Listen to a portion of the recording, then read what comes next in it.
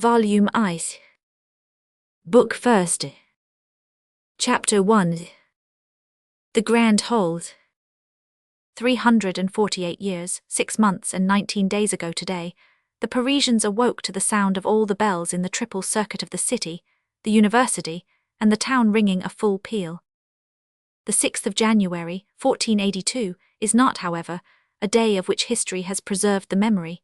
There was nothing notable in the event which thus set the belles and the bourgeois of Paris in a ferment from early morning. It was neither an assault by the Picards nor the Burgundians, nor a hunt led along in procession, nor a revolt of scholars in the town of Lars, nor an entry of our much-dread Lord Monsieur the King, nor even a pretty hanging of male and female thieves by the courts of Paris. Neither was it the arrival, so frequent in the 15th century, of some plumed and bedizened embassy. It was barely 2 days since the last cavalcade of that nature, that of the Flemish ambassadors charged with concluding the marriage between the Dauphin and Marguerite of Flanders, had made its entry into Paris, to the great annoyance of le Cardinal de Bourbon, who, for the sake of pleasing the king, had been obliged to assume an amiable mien towards this whole rustic rabble of Flemish burgomasters, and to regale them at his Hotel de Bourbon with a very pretty morality, allegorical satire and farce, while a driving rain drenched the magnificent tapestries at his door. What put the whole population of Paris in commotion, as Jehan de Troyes expresses it on the 6th of January, was the double solemnity, united from time immemorial, of the Epiphany and the Feast of Fools. On that day there was to be a bonfire on the Place de Grève, a maypole at the Chapelle de Brac, and a mystery at the Palais de Justice. It had been cried to the sound of the trumpet, the preceding evening at all the cross-roads, by the provost's men, clad in handsome, short, sleeveless coats of violet camelot, with large white crosses upon their breasts. So the crowd of citizens, male and female, having closed their houses and shops, thronged from every direction at early morn, towards some one of the 3 spots designated. Each had made his choice, one the bonfire, another the maypole, another the mystery play. It must be stated, in honour of the good sense of the loungers of Paris, that the greater part of this crowd directed their steps towards the bonfire, which was quite in season, or towards the mystery play, which was to be presented in the grand hall of the Palais de Justice, the courts of law, which was well roofed and walled, and that the curious left the poor, scantily flowered maypole to shiver all alone beneath the sky of January, in the cemetery of the chapel of Brac. The populace thronged the avenues of the law courts in particular, because they knew that the Flemish ambassadors, who had arrived 2 days previously, intended to be present at the representation of the mystery, and at the election of the Pope of the Fools, which was also to take place in the Grand Hall. It was no easy matter on that day, to force one's way into that Grand Hall, although it was then reputed to be the largest covered enclosure in the world. It is true that Sauval had not yet measured the Grand Hall of the Château of Montargis. The palace place, encumbered with people, offered to the curious gazers at the windows the aspect of a sea, into which 5 or 6 streets, like so many mouths of rivers, discharged every moment fresh floods of heads. The waves of this crowd, augmented incessantly, dashed against the angles of the houses which projected here and there, like so many promontories, into the irregular basin of the place. In the centre of the lofty Gothic facade of the palace, the grand staircase incessantly ascended and descended by a double current, which, after parting on the intermediate landing place, flowed in broad waves along its lateral slopes. The grand staircase, I say, trickled incessantly into the place like a cascade into a lake. The cries, the laughter, the trampling of those thousands of feet produced a great noise and a great clamour. From time to time this noise and clamour redoubled. The current which drove the crowd towards the grand staircase flowed backwards, became troubled, formed whirlpools. This was produced by the buffet of an archer, or the horse of one of the provost's sergeants, which kicked to restore order, an admirable tradition which the provostship has bequeathed to the constabulary to the maréchaussée, the maréchaussée to our gendarmerie of Paris. Thousands of good, calm, bourgeois faces thronged the windows, the doors, the dormer windows, the roofs, gazing at the palace, gazing at the populace, and asking nothing more. For many Parisians content themselves with the spectacle of the spectators, and a wall behind which something is going on becomes at once, for us, a very curious thing indeed. If it could be granted to us, the men of 1830, to mingle in thought with those Parisians of the 15th century, and to enter with them, jostled, elbowed, pulled about, into that immense hall of the palace, which was so cramped on that 6th of January, 1482, the spectacle would not be devoid of either interest or charm, and we should have about us only things that were so old that they would seem new. With the reader's consent, we will endeavour to retrace in thought the impression which he would have experienced in company with us on crossing the threshold of that grand hall, in the midst of that tumultuous crowd in surcoats, short, sleeveless jackets and doublets. And first of all there is a buzzing in the ears, a dazzlement in the eyes. Above our heads is a double ogive vault, panelled with wood carving, painted azure and sown with golden fleur-de-lis. Beneath our feet a pavement of black and white marble alternating, a few paces distant an enormous pillar, then another, then another. 7 pillars in all down the length of the hall, sustaining the spring of the arches of the double vault, in the centre of its width. Around 4 of the pillars, stalls of merchants, all sparkling with glass and tinsel.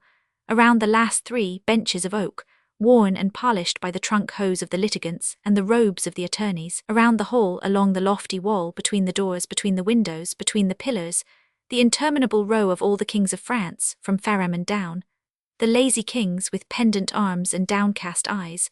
The valiant and combative kings, with heads and arms raised boldly heavenward. Then in the long, pointed windows, glass of 1,000 hues. At the wide entrances to the hall, rich doors, finely sculptured. And all the vaults, pillars, walls, jambs, panelling, doors, statues, covered from top to bottom with a splendid blue and gold illumination, which, a trifle tarnished at the epoch when we behold it, had almost entirely disappeared beneath dust and spiders in the year of grace, 1549, when Du Bruel still admired it from tradition. Let the reader picture to himself now this immense oblong hall, illuminated by the pallid light of a January day, invaded by a motley and noisy throng which drifts along the walls, and eddies round the 7 pillars, and he will have a confused idea of the whole effect of the picture, whose curious details we shall make an effort to indicate with more precision. It is certain that if Ravaillac had not assassinated Henry Roman IV, there would have been no documents in the trial of Ravaillac deposited in the clerk's office of the Palais de Justice, no accomplices interested in causing the said documents to disappear. Hence, no incendiaries obliged, for lack of better means, to burn the clerk's office in order to burn the documents, and to burn the Palais de Justice in order to burn the clerk's office. Consequently, in short, no conflagration in 1618. The old Palais would be standing still with its ancient grand hall.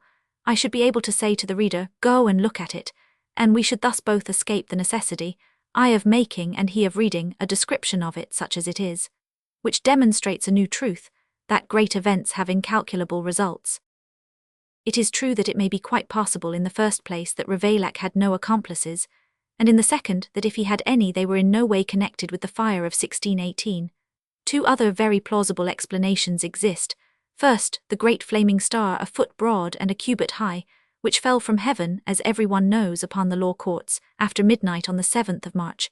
Second, Théophile's quatrain. Sure 'twas but a sorry game, when at Paris Dame Justice, through having eaten too much spice, set the palace all aflame. Whatever may be thought of this triple explanation, political, physical and poetical, of the burning of the law courts in 1618, the unfortunate fact of the fire is certain. Very little today remains, thanks to this catastrophe, thanks above all to the successive restorations which have completed what it spared. Very little remains of that first dwelling of the kings of France, of that elder palace of the Louvre, already so old in the time of Philip the Handsome, that they sought there for the traces of the magnificent buildings erected by King Robert and described by Helgaldus. Nearly everything has disappeared. What has become of the chamber of the Chancellery where St. Louis consummated his marriage, the garden where he administered justice, clad in a coat of camelot, a surcoat of linsey woolsey without sleeves and a surmantle of black sandal, as he lay upon the carpet with Joinville? Where is the chamber of the Emperor Sigismund, and that of Charles IV, that of Jean the Landless? Where is the staircase from which Charles VI promulgated his edict of pardon, the slab where Marcel cut the throats of Robert de Clermont and the Marshal of Champagne in the presence of the Dauphin, the wicket where the bulls of Pope Benedict were torn, and whence those who had brought them departed decked out in derision in copes and mitres, and making an apology through all Paris, and the grand hall with its gilding, its azure, its statues, its pointed arches, its pillars, its immense vault, all fretted with carvings, and the gilded chamber, and the stone lion which stood at the door with lowered head and tail between his legs, like the lions on the throne of Solomon, in the humiliated attitude which befits force in the presence of justice, and the beautiful doors, and the stained glass, and the chaste ironwork which drove Bice cornet to despair, and the delicate woodwork of Hancy. What has time, what have men done with these marvels? What have they given us in return for all this Gallic history, for all this Gothic art? The heavy flattened arches of M. de Brosse, that awkward architect of the St. Gervais portal. So much for art. And as for history, we have the gossiping reminiscences of the great pillar, still ringing with the tattle of the patru. It is not much. Let us return to the veritable grand hall of the veritable old palace. The two extremities of this gigantic parallelogram were occupied, the one by the famous marble table, so long, so broad, and so thick that, as the ancient land rolls, in a style that would have given Gargantua an appetite, say, such a slice of marble as was never beheld in the world, the other by the chapel where Louis XI had himself sculptured on his knees before the Virgin, and whither he caused to be brought, without heeding the two gaps thus made in the row of royal statues, the statues of Charlemagne and of St. Louis, two saints whom he supposed to be great in favour in heaven, as kings of France. This chapel, quite new, having been built only 6 years, was entirely in that charming taste of delicate architecture, of marvellous sculpture, of fine and deep chasing, which marks with us the end of the Gothic era, and which is perpetuated to about the middle of the 16th century in the fairy-like fancies of the Renaissance. The little openwork rose window, pierced above the portal, was in particular a masterpiece of lightness and grace. One would have pronounced it a star of lace. In the middle of the hall, opposite the great door, a platform of gold brocade, placed against the wall, a special entrance to which had been effected through a window in the corridor of the gold chamber, had been erected for the Flemish emissaries and the other great personages invited to the presentation of the mystery play. It was upon the marble table that the mystery was to be enacted. As usual, it had been arranged for the purpose early in the morning. Its rich slabs of marble, all scratched by the heels of law clerks, supported a cage of carpenter's work of considerable height, the upper surface of which, within view of the whole hall, was to serve as the theatre, and whose interior, masked by tapestries, was to take the place of dressing rooms for the personages of the piece. A ladder, naively placed on the outside, was to serve as means of communication between the dressing room and the stage, and lend its rude rungs to entrances as well as to exits. There was no personage, however unexpected, no sudden change, no theatrical effect, which was not obliged to mount that ladder. Innocent and venerable infancy of art and contrivances. 4 of the bailiff of the palace's sergeants, perfunctory guardians of all the pleasures of the people, on days of festival as well as on days of execution, stood at the 4 corners of the marble table. The piece was only to begin with the 12th stroke of the great palace clock sounding midday. It was very late, no doubt, for a theatrical representation, but they had been obliged to fix the hour to suit the convenience of the ambassadors. Now this whole multitude had been waiting since morning. A goodly number of curious, good people had been shivering since daybreak before the grand staircase of the palace. Some even affirmed that they had passed the night across the threshold of the great door, in order to make sure that they should be the first to pass in. The crowd grew more dense every moment, and like water which rises above its normal level, began to mount along the walls, to swell around the pillars, to spread out on the entablatures, on the cornices, on the window-sills, on all the salient points of the architecture, on all the reliefs of the sculpture. Hence discomfort, impatience, weariness, the liberty of a day of cynicism and folly, the quarrels which break forth for all sorts of causes, a pointed elbow, an iron-shod shoe, the fatigue of long waiting, had already, long before the hour appointed for the arrival of the ambassadors, imparted a harsh and bitter accent to the clamour of these people who were shut in, fitted into each other, pressed, trampled upon, stifled. Nothing was to be heard but imprecations on the Flemish, the provost of the merchants, the Cardinal de Bourbon, the bailiff of the courts, Madame Marguerite of Austria, the sergeants with their rods, the cold, the heat, the bad weather, the Bishop of Paris, the Pope of the Fools, the pillars, the statues, that closed door, that open window, all to the vast amusement of a band of scholars and lackeys scattered through the mass, who mingled with all this discontent their teasing remarks and their malicious suggestions, and pricked the general bad temper with a pin, so to speak. Among the rest there was a group of those merry imps, who, after smashing the glass in a window, had seated themselves hardily on the entablature, and from that point dispatched their gaze and their railleries both within and without, upon the throng in the hall, and the throng upon the place. It was easy to see from their parody gestures, their ringing laughter, the bantering appeals which they exchanged with their comrades, from one end of the hall to the other, that these young clerks did not share the weariness and fatigue of the rest of the spectators, and that they understood very well the art of extracting, for their own private diversion from that which they had under their eyes, a spectacle which made them await the other with patience. "Upon my soul, so it's you, Joannes Frollo de Molendino," cried one of them to a sort of little light-haired imp with a well-favoured and malign countenance, clinging to the acanthus leaves of a capital. "You are well named John of the Mill, for your 2 arms and your 2 legs have the air of 4 wings fluttering on the breeze. How long have you been here?" "By the mercy of the devil," retorted Joannes Frollo, "these 4 hours and more, and I hope that they will be reckoned to my credit in purgatory. I heard the 8 singers of the King of Sicily intone the first verse of 7 o'clock Mass in the Sainte-Chapelle." "Fine singers," replied the other, with voices even more pointed than their caps. "Before founding a Mass for Monsieur Saint John, the king should have inquired whether Monsieur Saint John likes Latin droned out in a Provençal accent." "He did it for the sake of employing those accursed singers of the King of Sicily," cried an old woman sharply from among the crowd beneath the window. "I just put it to you, 1,000 livres parisis for a Mass, and out of the tax on sea fish in the markets of Paris to boot." "Peace, old crone," said a tall, grave person, stopping up his nose on the side towards the fishwife. "A Mass had to be founded. Would you wish the king to fall ill again?" "Bravely spoken, Sire Gilles Lecornu, Master Furrier of King's Robes," cried the little student, clinging to the capital. A shout of laughter from all the students greeted the unlucky name of the poor Furrier of the King's Robes. "Lecornu, Gilles Lecornu," said some. "Cornutus et hirsutus, horned and hairy," another went on. "He, of course," continued the small imp on the capital. "What are they laughing at? An honourable man is Gilles Lecornu, brother of Master Jehan Lecornu, provost of the king's house, son of Master Mahiet Lecornu, first porter of the Bois de Vincennes. All bourgeois of Paris, all married from father to son." The gaiety redoubled. The big furrier, without uttering a word in reply, tried to escape all the eyes riveted upon him from all sides, but he perspired and panted in vain. Like a wedge entering the wood, his efforts served only to bury still more deeply in the shoulders of his neighbours, his large, apoplectic face, purple with spite and rage. At length one of these, as fat, short, and venerable as himself, came to his rescue. "Abomination! Scholars addressing a bourgeois in that fashion in my day would have been flogged with a faggot, which would have afterwards been used to burn them." The whole band burst into laughter. "Hala hey, who is scolding so? Who is that screech owl of evil fortune?" "Hold, I know him," said one of them. "'Tis Master Andry Musnier." "Because he is one of the 4 sworn booksellers of the university," said the other.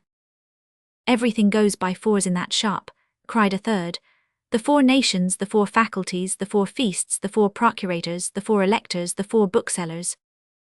"Well," began Jean Frollo once more, "we must play the devil with them. Musnier will burn your books. Musnier will beat your lackeys. Musnier will kiss your wife. That fine big Mademoiselle Audard, who is as fresh and as gay as though she were a widow." "Devil take you," growled Master Andry Musnier. "Master Andry," pursued Jean Jehan, still clinging to his capital, "hold your tongue or I'll drop on your head." Master Andry raised his eyes, seemed to measure in an instant the height of the pillar, the weight of the scamp, mentally multiplied that weight by the square of the velocity, and remained silent. Jehan, master of the field of battle, pursued triumphantly. "That's what I'll do, even if I am the brother of an archdeacon. Fine gentry are our people of the university, not to have caused our privileges to be respected on such a day as this. However, there is a maypole and a bonfire in the town, a mystery, Pope of the fools and Flemish ambassadors in the city, and at the university nothing." "Nevertheless, the place Maubert is sufficiently large," interposed one of the clerks established on the window-sill. "Down with the rector, the electors, and the procurators," cried Joannes. "We must have a bonfire this evening in the Champ Gaillard," went on the other, "made of Master Andry's books." "And the desks of the scribes," added his neighbour. "And the beadles' wands." "And the spittoons of the deans." "And the cupboards of the procurators." "And the hutches of the electors." "And the stools of the rector." "Down with them," put in little Jehan as counterpoint. "Down with Master Andry, the beadles and the scribes, the theologians, the doctors and the decretists, the procurators, the electors and the rector." The end of the world has come, muttered Master Andry, stopping up his ears. By the way, there's the rector. See, he is passing through the place, cried one of those in the window. Each rivaled his neighbour in his haste to turn towards the place. Is it really our venerable rector, Master Thibaut? Demanded Jehan Frollo du Moulin, who, as he was clinging to one of the inner pillars, could not see what was going on outside. Yes, yes, replied all the others, it is really he, Master Thibaut the rector. It was, in fact, the rector and all the dignitaries of the university, who were marching in procession in front of the embassy, and at that moment traversing the place. The students crowded into the window, saluted them as they passed with sarcasms and ironical applause. The rector, who was walking at the head of his company, had to support the first broadside. It was severe. Good day, Monsieur le Recteur, holla hey, good day there. How does he manage to be here, the old gambler? Has he abandoned his dice? How he trots along on his mule, her ears are not so long as his.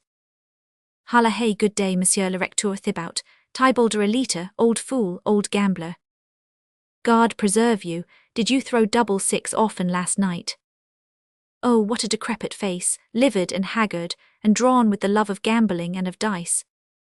Where are you bound for in that fashion, Thibaut, Tybalder ad Dados, with your back turned to the university and trotting towards the town? He is on his way, no doubt, to seek a lodging in the Rue Thibaut, cried Jehan du Moulin. The entire band repeated this quip in a voice of thunder, clapping their hands furiously. You are going to seek a lodging in the Rue Thibaut, are you not, Monsieur le Recteur, gamester on the side of the devil? Then came the turns of the other dignitaries. Down with the beadles, down with the mace-bearers. Tell me, Robin Puisepin, who is that yonder? He is Gilbert de Souilly, Gilbertus de Souliaco, the Chancellor of the College of Autun. Hold on, here's my shoe, you are better placed than I, fling it in his face. Saturnalicious mitimus ex nuces. Down with the 6 theologians with their white surplices. Are those the theologians? I thought they were the white geese given by Saint Genevieve to the city for the fief of Rugni. Down with the doctors. Down with the cardinal disputations and quibblers. My cap to you, Chancellor of Saint Genevieve, you have done me a wrong. 'Tis true, he gave my place in the nation of Normandy to little Ascanio Falcipada, who comes from the province of Bourges, since he is an Italian. That is an injustice, said all the scholars. Down with the Chancellor of Saint Genevieve. Ho hey, Master Joachim de Ladehers, ho hey, Louis d'Ahuil, ho hey, Lambert Hochmunt. May the devil stifle the procurator of the German nation. And the chaplains of the Saint Chapelle with their grey amices, cum tunics grises. Seu de pellibus grises foratis. Holla hey, masters of arts, all the beautiful black copes, all the fine red copes. They make a fine tale for the rector. One would say that he was a Doge of Venice on his way to his bridal with the sea. Say, Jehan, here are the canons of Saint Genevieve. To the deuce with the whole set of canons. Abbé Claude Chort, Dr. Claude Chort, are you in search of Marie la Giffard? She is in the Rue de Glatigny. She is making the bed of the king of the debauchees. She is paying her 4 deniers quatuor denarios. Out unum bombum. Would you like to have her pay you in the face? Comrades, Master Simon Sanguine, the Elector of Picardy, with his wife on the crupper. Post equitem sedit atracura, behind the horseman sits black care. Courage, Master Simon. Good day, Mr. Elector. Good night, Madame Electress. How happy they are to see all that, sighed Joannes de Molendino, still perched in the foliage of his capital. Meanwhile, the sworn bookseller of the university, Master Andry Musnier, was inclining his ear to the furrier of the king's robes, Master Gilles Lecornu. I tell you, sir, that the end of the world has come. No one has ever beheld such outbreaks among the students. It is the accursed inventions of this century that are ruining everything, artilleries, bombards, and above all printing, that other German pest. No more manuscripts, no more books. Printing will kill bookselling. It is the end of the world that is drawing nigh. I see that plainly from the progress of velvet stuffs, said the fur merchant. At this moment midday sounded. Ha! Exclaimed the entire crowd in one voice. The scholars held their peace. Then a great hurly-burly ensued, a vast movement of feet, hands and heads, a general outbreak of coughs and handkerchiefs. Each one arranged himself, assumed his post, raised himself up and grouped himself. Then came a great silence. All necks remained outstretched, all mouths remained open, all glances were directed towards the marble table. Nothing made its appearance there. The bailiff's 4 sergeants were still there, stiff, motionless as painted statues. All eyes turned to the estrade reserved for the Flemish envoys. The door remained closed, the platform empty. This crowd had been waiting since daybreak for 3 things: noonday, the embassy from Flanders, the mystery play. Noonday alone had arrived on time. On this occasion it was too much. They waited 1, 2, 3, 5 minutes, a quarter of an hour, nothing came. The dais remained empty, the theatre dumb. In the meantime, wrath had succeeded to impatience. Irritated words circulated in a low tone. Still, it is true. The mystery, they murmured in hollow voices. Heads began to ferment. A tempest, which was only rumbling in the distance as yet, was floating on the surface of this crowd. It was Jehan du Moulin who struck the first spark from it. The mystery, and to the devil with the Flemings, he exclaimed at the full force of his lungs, twining like a serpent around his pillar. The crowd clapped their hands. The mystery, it repeated, and may all the devils take Flanders. We must have the mystery instantly, resumed the student, or else my advice is that we should hang the bailiff of the courts, by way of a morality and a comedy. Well said, cried the people, and let us begin the hanging with his sergeants. A grand acclamation followed. The 4 poor fellows began to turn pale and to exchange glances. The crowd hurled itself towards them, and they already beheld the frail wooden railing, which separated them from it, giving way and bending before the pressure of the throng. It was a critical moment. To the sack, rose the cry on all sides. At that moment, the tapestry of the dressing-room, which we have described above, was raised, and afforded passage to a personage, the mere sight of whom suddenly stopped the crowd, and changed its wrath into curiosity as by enchantment. Silence, silence. The personage, but little reassured and trembling in every limb, advanced to the edge of the marble table with a vast amount of bows, which, in proportion as he drew nearer, more and more resembled genuflections. In the meanwhile, tranquillity had gradually been restored. All that remained was that slight murmur which always rises above the silence of a crowd.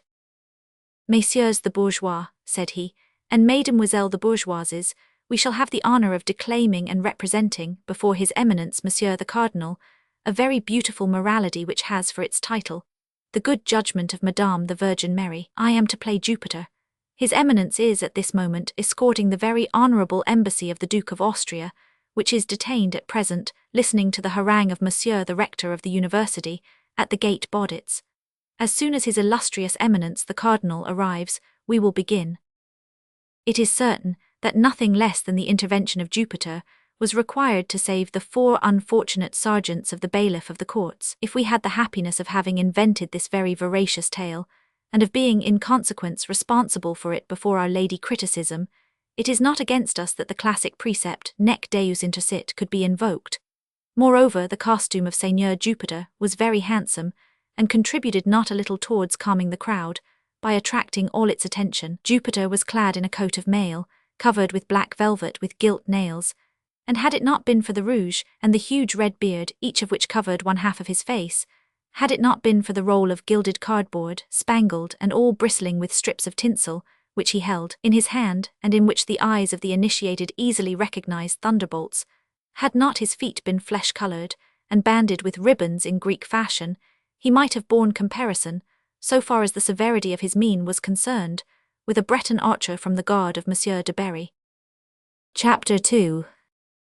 Pere Gringoire. Nevertheless, as he harangued them, the satisfaction and admiration unanimously excited by his costume were dissipated by his words, and when he reached that untoward conclusion, as soon as His Illustrious Eminence, the Cardinal, arrives, we will begin, his voice was drowned in a thunder of hooting. Begin instantly, the mystery immediately, shrieked the people, and above all the voices that of Johannes de Molendino was audible, piercing the uproar like the fife's derisive serenade.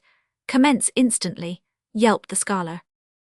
Down with Jupiter and the Cardinal de Bourbon, vociferated Robin Pausipain and the other clerks perched in the window. The morality this very instant, repeated the crowd, this very instant, the sack and the rope for the comedians and the Cardinal. Poor Jupiter, haggard, frightened, pale beneath his rouge, dropped his thunderbolt, took his cap in his hand, then he bowed and trembled and stammered. His Eminence the Ambassadors, Madame Marguerite of Flanders. He did not know what to say.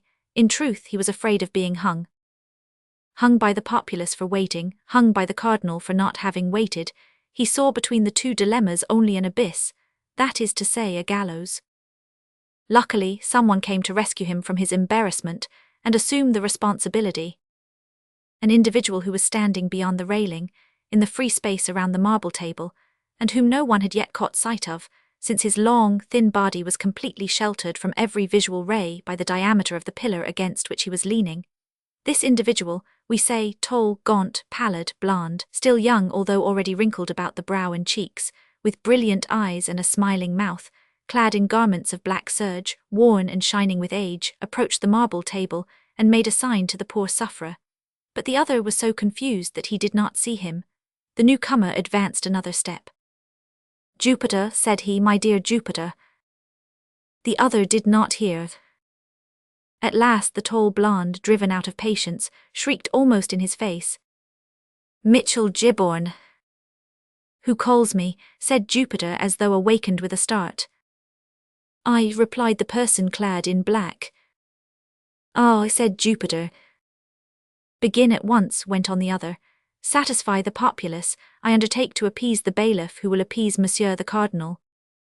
Jupiter breathed once more. "Messieurs the bourgeois," he cried at the top of his lungs to the crowd which continued to hoot him, "we are going to begin at once. Evo Jupiter, plaudite cives, all hail Jupiter, applaud citizens," shouted the scholars. "Nile, Nile, good, good," shouted the people. The hand clapping was deafening, and Jupiter had already withdrawn under his tapestry, while the hall still trembled with acclamations. In the meanwhile, the personage who had so magically turned the tempest into dead calm, as our old and dear Corneille puts it, had modestly retreated to the half-shadow of his pillar, and would, no doubt, have remained invisible there, motionless and mute as before, had he not been plucked by the sleeve by two young women, who, standing in the front row of the spectators, had noticed his colloquy with Mitchell Gibbon Jupiter. "Master," said one of them, making him a sign to approach. "Hold your tongue, my dear Leonard," said her neighbour, pretty, fresh, and very brave, in consequence of being dressed up in her best attire. "He is not a clerk, he is a layman. You must not say master to him, but Monsieur." "Monsieur," said Leonard. The stranger approached the railing. "What would you have of me, damsels?" he asked with alacrity. "Oh, nothing," replied Leonard in great confusion. "It is my neighbour, Gisquette la Gentian, who wishes to speak with you." "Not so," replied Gisquette, blushing. "It was Leonard who called you master. I only told her to say Monsieur." The two young girls dropped their eyes. The man, who asked nothing better than to enter into conversation, looked at them with a smile. "So you have nothing to say to me, damsels?" "Oh, nothing at all," replied Gisquette. "Nothing," said Leonard. The tall, light-haired young man retreated a step, but the two curious maidens had no mind to let slip their prize. "Monsieur," said Gisquette, with the impetuosity of an open sluice, or of a woman who has made up her mind, "do you know that soldier who is to play the part of Madame the Virgin in the mystery?" "You mean the part of Jupiter," replied the stranger. "Hey, yes," said Leonard, "isn't she stupid? So you know Jupiter." "Mitchell Gibbon," replied the unknown. "Yes, madam." "He has a fine beard," said Leonard. "Will what they are about to say here be fine?" inquired Gisquette timidly. "Very fine, mademoiselle," replied the unknown without the slightest hesitation. "What is it to be?" said Leonard. "The good judgment of Madame the Virgin, a morality, if you please, damsel." "Ah, that makes a difference," responded Leonard. A brief silence ensued, broken by the stranger. "It is a perfectly new morality, and one which has never yet been played." "Then it is not the same one," said Gisquette. "That was given 2 years ago, on the day of the entrance of Monsieur the Legate, and where 3 handsome maids played the parts. Of sirens, said Leonard. And all naked, added the young man. Leonard lowered her eyes modestly. Gisquette glanced at her and did the same. He continued with a smile. It was a very pleasant thing to see. Today it is a morality made expressly for Madame the Demoiselle of Flanders. Will they sing shepherd songs? Inquired Gisquette. Fie, said the stranger, in a morality, you must not confound styles. If it were a farce, well and good. That is a pity, resumed Gisquette. That day at the Ponceau fountain there were wild men and women who fought and assumed many aspects, as they sang little motets and bergerettes. That which is suitable for a legate, returned the stranger with a good deal of dryness, is not suitable for a princess. And beside them, resumed Leonard, played many brass instruments making great melodies. And for the refreshment of the passers-by, continued Gisquette, the fountains spouted through 3 mouths wine, milk, and hippocras, of which every one drank who wished. And a little below the Ponceau at the Trinity, pursued Leonard, there was a passion performed and without any speaking. How well I remember that, exclaimed Gisquette, God on the cross and the 2 thieves on the right and the left. Here the young gossips, growing warm at the memory of the entrance of Monsieur the Legate, both began to talk at once. And further on at the Painter's Gate there were other personages very richly clad.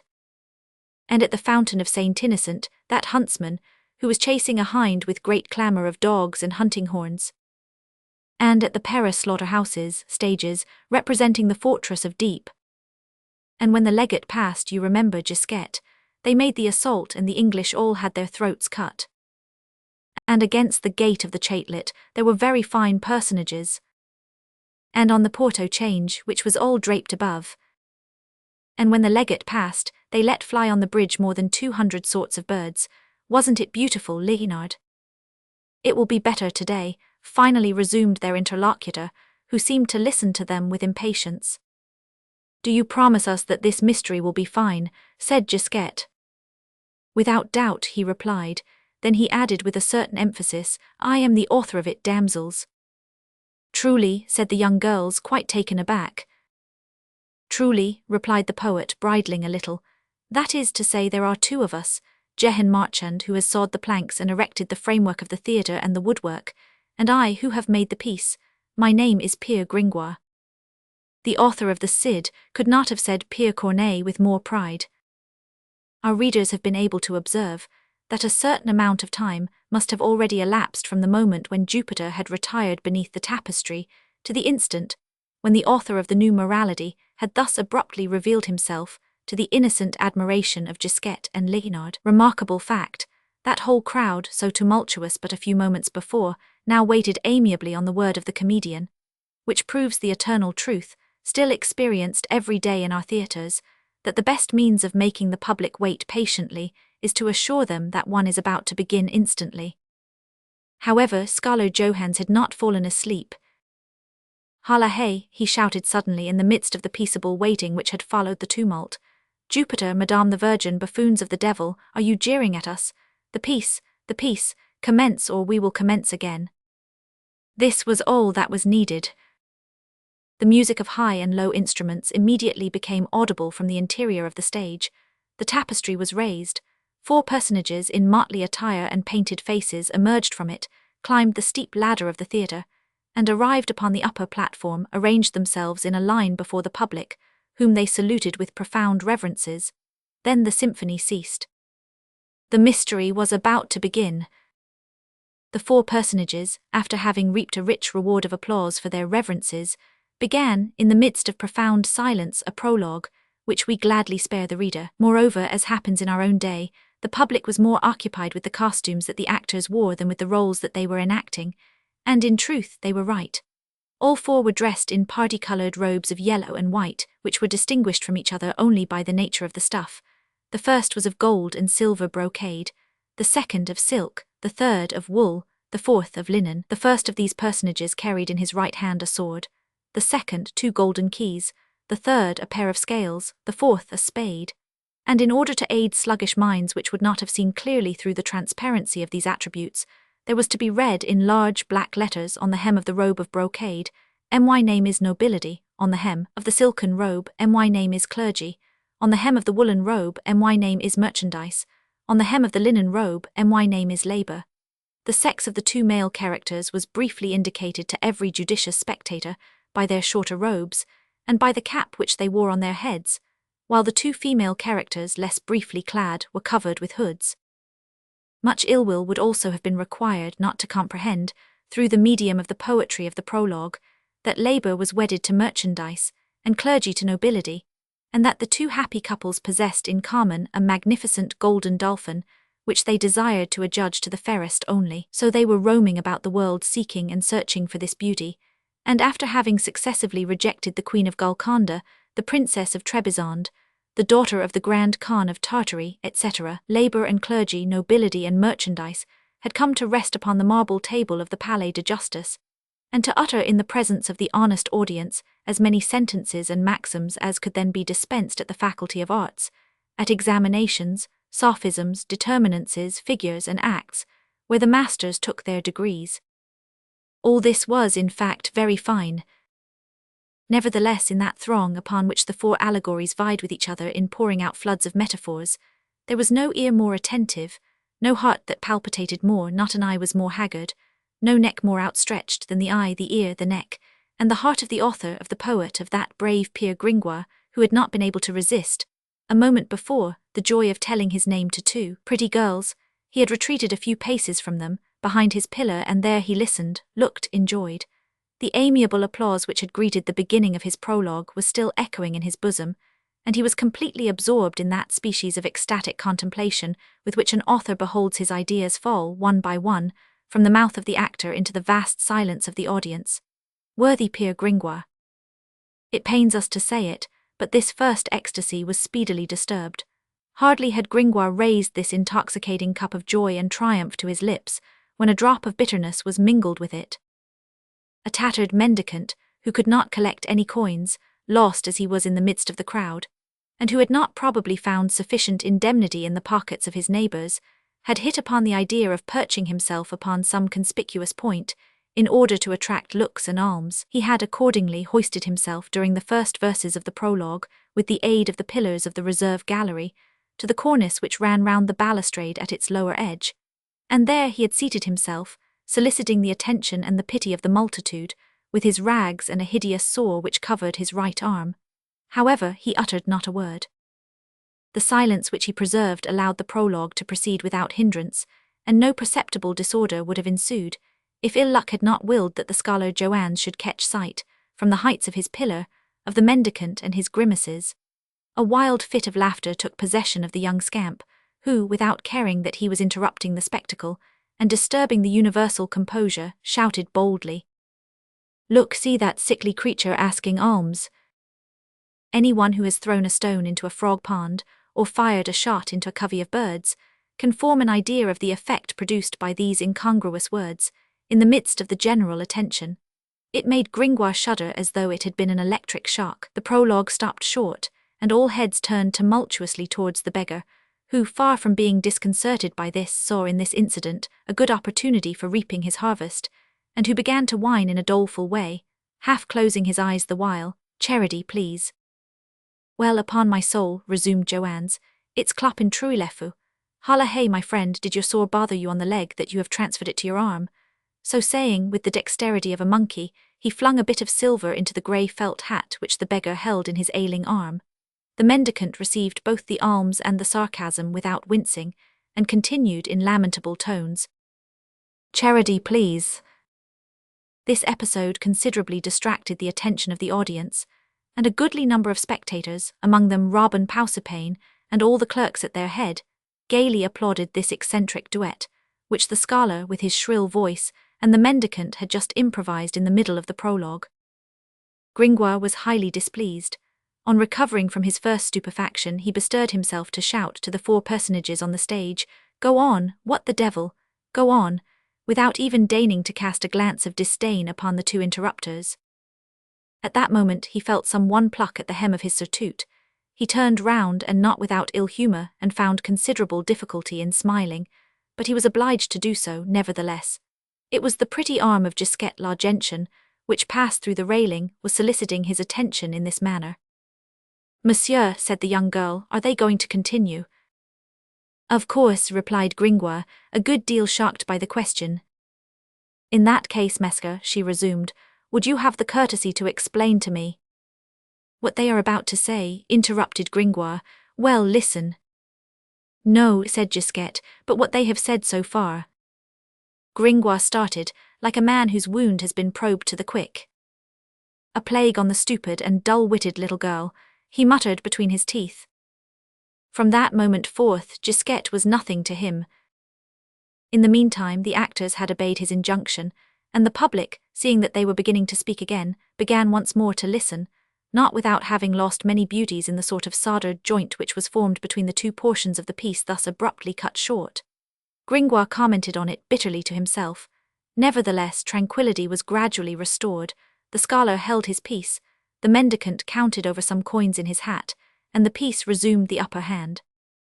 It was, in fact, a very fine work, and one which, as it seems to us, might be put to use today, by the aid of a little rearrangement. The exposition, rather long and rather empty, that is to say, according to the rules, was simple, and Gringoire, in the candid sanctuary of his own conscience, admired its clearness. As the reader may surmise, the four allegorical personages were somewhat weary with having traversed the three sections of the world, without having found suitable opportunity for getting rid of their golden dolphin. Thereupon a eulogy of the marvellous fish, with 1,000 delicate allusions to the young betrothed of Marguerite of Flanders, then sadly cloistered in at Amboise, and without a suspicion that labour and clergy, nobility and merchandise had just made the circuit of the world in his behalf. The said Dauphin was then young, was handsome, was stout, and above all magnificent origin of all royal virtues.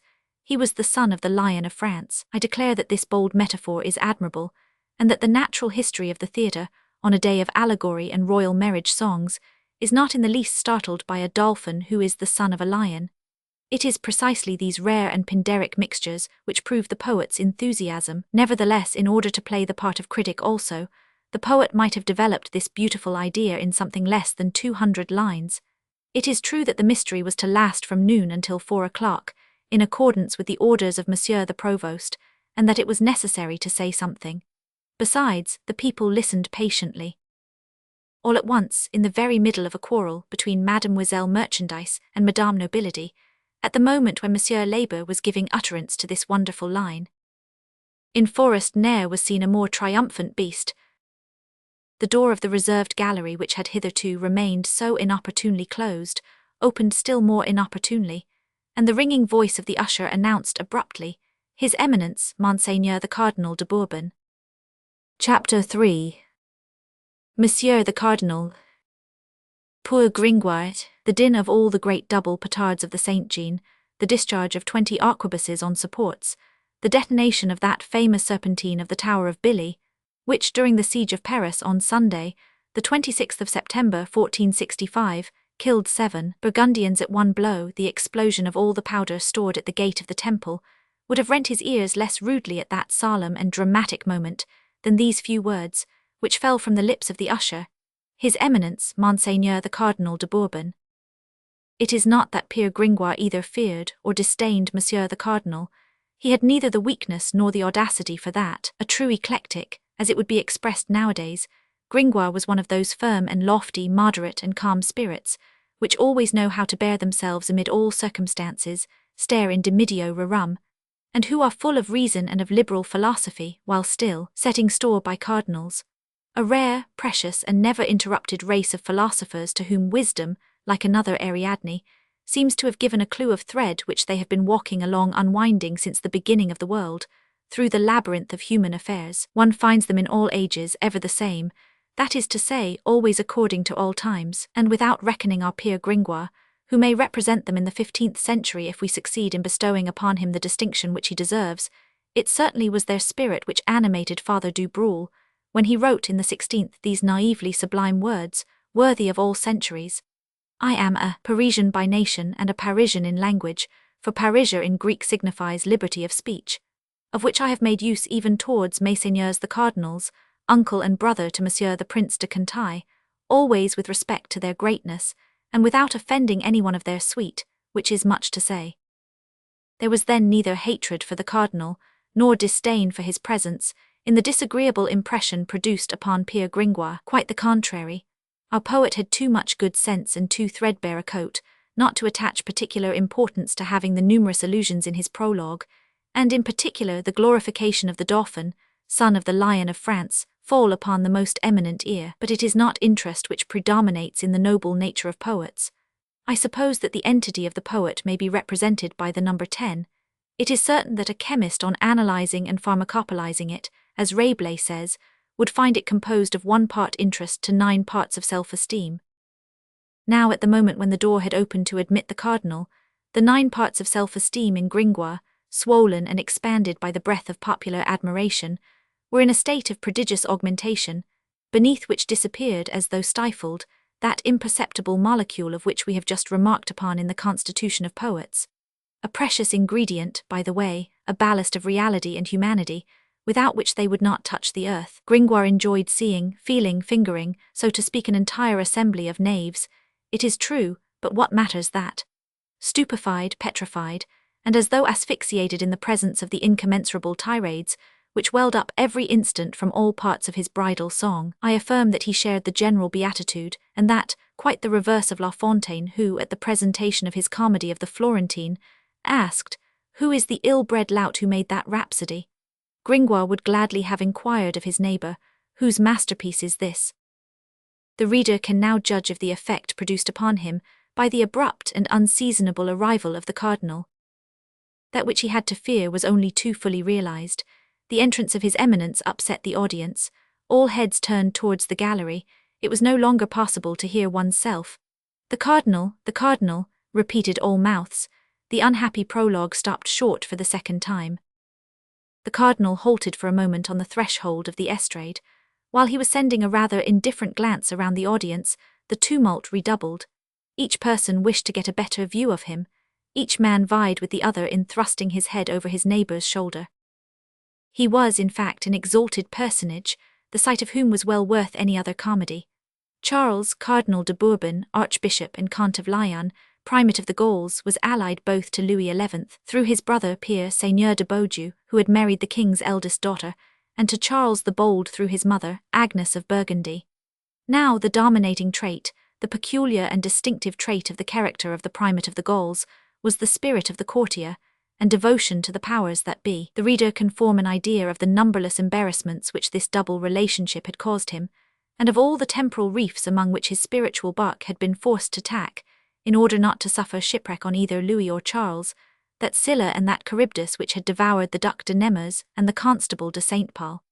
Thanks to heaven's mercy, he had made the voyage successfully, and had reached home without hindrance. But although he was in port, and precisely because he was in port, he never recalled without disquiet the varied haps of his political career, so long uneasy and laborious. Thus, he was in the habit of saying that the year 1476 had been white and black for him, meaning thereby that in the course of that year he had lost his mother, the Duchesse de la Bourbonnais, and his cousin, the Duke of Burgundy, and that one grief had consoled him for the other. Nevertheless, he was a fine man. He led a joyous cardinal's life, liked to enliven himself with the royal vintage of Chaluau, did not hate Richard la Garmes and Thomas la Saillard, bestowed alms on pretty girls rather than on old women, and for all these reasons was very agreeable to the populace of Paris. He never went about otherwise than surrounded by a small court of bishops and abbés of high lineage, gallant, jovial, and given to carousing on occasion, and more than once the good and devout women of Saint-Germain-d'Auxerre, when passing at night beneath the brightly illuminated windows of Bourbon, had been scandalized to hear the same voices which had intoned vespers for them during the day carolling, to the clinking of glasses, the Bacchic proverb of Benedict XII, that pope who had added a third crown to the tiara, by Bamus Papiliter. It was this justly acquired popularity, no doubt, which preserved him on his entrance from any bad reception at the hands of the mob, which had been so displeased but a moment before, and very little disposed to respect a cardinal on the very day when it was to elect a pope. But the Parisians cherished little rancour, and then, having forced the beginning of the play by their authority, the good bourgeois had got the upper hand of the cardinal, and this triumph was sufficient for them. Moreover, the Cardinal de Bourbon was a handsome man. He wore a fine scarlet robe which he carried off very well. That is to say, he had all the women on his side, and consequently the best half of the audience. Assuredly, it would be injustice and bad taste to hoot a cardinal for having come late to the spectacle, when he is a handsome man, and when he wears his scarlet robe well. He entered, then bowed to those present with the hereditary smile of the great for the people, and directed his course slowly towards his scarlet velvet armchair, with the air of thinking of something quite different. His cortege, what we should nowadays call his staff, of bishops and abbés invaded the estrade in his train, not without causing redoubled tumult and curiosity among the audience. Each man vied with his neighbour in pointing them out and naming them, in seeing who should recognise at least one of them. This one, the Bishop of Marseille, a laudit, if my memory serves me right. This one, the Primatier of Saint-Denis. This one, Robert de l'Espinasse, Abbé of Saint-Germain-des-Prés, that libertine brother of a mistress of Louis XI, all with many errors and absurdities. As for the scholars, they swore. This was their day, their feast of fools, their saturnalia, the annual orgy of the corporation of law clerks and of the school. There was no turpitude which was not sacred on that day. And then there were gay gossips in the crowd, Simon Quattrelivers, Agnes Largadine, and Rabbin Piedebou. Was it not the least that one could do to swear at one's ease and revile the name of God a little, on so fine a day, in such good company as dignitaries of the church and loose women? So they did not abstain. And in the midst of the uproar, there was a frightful concert of blasphemies and enormities of all the unbridled tongues, the tongues of clerks and students restrained during the rest of the year, by the fear of the hot iron of St. Louis. Poor St. Louis, how they set him at defiance in his own court of law. Each one of them selected from the newcomers on the platform a black, grey, white or violet cassock as his target. Joannes Frollo de Molendin, in his quality of brother to an archdeacon, boldly attacked the scarlet. He sang in deafening tones, with his impudent eyes fastened on the cardinal, Cappa repleta miro. All these details which we here lay bare for the edification of the reader were so covered by the general uproar that they were lost in it before reaching the reserved platforms. Moreover, they would have moved the cardinal but little, so much a part of the customs were the liberties of that day. Moreover, he had another cause for solicitude, and his mien as wholly preoccupied with it, which entered the estrade the same time as himself.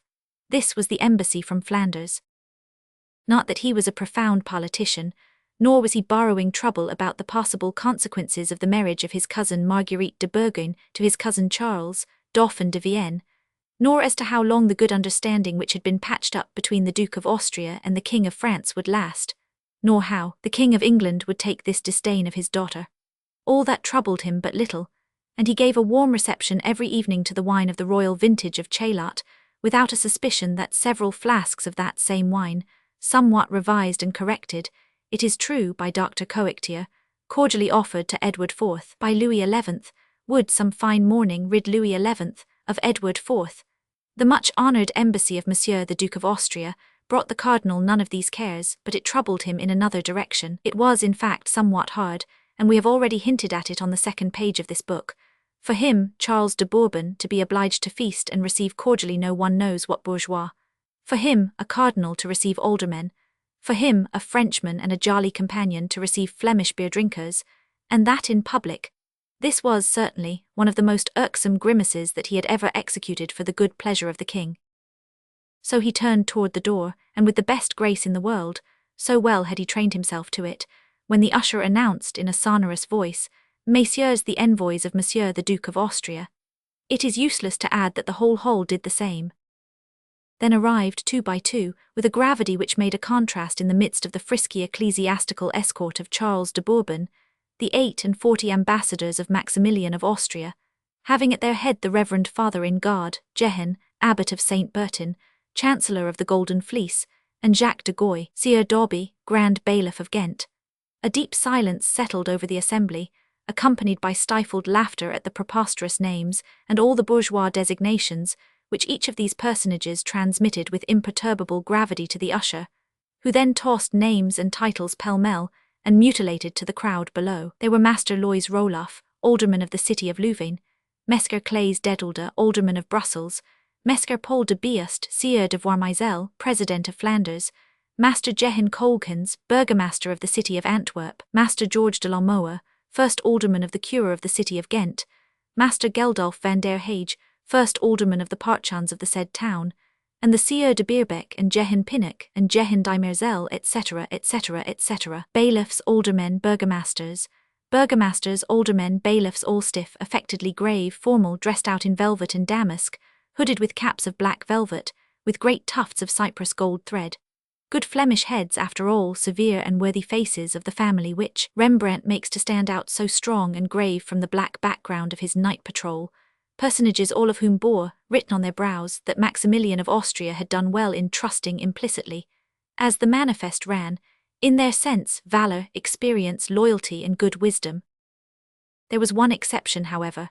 It was a subtle, intelligent, crafty-looking face, a sort of combined monkey and diplomat phiz, before whom the cardinal made 3 steps and a profound bow, and whose name nevertheless was only Guillaume Rym, councillor and pensioner of the city of Ghent.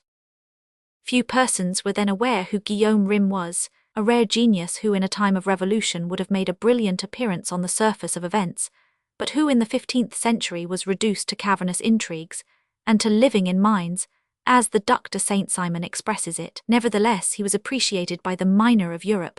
He plotted familiarly with Louis XI, and often lent a hand to the king's secret jobs, all which things were quite unknown to that throng, who were amazed at the cardinal's politeness to that frail figure of a Flemish bailiff. Chapter 4. Master Jacques Coppenole. While the pensioner of Ghent and his eminence were exchanging very low bows and a few words in voices still lower, a man of lofty stature, with a large face and broad shoulders, presented himself, in order to enter abreast with Guillaume Rym. One would have pronounced him a bulldog by the side of a fox. His felt doublet and leather jerkin made a spot on the velvet and silk which surrounded him. Presuming that he was some groom who had stolen in, the usher stopped him. "Hold, my friend, you cannot pass." The man in the leather jerkin shouldered him aside. "What does this knave want with me?" said he in stentorian tones, which rendered the entire hall attentive to this strange colloquy. "Don't you see that I am one of them?"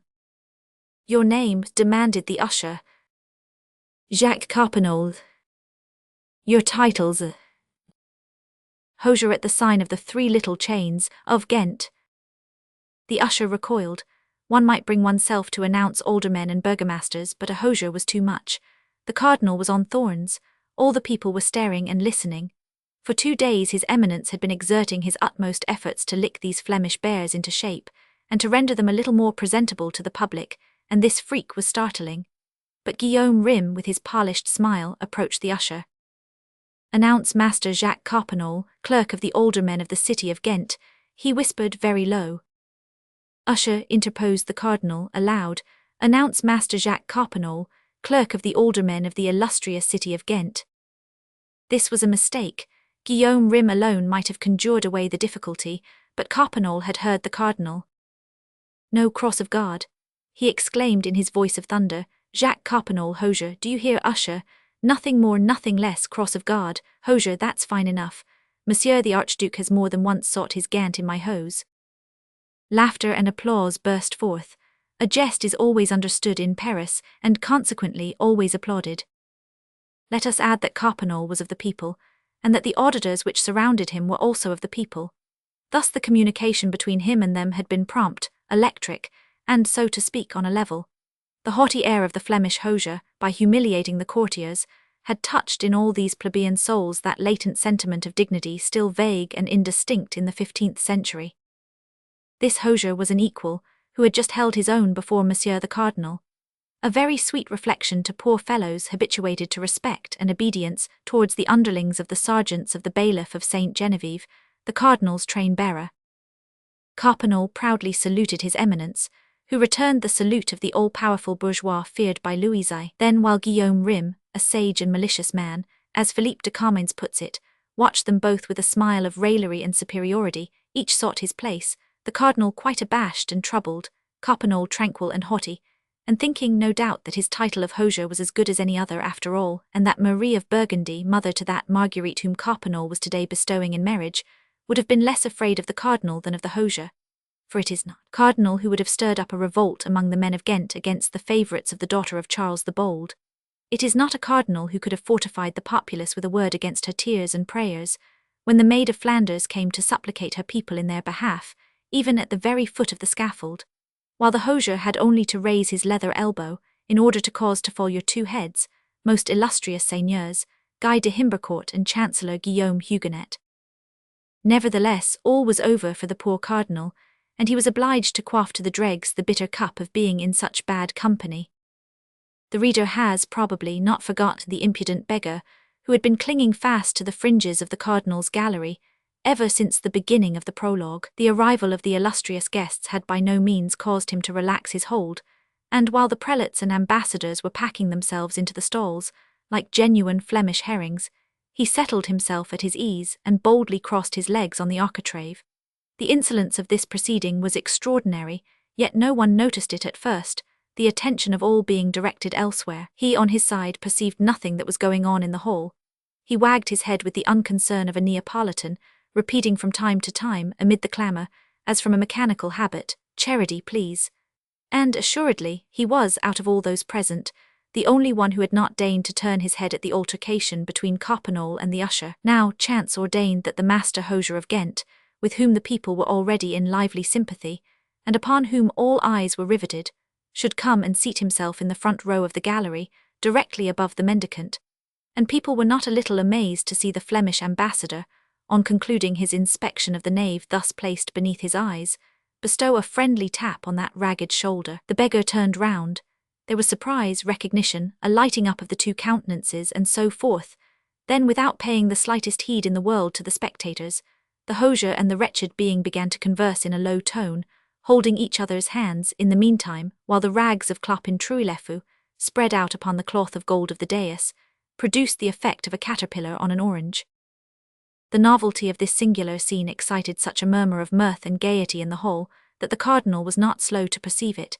He half bent forward, and as from the point where he was placed he could catch only an imperfect view of Trouillefou's ignominious doublet, he very naturally imagined that the mendicant was asking alms, and disgusted with his audacity, he exclaimed, "Bailiff of the courts, toss me that knave into the river." "Cross of God, Monseigneur the Cardinal," said Coppenole without quitting Clopin's hand, "he's a friend of mine." "Good, good," shouted the populace.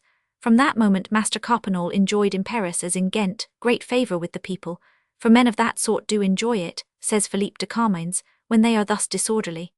The cardinal bit his lips.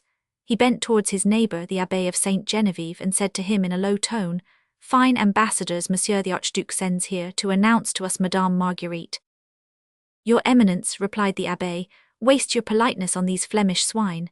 Margarita's anti-porcos, pearls before swine." "Say rather," retorted the cardinal with a smile, "porcos anti-margaritum, swine before the pearl."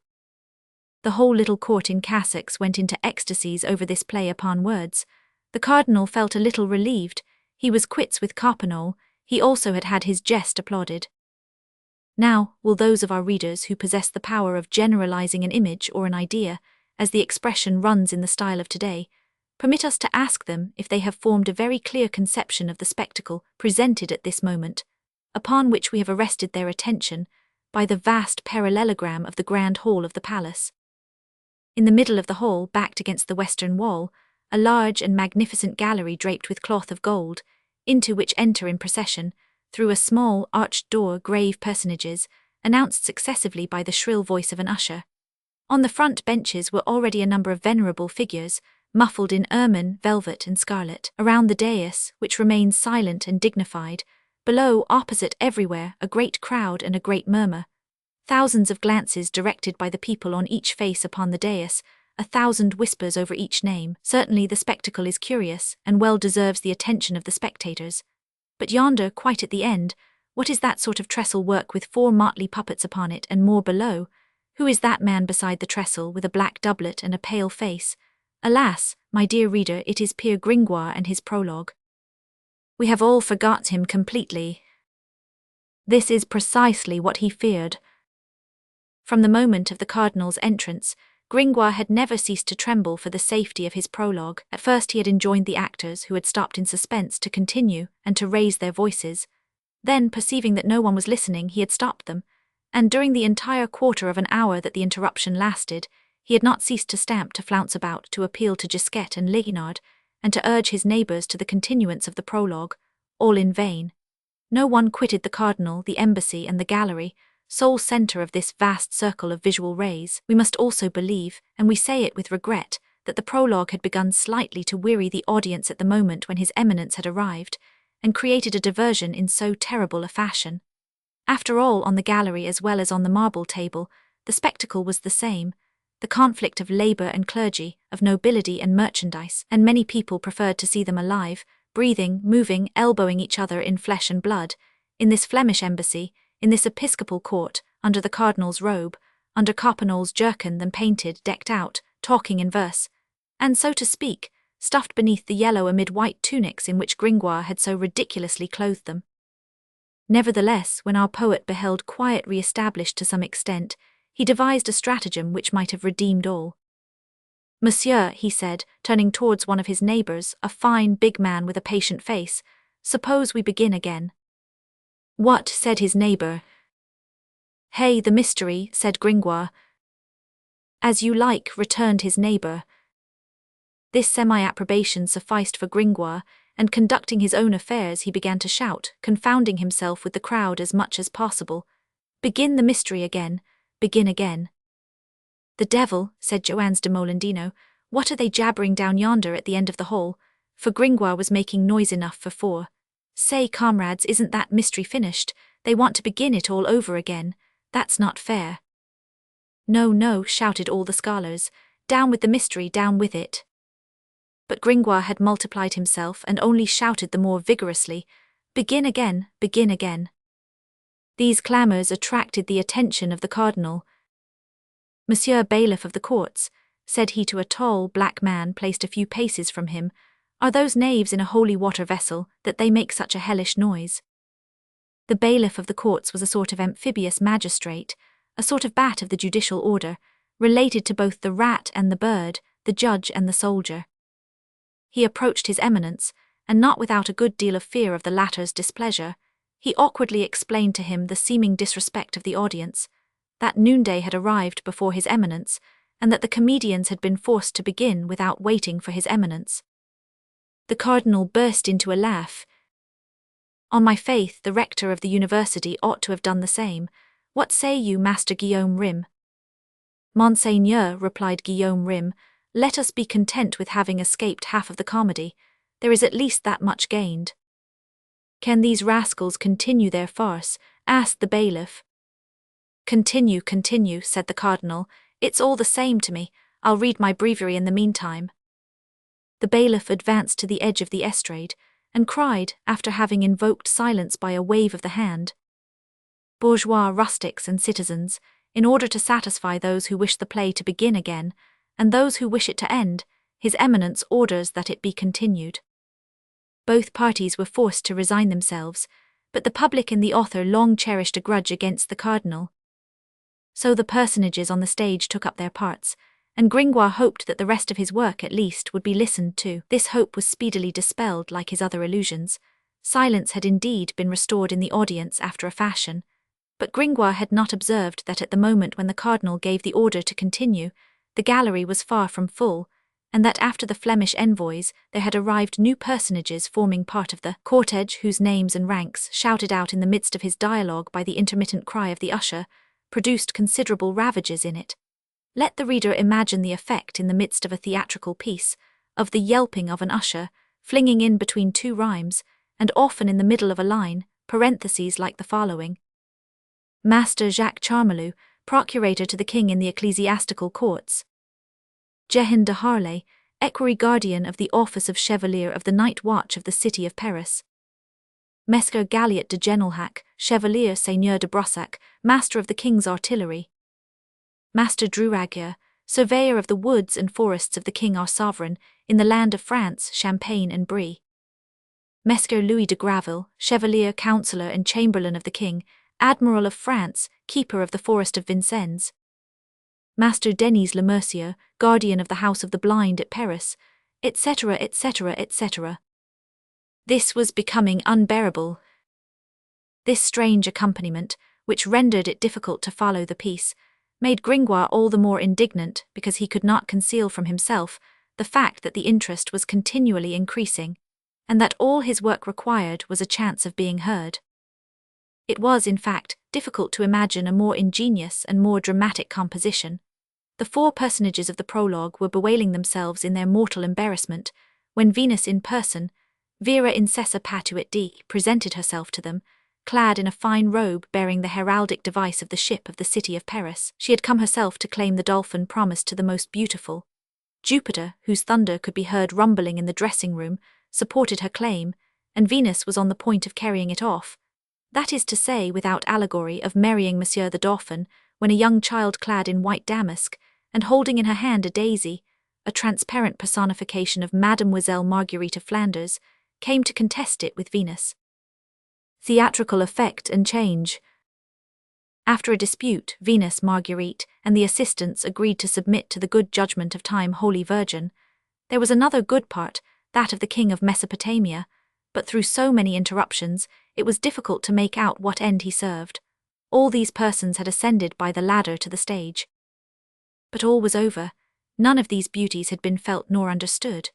On the entrance of the cardinal, one would have said that an invisible magic thread had suddenly drawn all glances from the marble table to the gallery, from the southern to the western extremity of the hall. Nothing could disenchant the audience. All eyes remained fixed there, and the newcomers and their accursed names and their faces and their costumes afforded a continual diversion. This was very distressing. With the exception of Gisquette and Leonard, who turned round from time to time when Gringoire plucked them by the sleeve, with the exception of the big, patient neighbour, no one listened, no one looked at the poor, deserted morality full face. Gringoire saw only profiles. With what bitterness did he behold his whole erection of glory and of poetry crumble away bit by bit. And to think that these people had been upon the point of instituting a revolt against the bailiff through impatience to hear his work. Now that they had it, they did not care for it. This same representation which had been begun amid so unanimous an acclamation, eternal flood and ebb of popular favour, to think that they had been on the point of hanging the bailiff's sergeant, what would he not have given to be still at that hour of honey? But the usher's brutal monologue came to an end. Everyone had arrived, and Gringoire breathed freely once more. The actors continued bravely. But Master Coppenole the hosier must needs rise of a sudden, and Gringoire was forced to listen to him deliver, amid universal attention, the following abominable harangue. Messieurs the bourgeois and squires of Paris, I don't know, cross of God, what we are doing here. I certainly do see yonder in the corner on that stage some people who appear to be fighting. I don't know whether that is what you call a mystery, but it is not amusing. They quarrel with their tongues and nothing more. I have been waiting for the first blow this quarter of an hour. Nothing comes. They are cowards who only scratch each other with insults. You ought to send for the fighters of London or Rotterdam, and I can tell you, you would have had blows of the fist that could be heard in the place, but these men excite our pity. They ought at least to give us a Moorish dance or some other mummer. That is not what was told me. I was promised a feast of fools with the election of a pope. We have our Pope of Fools at Ghent also. We're not behindhand in that, cross of God. But this is the way we manage it. We collect a crowd like this one here, then each person in turn passes his head through a hole and makes a grimace at the rest. Time one who makes the ugliest is elected pope by general acclamation. That's the way it is. It is very diverting. Would you like to make your pope after the fashion of my country? At all events, it will be less wearisome than to listen to chatterers. If they wish to come and make their grimaces through the hole, they can join the game. What say you, messieurs les bourgeois? You have here enough grotesque specimens of both sexes to allow of laughing in Flemish fashion, and there are enough of us ugly in countenance to hope for a fine grinning match. Gringoire would have liked to retort. Stupefaction, rage, indignation deprived him of words. Moreover, the suggestion of the popular hosier was received with such enthusiasm by these bourgeois who were flattered at being called squires, that all resistance was useless. There was nothing to be done but to allow oneself to drift with the torrent. Gringoire hid his face between his two hands, not being so fortunate as to have a mantle with which to veil his head, like Agamemnon of Timantes. Chapter 5. Quasimodo. In the twinkling of an eye, all was ready to execute Coppenol's idea. Bourgeois, scholars and law clerks all set to work. The little chapel situated opposite the marble table was selected for the scene of the grinning match. A pane broken in the pretty rose window above the door left free a circle of stone through which it was agreed that the competitors should thrust their heads. In order to reach it, it was only necessary to mount upon a couple of hogsheads, which had been produced from I know not where, and perched one upon the other after a fashion. It was settled that each candidate, man or woman, for it was possible to choose a female pope, should, for the sake of leaving the impression of his grimace fresh and complete, cover his face and remain concealed in the chapel until the moment of his appearance. In less than an instant, the chapel was crowded with competitors, upon whom the door was then closed. Cardinal from his post, ordered all, directed all, arranged all. During the uproar, the cardinal, no less abashed than Gringoire, had retired with all his suite, under the pretext of business and vespers, without the crowd which his arrival had so deeply stirred being in the least moved by his departure. Guillaume Rym was the only one who noticed his eminence's discomfiture. The attention of the populace, like the sun, pursued its revolution. Having set out from one end of the hall and halted for a space in the middle, it had now reached the other end. The marble table, the brocaded gallery had each had their day. It was now the turn of the chapel of Louisi. Henceforth the field was open to all folly. There was no one there now but the Flemings and the rabble. The grimaces began. The first face which appeared at the aperture with eyelids turned up to the reds, a mouth open like a maw, and a brow wrinkled like our hussar boots of the empire, evoked such an inextinguishable peal of laughter that Homer would have taken all these louts for gods. Nevertheless, the grand hall was anything but Olympus, and Gringoire's poor Jupiter knew it better than anyone else. A second and third grimace followed, then another, and the laughter and transports of delight went on increasing. There was in this spectacle a peculiar power of intoxication and fascination, of which it would be difficult to convey to the reader of our day and our salons any idea. Let the reader picture to himself a series of visages presenting successively all geometrical forms, from the triangle to the trapezium, from the cone to the polyhedron, all human expressions from wrath to lewdness, all ages from the wrinkles of the newborn babe to the wrinkles of the aged and dying, all religious phantasmagories from Faun to Beelzebub, all animal profiles from the maw to the beak, from the jowl to the muzzle. Let the reader imagine all these grotesque figures of the Pont Neuf, those nightmares petrified beneath the hand of Germain Pylon, assuming life and breath, and coming in turn to stare you in the face with burning eyes, all the masks of the Carnival of Venice passing in succession before your glass, in a word, a human kaleidoscope. The orgy grew more and more Flemish. Teniers could have given but a very imperfect idea of it. Let the reader picture to himself in bacchanal form Salvator Rosa's battle. There were no longer either scholars or ambassadors or bourgeois or men or women. There was no longer any Clopin Trouillefou, nor Gilles Lecornu, nor Marie Quatrelivers, nor Robin Pausapain. All was universal license. The grand hall was no longer anything but a vast furnace of effrontery and joviality, where every mouth was a cry, every individual a posture, everything shouted and howled. The strange visages which came in turn to gnash their teeth in the rose window were like so many brands cast into the brazier, and from the whole of this effervescing crowd there escaped, as from a furnace, a sharp, piercing, stinging noise, hissing like the wings of a gnat. "Ho hey, curse it! Just look at that face! It's not good for anything. Guillemette moderepuis, just look at that bull's muzzle, it only lacks the horns, it can't be your husband." Another. "Belly of the Pope, what sort of a grimace is that? Holla hey, that's cheating, one must show only one's face. That damned Perrette Calibot, she's capable of that. Good. I'm stifling. There's a fellow whose ears won't go through, etc., etc. But we must do justice to our friend Jehan. In the midst of this witches' Sabbath he was still to be seen on the top of his pillar like the cabin boy on the topmast. He floundered about with incredible fury. His mouth was wide open, and from it there escaped a cry which no one heard, not that it was covered by the general clamour, great as that was, but because it attained, no doubt, the limit of perceptible sharp sounds, the 1,000 vibrations of Sauveur, or the 8,000 of Biot. As for Gringoire, the first moment of depression having passed, he had regained his composure. He had hardened himself against adversity. Continue, he had said for the third time to his comedians, speaking machines. Then, as he was marching with great strides in front of the marble table, a fancy seized him to go and appear in his turn at the aperture of the chapel, were it only for the pleasure of making a grimace at that ungrateful populace. But no, that would not be worthy of us, no vengeance. Let us combat until the end, he repeated to himself.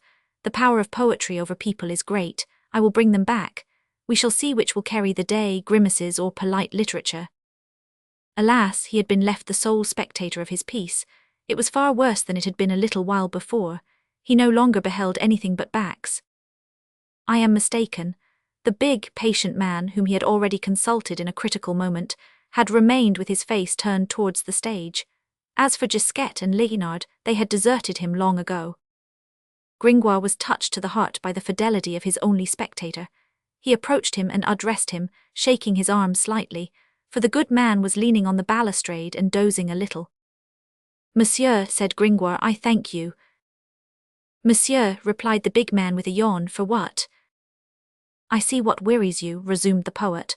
"'Tis all this noise which prevents your hearing comfortably. But be at ease, your name shall descend to posterity, your name, if you please."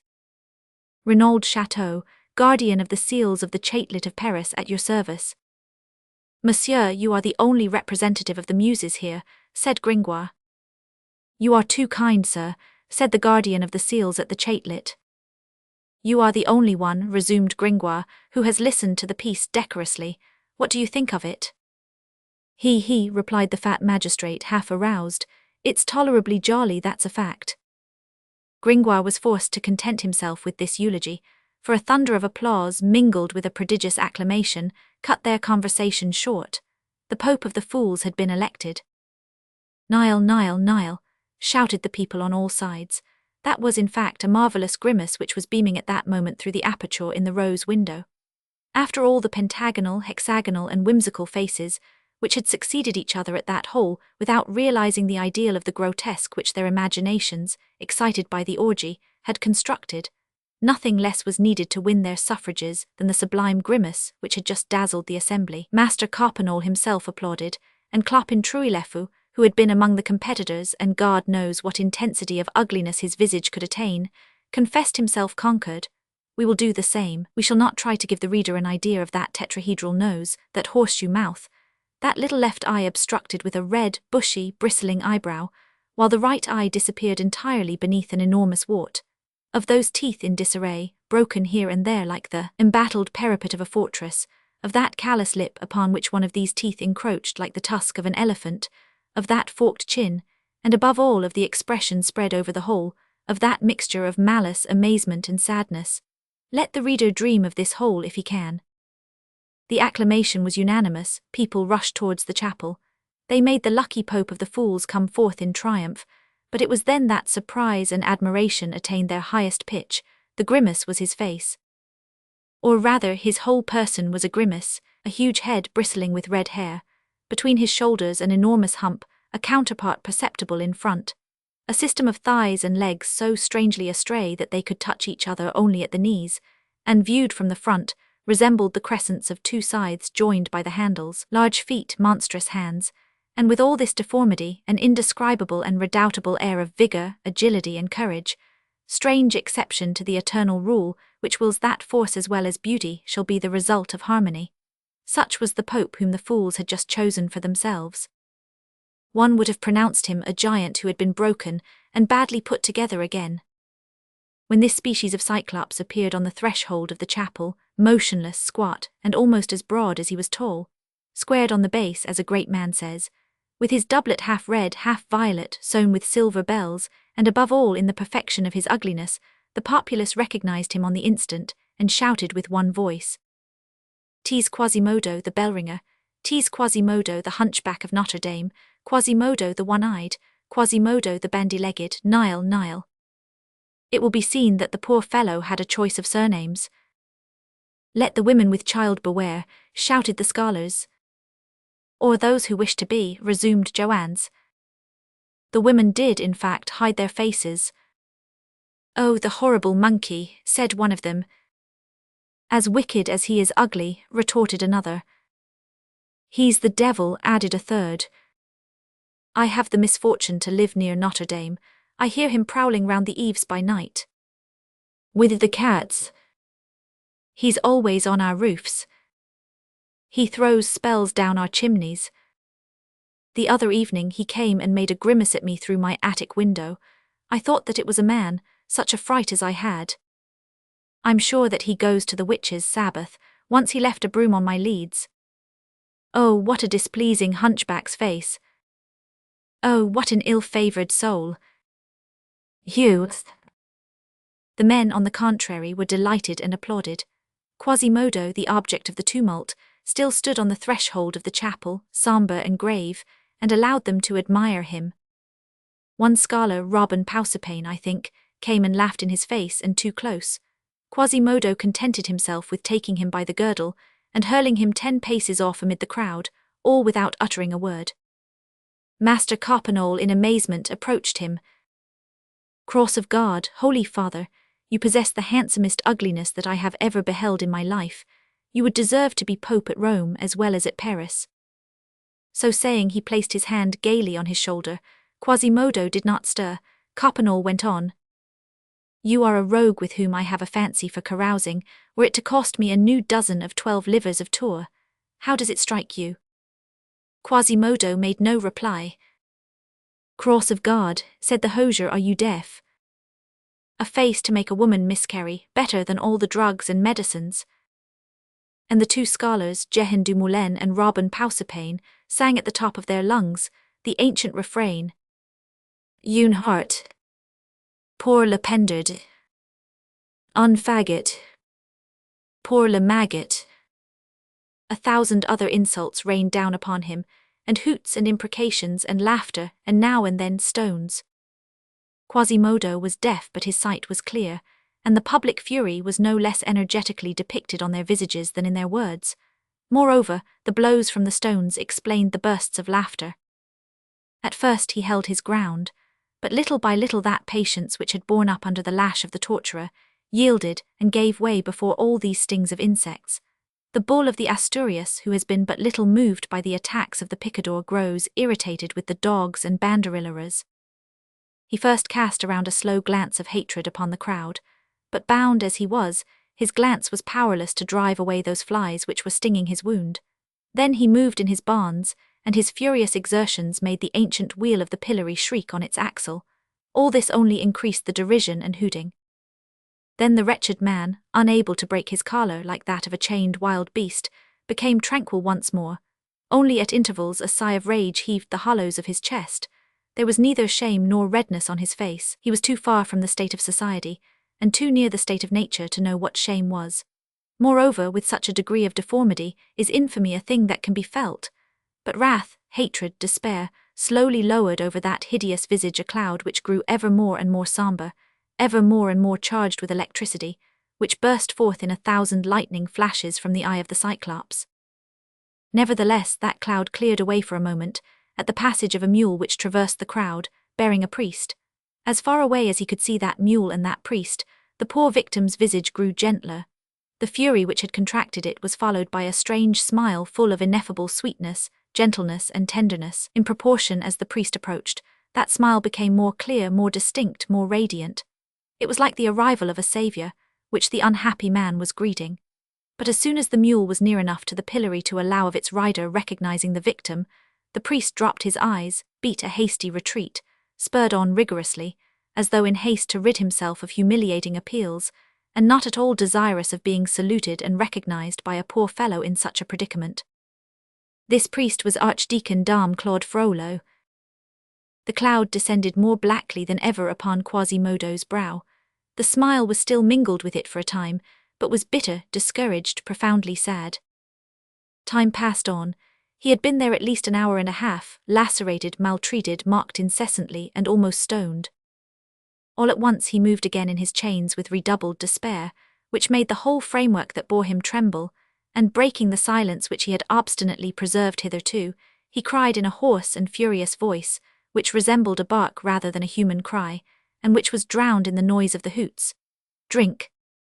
This exclamation of distress, far from exciting compassion, only added amusement to the good Parisian populace who surrounded the ladder, and who, it must be confessed, taken in the mass and as a multitude, was then no less cruel and brutal than that horrible tribe of robbers among whom we have already conducted the reader, and which was simply the lower stratum of the populace.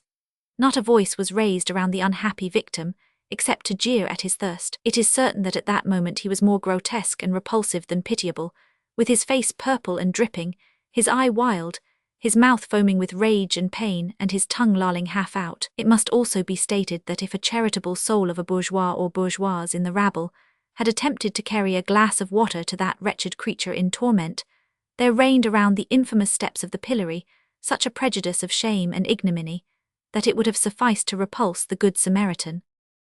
At the expiration of a few moments, Quasimodo cast a desperate glance upon the crowd, and repeated in a voice still more heartrending, "Drink." And all began to laugh. "Drink this," cried Robin Proserpine, throwing in his face a sponge which had been soaked in the gutter. "There, you deaf villain, I'm your debtor." A woman hurled a stone at his head. "That will teach you to wake us up at night with your peal of a damned soul." "He good, my son," howled a cripple, making an effort to reach him with his crutch. "Will you cast any more spells on us from the top of the towers of Notre-Dame?" "Here's a drinking cup," chimed in a man, flinging a broken jug at his breast. "'Twas you that made my wife, simply because she passed near you, give birth to a child with 2 heads. And my cat bring forth a kitten with 6 paws," yelped an old crone, launching a brick at him. "Drink," repeated Quasimodo, panting, and for the 3rd time. At that moment he beheld the crowd give way. A young girl, fantastically dressed, emerged from the throng. She was accompanied by a little white goat with gilded horns, and carried a tambourine in her hand. Quasimodo's eyes sparkled. It was the gypsy whom he had attempted to carry off on the preceding night, a misdeed for which he was dimly conscious that he was being punished at that very moment, which was not in the least the case, since he was being chastised only for the misfortune of being deaf, and of having been judged by a deaf man. He doubted not that she had come to wreak her vengeance also, and to deal her blow like the rest. He beheld her, in fact, mount the ladder rapidly. Wrath and spite suffocate him. He would have liked to make the pillory crumble into ruins, and if the lightning of his eye could have dealt death, the gypsy would have been reduced to powder before she reached the platform. She approached without uttering a syllable, the victim who writhed in a vain effort to escape her, and detaching a gourd from her girdle, she raised it gently to the parched lips of the miserable man.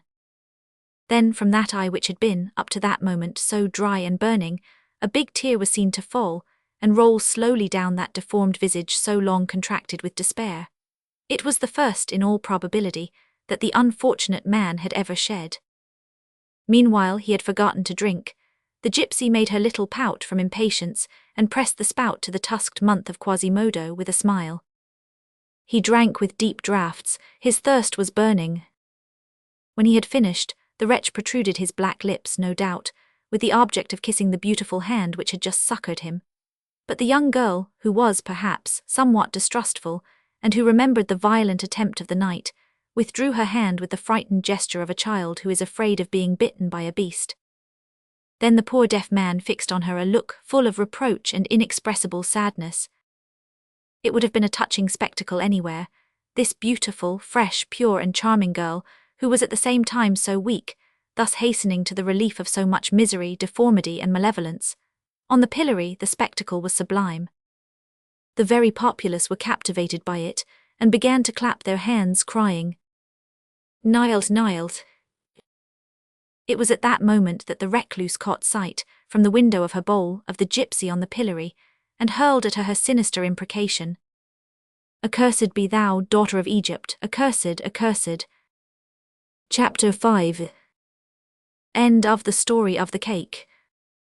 La Esmeralda turned pale and descended from the pillory, staggering as she went. The voice of the recluse still pursued her. "Descend, descend, thief of Egypt, thou shalt ascend it once more." "The sacked nun is in one of her tantrums," muttered the populace, and that was the end of it. For that sort of woman was feared, which rendered them sacred. People did not then willingly attack one who prayed day and night. The hour had arrived for removing Quasimodo. He was unbound, the crowd dispersed. Near the Grand Pont, Mahiette, who was returning with her 2 companions, suddenly halted. "By the way, Eustache, what did you do with that cake?" "Mother," said the child, "while you were talking with that lady in the bowl, a big dog took a bite of my cake, and then I bit it also." "What, sir, did you eat the whole of it?" she went on. "Mother, it was the dog, I told him, but he would not listen to me. Then I bit into it also." "'Tis a terrible child," said the mother, smiling and scolding at one and the same time. "Do you see Audard? He already eats all the fruit from the cherry tree in our orchard of Charler-Range, so his grandfather says that he will be a captain. Just let me catch you at it again, Master Eustache. Come along, you greedy fellow." Volume Roman 2. Book 7th. Chapter 1. The danger of confiding one's secret to a goat. Many weeks had elapsed. The 1st of March had arrived. The sun, which Du Bartas, that classic ancestor of periphrase, had not yet dubbed the Grand Duke of Candles, was none the less radiant and joyous on that account. It was one of those spring days which possesses so much sweetness and beauty that all Paris turns out into the squares and promenades and celebrates them as though they were Sundays. In those days of brilliancy, warmth, and serenity, there is a certain hour above all others when the façade of Notre-Dame should be admired. It is the moment when the sun, already declining towards the west, looks the cathedral almost full in the face. Its rays, growing more and more horizontal, withdraw slowly from the pavement of the square and mount up the perpendicular façade, whose 1,000 bosses in high relief they cause to start out from the shadows, while the great central rose window flames like the eye of a cyclops, inflamed with the reflections of the forge. This was the hour.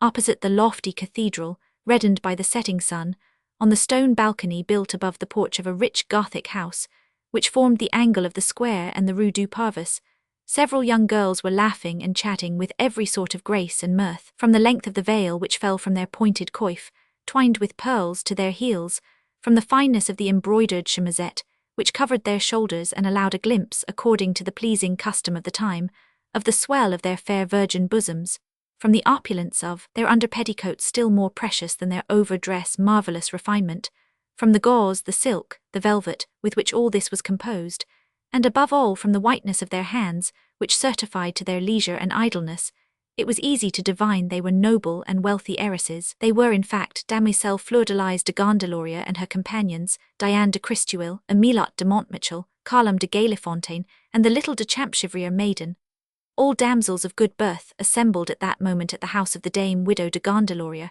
on account of Monseigneur de Beaujeu and Madame his wife, who were to come to Paris in the month of April, there to choose maids of honour for the Dauphiness Marguerite, who was to be received in Picardy from the hands of the Flemings.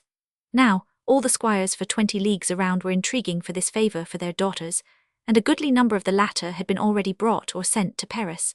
These 4 maidens had been confided to the discreet and venerable charge of Madame Elise de Gondelaurier, widow of a former commander of the king's crossbowmen, who had retired with her only daughter to her house in the Place du Parvis, Notre-Dame, in Paris. The balcony on which these young girls stood opened from a chamber richly tapestried in fawn-coloured Flanders leather, stamped with golden foliage.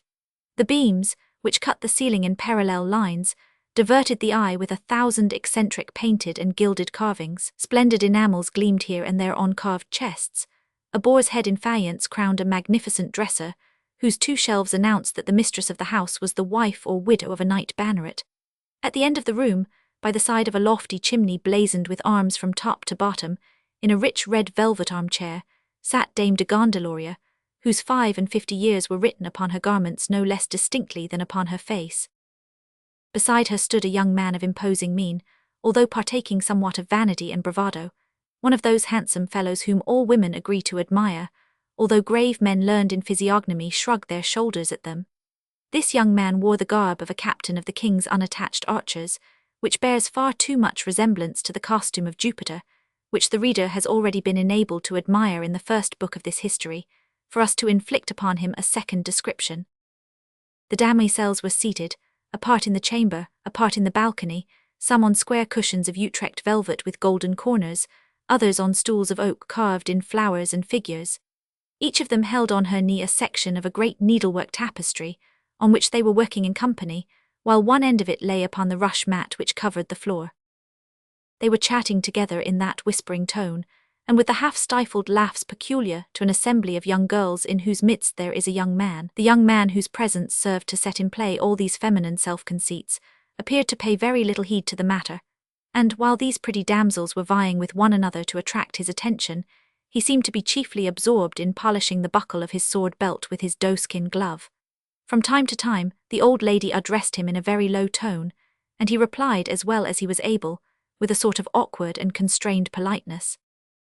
From the smiles and significant gestures of Dame Elise, from the glances which she threw towards her daughter Fleur-de-Lys, as she spoke low to the captain, it was easy to see that there was here a question of some betrothal concluded, some marriage near at hand no doubt, between the young man and Fleur-de-Lys, From the embarrassed coldness of the officer, it was easy to see that on his side at least, love had no longer any part in the matter.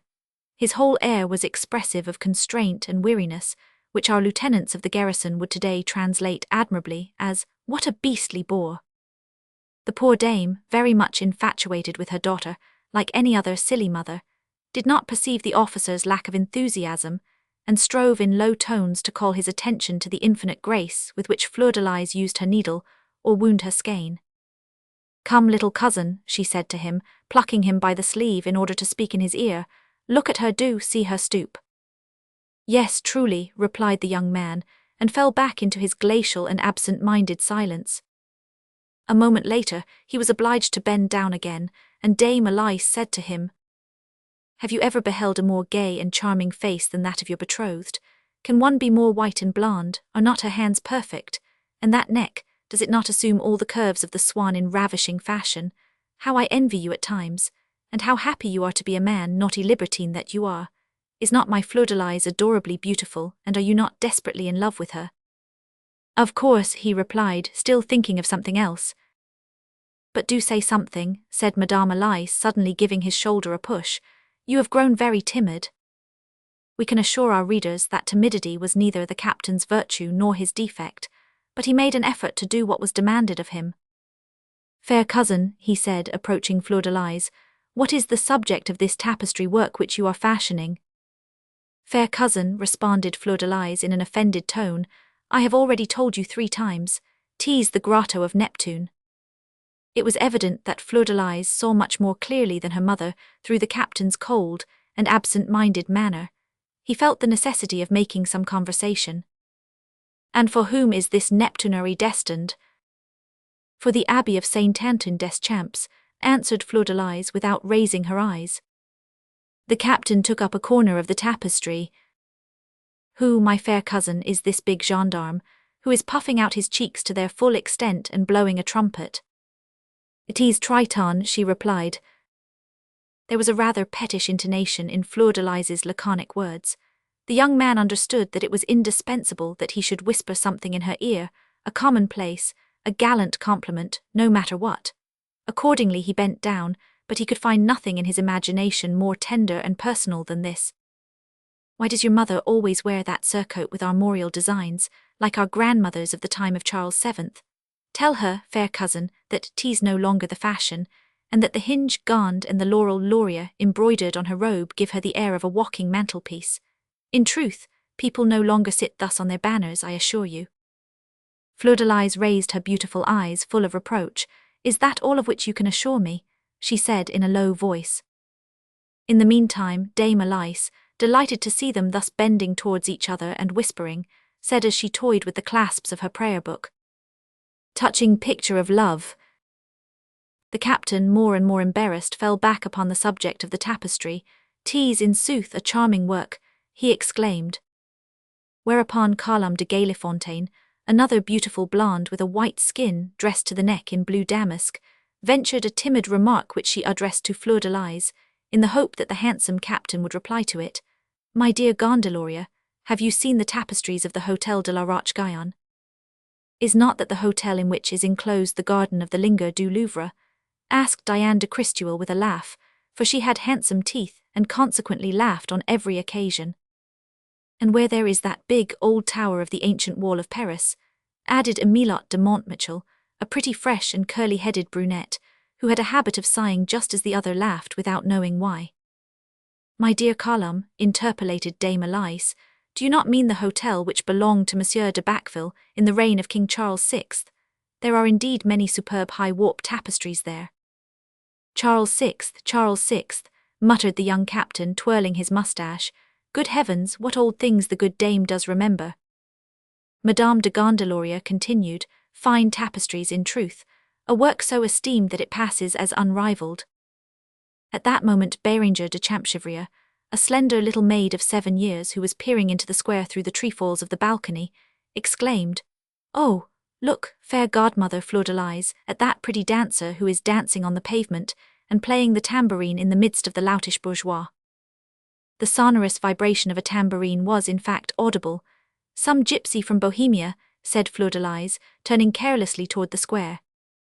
Look, look, exclaimed her lively companions, and they all ran to the edge of the balcony, while Fleur-de-Lis, rendered thoughtful by the coldness of her betrothed, followed them slowly, and the latter, relieved by this incident, which put an end to an embarrassing conversation, retreated to the farther end of the room, with the satisfied air of a soldier released from duty. Nevertheless, the fair Fleur-de-Lis was a charming and noble service, and such it had formerly appeared to him, but the captain had gradually become blasé.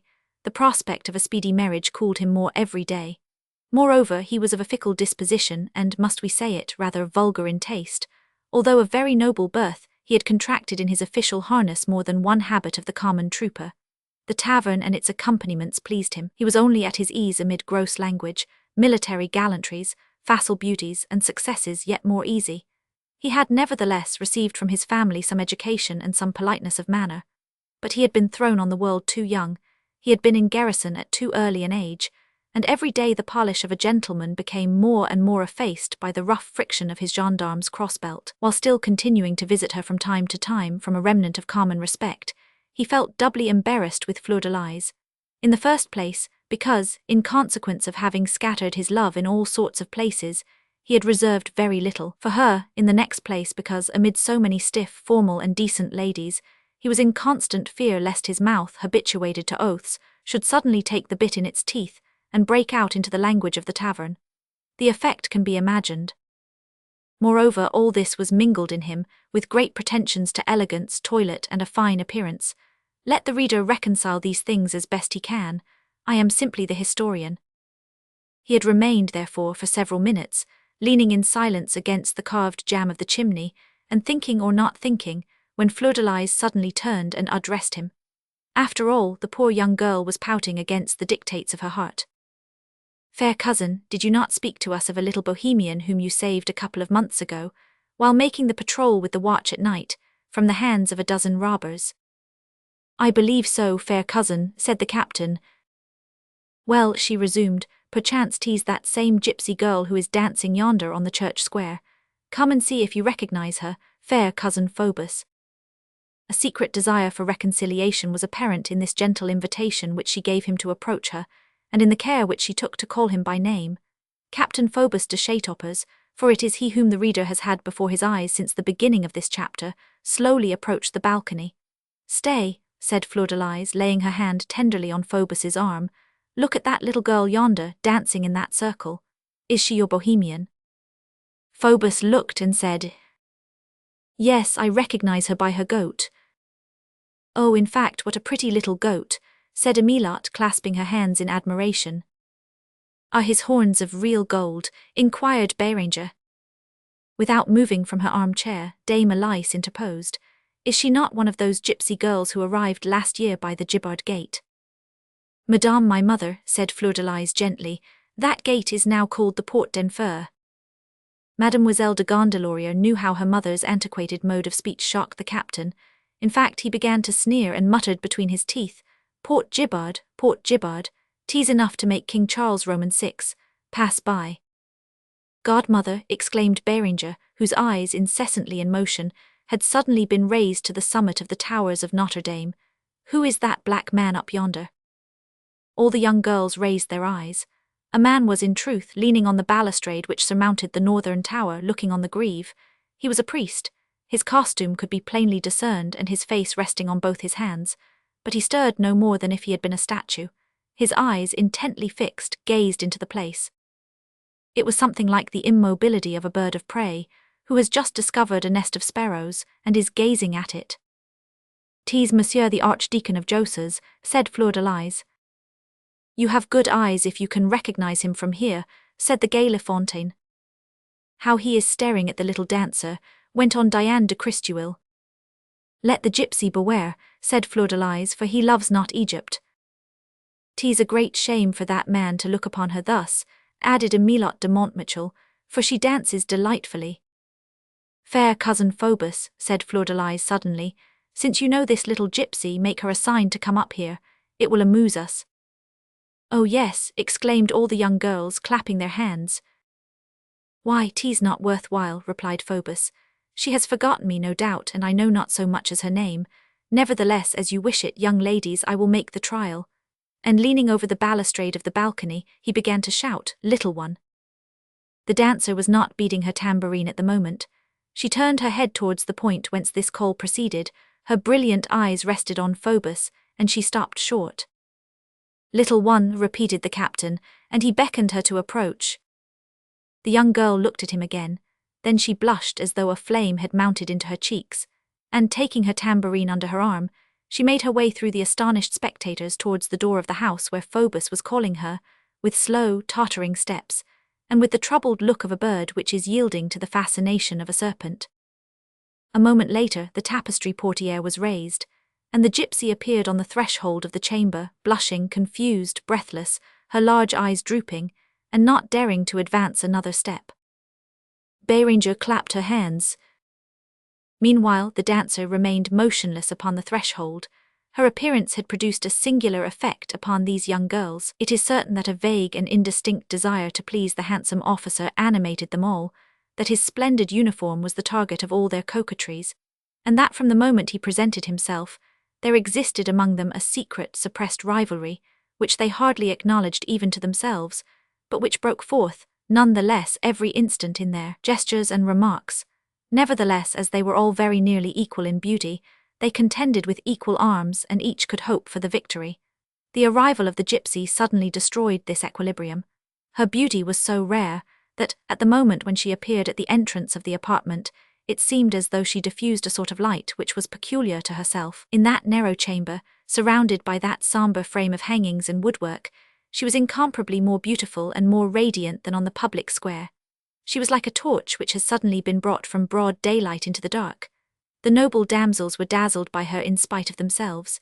Each one felt herself in some sort wounded in her beauty. Hence their battle front, may we be allowed the expression, was immediately altered, although they exchanged not a single word. But they understood each other perfectly. Women's instincts comprehend and respond to each other more quickly than the intelligences of men. An enemy had just arrived. All felt it, all rallied together. One drop of wine is sufficient to tinge a glass of water red. To diffuse a certain degree of ill temper throughout a whole assembly of pretty women, the arrival of a prettier woman suffices, especially when there is but one man present. Hence the welcome accorded to the gypsy was marvellously glacial.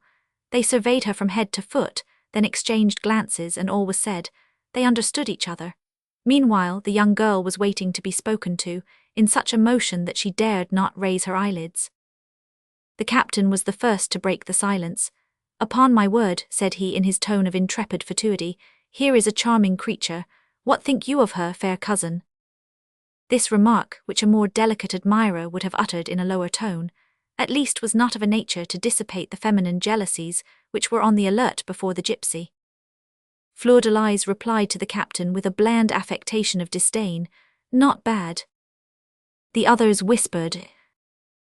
At length Madame Elise, who was not the less jealous because she was so for her daughter, addressed the dancer. "Approach, little one." "Approach, little one," repeated with comical dignity little Beranger, who would have reached about as high as her hips. The gypsy advanced towards the noble dame. "Fair child," said Phoebus with emphasis, taking several steps towards her, "I do not know whether I have the supreme honor of being recognized by you." She interrupted him, with a smile and a look full of infinite sweetness. "Oh yes," said she. "She has a good memory," remarked Fleur-de-Lis. "Come now," resumed Phoebus, "you escaped nimbly the other evening. Did I frighten you?" "Oh no," said the gypsy. There was in the intonation of that "oh, no," uttered after that "oh, yes," an ineffable something which wounded Fleur-de-Lis. "You left me in your stead, my beauty," pursued the captain, whose tongue was unloosed when speaking to a girl out of the street.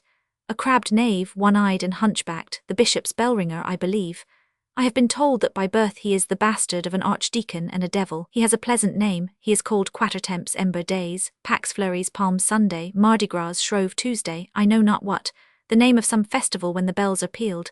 So he took the liberty of carrying you off as though you were made for beadles. 'Tis too much. What the devil did that screech owl want with you? Hey, tell me." "I do not know," she replied. The inconceivable impudence, a bell-ringer carrying off a wench like a vicomte, a lout poaching on the game of gentlemen, That is a rare piece of assurance, however he paid dearly for it. Master Pirate Torterue is the harshest groom that ever curried a knave, and I can tell you, if it will be agreeable to you, that your bellringer's hide got a thorough dressing at his hands." "Poor man," said the gypsy, in whom these words revived the memory of the pillory. The captain burst out laughing. "Corn de Boeuf, here's pity as well placed as a feather in a pig's tail. May I have as big a belly as a pope if—" He stopped short. "Pardon me, ladies, I believe that I was on the point of saying something foolish." "Fie, sir," said La Galefontaine. "He talks to that creature in her own tongue," added Fleur de Lis in a low tone, her irritation increasing every moment. This irritation was not diminished when she beheld the captain, enchanted with the gypsy, and most of all with himself, execute a pirouette on his heel, repeating with coarse, naive, and soldierly gallantry, "A handsome wench, upon my soul." "Rather savagely dressed," said Diane de Christuel, laughing to show her fine teeth. This remark was a flash of light to the others. Not being able to impugn her beauty, they attacked her costume. "That is true," said La Montmitchell. "What makes you run about the streets thus without gimp or ruff?" "That petticoat is so short that it makes one tremble," added La Galefontaine. "My dear," continued Fleur de Lis with decided sharpness, "you will get yourself taken up by the sumptuary police for your gilded girdle." Little one," resumed La Christuel with an implacable smile, "if you were to put respectable sleeves upon your arms they would get less sunburned." It was, in truth, a spectacle worthy of a more intelligent spectator than Phoebus, to see how these beautiful maidens, with their envenomed and angry tongues, wound, serpent-like, and glided, and writhed around the street dancer. They were cruel and graceful. They searched and rummaged maliciously in her poor and silly toilet of spangles and tinsel. There was no end to their laughter, irony, and humiliation. Sarcasms rained down upon the gypsy, and haughty condescension and malevolent looks. One would have thought they were young Roman dames thrusting golden pins into the breast of a beautiful slave. One would have pronounced them elegant greyhounds, circling with inflated nostrils round a poor woodland fawn, whom the glance of their master forbade them to devour. After all, what was a miserable dancer on the public squares in the presence of these high-born maidens? They seemed to take no heed of her presence, and talked of her aloud to her face, as of something unclean, abject, and yet, at the same time, passably pretty. The gypsy was not insensible to these pinpricks. From time to time a flush of shame, a flash of anger inflamed her eyes or her cheeks. With disdain she made that little grimace with which the reader is already familiar, but she remained motionless. She fixed on Phoebus a sad, sweet, resigned look.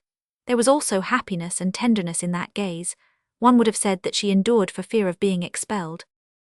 Phoebus laughed, and took the gypsy's part with a mixture of impertinence and pity.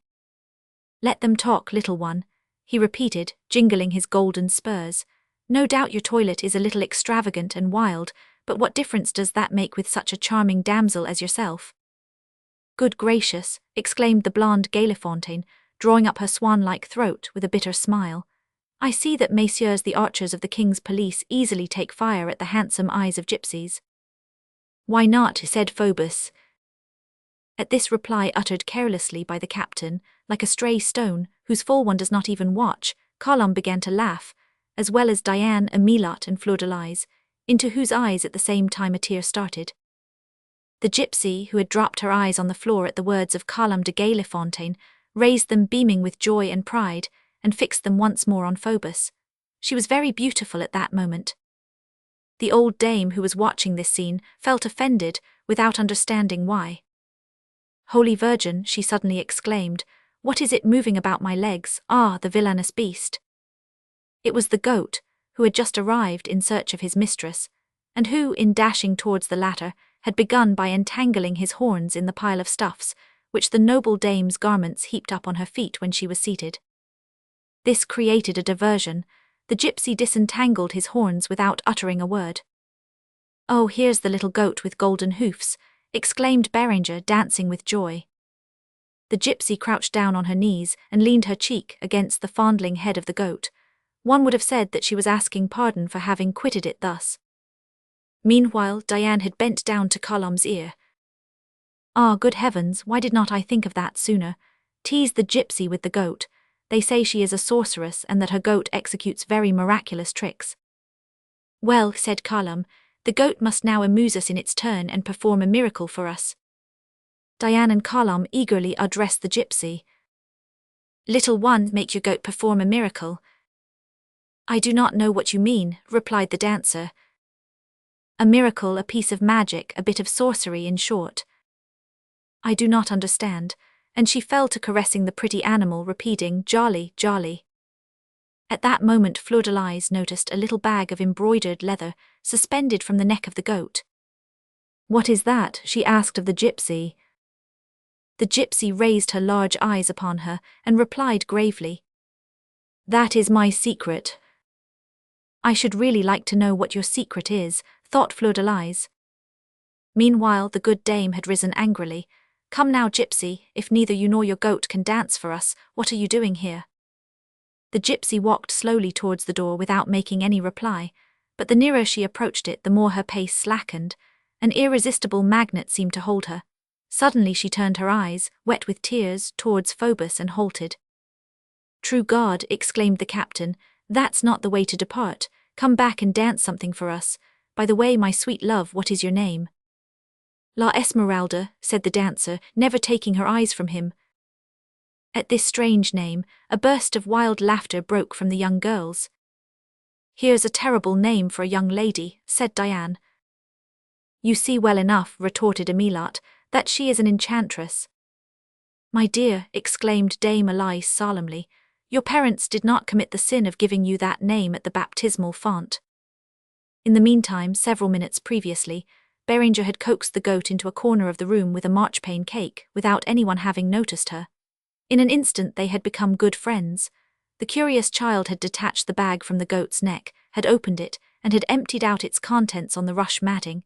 It was an alphabet, each letter of which was separately inscribed on a tiny block of boxwood. Hardly had these playthings been spread out on the matting, when the child with surprise beheld the goat, one of whose miracles this was no doubt, draw out certain letters with its golden hoof and arrange them with gentle pushes in a certain order.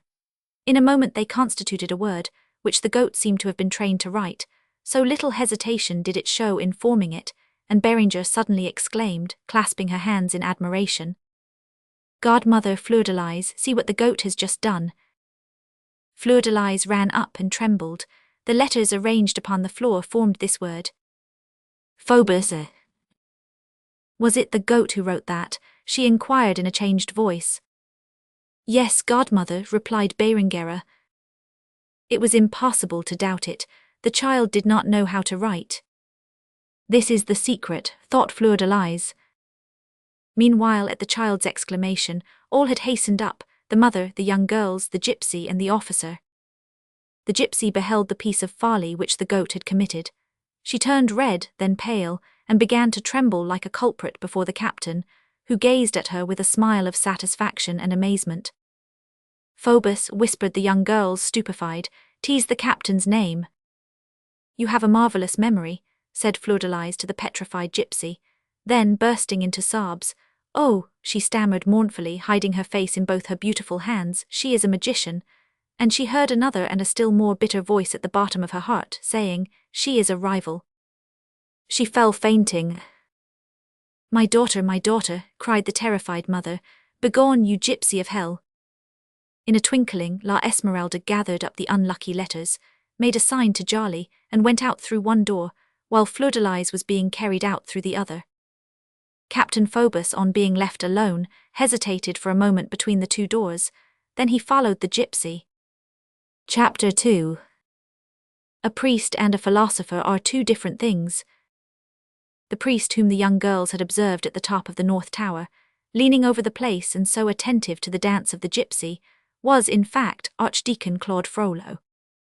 Our readers have not forgotten the mysterious cell which the archdeacon had reserved for himself in that tower. I do not know, by the way be it said, whether it be not the same, the interior of which can be seen today through a little square window, opening to the east at the height of a man above the platform from which the towers spring, a bare and dilapidated den whose badly plastered walls are ornamented here and there at the present day, with some wretched yellow engravings representing the facades of cathedrals.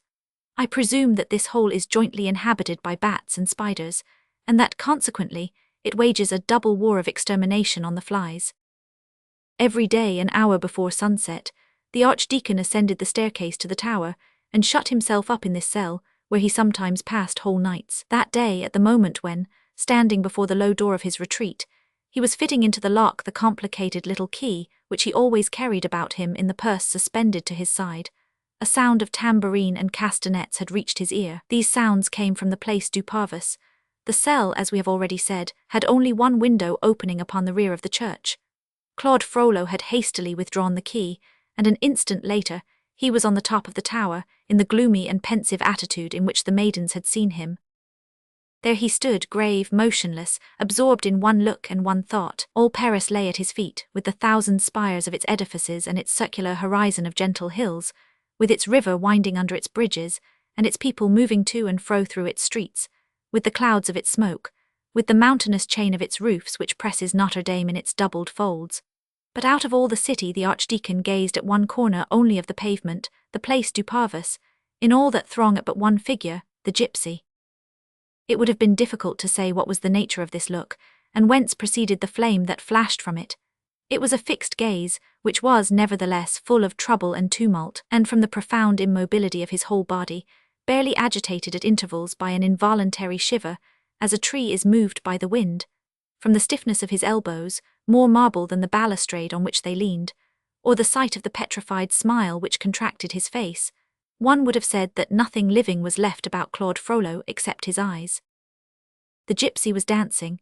She was twirling her tambourine on the tip of her finger, and tossing it into the air as she danced Provençal sarabands, agile, light, joyous, and unconscious of the formidable gaze which descended perpendicularly upon her head. The crowd was swarming around her. From time to time, a man accoutred in red and yellow made them form into a circle, and then returned, seated himself on a chair a few paces from the dancer, and took the goat's head on his knees. This man seemed to be the gypsy's companion. Claude Frollo could not distinguish his features from his elevated post. From the moment when the archdeacon caught sight of this stranger, his attention seemed divided between him and the dancer, and his face became more and more gloomy. All at once he rose upright, and a quiver ran through his whole body. "Who is that man?" he muttered between his teeth. "I have always seen her alone before." Then he plunged down beneath the tortuous vault of the spiral staircase, and once more descended. As he passed the door of the bell chamber, which was ajar, he saw something which struck him. He beheld Quasimodo, who, leaning through an opening of one of those slate penthouses which resemble enormous blinds, appeared also to be gazing at the place. He was engaged in so profound a contemplation that he did not notice the passage of his adopted father. His savage eye had a singular expression. It was a charmed, tender look. "This is strange," murmured Claude. "Is it the gypsy at whom he is thus gazing?" He continued his descent. At the end of a few minutes, the anxious archdeacon entered upon the place from the door at the base of the tower. "What has become of the gypsy girl?" he said, mingling with the group of spectators which the sound of the tambourine had collected. "I know not," replied one of his neighbours. "I think that she has gone to make some of her fandangos in the house opposite, whither they have called her." In the place of the gypsy, on the carpet, whose arabesques had seemed to vanish but a moment previously by the capricious figures of her dance, the archdeacon no longer beheld anyone but the red and yellow man, who, in order to earn a few testers in his turn, was walking round the circle with his elbows on his hips, his head thrown back, his face red, his neck outstretched with a chair between his teeth. To the chair he had fastened a cat which a neighbour had lent, and which was spitting in great affright. "Notre-Dame!" exclaimed the archdeacon at the moment when the juggler, perspiring heavily, passed in front of him with his pyramid of chair and his cat. "What is Master Pierre Gringoire doing here?" The harsh voice of the archdeacon threw the poor fellow into such a commotion that he lost his equilibrium, together with his whole edifice, and the chair and the cat tumbled pell-mell upon the heads of the spectators, in the midst of inextinguishable hootings. It is probable that Master Pierre Gringoire, for it was indeed he, would have had a sorry account to settle with the neighbour who owned the cat, and all the bruised and scratched faces which surrounded him, if he had not hastened to profit by the tumult to take refuge in the church, whither Claude Frollo had made him a sign to follow him. The cathedral was already dark and deserted, the side aisles were full of shadows, and the lamps of the chapels began to shine out like stars, so black had the vaulted ceiling become. Only the great rose window of the façade, whose thousand colours were steeped in a ray of horizontal sunlight, glittered in the gloom like a mass of diamonds, and threw its dazzling reflection to the other end of the nave. When they had advanced a few paces, Dom Claude placed his back against a pillar and gazed intently at Gringoire. The gaze was not the one which Gringoire feared, ashamed as he was of having been caught by a grave and learned person in the costume of a buffoon. There was nothing mocking or ironical in the priest's glance. It was serious, tranquil, piercing. The archdeacon was the first to break the silence. "Come now, Master Peer, you are to explain many things to me. And first of all, how comes it that you have not been seen for 2 months, and that now one finds you in the public squares, in a fine equipment in truth, motley red and yellow like a Caudebec apple?" "Monsieur," said Gringoire piteously, "it is, in fact, an amazing accoutrement. You see me no more comfortable in it than a cat coiffed with a calabash.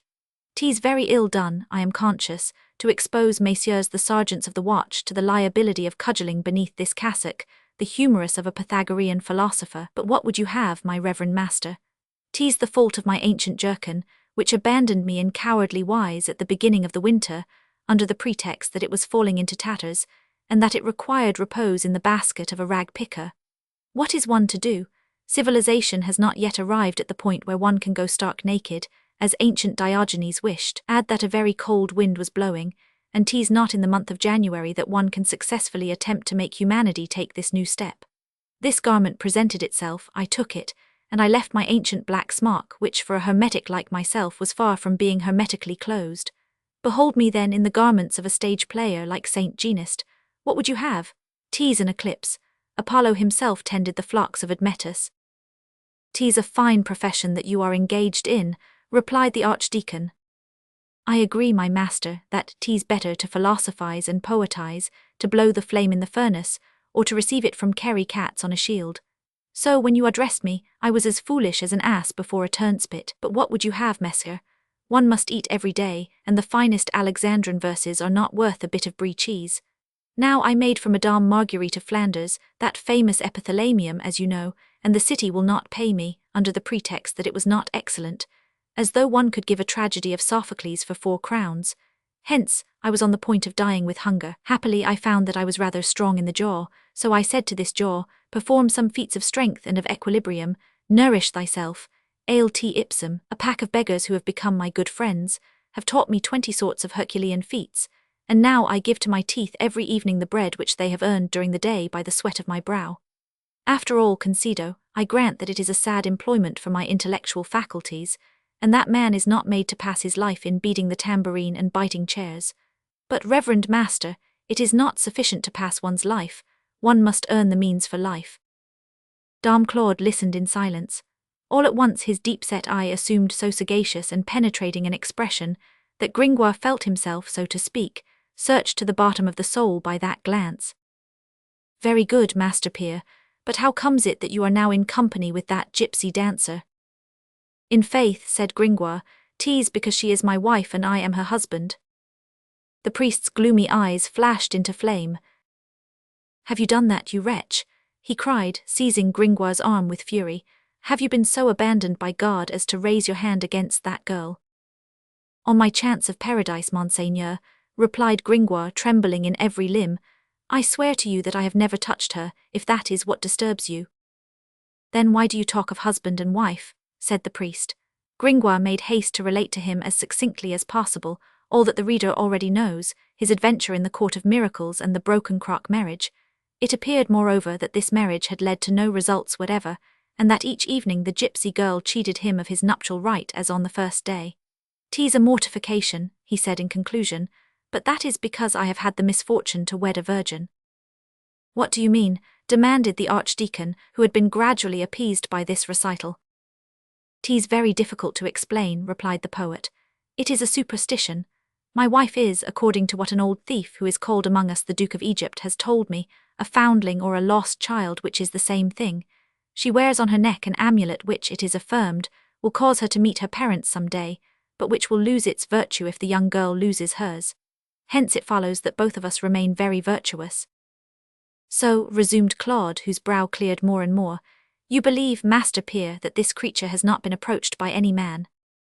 "What would you have a man do, Dom Claude, as against a superstition? She has got that in her head.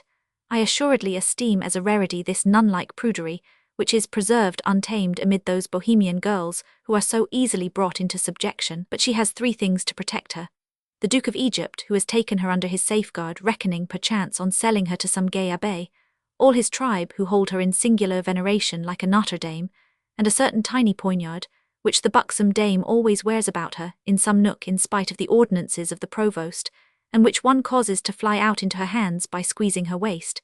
'Tis a proud wasp, I can tell you. The archdeacon pressed Gringoire with questions. La Esmeralda, in the judgment of Gringoire, was an inoffensive and charming creature, pretty, with the exception of a pout which was peculiar to her. A naive and passionate damsel, ignorant of everything and enthusiastic about everything, not yet aware of the difference between a man and a woman, even in her dreams, made like that, wild especially over dancing, noise, the open air, a sort of woman bee with invisible wings on her feet, and living whirlwind. She owed this nature to the wandering life which she had always led. Gringoire had succeeded in learning that, while a mere child, she had traversed Spain and Catalonia, even to Sicily. He believed that she had even been taken by the caravan of Zingari, of which she formed a part, to the kingdom of Algiers, a country situated in Achaia, which country adjoins on one side Albania and Greece, on the other the Sicilian Sea, which is the road to Constantinople. The Bohemians, said Gringoire, were vassals of the king of Algiers, in his quality of chief of the White Moors. One thing is certain, that La Esmeralda had come to France while still very young by way of Hungary. From all these countries, the young girl had brought back fragments of queer jargons, songs and strange ideas, which made her language as motley as her costume, half Parisian, half African. However, the people of the quarters which she frequented loved her for her gaiety, her daintiness, her lively manners, her dances, and her songs. She believed herself to be hated in all the city by but 2 persons, of whom she often spoke in terror: the sacked nun of the Tour Roland, a villainous recluse who cherished some secret grudge against these gypsies, and who cursed the poor dancer every time that the latter passed before her window, and a priest, who never met her without casting at her looks and words which frightened her. The mention of this last circumstance disturbed the archdeacon greatly, though Gringoire paid no attention to his perturbation. To such an extent had 2 months sufficed to cause the heedless poet to forget the singular details of the evening on which he had met the gypsy, and the presence of the archdeacon in it all. Otherwise the little dancer feared nothing. She did not tell fortunes, which protected her against those trials for magic which were so frequently instituted against gypsy women. And then, Gringoire held the position of her brother, if not of her husband. After all, the philosopher endured this sort of platonic marriage very patiently. It meant a shelter and bread at least. Every morning he set out from the lair of the thieves, generally with the gypsy. He helped her make her collections of targes and little blanks in the squares. Each evening he returned to the same roof with her, allowed her to bolt herself into her little chamber, and slept the sleep of the just. A very sweet existence, taking it all in all, he said, and well adapted to reverie. And then, on his soul and conscience, the philosopher was not very sure that he was madly in love with the gypsy. He loved her goat almost as dearly. It was a charming animal, gentle, intelligent, clever, a learned goat. Nothing was more common in the Middle Ages than these learned animals, which amazed people greatly, and often led their instructors to the stake. But the witchcraft of the goat with the golden hoofs was a very innocent species of magic. Gringoire explained them to the archdeacon, whom these details seemed to interest deeply. In the majority of cases, it was sufficient to present the tambourine to the goat in such or such a manner, in order to obtain from him the trick desired. He had been trained to this by the gypsy, who possessed in these delicate arts so rare a talent that 2 months had sufficed to teach the goat to write, with movable letters, the word Phoebus. Phoebus, said the priest. Why Phoebus? I know not, replied Gringoire. Perhaps it is a word which she believes to be endowed with some magic and secret virtue. She often repeats it in a low tone when she thinks that she is alone. Are you sure, persisted Claude with his penetrating glance, that it is only a word and not a name? The name of whom? Said the poet. How should I know? Said the priest. This is what I imagine, Mesker. These Bohemians are something like Gebers and adore the sun, hence Phoebus. That does not seem so clear to me as to you, Master Peer. After all, that does not concern me. Let her mumble her Phoebus at her pleasure. One thing is certain, that Jolly loves me almost as much as he does her. Who is Jolly? The goat. The archdeacon dropped his chin into his hand, and appeared to reflect for a moment. All at once he turned abruptly to Gringoire once more. And do you swear to me that you have not touched her? Whom, said Gringoire, the goat. No, that woman's. My wife, I swear to you that I have not. You are often alone with her. A good hour every evening. Dame Claude frowned. Oh, solus cum sola non cogitabantur ore pater noster. Upon my soul, I could say the Pater, and the Ave Maria, and the Credo in Diem Patrum Omnipotentem, without her paying any more attention to me than a chicken to a church. Swear to me by the body of your mother, repeated the archdeacon violently, that you have not touched that creature with even the tip of your finger. I will also swear it by the head of my father, for the two things have more affinity between them. But, my reverend master, permit me a question in my turn. Speak, sir. What concern is it of yours? The archdeacon's pale face became as crimson as the cheek of a young girl. He remained for a moment without answering, then with visible embarrassment. Listen, Master Pierre Gringoire, you are not yet damned so far as I know. I take an interest in you and wish you well. Now the least contact with that Egyptian of the demon would make you the vassal of Satan. You know that 'tis always the body which ruins the soul. Woe to you if you approach that woman, that is all. I tried once, said Gringoire, scratching his ear. It was the first day, but I got stung. You were so audacious, Master Pierre, and the priest's brow clouded over again. On another occasion, continued the poet with a smile, I peeped through the keyhole before going to bed, and I beheld the most delicious dame in her shift that ever made a bed creak under her bare foot. Go to the devil, cried the priest with a terrible look, and giving the amazed Gringoire a push on the shoulders, he plunged with long strides under the gloomiest arcades of the cathedral. Chapter 3. The bells. After the morning in the pillory, the neighbours of Notre-Dame thought they noticed that Quasimodo's ardour for ringing had grown cool. Formerly there had been peals for every occasion, long morning serenades which lasted from prime to complin, peals from the belfry for a high mass, rich scales drawn over the smaller bells for a wedding, for a christening, and mingling in the air like a rich embroidery of all sorts of charming sounds. The old church, all vibrating and sonorous, was in a perpetual joy of bells. One was constantly conscious of the presence of a spirit of noise and caprice, who sang through all those mouths of brass. Now that spirit seemed to have departed. The cathedral seemed gloomy, and gladly remained silent. Festivals and funerals had the simple peal, dry and bare, demanded by the ritual, nothing more. Of the double noise which constitutes a church, the organ within, the bell without, the organ alone remained. One would have said that there was no longer a musician in the belfry. Quasimodo was always there, nevertheless. What then had happened to him? Was it that the shame and despair of the pillory still lingered in the bottom of his heart, that the lashes of his tormentor's whip reverberated unendingly in his soul, and that the sadness of such treatment had wholly extinguished in him even his passion for the bells? Or was it that Marie had a rival in the heart of the bell-ringer of Notre-Dame, and that the great bell and her 14 sisters were neglected for something more amiable and more beautiful? It chanced that in the year of grace 1482, Annunciation Day fell on Tuesday, the 25th of March. That day the air was so pure and light that Quasimodo felt some returning affection for his bells.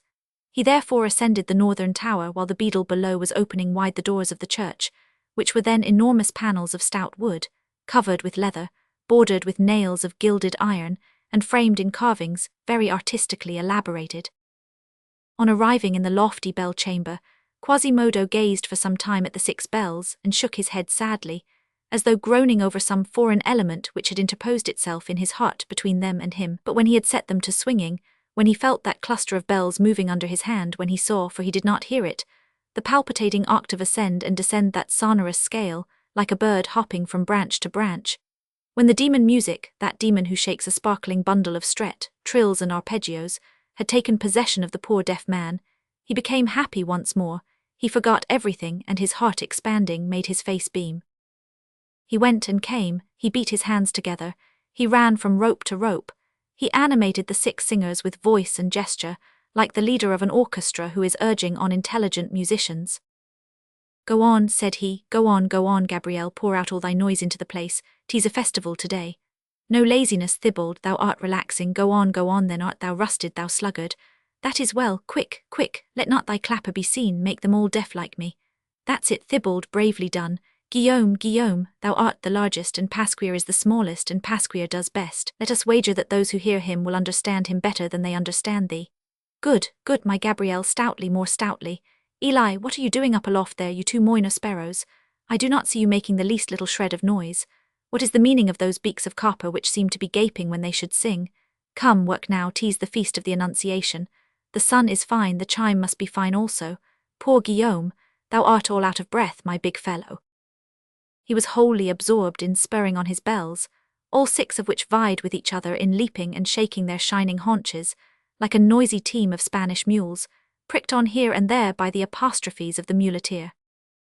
All at once, on letting his glance fall between the large slate scales which cover the perpendicular wall of the bell tower at a certain height, he beheld on the square a young girl, fantastically dressed, stop, spread out on the ground a carpet, on which a small goat took up its post, and a group of spectators collect around her. This sight suddenly changed the course of his ideas, and congealed his enthusiasm as a breath of air congeals melted rosin. He halted, turned his back to the bells, and crouched down behind the projecting roof of slate, fixing upon the dancer that dreamy, sweet, and tender look which had already astonished the archdeacon on one occasion. Meanwhile, the forgotten bells died away abruptly and altogether, to the great disappointment of the lovers of bell-ringing, who were listening in good faith to the peal from above the Pont du Change, and who went away dumbfounded, like a dog who has been offered a bone and given a stone. Chapter 4. Letter 1F00 Nuogama Capita. It chanced that upon a fine morning in this same month of March, I think it was on Saturday the 29th, St. Eustache's Day, our young friend the student Jehan Frollo du Moulin perceived, as he was dressing himself, that his breeches, which contained his purse, gave out no metallic ring. Poor purse, he said, drawing it from his fob, what, not the smallest Pericles? How cruelly the dice, beer pots, and Venus have depleted thee! How empty, wrinkled, limp thou art!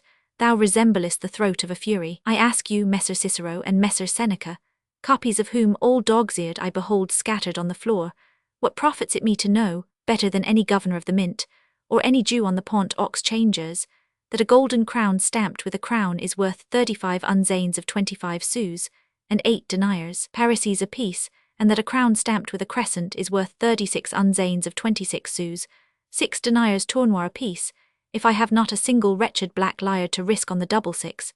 Oh, Consul Cicero, this is no calamity from which one extricates oneself with periphrases, quemad modum, and verum enim vero. He dressed himself sadly. An idea had occurred to him as he laced his boots, but he rejected it at first. Nevertheless it returned, and he put on his waistcoat wrong side out, an evident sign of violent internal combat. At last he dashed his cap roughly on the floor and exclaimed, "So much the worse, let come of it what may, I am going to my brother, I shall catch a sermon, but I shall catch a crown." Then he hastily donned his long jacket with furred half-sleeves, picked up his cap, and went out like a man driven to desperation. He descended the Rue de la Harpe toward the city. As he passed the Rue de la Huchette, the odour of those admirable spits which were incessantly turning tickled his olfactory apparatus, and he bestowed a loving glance toward the Cyclopean roast, which one day drew from the Franciscan friar, Calatagian, this pathetic exclamation, "Verament, quest rotisserie sono cosa stupenda." But Jehan had not the wherewithal to buy a breakfast, and he plunged with a profound sigh under the gateway of the Petit Chatelet, that enormous double trefoil of massive towers which guarded the entrance to the city. He did not even take the trouble to cast a stone in passing, as was the usage, at the miserable statue of that Perinet Leclerc who had delivered up the Paris of Charles VI. To the English, a crime which his effigy, its face battered with stones and soiled with mud, expiated for 3 centuries at the corner of the Rue de la Harpe and the Rue de Bussy, as in an eternal pillory.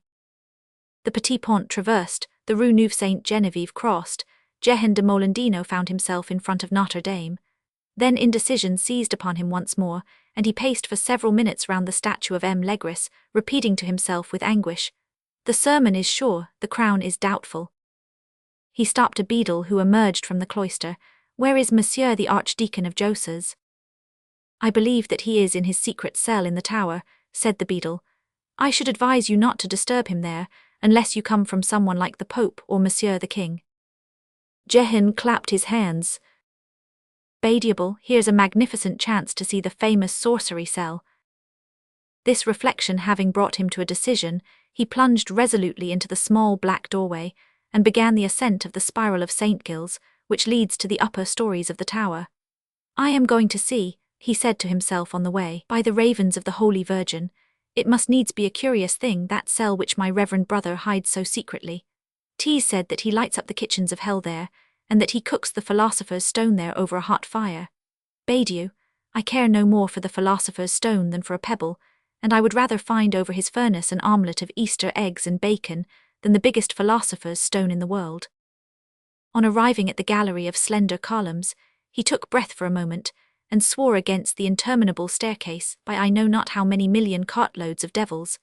Then he resumed his ascent through the narrow door of the North Tower, now closed to the public. Several moments after passing the bell chamber, he came upon a little landing place, built in a lateral niche, and under the vault of a low, pointed door, whose enormous lock and strong iron bars he was enabled to see through a loophole pierced in the opposite circular wall of the staircase. Persons desirous of visiting this door at the present day will recognize it by this inscription engraved in white letters on the black wall: J. Ador Corali, 1823. Signe Eugene. Signe stands in the text. Ah, he said the scholar, 'tis here no doubt. The key was in the lock, the door was very close to him. He gave it a gentle push and thrust his head through the opening.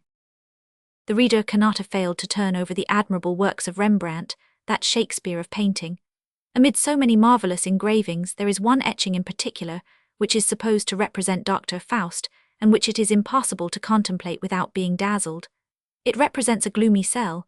In the centre is a table loaded with hideous objects: skulls, spheres, alembics, compasses, hieroglyphic parchments. The doctor is before this table clad in his large coat, and covered to the very eyebrows with his furred cap.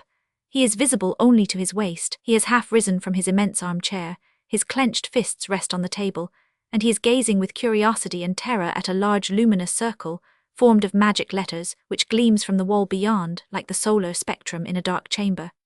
This cabalistic sun seems to tremble before the eye, and fills the wan cell with its mysterious radiance. It is horrible and it is beautiful. Something very similar to Faust's cell presented itself to Jehan's view when he ventured his head through the half-open door. It also was a gloomy and sparsely lighted retreat. There also stood a large armchair and a large table, compasses, alembics, skeletons of animals suspended from the ceiling, a globe rolling on the floor, hipposphaly mingled promiscuously with drinking cups, in which quivered leaves of gold, skulls placed upon vellum checkered with figures and characters, huge manuscripts piled up wide open, without mercy on the cracking corners of the parchment. In short, all the rubbish of science, and everywhere on this confusion dust and spiders, webs. But there was no circle of luminous letters, no doctor in an ecstasy contemplating the flaming vision, as the eagle gazes upon the sun. Nevertheless, the cell was not deserted. A man was seated in the armchair and bending over the table. Jehan, to whom his back was turned, could see only his shoulders and the back of his skull, but he had no difficulty in recognizing that bald head, which nature had provided with an eternal tonsure, as though desirous of marking, by this external symbol, the archdeacon's irresistible clerical vocation. Jehan accordingly recognized his brother, but the door had been opened so softly that nothing warned Dom Claude of his presence. The inquisitive scholar took advantage of this circumstance to examine the cell for a few moments at his leisure.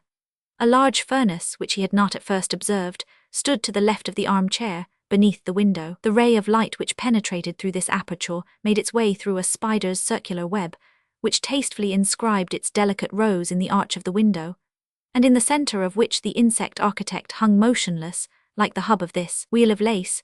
Upon the furnace were accumulated in disorder all sorts of vases, earthenware bottles, glass retorts, and mattresses of charcoal. Jehan observed with a sigh that there was no frying pan. "How cold the kitchen utensils are," he said to himself. In fact, there was no fire in the furnace, and it seemed as though none had been lighted for a long time. A glass mask, which Jehan noticed among the utensils of alchemy, and which served, no doubt, to protect the archdeacon's face when he was working over some substance to be dreaded, lay in one corner covered with dust and apparently forgotten. Beside it lay a pair of bellows no less dusty, the upper side of which bore this inscription encrusted in copper letters: Spira Spira. Other inscriptions were written, in accordance with the fashion of the Hermetics, in great numbers on the walls, some traced with ink, others engraved with a metal point. There were, moreover, Gothic letters, Hebrew letters, Greek letters, and Roman letters, pell-mell. The inscriptions overflowed at haphazard on top of each other, the more recent effacing the more ancient, and all entangled with each other, like the branches in a thicket, like pikes in an affray. It was, in fact, a strangely confused mingling of all human philosophies, all reveries, all human wisdom. Here and there one shone out from among the rest like a banner among lance heads. Generally, it was a brief Greek or Roman device, such as the Middle Ages knew so well how to formulate. Under Inda, homo homini monstrum, astra castra nomen numen, mu epsilon gamma alpha beta lambda iota omicron nu, mu epsilon gamma alpha kappa omicron nu. Sapper odd, fiat u by volt, etc. Sometimes a word devoid of all apparent sense, letter 1F00 nu alpha gamma kappa omicron phi alpha gamma iota alpha, which possibly contained a bitter allusion to the regime of the cloister. Sometimes a simple maxim of clerical discipline, formulated in a regular hexameter celestum dominum terrestrum dicite dominum. There was also Hebrew jargon, of which Jehan, who as yet knew but little Greek, understood nothing, and all were traversed in every direction by stars, by figures of men or animals, and by intersecting triangles. And this contributed not a little to make the scrolled wall of the cell resemble a sheet of paper over which a monkey had drawn back and forth a pen filled with ink. The whole chamber, moreover, presented a general aspect of abandonment and dilapidation, and the bad state of the utensils induced the supposition that their owner had long been distracted from his labours by other preoccupations. Meanwhile this master, bent over a vast manuscript ornamented with fantastical illustrations, appeared to be tormented by an idea which incessantly mingled with his meditations. That at least was Jehan's idea, when he heard him exclaim, with the thoughtful breaks of a dreamer thinking aloud. Yes, Manu said it and Zoroaster taught it. The sun is born from fire, the moon from the sun. Fire is the soul of the universe. Its elementary atoms pour forth and flow incessantly upon the world through infinite channels. At the point where these currents intersect each other in the heavens, they produce light.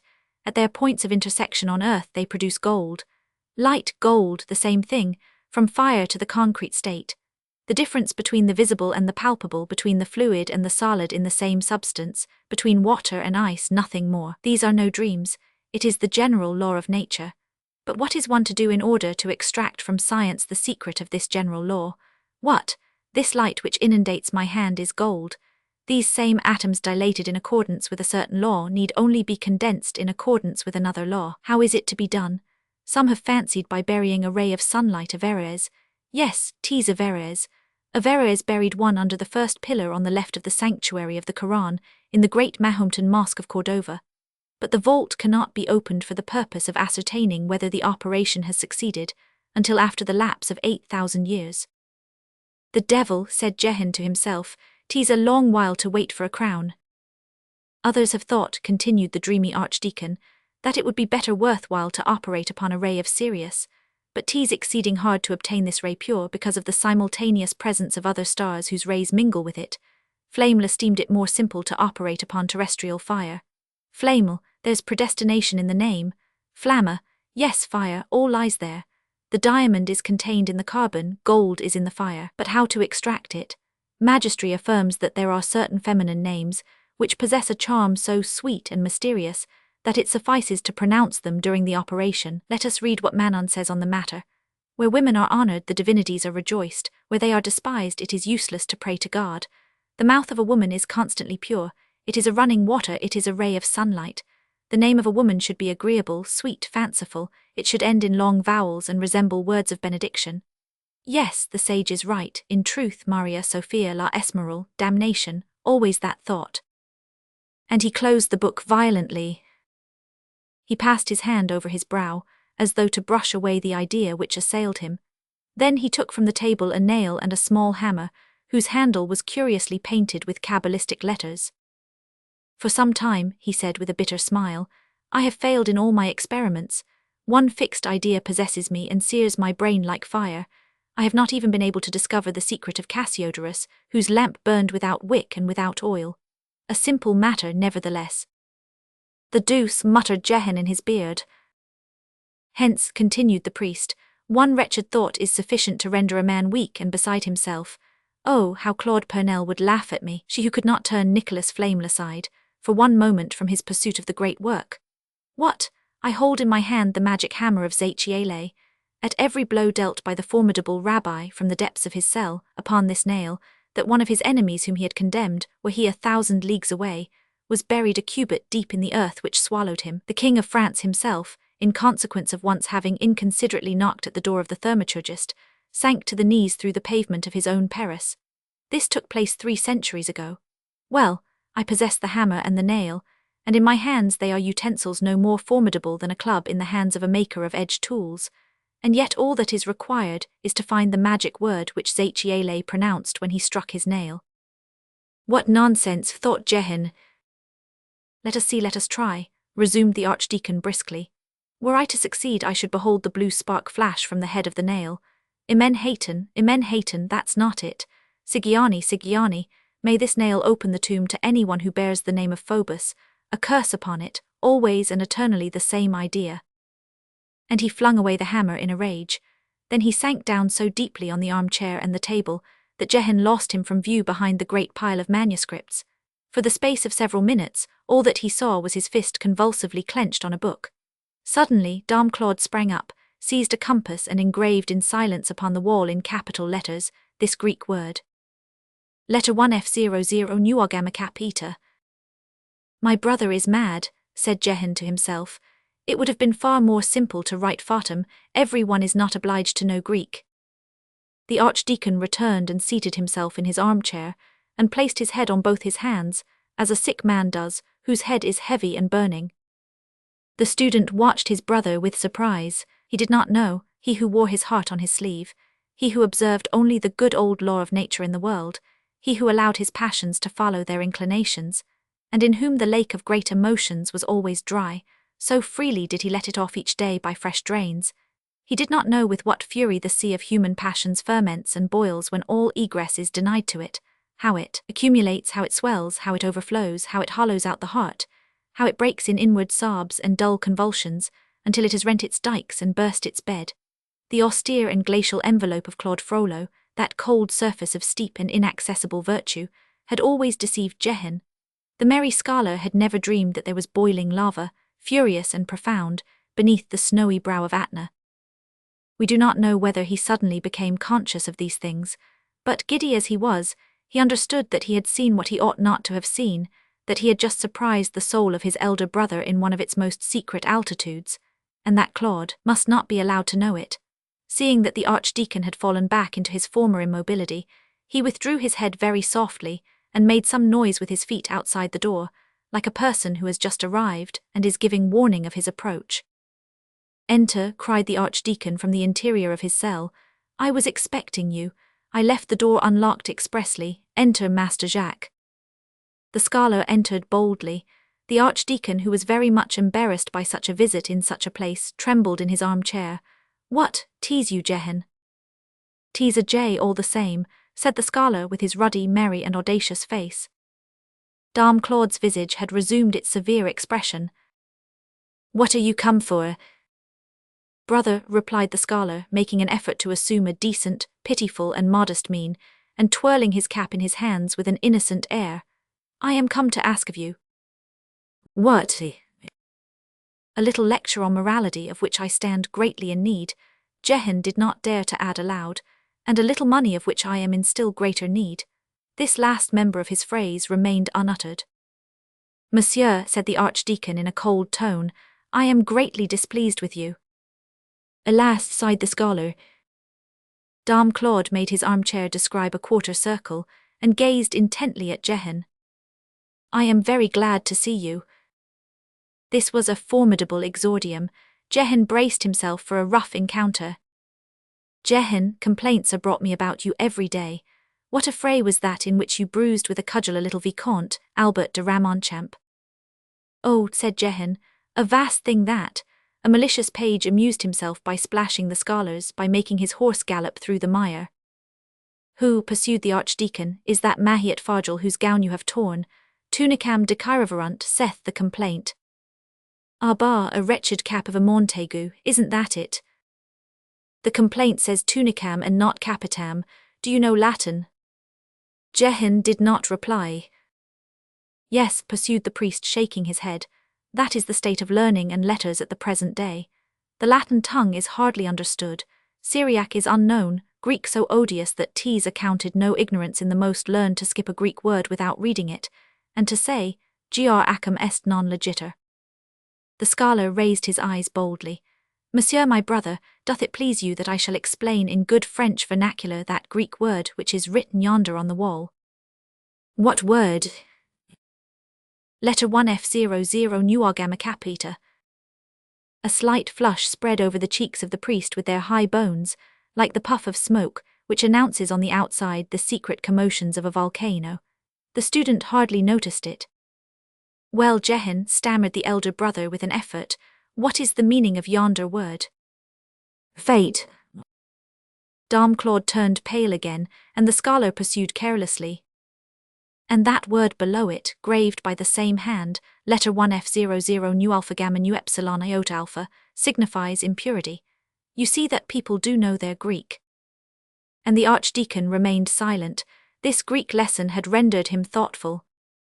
Master Jehan, who possessed all the artful ways of a spoiled child, judged that the moment was a favourable one in which to risk his request. Accordingly, he assumed an extremely soft tone and began. My good brother, do you hate me to such a degree as to look savagely upon me because of a few mischievous cuffs and blows distributed in a fair war to a pack of lads and brats, quibustum marmostes? You see, good brother Claude, that people know their Latin. But all this caressing hypocrisy did not have its usual effect on the severe elder brother. Cerberus did not bite at the honey cake. The archdeacon's brow did not lose a single wrinkle. What are you driving at? He said dryly. Well, in point of fact this, replied Jehan bravely, I stand in need of money. At this audacious declaration, the archdeacon's visage assumed a thoroughly pedagogical and paternal expression.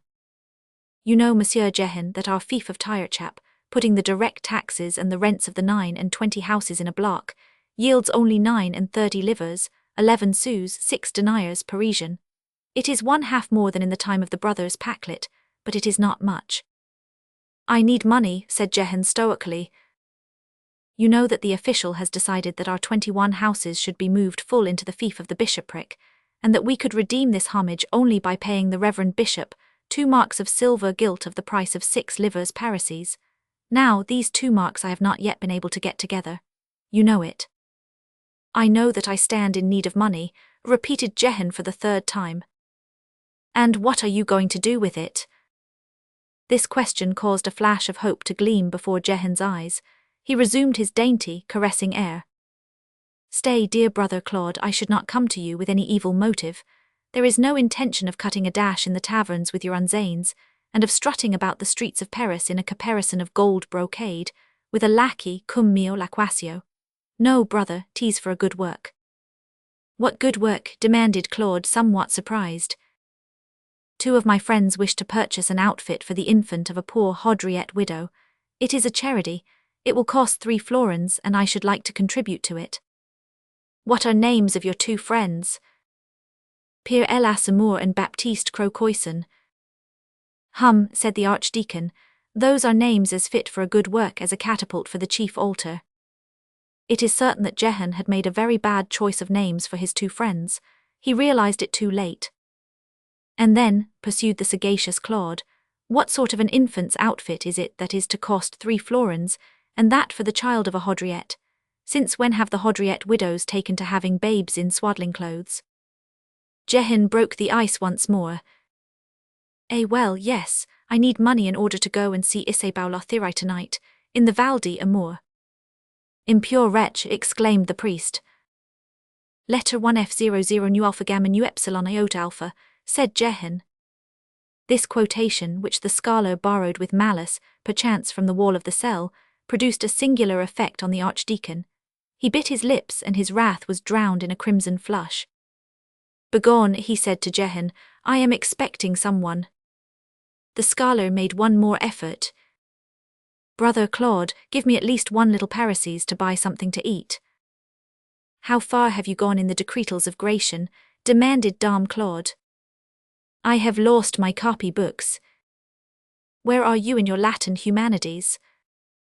My copy of Horace has been stolen. Where are you in Aristotle? I faith, brother, what father of the church is it, who says that the errors of heretics have always had for their lurking place the thickets of Aristotle's metaphysics? A plague on Aristotle, I care not to tear my religion on his metaphysics. Young man, resumed the archdeacon, at the king's last entry there was a young gentleman named Philippe de Carmines, who wore embroidered on the housings of his horse this device, upon which I counsel you to meditate, qui non laborat non manjusit. The scholar remained silent for a moment, with his finger in his ear, his eyes on the ground, and a discomfited mien. All at once he turned round to Claude with the agile quickness of a wagtail. So, my good brother, you refuse me a sou parisis, wherewith to buy a crust at a baker's shop. Qui non laborat non manjusit. At this response of the inflexible archdeacon, Jehan hid his head in his hands, like a woman sobbing, and exclaimed with an expression of despair. Letter 1 F40 tau omicron tau omicron tau omicron tau omicron tau omicron letter 1 FD6. What is the meaning of this, sir? Demanded Claude, surprised at this freak. What indeed? Said the scholar, and he lifted to Claude his impudent eyes into which he had just thrust his fists in order to communicate to them the redness of tears. Tis Greek, tis an anapast of Aeschylus which expresses grief perfectly. And here he burst into a laugh so droll and violent that it made the archdeacon smile. It was Claude's fault, in fact. Why had he so spoiled that child? Oh, good brother Claude, resumed Jehan, emboldened by this smile, look at my worn-out boots. Is there a Cothurnus in the world more tragic than these boots, whose soles are hanging out their tongues? The archdeacon promptly returned to his original severity. I will send you some new boots, but no money. Only a poor little parisis, brother, continued the suppliant Jehan. I will learn Gratian by heart, I will believe firmly in God, I will be a regular Pythagoras of science and virtue. But one little parisis in mercy, would you have famine bite me with its jaws which are gaping in front of me, blacker, deeper, and more noisome than a Tartarus or the nose of a monk? Dame Claude shook his wrinkled head, qui non laborat. Jehan did not allow him to finish. Well, he exclaimed, to the devil then, long live joy, I will live in the tavern, I will fight, I will break pots, and I will go and see the wenches. And thereupon, he hurled his cap at the wall and snapped his fingers like castanets. The archdeacon surveyed him with a gloomy air. Jehan, you have no soul. In that case, according to Epicurus, I lack a something made of another something which has no name. Jehan, you must think seriously of amending your ways. Oh, come now, cried the student, gazing in turn at his brother and the alembics on the furnace. Everything is preposterous here, both ideas and bottles. Jehan, you are on a very slippery downward road. Do you know whither you are going? To the wine shop, said Jehan. The wine shop leads to the pillory. 'Tis as good a lantern as any other, and perchance with that one Diogenes would have found his man. The pillory leads to the gallows. The gallows is a balance which has a man at one end and the whole earth at the other. 'Tis fine to be the man. The gallows leads to hell. It is a big fire. Jehan, the end will be bad. The beginning will have been good. At that moment, the sound of a footstep was heard on the staircase. Silence, said the archdeacon, laying his finger on his mouth. Here is Master Jacques. Listen, Jehan, he added in a low voice. Have a care never to speak of what you shall have seen or heard here. Hide yourself quickly under the furnace and do not breathe. The scholar concealed himself. Just then a happy idea occurred to him. By the way, brother Claude, a form for not breathing. Silence, I promise. You must give it to me. Take it then, said the archdeacon angrily, flinging his purse at him. Jehan darted under the furnace again, and the door opened. Chapter 5. The two men clothed in black. The personage who entered wore a black gown and a gloomy mien. The first point which struck the eye of our Jehan, who, as the reader will readily surmise, had ensconced himself in his nook in such a manner as to enable him to see and hear everything at his good pleasure, was the perfect sadness of the garments and the visage of this new corner. There was, nevertheless, some sweetness diffused over that face, but it was the sweetness of a cat or a judge, an affected, treacherous sweetness. He was very grey and wrinkled, and not far from his 60th year his eyes blinked, His eyebrows were white, his lip pendulous and his hands large. When Jehan saw that it was only this, that is to say, no doubt a physician or a magistrate, and that this man had a nose very far from his mouth, a sign of stupidity, he nestled down in his hole, in despair at being obliged to pass an indefinite time in such an uncomfortable attitude, and in such bad company. The archdeacon, in the meantime, had not even risen to receive this personage. He had made the latter a sign to seat himself on a stool near the door, and after several moments of a silence which appeared to be a continuation of a preceding meditation, he said to him in a rather patronizing way, "Good day, Master Jacques." "Greeting, master," replied the man in black. There was in the two ways in which Master Jacques was pronounced on the one hand, and the master by preeminence on the other, the difference between Monseigneur and Monsieur, between Darmine and Darmny. It was evidently the meeting of a teacher and a disciple. "Well," resumed the archdeacon, after a fresh silence which Master Jacques took good care not to disturb, "how are you succeeding?" "Alas, master," said the other with a sad smile, "I am still seeking the stone, plenty of ashes but not a spark of gold." Dame Claude made a gesture of impatience. "I am not talking to you of that, Master Jacques Charmolue, but of the trial of your magician. Is it not Marc Senin that you call him, the butler of the Court of Accounts? Does he confess his witchcraft? Have you been successful with the torture?" "Alas, no," replied Master Jacques, still with his sad smile. "We have not that consolation. That man is a stone. We might have him boiled in the Marché aux Pourceaux before he would say anything. Nevertheless, we are sparing nothing for the sake of getting at the truth. He is already thoroughly dislocated. We are applying all the herbs of St. John's Day, as saith the old comedian Plautus. Adversum stimulos, laminas, crucesque, compidesque. Nervos, catinas, carceres, numellas, pedicas, boyas. Nothing answers, that man is terrible. I am at my wits' end over him." "You have found nothing new in his house?" "I faith, yes," said Master Jacques, fumbling in his pouch. "This parchment. There are words in it which we cannot comprehend. The criminal advocate, Monsieur Philippe Lulier, nevertheless knows a little Hebrew, which he learned in that matter of the Jews of the Rue Cantersten at Brussels." So saying, Master Jacques unrolled a parchment. "Give it here," said the archdeacon, and casting his eyes upon this writing, "Pure magic, Master Jacques," he exclaimed. "Imen haten, 'tis the cry of the vampires when they arrive at the witches' Sabbath, per ipsum et cum ipso et in ipso, 'tis the command which chains the devil in hell. Hax pax max, that refers to medicine, a formula against the bite of mad dogs. Master Jacques, you are procurator to the king in the ecclesiastical courts. This parchment is abominable. We will put the man to the torture once more. Here again," added Master Jacques, fumbling afresh in his pouch, "is something that we have found at Marc Senin's house." It was a vessel belonging to the same family as those which covered Dame Claude's furnace. "Ah," said the archdeacon, "a crucible for alchemy." "I will confess to you," continued Master Jacques with his timid and awkward smile, "that I have tried it over the furnace, but I have succeeded no better than with my own." The archdeacon began an examination of the vessel. "What has he engraved on his crucible?" "Arch, the word which expels fleas. That Marc Senin is an ignoramus. I verily believe that you will never make gold with this. 'Tis good to set in your bedroom in summer, and that is all." "Since we are talking about errors," said the king's procurator, "I have just been studying the figures on the portal below before ascending hither. Is your reverence quite sure that the opening of the work of physics is there portrayed on the side towards the Hôtel Dieu, and that among the 7 nude figures which stand at the feet of Notre-Dame, that which has wings on his heels is Mercurius?" "Yes," replied the priest, "'tis Augustin Nifo who writes it, that Italian doctor who had a bearded demon who acquainted him with all things. However, we will descend, and I will explain it to you with the text before us." "Thanks, master," said Charmolue, bowing to the earth.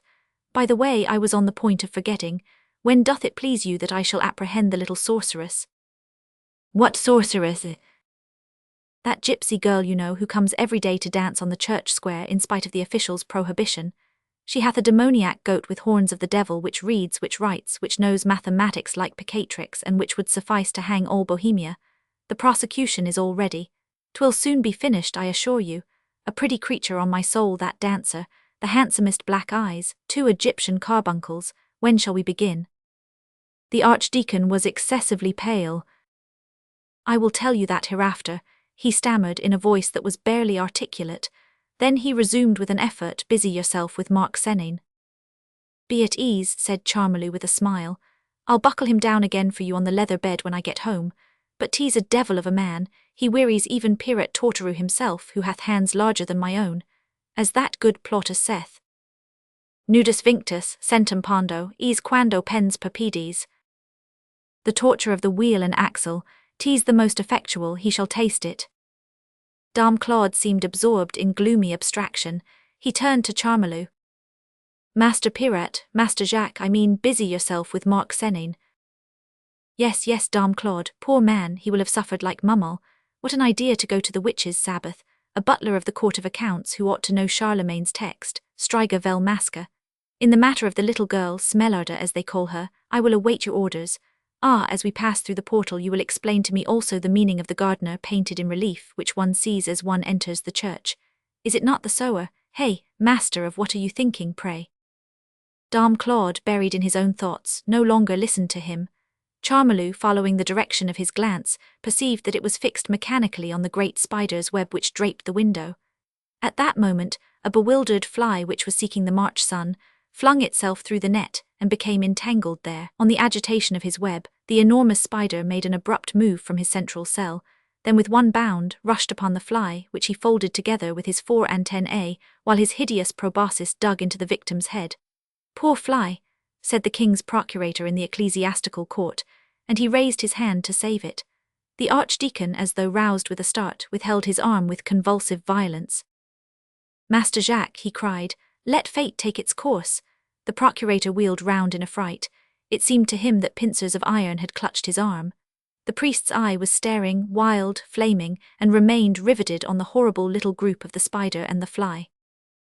Oh yes, continued the priest, in a voice which seemed to proceed from the depths of his being, behold here a symbol of all. She flies, she is joyous, she is just born, she seeks the spring, the open air, liberty, oh yes. But let her come in contact with the fatal network and the spider issues from it, the hideous spider. Poor dancer, poor predestined fly. Let things take their course, Master Jacques, 'tis fate. Alas, Claude, thou art the spider, Claude, thou art the fly also. Thou wert flying towards learning light the sun. Thou hadst no other care than to reach the open air, the full daylight of eternal truth. But in precipitating thyself towards the dazzling window which opens upon the other world, upon the world of brightness, intelligence, and science, blind fly, senseless learned man, thou hast not perceived that subtle spider's web, stretched by destiny betwixt the light and thee. Thou hast flung thyself headlong into it, and now thou art struggling with head broken and mangled wings between the iron antennae of fate. Master Jacques, let the spider work its will. I assure you, said Charmelou, who was gazing at him without comprehending him, that I will not touch it, but release my arm, master, for pity's sake. You have a hand like a pair of pincers. The archdeacon did not hear him. Oh, madman, he went on without removing his gaze from the window, and even couldst thou have broken through that formidable web with thy gnat's wings, thou believest that thou couldst have reached the light. Alas, that pane of glass which is further on, that transparent obstacle, that wall of crystal, harder than brass, which separates all philosophies from the truth, how wouldst thou have overcome it? O vanity of science! How many wise men come flying from afar to dash their heads against thee? How many systems vainly fling themselves buzzing against that eternal pane? He became silent. These last ideas, which had gradually led him back from himself to science, appeared to have calmed him. Jacques Charmelou recalled him wholly to a sense of reality by addressing to him this question. Come now, master, when will you come to aid me in making gold? I am impatient to succeed. The archdeacon shook his head with a bitter smile. Master Jacques read Mitchell Sellis, Dialogus de Energia et Operation de Ammonum. What we are doing is not wholly innocent. Speak lower, master. I have my suspicions of it, said Jacques Charmelou. But one must practice a bit of hermetic science when one is only procurator of the king in the ecclesiastical court, at 30 crowns tournois a year. Only speak low. At that moment the sound of jaws in the act of mastication, which proceeded from beneath the furnace, struck Charmelou's uneasy ear. What's that? He inquired. It was the scholar, who, ill at ease and greatly bored in his hiding place, had succeeded in discovering there a stale crust and a triangle of mouldy cheese, and had set to devouring the whole without ceremony, by way of consolation and breakfast. As he was very hungry, he made a great deal of noise, and he accented each mouthful strongly, which startled and alarmed the procurator. "'Tis a cat of mine," said the archdeacon quickly, "who is regaling herself under there with a mouse." This explanation satisfied Charmolue. "In fact, master," he replied with a respectful smile, "all great philosophers have their familiar animal. You know what Servius saith, nullus enim locus sine genio est, for there is no place that hath not its spirit." But Dame Claude, who stood in terror of some new freak on the part of Jehan, reminded his worthy disciple that they had some figures on the facade to study together, and the two quitted the cell, to the accompaniment of a great oof from the scholar, who began to seriously fear that his knee would acquire the imprint of his chin. Chapter 6. The effect which 7 oaths in the open air can produce. "Te diem laudamus," exclaimed Master Jehan, creeping out from his hole, "the screech owls have departed. Ark, hacks, packs, max, fleas, mad dogs, the devil, I have had enough of their conversation. My head is humming like a bell tower. And mouldy cheese to boot, come on, let us descend, take the big brother's purse and convert all these coins into bottles."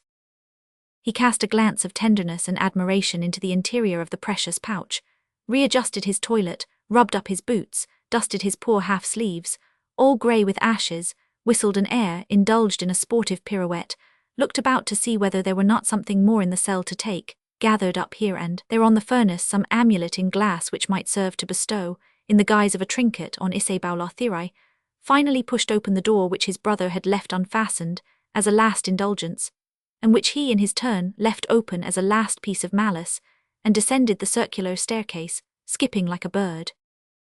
In the midst of the gloom of the spiral staircase, he elbowed something which drew aside with a growl.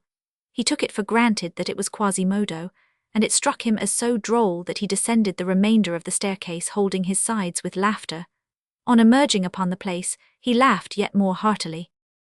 He stamped his foot when he found himself on the ground once again.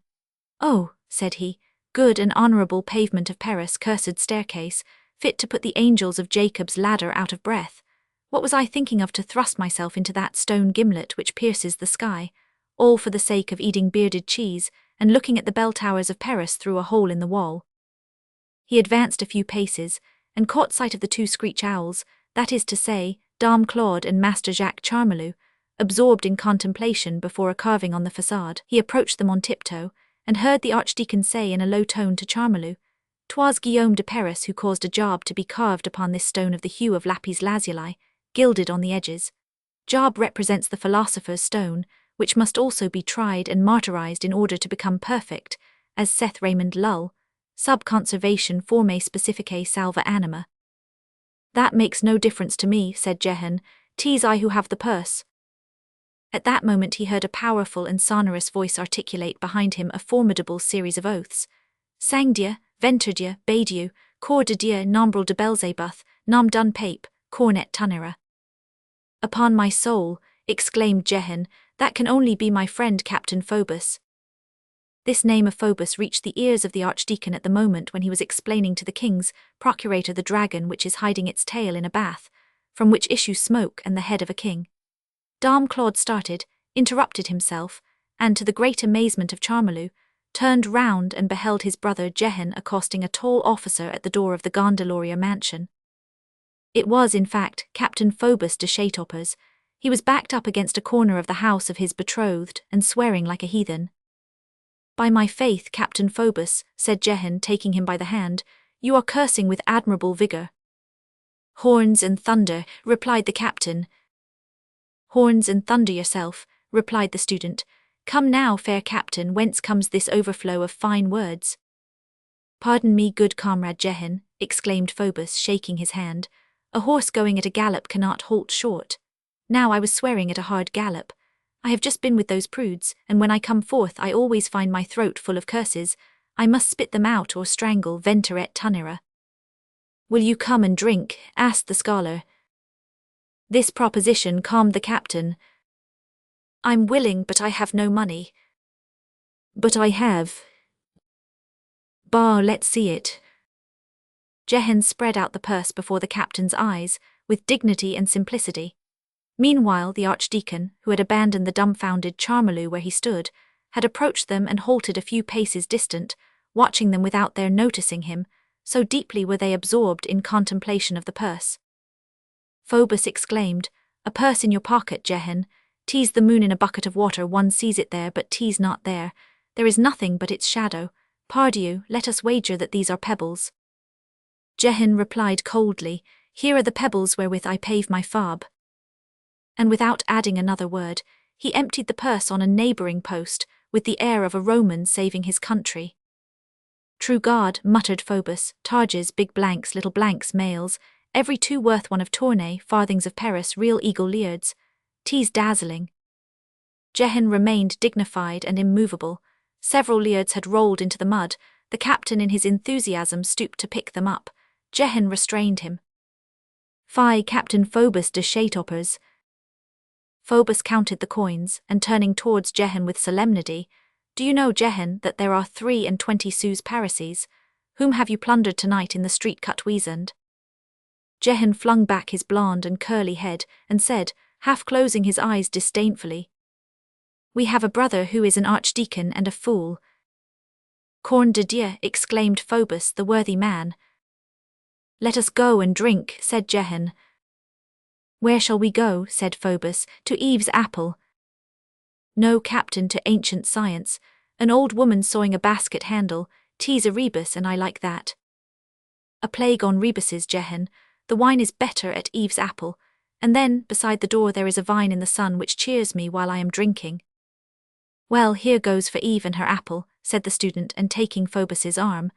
"By the way, my dear Captain, you just mentioned the rue Coupe Gueule. That is a very bad form of speech. People are no longer so barbarous. They say Coupe Gorge." The two friends set out towards Eve's apple. It is unnecessary to mention that they had first gathered up the money, and that the archdeacon followed them. The archdeacon followed them, gloomy and haggard. Was this the Phoebus whose accursed name had been mingled with all his thoughts ever since his interview with Gringoire? He did not know it, but it was at least a Phoebus, and that magic name sufficed to make the archdeacon follow the two heedless comrades with the stealthy tread of a wolf, listening to their words and observing their slightest gestures with anxious attention. Moreover, nothing was easier than to hear everything they said, as they talked loudly, not in the least concerned that the passers-by were taken into their confidence. They talked of duels, wenches, wine-pots, and folly. At the turning of a street, the sound of a tambourine reached them from a neighbouring square. Dame Claude heard the officer say to the scholar, "Thunder, let us hasten our steps." "Why, Phoebus?" "I'm afraid lest the Bohemian should see me." "What Bohemians?" "The little girl with the goat. La Esmeralda." "That's it, Jehan, I always forget her devil of a name. Let us make haste, she will recognize me. I don't want to have that girl accost me in the street." "Do you know her, Phoebus?" Here the archdeacon saw Phoebus sneer, bend down to Jehan's ear, and say a few words to him in a low voice. Then Phoebus burst into a laugh, and shook his head with a triumphant air. "Truly," said Jehan. "Upon my soul," said Phoebus. "This evening. This evening." "Are you sure that she will come?" "Are you a fool, Jehan? Does one doubt such things?" "Captain Phoebus, you are a happy gendarme." The archdeacon heard the whole of this conversation. His teeth chattered, a visible shiver ran through his whole body. He halted for a moment, leaned against a post like a drunken man, then followed the two merry knaves. At the moment when he overtook them once more, they had changed their conversation. He heard them singing at the top of their lungs the ancient refrain. Les enfants des petits carres. Si font pender comme des veaux. Chapter 7. The Mysterious Monk. The illustrious wine shop of Eve's Apple was situated in the university, at the corner of the Rue de la Rondelle and the Rue de la Bâtonnière. It was a very spacious and very low hall on the ground floor, with a vaulted ceiling whose central spring rested upon a huge pillar of wood painted yellow. Tables everywhere, shining pewter jugs hanging on the walls, always a large number of drinkers, a plenty of wenches, a window on the street, a vine at the door, and over the door a flaring piece of sheet iron, painted with an apple and a woman, rusted by the rain and turning with the wind on an iron pin. This species of weather vane which looked upon the pavement was the signboard. Night was falling, the square was dark. The wine shop, full of candles, flamed afar like a forge in the gloom. The noise of glasses and feasting, of oaths and quarrels, which escaped through the broken panes, was audible. Through the mist which the warmth of the room spread over the window in front, 100 confused figures could be seen swarming, and from time to time, a burst of noisy laughter broke forth from it. The passers-by who were going about their business slipped past this tumultuous window without glancing at it. Only at intervals did some little ragged boy raise himself on tiptoe as far as the ledge, and hurl into the drinking shop that ancient, jeering hoot with which drunken men were then pursued. Ox howls, sayrels, sayrels, sayrels. Nevertheless, one man paced imperturbably back and forth in front of the tavern, gazing at it incessantly, and going no further from it than a pikeman from his sentry box. He was enveloped in a mantle to his very nose. This mantle he had just purchased of the old clothes man, in the vicinity of the Eve's Apple, no doubt to protect himself from the cold of the March evening, possibly also to conceal his costume.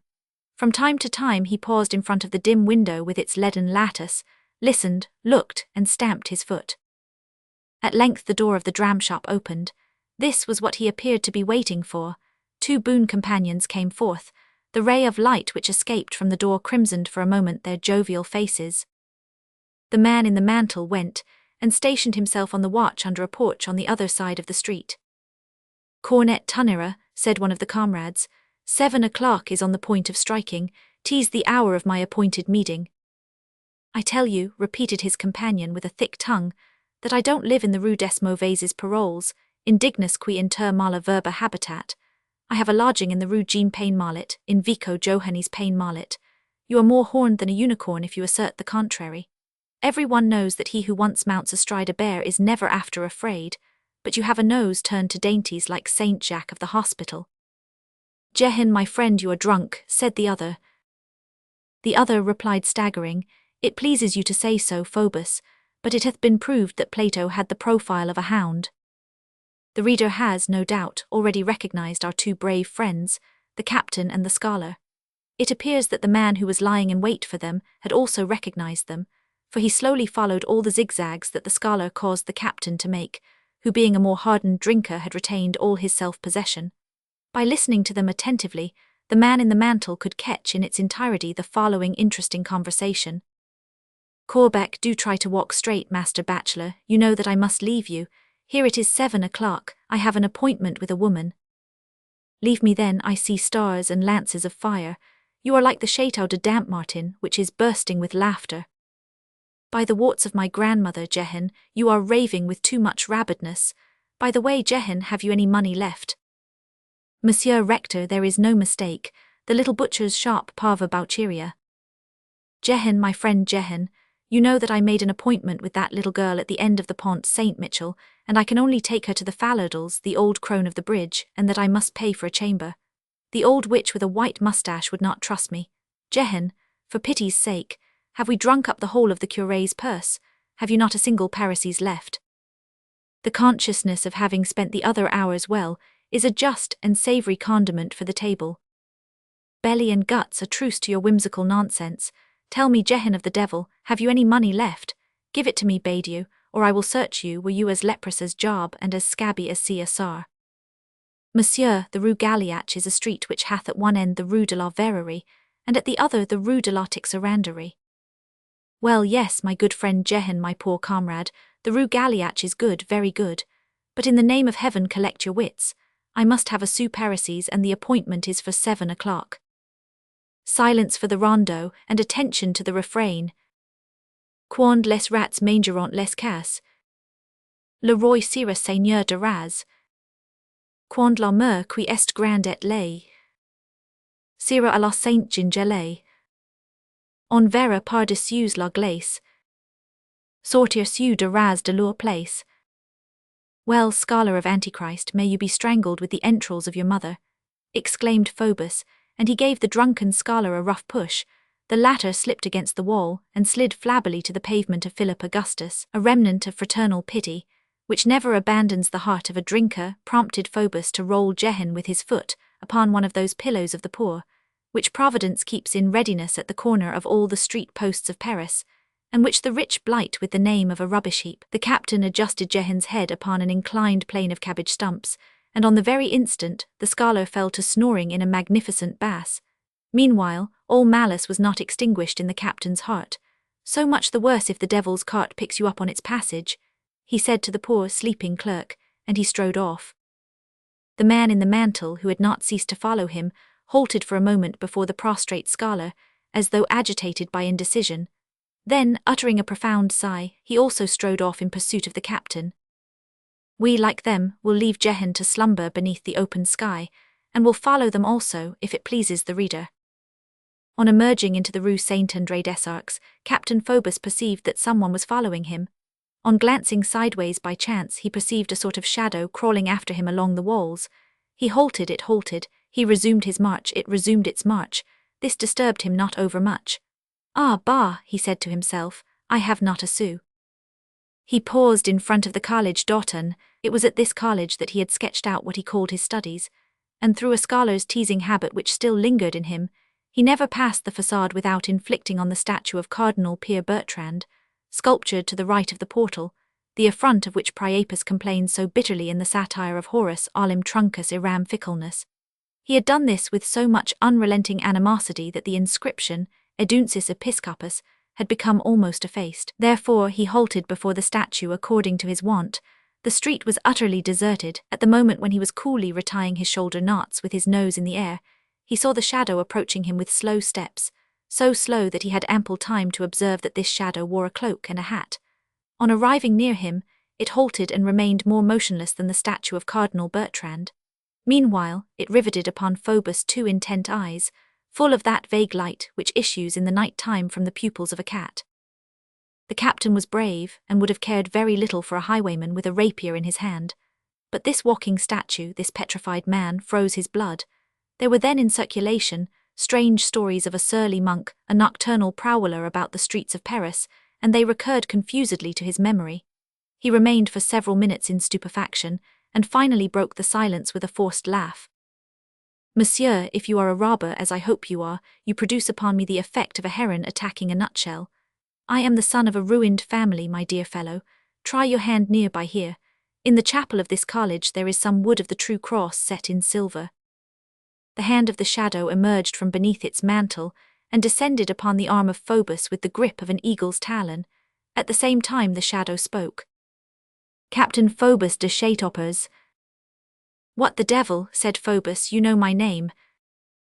"I know not your name alone," continued the man in the mantle with his sepulchral voice.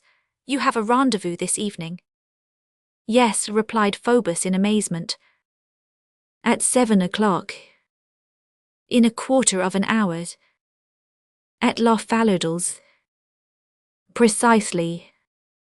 The lewd hag of the Pont Saint Michel. Of Saint Michel the Archangel, as the Pater Noster saith." "Impious wretch," muttered the spectre, "with a woman." "Confiteor, I confess." "Who is called?" "La Esmeralda," said Phoebus gaily. All his heedlessness had gradually returned. At this name the shadow's grasp shook the arm of Phoebus in a fury. "Captain Phoebus de Chatopers, thou least." Anyone who could have beheld at that moment the captain's inflamed countenance, his leap backwards, so violent that he disengaged himself from the grip which held him, the proud air with which he clapped his hand on his sword hilt, and in the presence of this wrath the gloomy immobility of the man in the cloak, anyone who could have beheld this would have been frightened. There was in it a touch of the combat of Don Juan and the statue. "Christ and Satan," exclaimed the captain, "that is a word which rarely strikes the ear of a Chatopers. Thou wilt not dare repeat it." "Thou least," said the shadow coldly. The captain gnashed his teeth. Surly monk, phantom, superstitions, he had forgotten all at that moment. He no longer beheld anything but a man and an insult. "Ah, this is well," he stammered in a voice stifled with rage. He drew his sword, then stammering, for anger as well as fear makes a man tremble. "Here, on the spot, come on, swords, swords, blood on the pavement." But the other never stirred, when he beheld his adversary on guard and ready to parry. "Captain Phoebus," he said, and his tone vibrated with bitterness, "you forget your appointment. The rages of men like Phoebus are milk soups, whose ebullition is calmed by a drop of cold water." This simple remark caused the sword which glittered in the captain's hand to be lowered. Captain, pursued the man, tomorrow, the day after tomorrow, a month hence, 10 years hence, you will find me ready to cut your throat. But go first to your rendezvous. In sooth, said Phoebus, as though seeking to capitulate with himself, these are two charming things to be encountered in a rendezvous, a sword and a wench, but I do not see why I should miss the one for the sake of the other, when I can have both. He replaced his sword in its scabbard. Go to your rendezvous, said the man. Monsieur, replied Phoebus with some embarrassment, many thanks for your courtesy. In fact, there will be ample time tomorrow for us to chop up Father Adam's doublet into slashes and buttonholes. I am obliged to you for allowing me to pass one more agreeable quarter of an hour. I certainly did hope to put you in the gutter, and still arrive in time for the fair one, especially as it has a better appearance to make the women wait a little in such cases. But you strike me as having the air of a gallant man, and it is safer to defer our affair until tomorrow. So I will betake myself to my rendezvous. It is for 7 o'clock, as you know. Here Phoebus scratched his ear. Ah, corn dear, I had forgotten. I haven't a sou to discharge the price of the garret, and the old crone will insist on being paid in advance. She distrusts me. Here is the wherewithal to pay. Phoebus felt the stranger's cold hand slip into his a large piece of money. He could not refrain from taking the money and pressing the hand. Vry dear, he exclaimed, you are a good fellow. One condition, said the man. Prove to me that I have been wrong and that you were speaking the truth. Hide me in some corner whence I can see whether this woman is really the one whose name you uttered. Oh, replied Phoebus, 'tis all one to me. We will take the St. Marthe chamber. You can look at your ease from the kennel hard by. Come then, said the shadow. At your service, said the captain. I know not whether you are Messer Diavolus in person, but let us be good friends for this evening. Tomorrow I will repay you all my debts, both of purse and sword. They set out again at a rapid pace. At the expiration of a few minutes, the sound of the river announced to them that they were on the Pont Saint-Michel, then loaded with houses. I will first show you the way, said Phoebus to his companion.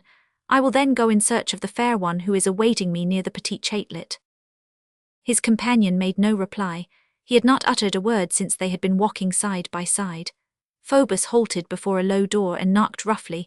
A light made its appearance through the cracks of the door. Who is there? Cried a toothless voice. Cordia tertia venturdia, replied the captain. The door opened instantly, and allowed the newcomers to see an old woman and an old lamp, both of which trembled. The old woman was bent double, clad in tatters with a shaking head, pierced with 2 small eyes and coiffed with a dish clout, wrinkled everywhere on hands and face and neck. Her lips retreated under her gums, and about her mouth she had tufts of white hairs which gave her the whiskered look of a cat. The interior of the den was no less dilapidated than she. There were chalk walls, blackened beams in the ceiling, a dismantled chimney-piece, spiders' webs in all the corners, in the middle a staggering herd of tables and lame stools, a dirty child among the ashes, and at the back a staircase, or rather, a wooden ladder, which ended in a trapdoor in the ceiling. On entering this lair, Phoebus's mysterious companion raised his mantle to his very eyes. Meanwhile the captain, swearing like a Saracen, hastened to make the sun shine in a crown, as saith our admirable Regnier. The St. Marthe chamber, said he. The old woman addressed him as Monseigneur, and shut up the crown in a drawer. It was the coin which the man in the black mantle had given to Phoebus. While her back was turned, the bushy-headed and ragged little boy who was playing in the ashes adroitly approached the drawer, abstracted the crown, and put in its place a dry leaf which he had plucked from a faggot. The old crone made a sign to the 2 gentlemen, as she called them, to follow her, and mounted the ladder in advance of them. On arriving at the upper story, she set her lamp on a coffer, and Phoebus, like a frequent visitor of the house, opened a door which opened on a dark hole. Enter here, my dear fellow, he said to his companion. The man in the mantle obeyed without a word in reply. The door closed upon him. He heard Phoebus bolt it, and a moment later descend the stairs again with the aged hag. The light had disappeared. Chapter 8. The utility of windows which open on the river. Claude Frollo, for we presume that the reader, more intelligent than Phoebus, has seen in this whole adventure no other surly monk than the archdeacon. Claude Frollo groped about for several moments in the dark lair into which the captain had bolted him. It was one of those nooks which architects sometimes reserve at the point of junction between the roof and the supporting wall. A vertical section of this kennel, as Phoebus had so justly styled it, would have made a triangle. Moreover, there was neither window nor air hole, and the slope of the roof prevented one from standing upright. Accordingly, Claude crouched down in the dust, and the plaster which cracked beneath him. His head was on fire. Rummaging around him with his hands, he found on the floor a bit of broken glass, which he pressed to his brow, and whose coolness afforded him some relief. What was taking place at that moment in the gloomy soul of the archdeacon, God and himself could alone know. In what order was he arranging in his mind La Esmeralda, Phoebus, Jacques Charmolue, his young brother so beloved, yet abandoned by him in the mire, his archdeacon's cassock, his reputation perhaps dragged to La Fallardels, all these adventures, all these images? I cannot say. But it is certain that these ideas formed in his mind a horrible group. He had been waiting a quarter of an hour. It seemed to him that he had grown a century older. All at once he heard the creaking of the boards of the stairway. Someone was ascending. The trapdoor opened once more. A light reappeared. There was a tolerably large crack in the worm-eaten door of his den. He put his face to it. In this manner he could see all that went on in the adjoining room. The cat-faced old crone was the first to emerge from the trapdoor, lamp in hand, then Phoebus twirling his moustache, then a third person, that beautiful and graceful figure La Esmeralda. The priest beheld her rise from below like a dazzling apparition. Claude trembled, a cloud spread over his eyes, his pulses beat violently, everything rustled and whirled around him. He no longer saw nor heard anything. When he recovered himself, Phoebus and Esmeralda were alone, seated on the wooden coffer beside the lamp, which made these two youthful figures, and a miserable pallet at the end of the attic, stand out plainly before the archdeacon's eyes. Beside the pallet was a window, whose panes broken like a spider's web upon which rain has fallen, allowed a view, through its rent meshes, of a corner of the sky, and the moon lying far away on an eider-down bed of soft clouds. The young girl was blushing, confused, palpitating. Her long, drooping lashes shaded her crimson cheeks. The officer, to whom she dared not lift her eyes, was radiant. Mechanically, and with a charmingly unconscious gesture, she traced with the tip of her finger incoherent lines on the bench and watched her finger. Her foot was not visible. The little goat was nestling upon it. The captain was very gallantly clad. He had tufts of embroidery at his neck and wrists, a great elegance at that day. It was not without difficulty that Dame Claude managed to hear what they were saying, through the humming of the blood, which was boiling in his temples. A conversation between lovers is a very commonplace affair. It is a perpetual "I love you," a musical phrase which is very insipid and very bald for indifferent listeners, when it is not ornamented with some fioriture, but Claude was not an indifferent listener. "Oh," said the young girl without raising her eyes, "do not despise me, Monseigneur Phoebus. I feel that what I am doing is not right." "Despise you, my pretty child," replied the officer with an air of superior and distinguished gallantry. "Despise you, Tertia, and why?" "For having followed you." "On that point, my beauty, we don't agree. I ought not to despise you but to hate you." The young girl looked at him in affright. "Hate me? What have I done?" "For having required so much urging." "Alas," said she, "'tis because I am breaking a vow. I shall not find my parents. The amulet will lose its virtue. But what matters it? What need have I of father or mother now?" So saying, she fixed upon the captain her great black eyes, moist with joy and tenderness. "Devil take me if I understand you," exclaimed Phoebus. La Esmeralda remained silent for a moment, then a tear dropped from her eyes, a sigh from her lips, and she said, "Oh, Monseigneur, I love you." Such a perfume of chastity, such a charm of virtue surrounded the young girl, that Phoebus did not feel completely at his ease beside her. But this remark emboldened him. "You love me," he said with rapture, and he threw his arm round the gypsy's waist. He had only been waiting for this opportunity. The priest saw it, and tested with the tip of his finger the point of a poniard which he wore concealed in his breast. "Phoebus," continued the Bohemian, gently releasing her waist from the captain's tenacious hands, "you are good, you are generous, you are handsome. You saved me, me who am only a poor child lost in Bohemia. I had long been dreaming of an officer who should save my life. 'Twas of you that I was dreaming before I knew you, my Phoebus. The officer of my dream had a beautiful uniform like yours, a grand look, a sword. Your name is Phoebus. 'Tis a beautiful name. I love your name, I love your sword. Draw your sword, Phoebus, that I may see it." "Child," said the captain, and he unsheathed his sword with a smile. The gypsy looked at the hilt, the blade, examined the cipher on the guard with adorable curiosity, and kissed the sword, saying, You are the sword of a brave man. I love my captain.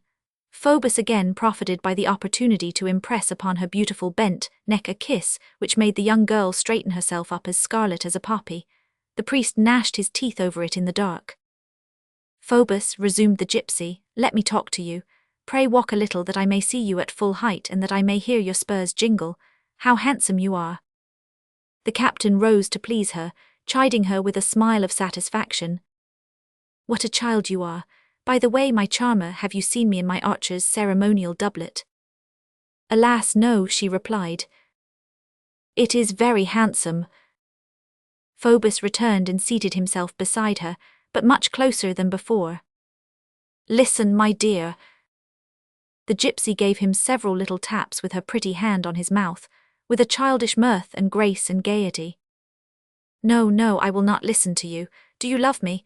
I want you to tell me whether you love me. Do I love thee, angel of my life? Exclaimed the captain, half kneeling. My body, my blood, my soul, all are thine, all are for thee. I love thee, and I have never loved anyone but thee. The captain had repeated this phrase so many times, in many similar conjunctures, that he delivered it all in one breath, without committing a single mistake. At this passionate declaration, the gypsy raised to the dirty ceiling, which served for the skies, a glance full of angelic happiness. Oh, she murmured, this is the moment when one should die. Phoebus found the moment favourable for robbing her of another kiss, which went to torture the unhappy archdeacon in his nook. Die, exclaimed the amorous captain. What are you saying, my lovely angel? 'Tis a time for living, or Jupiter is only a scamp. Die at the beginning of so sweet a thing. Corn de Boeuf, what a jest, it is not that. Listen, my dear similar Esmeralda, pardon, you have so prodigiously Saracen a name that I never can get it straight. 'Tis a thicket which stops me short. Good heavens, said the poor girl, and I thought my name pretty because of its singularity, but since it displeases you I would that I were called Garton. Ah, do not weep for such a trifle, my graceful maid. 'Tis a name to which one must get accustomed, that is all. When I once know it by heart all will go smoothly. Listen then, my dear similar, I adore you passionately. I love you so that 'tis simply miraculous. I know a girl who is bursting with rage over it. The jealous girl interrupted him. Who? What matters that to us? Said Phoebus. Do you love me? Oh, said she. Well, that is all. You shall see how I love you also. May the great devil Neptunus spear me if I do not make you the happiest woman in the world. We will have a pretty little house somewhere. I will make my archers parade before your windows. They are all mounted, and set at defiance those of Captain Mignon. There are Valgiers, Cranquiniers, and Hand Coulevaniers. I will take you to the great sights of the Parisians at the storehouse of Rully.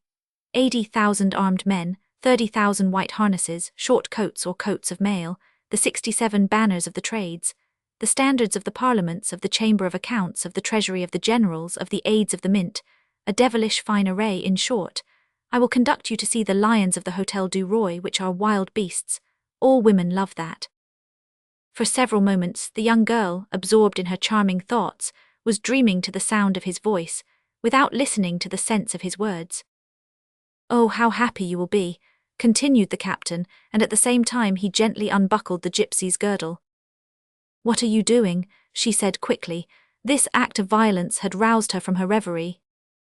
Nothing, replied Phoebus. I was only saying that you must abandon all this garb of folly, and the street corner when you are with me. When I am with you, Phoebus, said the young girl tenderly. She became pensive and silent once more. The captain, emboldened by her gentleness, clasped her waist without resistance, then began softly to unlace the poor child's corsage, and disarranged her tucker to such an extent that the panting priest beheld the gypsy's beautiful shoulder emerge from the gauze, as round and brown as the moon rising through the mists of the horizon. The young girl allowed Phoebus to have his way. She did not appear to perceive it. The eye of the bold captain flashed. Suddenly she turned towards him.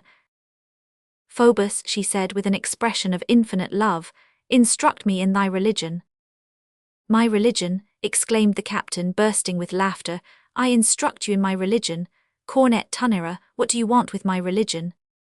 In order that we may be married, she replied. The captain's face assumed an expression of mingled surprise and disdain, of carelessness and libertine passion. Ah, bah, said he, do people marry? The Bohemian turned pale, and her head drooped sadly on her breast. "My beautiful love," resumed Phoebus tenderly, "what nonsense is this? A great thing is marriage, truly. One is none the less loving for not having spit Latin into a priest's shop." While speaking thus in his softest voice, he approached extremely near the gypsy. His caressing hands resumed their place around her supple and delicate waist, his eye flashed more and more, and everything announced that Monsieur Phoebus was on the verge of one of those moments when Jupiter himself commits so many follies that Homer is obliged to summon a cloud to his rescue. But Dame Claude saw everything. The door was made of thoroughly rotten cask staves, which left large apertures for the passage of his hawk-like gaze. This brown-skinned, broad-shouldered priest, hitherto condemned to the austere virginity of the cloister, was quivering and boiling in the presence of this night's scene of love and voluptuousness. This young and beautiful girl, given over in disarray to the ardent young man, made melted lead flow in his veins. His eyes darted with sensual jealousy beneath all those loosened pins. Anyone who could, at that moment, have seen the face of the unhappy man glued to the worm-eaten bars, would have thought that he beheld the face of a tiger glaring from the depths of a cage at some jackal devouring a gazelle. His eyes shone like a candle through the cracks of the door. All at once, Phoebus, with a rapid gesture, removed the gypsy's gorget. The poor child, who had remained pale and dreamy, awoke with a start. She recoiled hastily from the enterprising officer, and casting a glance at her bare neck and shoulders, red, confused, mute with shame, she crossed her two beautiful arms on her breast to conceal it. Had it not been for the flame which burned in her cheeks, at the sight of her so silent and motionless, one would have declared her a statue of modesty. Her eyes were lowered. But the captain's gesture had revealed the mysterious amulet which she wore about her neck. "What is that?" he said, seizing this pretext to approach once more the beautiful creature whom he had just alarmed. "Don't touch it," she replied quickly. "'Tis my guardian. It will make me find my family again if I remain worthy to do so. Oh, leave me, Monsieur le Capitaine. My mother, my poor mother, my mother, where art thou? Come to my rescue. Have pity, Monsieur Phoebus, give me back my gorget." Phoebus retreated amid, said in a cold tone, "Oh, mademoiselle, I see plainly that you do not love me." "I do not love him," exclaimed the unhappy child, and at the same time she clung to the captain, whom she drew to a seat beside her. "I do not love thee, my Phoebus. What art thou saying, wicked man, to break my heart? Oh, take me, take all, do what you will with me, I am thine. What matters to me the amulet? What matters to me my mother? 'Tis thou who art my mother, since I love thee. Phoebus, my beloved Phoebus, dost thou see me? 'Tis I, look at me. 'Tis the little one whom thou wilt surely not repulse, who comes herself to seek thee. My soul, my life, my body, my person, all is one thing, which is thine, my captain. Well, no, we will not marry, since that displeases thee. And then what am I? A miserable girl of the gutters, whilst thou, my Phoebus, art a gentleman. A fine thing truly, a dancer wed an officer. I was mad. No, Phoebus, no, I will be thy mistress, thy amusement, thy pleasure when thou wilt, a girl who shall belong to thee. I was only made for that, soiled, despised, dishonoured, but what matters it? Beloved, I shall be the proudest and the most joyous of women. And when I grow old or ugly, Phoebus, when I am no longer good to love you, you will suffer me to serve you still. Others will embroider scarfs for you. 'Tis I, the servant, who will care for them. You will let me polish your spurs, brush your doublet, dust your riding boots. You will have that pity, will you not, Phoebus? Meanwhile, take me. Here, Phoebus, all this belongs to thee, only love me. We gypsies need only air and love." So saying, she threw her arms round the officer's neck. She looked up at him, supplicatingly, with a beautiful smile, and all in tears. Her delicate neck rubbed against his cloth doublet with its rough embroideries. She writhed on her knees, her beautiful body half naked. The intoxicated captain pressed his ardent lips to those lovely African shoulders. The young girl, her eyes bent on the ceiling, as she leaned backwards, quivered, all palpitating beneath this kiss. All at once above Phoebus's head she beheld another head, a green, livid, convulsed face with the look of a lost soul. Near this face was a hand grasping a poniard. It was the face and hand of the priest. He had broken the door and he was there. Phoebus could not see him. The young girl remained motionless, frozen with terror, dumb, beneath that terrible apparition, like a dove which should raise its head at the moment when the hawk is gazing into her nest with its round eyes. She could not even utter a cry. She saw the poniard descend upon Phoebus and rise again, reeking. "Maledictions," said the captain, and fell. She fainted. At the moment when her eyes closed, when all feeling vanished in her, she thought that she felt a touch of fire imprinted upon her lips, a kiss more burning than the red-hot iron of the executioner. When she recovered her senses, she was surrounded by soldiers of the watch. They were carrying away the captain. Bathed in his blood, the priest had disappeared. The window at the back of the room, which opened on the river, was wide open. They picked up a cloak which they supposed to belong to the officer, and she heard them saying around her, "'Tis a sorceress who has stabbed a captain." Book 8. Chapter 1. The crown changed into a dry leaf. Gringoire and the entire court of miracles were suffering mortal anxiety. For a whole month they had not known what had become of La Esmeralda, which greatly pained the Duke of Egypt and his friends the vagabonds, nor what had become of the goat, which redoubled Gringoire's grief. One evening the gypsy had disappeared, and since that time had given no signs of life. All search had proved fruitless. Some tormenting bootblacks had told Gringoire about meeting her that same evening near the Pont Saint-Michel, going off with an officer. But this husband, after the fashion of Bohemia, was an incredulous philosopher, and besides, he, better than anyone else, knew to what a point his wife was virginal. He had been able to form a judgment as to the unconquerable modesty resulting from the combined virtues of the amulet and the gypsy, and he had mathematically calculated the resistance of that chastity to the second power. Accordingly, he was at ease on that score. Still, he could not understand this disappearance. It was a profound sorrow.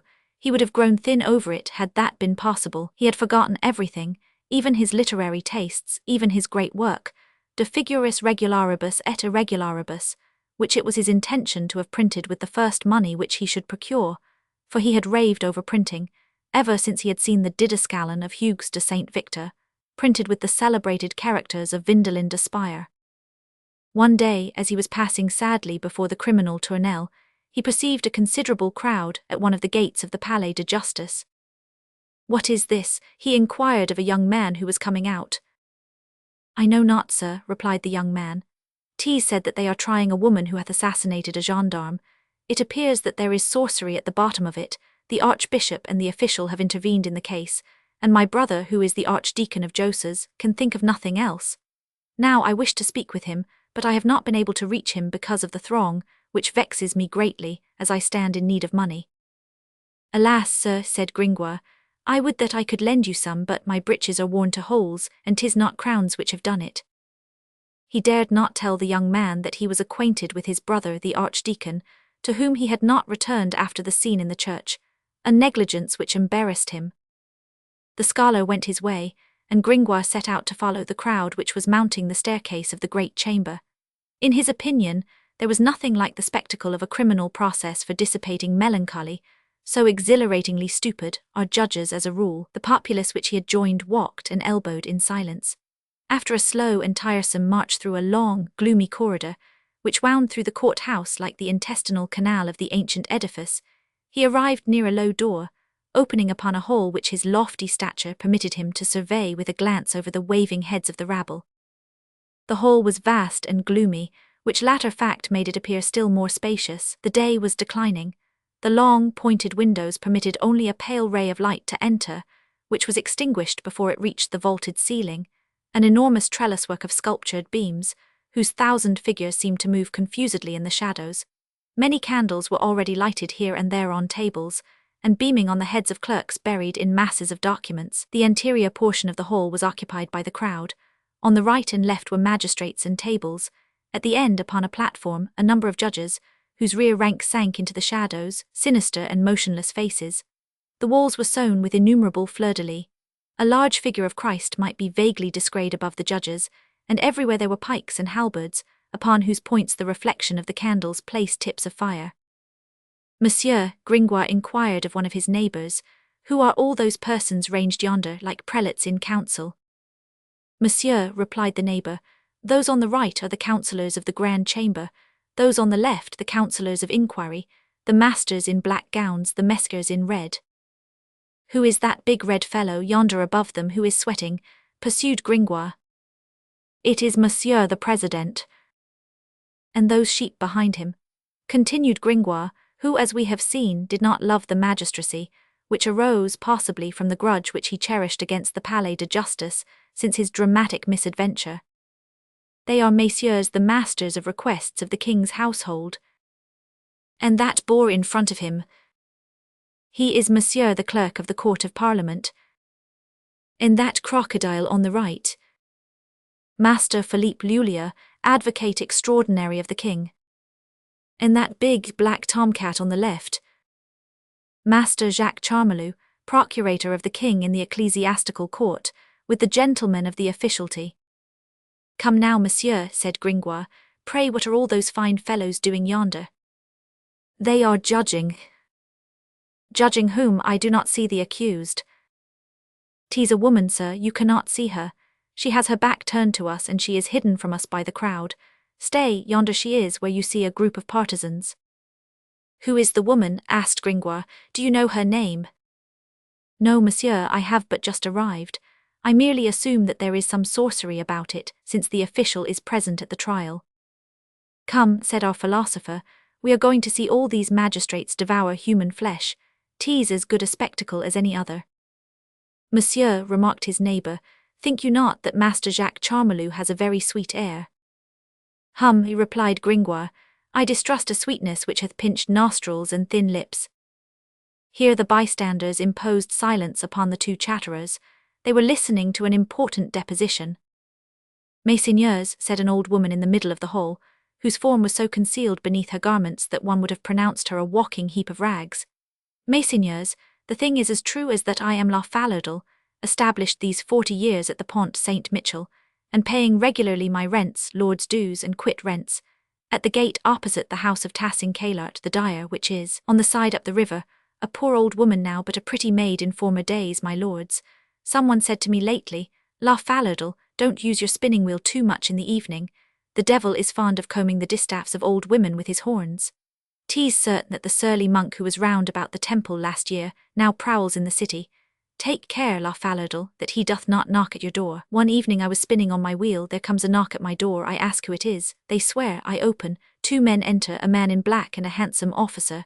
Of the black man nothing could be seen but his eyes, 2 coals of fire, all the rest was hat and cloak. They say to me, the Saint Marthe chamber. 'Tis my upper chamber, my lords, my cleanest. They give me a crown, I put the crown in my drawer and I say, this shall go to buy tripe at the slaughterhouse of La Gloriette tomorrow. We go upstairs. On arriving at the upper chamber and while my back is turned the black man disappears. That dazed me a bit. The officer, who was as handsome as a great lord, goes downstairs again with me. He goes out.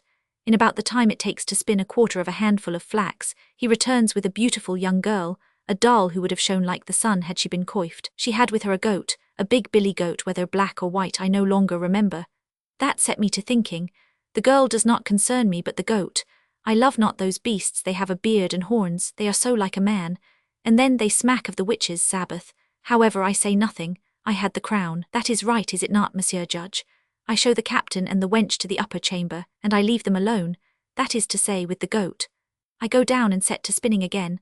I must inform you that my house has a ground floor and story above. I know not why I fell to thinking of the surly monk whom the goat had put into my head again, and then the beautiful girl was rather strangely decked out. All at once I hear a cry upstairs, and something falls on the floor and the window opens. I run to mine which is beneath it, and I behold a black mass pass before my eyes and fall into the water. It was a phantom clad like a priest. It was a moonlight night.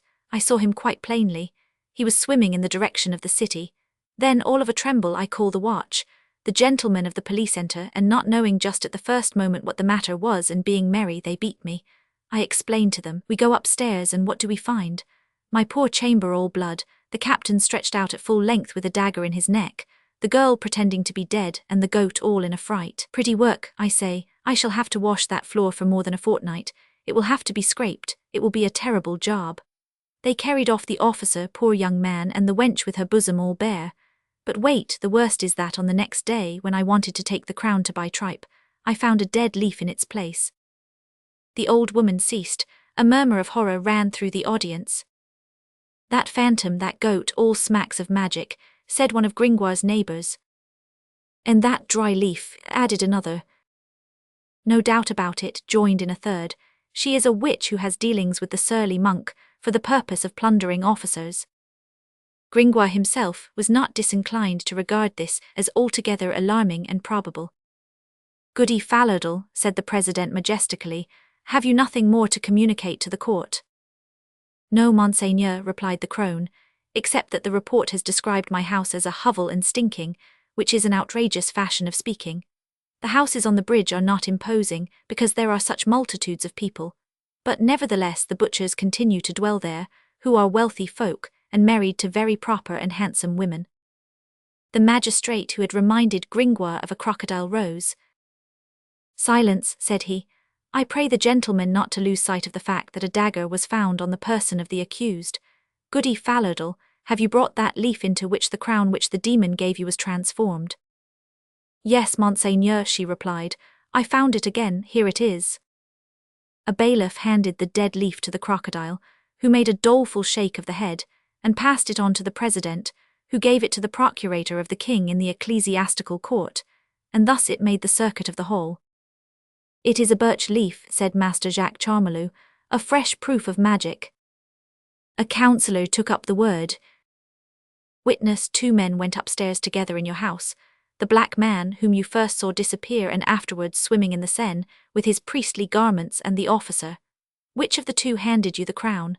The old woman pondered for a moment and then said, "The officer." A murmur ran through the crowd. "Ah," thought Gringoire, "this makes some doubt in my mind."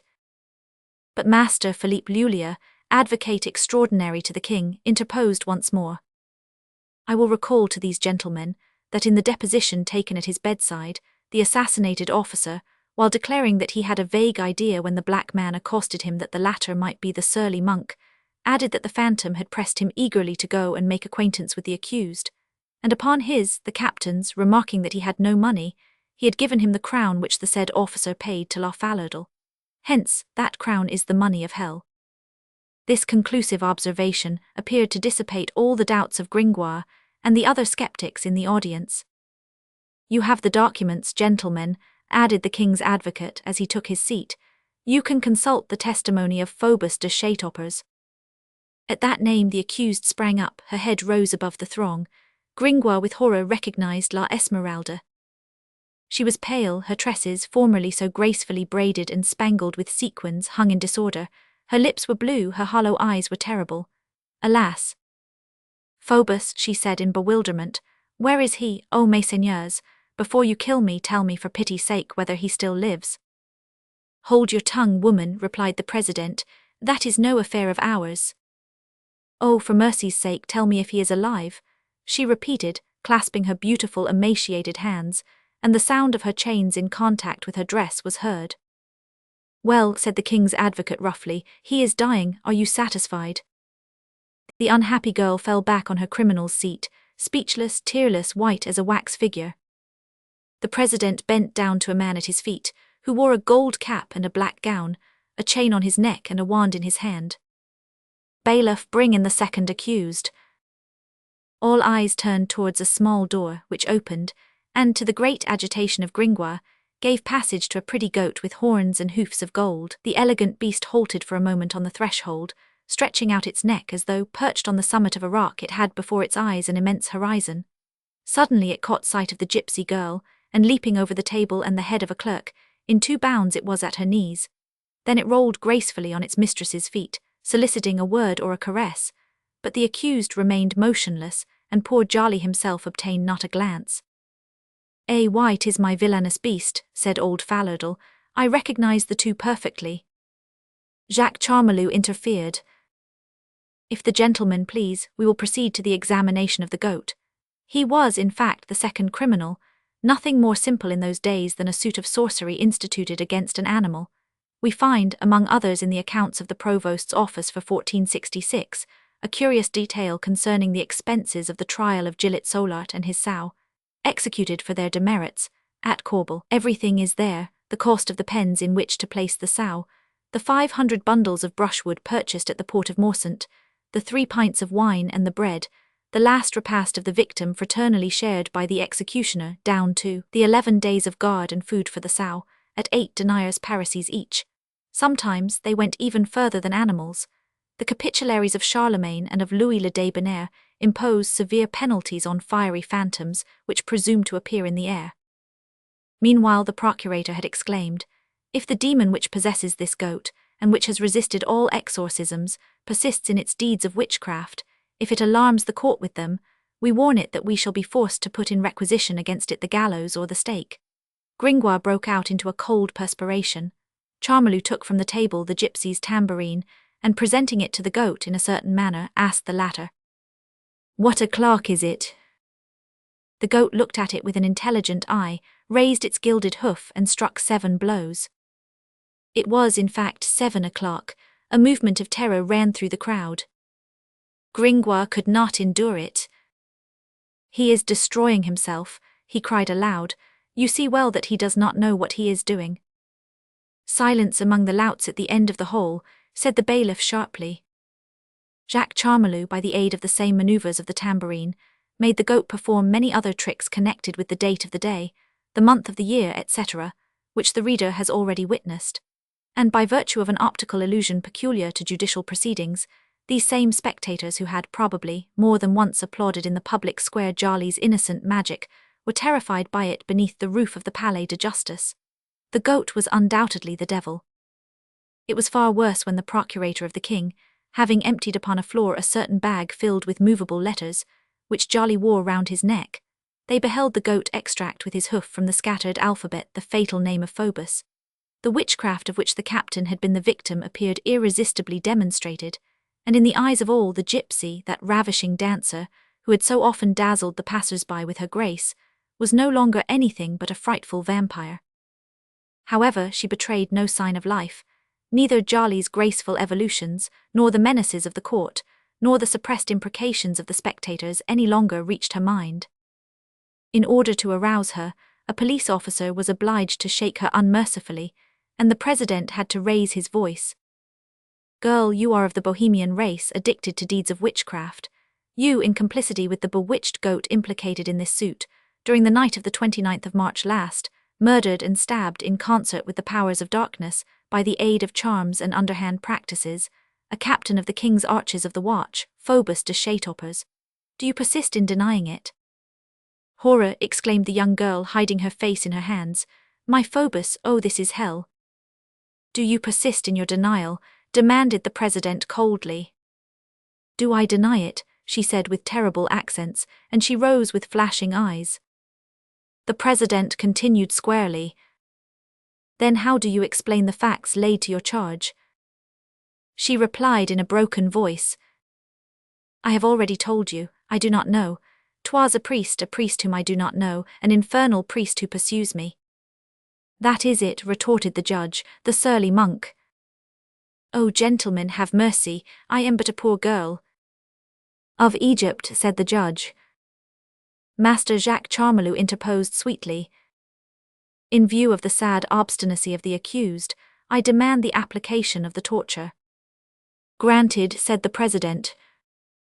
The unhappy girl quivered in every limb, but she rose at the command of the men with partisans, and walked with a tolerably firm step, preceded by Charmolue and the priests of the officiality, between 2 rows of halberds, towards a medium-sized door which suddenly opened and closed again behind her, and which produced upon the grief-stricken Gringoire the effect of a horrible mouth which had just devoured her. When she disappeared, they heard a plaintive bleating. It was the little goat mourning. The sitting of the court was suspended. A councillor having remarked that the gentlemen were fatigued, and that it would be a long time to wait until the torture was at an end, the president replied that a magistrate must know how to sacrifice himself to his duty. "What an annoying and vexatious hussy," said an aged judge, "to get herself put to the question when one has not supped." Chapter 2. Continuation of the crown, which was changed into a dry leaf. After ascending and descending several steps in the corridors, which were so dark that they were lighted by lamps at midday, La Esmeralda, still surrounded by her lugubrious escort, was thrust by the police into a gloomy chamber. This chamber, circular in form, occupied the ground floor of one of those great towers, which, even in our own century, still pierce through the layer of modern edifices with which modern Paris has covered ancient Paris. There were no windows to this cellar, no other opening than the entrance, which was low and closed by an enormous iron door. Nevertheless, light was not lacking. A furnace had been constructed in the thickness of the wall. A large fire was lighted there, which filled the vault with its crimson reflections and deprived a miserable candle, which stood in one corner, of all radiance. The iron grating which served to close the oven, being raised at that moment, allowed only a view at the mouth of the flaming vent-hole in the dark wall, the lower extremity of its bars, like a row of black and pointed teeth, set flat apart, which made the furnace resemble one of those mouths of dragons which spout forth flames in ancient legends. By the light which escaped from it, the prisoner beheld, all about the room, frightful instruments whose use she did not understand. In the center lay a leather mattress, placed almost flat upon the ground, over which hung a strap provided with a buckle, attached to a brass ring in the mouth of a flat-nosed monster carved in the keystone of the vault. Tongs, pincers, large ploughshares filled the interior of the furnace, and glowed in a confused heap on the coals. The sanguine light of the furnace illuminated in the chamber only a confused mass of horrible things. This Tartarus was called simply the question chamber. On the bed, in a negligent attitude, sat Pirate Torturou, the official torturer. His underlings, 2 gnomes with square faces, leather aprons and linen breeches, were moving the iron instruments on the coals. In vain did the poor girl summon up her courage. On entering this chamber she was stricken with horror. The sergeants of the bailiff of the courts drew up in line on one side, the priests of the officiality on the other. A clerk, inkhorn and a table were in one corner. Master Jacques Charmelou approached the gypsy with a very sweet smile. "My dear child," said he, "do you still persist in your denial?" "Yes," she replied in a dying voice. "In that case," replied Charmelou, "it will be very painful for us to have to question you more urgently than we should like. Pray take the trouble to seat yourself on this bed. Master Pirate, make room for Mademoiselle and close the door." Pirate rose with a growl. "If I shut the door," he muttered, "my fire will go out." "Well, my dear fellow," replied Charmelou, "leave it open then." Meanwhile La Esmeralda had remained standing. That leather bed on which so many unhappy wretches had writhed frightened her. Terror chilled the very marrow of her bones. She stood there bewildered and stupefied. At a sign from Charmelou, the 2 assistants took her and placed her in a sitting posture on the bed. They did her no harm, but when these men touched her, when that leather touched her, she felt all her blood retreat to her heart. She cast a frightened look around the chamber. It seemed to her as though she beheld advancing from all quarters towards her, with the intention of crawling up her body and biting and pinching her. All those hideous implements of torture, which as compared to the instruments of all sorts she had hitherto seen, were like what bats, centipedes and spiders are among insects and birds. "Where is the physician?" asked Charmelou. "Here," replied a black gown whom she had not before noticed. She shuddered. "Mademoiselle," resumed the caressing voice of the procurator of the ecclesiastical court, "for the 3rd time, do you persist in denying the deeds of which you are accused?" This time she could only make a sign with her head. "You persist," said Jacques Charmelou. "Then it grieves me deeply, but I must fulfill my office." "Monsieur le procureur du roi," said Pirate abruptly, "how shall we begin?" Charmelou hesitated for a moment with the ambiguous grimace of a poet, in search of a rhyme. "With the boot," he said at last. The unfortunate girl felt herself so utterly abandoned by God and men, that her head fell upon her breast like an inert thing which has no power in itself. The tormentor and the physician approached her simultaneously. At the same time, the 2 assistants began to fumble among their hideous arsenal. At the clanking of their frightful irons, the unhappy child quivered like a dead frog which is being galvanized. "Oh," she murmured, so low that no one heard her. "Oh, my Phoebus." Then she fell back once more into her immobility and her marble silence. This spectacle would have rent any other heart than those of her judges. One would have pronounced her a poor sinful soul, being tortured by Satan beneath the scarlet wicket of hell. The miserable body which that frightful swarm of saws, wheels and racks were about to clasp in their clutches, the being who was about to be manipulated by the harsh hands of executioners and pincers, was that gentle, white, fragile creature, a poor grain of millet which human justice was handing over to the terrible mills of torture to grind. Meanwhile, the callous hands of Pirate Torturou's assistants had bared that charming leg, that tiny foot, which had so often amazed the passers-by with their delicacy and beauty, in the squares of Paris. "'Tis a shame," muttered the tormentor, glancing at these graceful and delicate forms. Had the archdeacon been present, he certainly would have recalled at that moment his symbol of the spider and the fly. Soon the unfortunate girl, through a mist which spread before her eyes, beheld the boot approach. She soon beheld her foot encased between iron plates disappear in the frightful apparatus. Then terror restored her strength. "Take that off," she cried angrily, and drawing herself up with her hair all dishevelled, Mercy! She darted from the bed to fling herself at the feet of the king's procurator, but her leg was fast in the heavy block of oak and iron, and she sank down upon the boot, more crushed than a bee with a lump of lead on its wing. At a sign from Charmolue, she was replaced on the bed, and 2 coarse hands adjusted to her delicate waist the strap which hung from the ceiling. For the last time, do you confess the facts in the case? Demanded Charmolue with his imperturbable benignity. I am innocent. Then, mademoiselle, how do you explain the circumstance laid to your charge? Alas, monseigneur, I do not know. So you deny them? Oh. Proceed, said Charmolue to Pierrette. Pierrette turned the handle of the screwjack, the boot was contracted, and the unhappy girl uttered one of those horrible cries which have no orthography in any human language. Stop, said Charmolue to Pierrette, do you confess? He said to the gypsy. Oh, cried the wretched girl, I confess, mercy. She had not calculated her strength when she faced the torture. Poor child, whose life up to that time had been so joyous, so pleasant, so sweet, the first pain had conquered her. Humanity forces me to tell you, remarked the king's procurator, that in confessing it is death that you must expect. I certainly hope so, said she, and she fell back upon the leather bed, dying doubled up, allowing herself to hang suspended from the strap buckled round her waist. Come, fair one, hold up a little, said Master Pierrette, raising her. You have the air of the lamb of the golden fleece which hangs from Monsieur de Bourgogne's neck. Jacques Charmolue raised his voice. Clerk Wright, young bohemian maid, you confess your participation in the feasts, witches, sabbaths, and witchcrafts of hell, with ghosts, hags, and vampires. Answer. Yes, she said, so low that her words were lost in her breathing. You confess to having seen the ram which Beelzebub causes to appear in the clouds to call together the witches, Sabbath, and which is beheld by sorcerers alone. Yes. You confess to having adored the heads of Baphomet, those abominable idols of the Templars.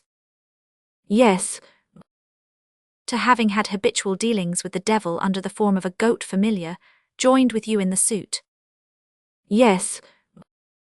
Lastly, you avow and confess to having, with the aid of the demon, and of the phantom vulgarly known as the surly monk, on the night of the 29th of March last, murdered and assassinated a captain named Phoebus de Châteaupers. She raised her large, staring eyes to the magistrate, and replied as though mechanically, without convulsion or agitation. Yes. It was evident that everything within her was broken. Right, clerk, said Charmolue, and, addressing the torturers, release the prisoner and take her back to the court. When the prisoner had been unbooted, the procurator of the ecclesiastical court examined her foot, which was still swollen with pain. Come, said he, there's no great harm done, you shrieked in good season, you could still dance, my beauty. Then he turned to his acolytes of the officiality. Behold justice enlightened at last, this is a solace, gentlemen, Mademoiselle will bear us witness that we have acted with all possible gentleness. Chapter 3. End of The crown which was turned into a dry leaf. When she re-entered the audience hall, pale and limping, she was received with a general murmur of pleasure. On the part of the audience there was the feeling of impatience gratified which one experiences at the theatre at the end of the last entr'acte of the comedy, when the curtain rises and the conclusion is about to begin. On the part of the judges, it was the hope of getting their suppers sooner. The little goat also bleated with joy. He tried to run towards his mistress, but they had tied him to the bench. Night was fully set in. The candles, whose number had not been increased, cast so little light that the walls of the hall could not be seen. The shadows there enveloped all objects in a sort of mist. A few apathetic faces of judges alone could be dimly discerned. Opposite them, at the extremity of the long hall, they could see a vaguely white point standing out against the sombre background. This was the accused. She had dragged herself to her place. When Charmolue had installed himself in a magisterial manner in his own, he seated himself, then rose and said, without exhibiting too much self-complacency at his success, "The accused has confessed all." Bohemian girl, the president continued, have you avowed all your deeds of magic, prostitution, and assassination on Phoebus de Châteaupers? Her heart contracted, she was heard to sob amid the darkness. Anything you like, she replied feebly, but kill me quickly. Monsieur, procurator of the king in the ecclesiastical courts, said the president, the chamber is ready to hear you in your charge. Master Charmolue exhibited an alarming notebook, and began to read, with many gestures and the exaggerated accentuation of the pleader, an oration in Latin, wherein all the proofs of the suit were piled up in Ciceronian periphrases, flanked with quotations from Plautus, his favourite comic author. We regret that we are not able to offer to our readers this remarkable piece. The orator pronounced it with marvellous action. Before he had finished the exordium, the perspiration was starting from his brow, and his eyes from his head. All at once, in the middle of a fine period, he interrupted himself, and his glance, ordinarily so gentle and even stupid, became menacing. Gentlemen, he exclaimed this time in French, for it was not in his copy book, Satan is so mixed up in this affair, that here he is present at our debates and making sport of their majesty. Behold. So saying, he pointed to the little goat, who, on seeing Charmolue gesticulating, had in point of fact thought it appropriate to do the same, and had seated himself on his haunches, reproducing to the best of his ability, with his forepaws and his bearded head, the pathetic pantomime of the king's procurator in the ecclesiastical court. This was, if the reader remembers, one of his prettiest accomplishments. This incident, this last proof, produced a great effect. The goat's hoofs were tied, and the king's procurator resumed the thread of his eloquence. It was very long, but the peroration was admirable. Here is the concluding phrase. Let the reader add the hoarse voice and the breathless gestures of Master Charmolue.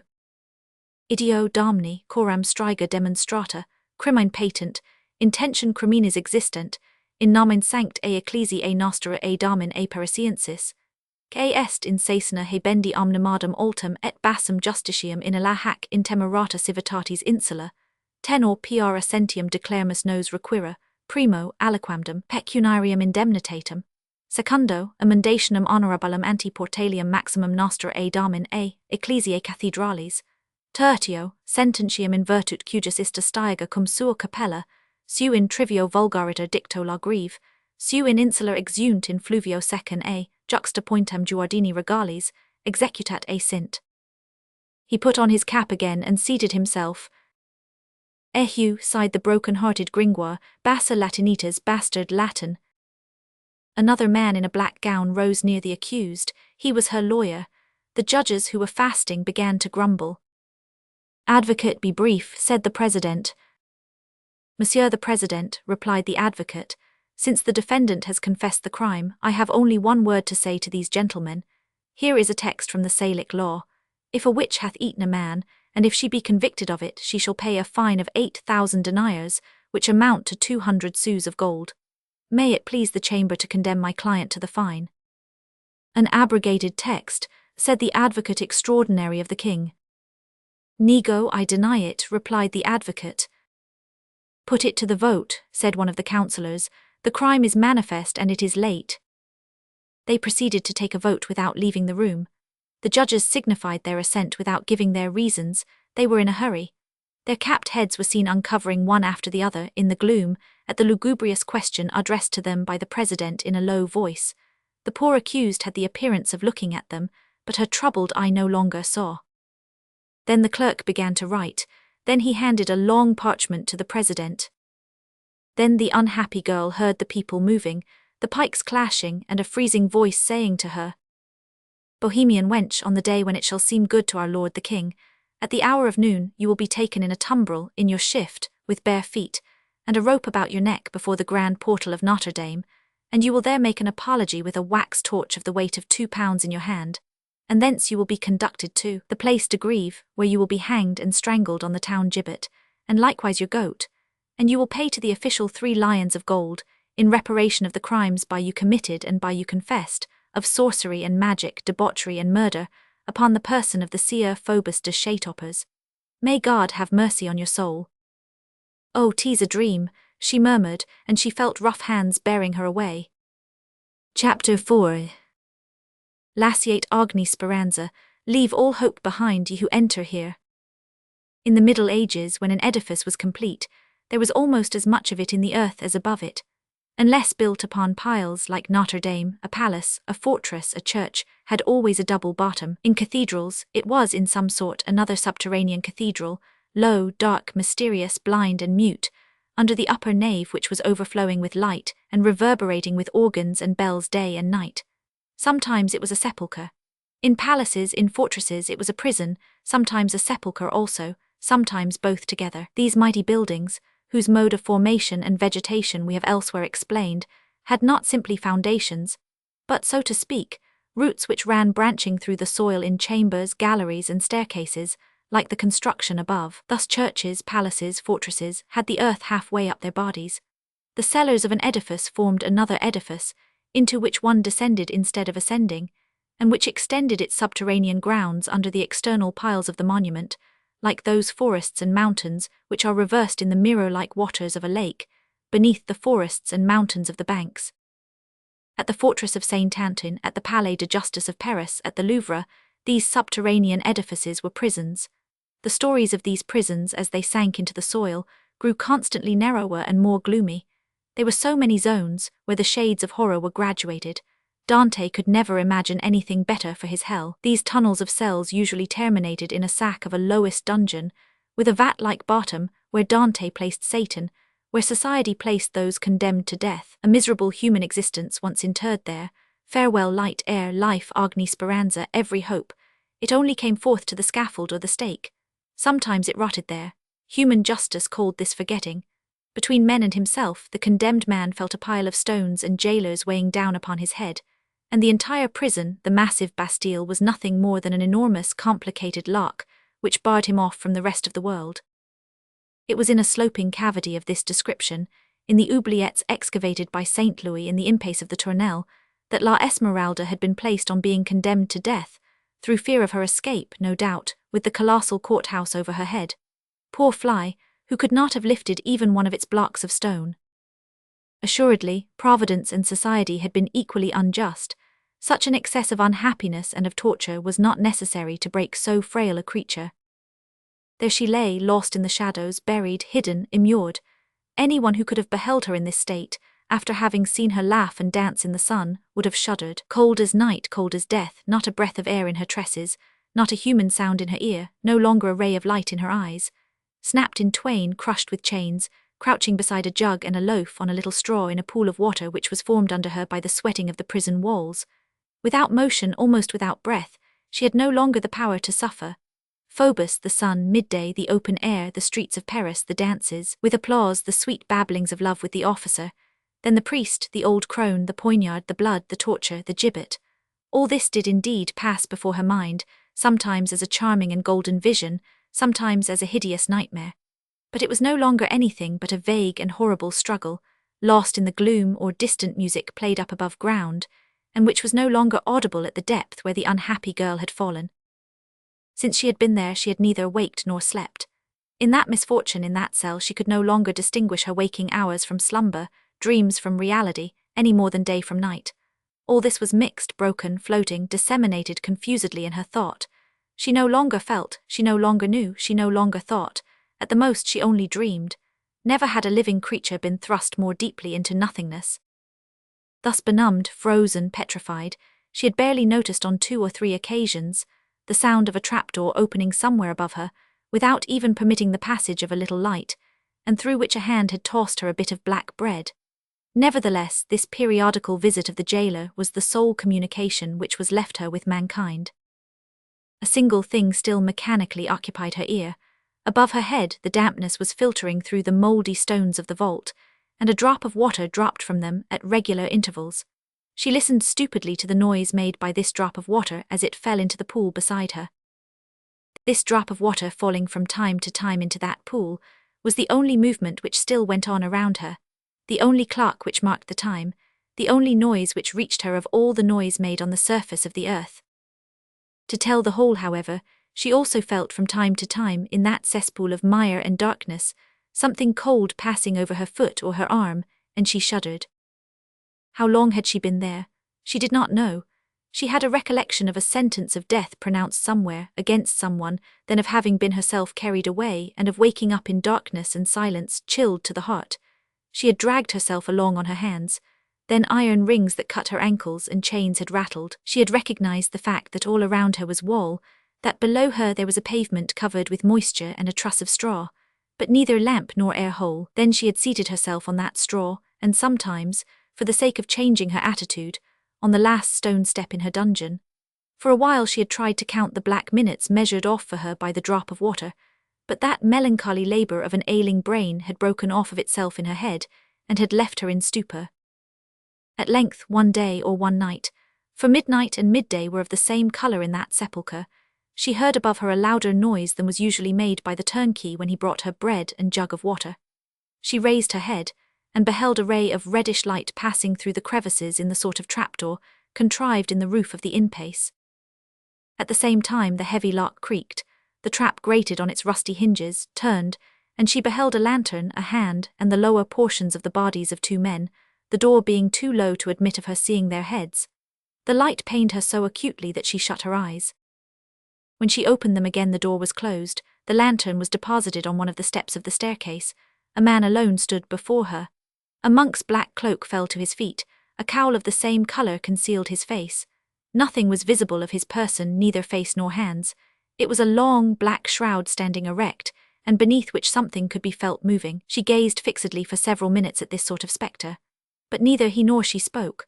One would have pronounced them two statues confronting each other.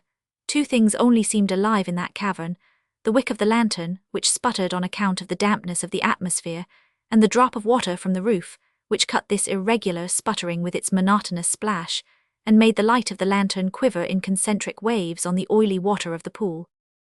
At last the prisoner broke the silence. "Who are you?" "A priest." The words, the accent, the sound of his voice made her tremble. The priest continued in a hollow voice, "Are you prepared?" "For what?" "To die." "Oh," said she, "will it be soon?" "Tomorrow." Her head, which had been raised with joy, fell back upon her breast. "'Tis very far away yet," she murmured. "Why could they not have done it today?" "Then you are very unhappy?" asked the priest after a silence. "I am very cold," she replied. She took her feet in her hands, a gesture habitual with unhappy wretches who are cold, as we have already seen in the case of the recluse of the Tour Roland, and her teeth chattered. The priest appeared to cast his eyes around the dungeon from beneath his cowl. "Without light, without fire in the water, it is horrible." "Yes," she replied with the bewildered air which unhappiness had given her. "The day belongs to everyone, why do they give me only night?" "Do you know," resumed the priest after a fresh silence, "why you are here?" "I thought I knew once," she said, passing her thin fingers over her eyelids as though to aid her memory, "but I know no longer." All at once she began to weep like a child. "I should like to get away from here, sir. I am cold, I am afraid, and there are creatures which crawl over my body." "Well, follow me." So saying, the priest took her arm. The unhappy girl was frozen to her very soul, yet that hand produced an impression of cold upon her. "Oh," she murmured, "'tis the icy hand of death. Who are you?" The priest threw back his cowl. She looked. It was the sinister visage which had so long pursued her, that demon's head which had appeared at La Faladol's, above the head of her adored Phoebus, that eye which she last had seen glittering beside a dagger. This apparition, always so fatal for her, and which had thus driven her on from misfortune to misfortune, even to torture, roused her from her stupor. It seemed to her that the sort of veil which had lain thick upon her memory was rent away. All the details of her melancholy adventure, from the nocturnal scene at La Faladol's to her condemnation to the Tournelle, recurred to her memory, no longer vague and confused as heretofore, but distinct, harsh, clear, palpitating, terrible. These souvenirs, half effaced and almost obliterated by excess of suffering, were revived by the sombre figure which stood before her, as the approach of fire causes letters traced upon white paper with invisible ink to start out perfectly fresh. It seemed to her that all the wounds of her heart opened and bled simultaneously. "Ha!" she cried with her hands on her eyes and a convulsive trembling, "'tis the priest." Then she dropped her arms in discouragement, and remained seated with lowered head, eyes fixed on the ground, mute and still trembling. The priest gazed at her with the eye of a hawk, which has long been soaring in a circle from the heights of heaven over a poor lark cowering in the wheat, and has long been silently contracting the formidable circles of his flight, and has suddenly swooped down upon his prey like a flash of lightning, and holds it panting in his talons. She began to murmur in a low voice, "Finish, finish the last blow," and she drew her head down in terror between her shoulders, like the lamb awaiting the blow of the butcher's axe. "So I inspire you with horror," he said at length. She made no reply. "Do I inspire you with horror?" he repeated. Her lips contracted, as though with a smile. "Yes," said she, "the headsman scoffs at the condemned. Here he has been pursuing me, threatening me, terrifying me for months. Had it not been for him, my God, how happy it should have been. It was he who cast me into this abyss. Oh heavens, it was he who killed him, my Phoebus." Here, bursting into sobs and raising her eyes to the priest. "O wretch, who are you? What have I done to you? Do you then hate me so? Alas, what have you against me?" "I love thee," cried the priest. Her tears suddenly ceased. She gazed at him with the look of an idiot. He had fallen on his knees and was devouring her with eyes of flame. "Dost thou understand? I love thee," he cried again. "What love?" said the unhappy girl with a shudder. He resumed, "The love of a damned soul." Both remained silent for several minutes, crushed beneath the weight of their emotions, he maddened, she stupefied. "Listen," said the priest at last, and a singular calm had come over him. "You shall know all I am about to tell you, that which I have hitherto hardly dared to say to myself, when furtively interrogating my conscience at those deep hours of the night, when it is so dark that it seems as though God no longer saw us. Listen. Before I knew you, young girl, I was happy."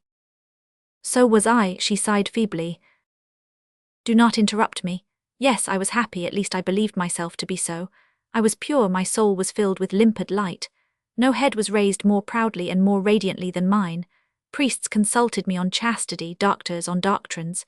Yes, science was all in all to me. It was a sister to me, and a sister sufficed. Not but that with age other ideas came to me. More than once my flesh had been moved as a woman's form passed by. That force of sex and blood which, in the madness of youth, I had imagined that I had stifled forever had, more than once, convulsively raised the chain of iron vows which bind me, a miserable wretch, to the cold stones of the altar. But fasting, prayer, study, the mortifications of the cloister, rendered my soul mistress of my body once more, and then I avoided women. Moreover, I had but to open a book, and all the impure mists of my brain vanished before the splendors of science. In a few moments, I felt the gross things of earth flee far away, and I found myself once more calm, quieted and serene, in the presence of the tranquil radiance of eternal truth. As long as the demon sent to attack me only vague shadows of women who passed occasionally before my eyes in church, in the streets, in the fields, and who hardly recurred to my dreams, I easily vanquished him. Alas! If the victory has not remained with me, it is the fault of God, who has not created man and the demon of equal force. Listen. One day. Here the priest paused, and the prisoner heard sighs of anguish break from his breast with a sound of the death rattle. He resumed. "One day I was leaning on the window of my cell. What book was I reading then? Oh, all that is a whirlwind in my head, I was reading. The window opened upon a square. I heard a sound of tambourine and music. Annoyed at being thus disturbed in my reverie, I glanced into the square. What I beheld others saw beside myself, and yet it was not a spectacle made for human eyes. There in the middle of the pavement, it was midday, the sun was shining brightly, a creature was dancing, a creature so beautiful that God would have preferred her to the Virgin, and have chosen her for his mother, and have wished to be born of her if she had been in existence when he was made man. Her eyes were black and splendid. In the midst of her black locks, some hairs through which the sun shone glistened like threads of gold. Her feet disappeared in their movements like the spokes of a rapidly turning wheel. Around her head, in her black tresses, there were discs of metal, which glittered in the sun, and formed a coronet of stars on her brow. Her dress, thick set with spangles, blue and dotted with 1,000 sparks, gleamed like a summer night. Her brown, supple arms twined and untwined around her waist like two scarfs. The form of her body was surprisingly beautiful. Oh, what a resplendent figure stood out like something luminous even in the sunlight. Alas, young girl, it was thou. Surprised, intoxicated, charmed, I allowed myself to gaze upon thee. I looked so long that I suddenly shuddered with terror. I felt that fate was seizing hold of me." The priest paused for a moment, overcome with emotion. Then he continued. "Already half fascinated, I tried to cling fast to something and hold myself back from falling. I recalled the snares which Satan had already set for me. The creature before my eyes possessed that superhuman beauty which can come only from heaven or hell. It was no simple girl made with a little of our earth, and dimly lighted within by the vacillating ray of a woman's soul. It was an angel, but of shadows and flame and not of light. At the moment when I was meditating thus, I beheld beside you a goat, a beast of witches, which smiled as it gazed at me. The midday sun gave him golden horns. Then I perceived the snare of the demon, and I no longer doubted that you had come from hell, and that you had come thence for my perdition. I believed it. Here the priest looked the prisoner full in the face, and added coldly, I believe it still. Nevertheless the charm operated little by little, your dancing whirled through my brain, I felt the mysterious spell working within me. All that should have awakened was lulled to sleep. And like those who die in the snow, I felt pleasure in allowing this sleep to draw on. All at once you began to sing. What could I do, unhappy wretch? Your song was still more charming than your dancing. I tried to flee, impossible. I was nailed, rooted to the spot. It seemed to me that the marble of the pavement had risen to my knees. I was forced to remain until the end. My feet were like ice, my head was on fire. At last you took pity on me, you ceased to sing, you disappeared. The reflection of the dazzling vision, the reverberation of the enchanting music disappeared by degrees from my eyes and my ears. Then I fell back into the embrasure of the window, more rigid, more feeble than a statue torn from its base. The vesper bell roused me. I drew myself up, I fled, but alas, something within me had fallen never to rise again, something had come upon me from which I could not flee. He made another pause and went on. Yes, dating from that day, there was within me a man whom I did not know.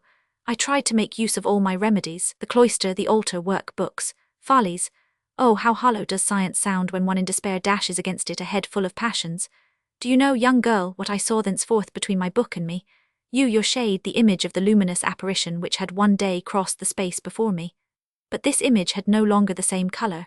It was sombre, funereal, gloomy as the black circle which long pursues the vision of the imprudent man who has gazed intently at the sun.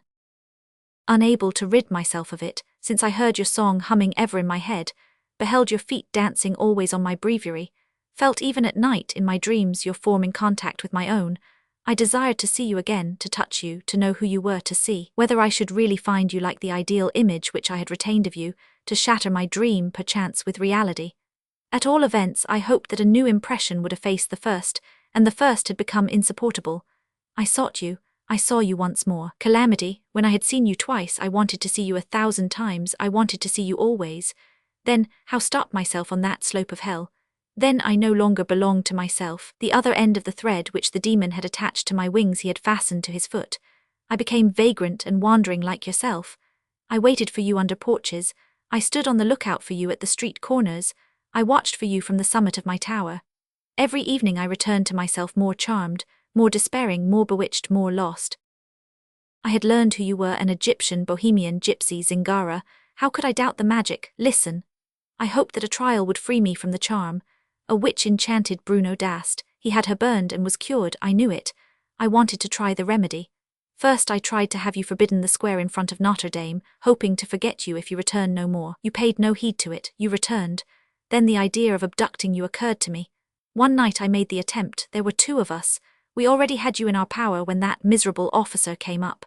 He delivered you. Thus did he begin your unhappiness, mine and his own. Finally, no longer knowing what to do and what was to become of me, I denounced you to the official. I thought that I should be cured like Bruno Dast. I also had a confused idea that a trial would deliver you into my hands, that as a prisoner I should hold you, I should have you, that there you could not escape from me, that you had already possessed me a sufficiently long time to give me the right to possess you in my turn. When one does wrong, one must do it thoroughly. 'Tis madness to halt midway in the monstrous.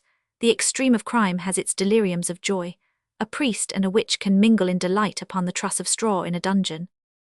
Accordingly I denounced you. It was then that I terrified you when we met.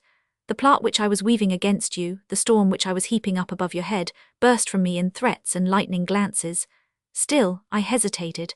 My project had its terrible sides which made me shrink back. Perhaps I might have renounced it. Perhaps my hideous thought would have withered in my brain without bearing fruit. I thought that it would always depend upon me to follow up or discontinue this prosecution. But every evil thought is inexorable and insists on becoming a deed. But where I believed myself to be all-powerful, Fate was more powerful than I, alas. 'Tis fate which has seized you and delivered you to the terrible wheels of the machine which I had constructed doubly. Listen, I am nearing the end. One day again the sun was shining brilliantly. I behold a man pass me uttering your name and laughing, who carries sensuality in his eyes. Damnation, I followed him, you know the rest. He ceased. The young girl could find but one word. Oh, my Phoebus. Not that name, said the priest, grasping her arm violently. Utter not that name. Oh, miserable wretches that we are, 'tis that name which has ruined us. Or rather we have ruined each other by the inexplicable play of fate. You are suffering, are you not? You are cold. The night makes you blind, the dungeon envelops you. But perhaps you still have some light in the bottom of your soul, were it only your childish love for that empty man who played with your heart, while I bear the dungeon within me. Within me there is winter, ice, despair. I have night in my soul. Do you know what I have suffered? I was present at your trial. I was seated on the official's bench. Yes, under one of the priest's cowls there were the contortions of the damned. When you were brought in, I was there. When you were questioned, I was there. Den of wolves, it was my crime, it was my gallows that I beheld being slowly reared over your head. I was there for every witness, every proof, every plea. I could count each of your steps in the painful path. I was still there when that ferocious beast— oh, I had not foreseen torture. Listen. I followed you to that chamber of anguish. I beheld you stripped and handled, half naked, by the infamous hands of the tormentor. I beheld your foot, that foot which I would have given an empire to kiss and die, that foot, beneath which to have had my head crushed I should have felt such rapture. I beheld it encased in that horrible boot, which converts the limbs of a living being into one. Bloody Claude, oh wretch, while I looked on at that I held beneath my shroud a dagger with which I lacerated my breast. When you uttered that cry I plunged it into my flesh. At a second cry it would have entered my heart. Look, I believe that it still bleeds. He opened his cassock. His breast was in fact mangled as by the claw of a tiger, and on his side he had a large and badly healed wound. The prisoner recoiled with horror. Oh, said the priest, young girl, have pity upon me. You think yourself unhappy. Alas, alas, you know not what unhappiness is. Oh, to love a woman, to be a priest, to be hated, to love with all the fury of one's soul. To feel that one would give for the least of her smiles, one's blood, one's vitals, one's fame, one's salvation, one's immortality and eternity, this life and the other. To regret that one is not a king, emperor, archangel, god, in order that one might place a greater slave beneath her feet. To clasp her night and day in one's dreams and one's thoughts, and to behold her in love with the trappings of a soldier and to have nothing to offer her but a priest's dirty cassock, which will inspire her with fear and disgust. To be present with one's jealousy and one's rage, while she lavishes on a miserable, blustering imbecile treasures of love and beauty, to behold that body whose form burns you, that bosom which possesses so much sweetness, that flesh palpitate and blush beneath the kisses of another.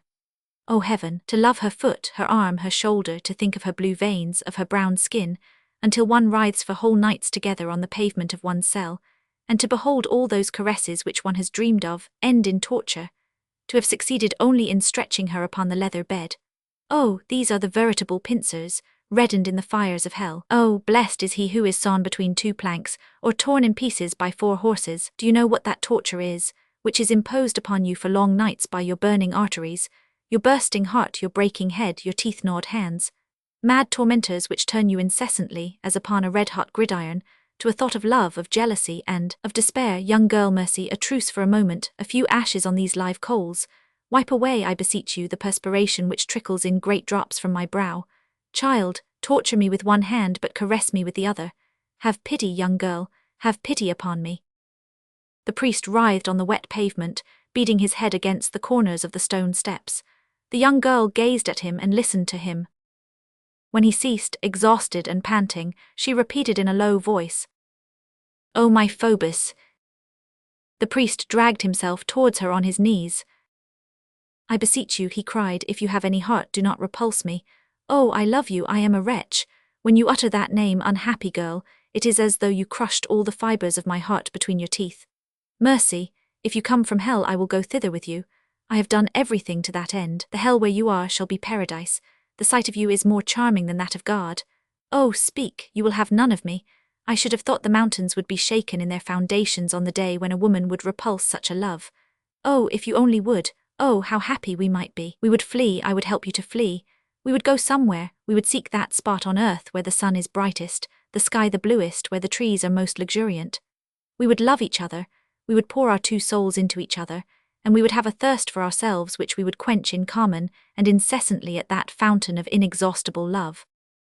She interrupted with a terrible and thrilling laugh. Look, father, you have blood on your fingers.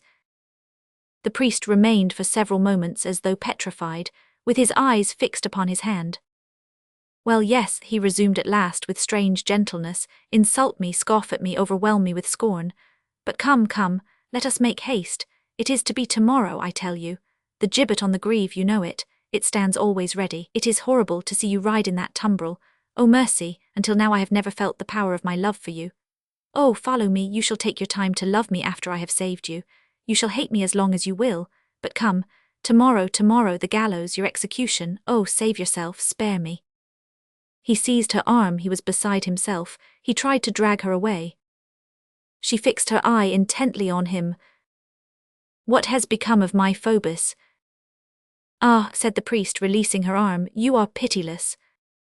What has become of Phoebus? She repeated coldly. He is dead, cried the priest. Dead, said she, still icy and motionless. Then why do you talk to me of living? He was not listening to her. Oh yes, said he as though speaking to himself, he certainly must be dead. The blade pierced deeply. I believe I touched his heart with the point. Oh, my very soul was at the end of the dagger. The young girl flung herself upon him like a raging tigress, and pushed him upon the steps of the staircase with supernatural force. Begone, monster, begone, assassin, leave me to die. May the blood of both of us make an eternal stain upon your brow. Be thine, priest, never, never, nothing shall unite us, not hell itself. Go, accursed man, never. The priest had stumbled on the stairs.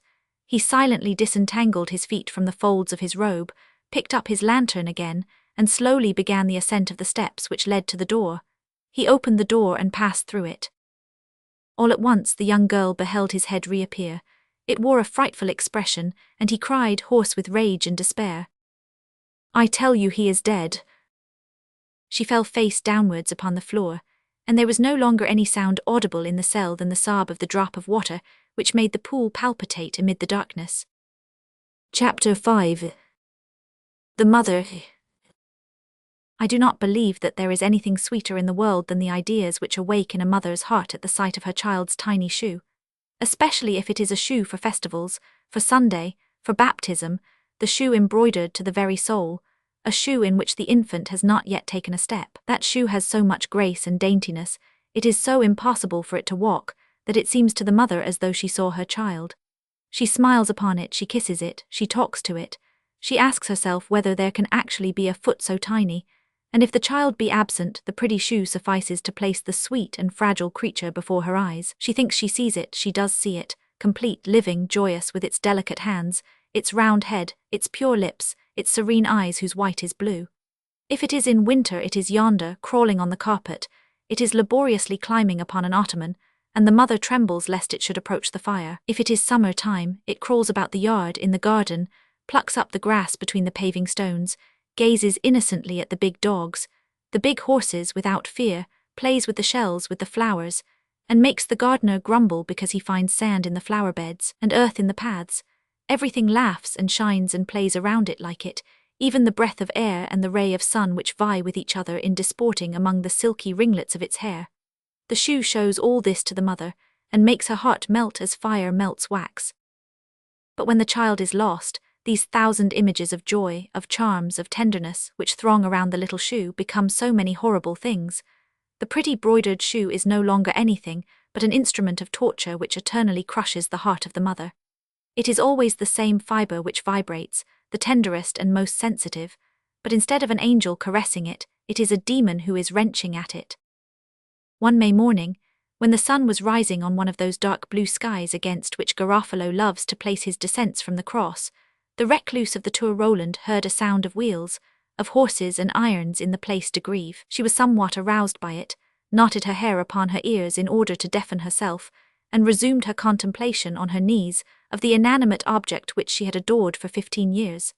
This little shoe was the universe to her, as we have already said. Her thought was shut up in it, and was destined never more to quit it except at death. The sombre cave of the Tour Roland alone knew how many bitter imprecations, touching complaints, prayers and sobs she had wafted to heaven in connection with that charming bauble of rose-coloured satin. Never was more despair bestowed upon a prettier and more graceful thing. It seemed as though her grief were breaking forth more violently than usual, and she could be heard outside lamenting in a loud and monotonous voice which rent the heart.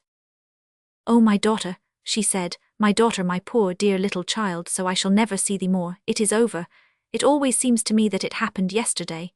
My God, it would have been better not to give her to me than to take her away so soon. Did you not know that our children are part of ourselves, and that a mother who has lost her child no longer believes in God? Ah, wretch that I am to have gone out that day. Lord, to have taken her from me thus. You could never have looked at me with her when I was joyously warming her at my fire, when she laughed as she suckled, when I made her tiny feet creep up my breast to my lips. Oh, if you had looked at that, my God, you would have taken pity on my joy. You would not have taken from me the only love which lingered in my heart. Was I then, Lord, so miserable a creature that you could not look at me before condemning me? Alas, here is the shoe, where is the foot, where is the rest, where is the child? My daughter, what did they do with thee? Lord, give her back to me. My knees have been worn for 15 years in praying to thee, my God. Is not that enough? Give her back to me one day, 1 hour, 1 minute, Lord, and then cast me to the demon for all eternity. Oh, if I only knew where the skirt of your garment trails, I would cling to it with both hands, and you would be obliged to give me back my child. Have you no pity on her pretty little shoe? Could you condemn a poor mother to this torture for 15 years? Good Virgin of heaven, my infant Jesus has been taken from me, has been stolen from me. They devoured her on a heath, they drank her blood, they cracked her bones. Good Virgin, have pity upon me. My daughter, I want my daughter. What is it to me that she is in paradise? I do not want your angel, I want my child. I am a lioness, I want my whelp. Oh, I will writhe on the earth, I will break the stones with my forehead, and I will damn myself, and I will curse you, Lord, if you keep my child from me. You see plainly that my arms are all bitten, Lord. Has the good God no mercy? Oh, give me only salt and black bread, only let me have my daughter to warm me like a sun. Alas, Lord my God, I am only a vile sinner, but my daughter made me pious. I was full of religion for the love of her, and I beheld you through her smile as through an opening into heaven.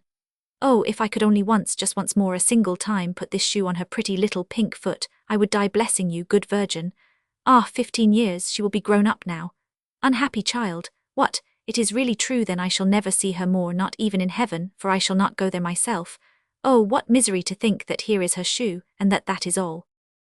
The unhappy woman flung herself upon that shoe, her consolation and her despair for so many years, and her vitals were rent with sobs as on the first day, because, for a mother who has lost her child, it is always the first day.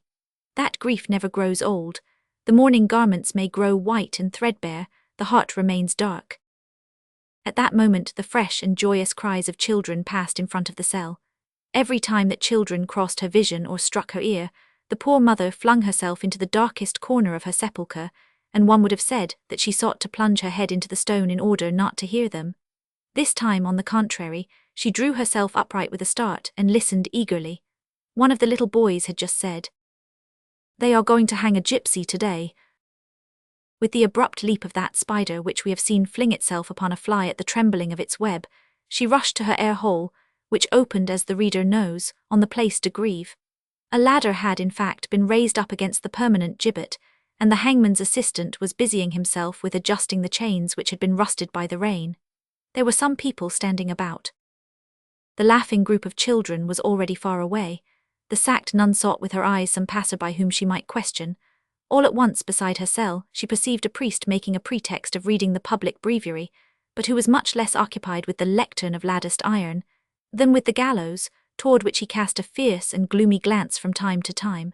She recognized Monsieur the Archdeacon of Joses, a holy man. "Fathers," she inquired, "whom are they about to hang yonder?" The priest looked at her and made no reply. She repeated her question. Then he said, "I know not." "Some children said that it was a gypsy," went on the recluse. "I believe so," said the priest. Then Paquette la Chantifleury burst into hyena-like laughter. "Sister," said the archdeacon, "do you then hate the gypsies heartily?" "Do I hate them?" exclaimed the recluse. "They are vampires, stealers of children. They devoured my little daughter, my child, my only child. I have no longer any heart, they devoured it." She was frightful. The priest looked at her coldly. "There is one in particular whom I hate and whom I have cursed," she resumed. "It is a young one of the age which my daughter would be if her mother had not eaten my daughter. Every time that young viper passes in front of my cell, she sets my blood in a ferment." "Well, sister, rejoice," said the priest, icy as a sepulchral statue.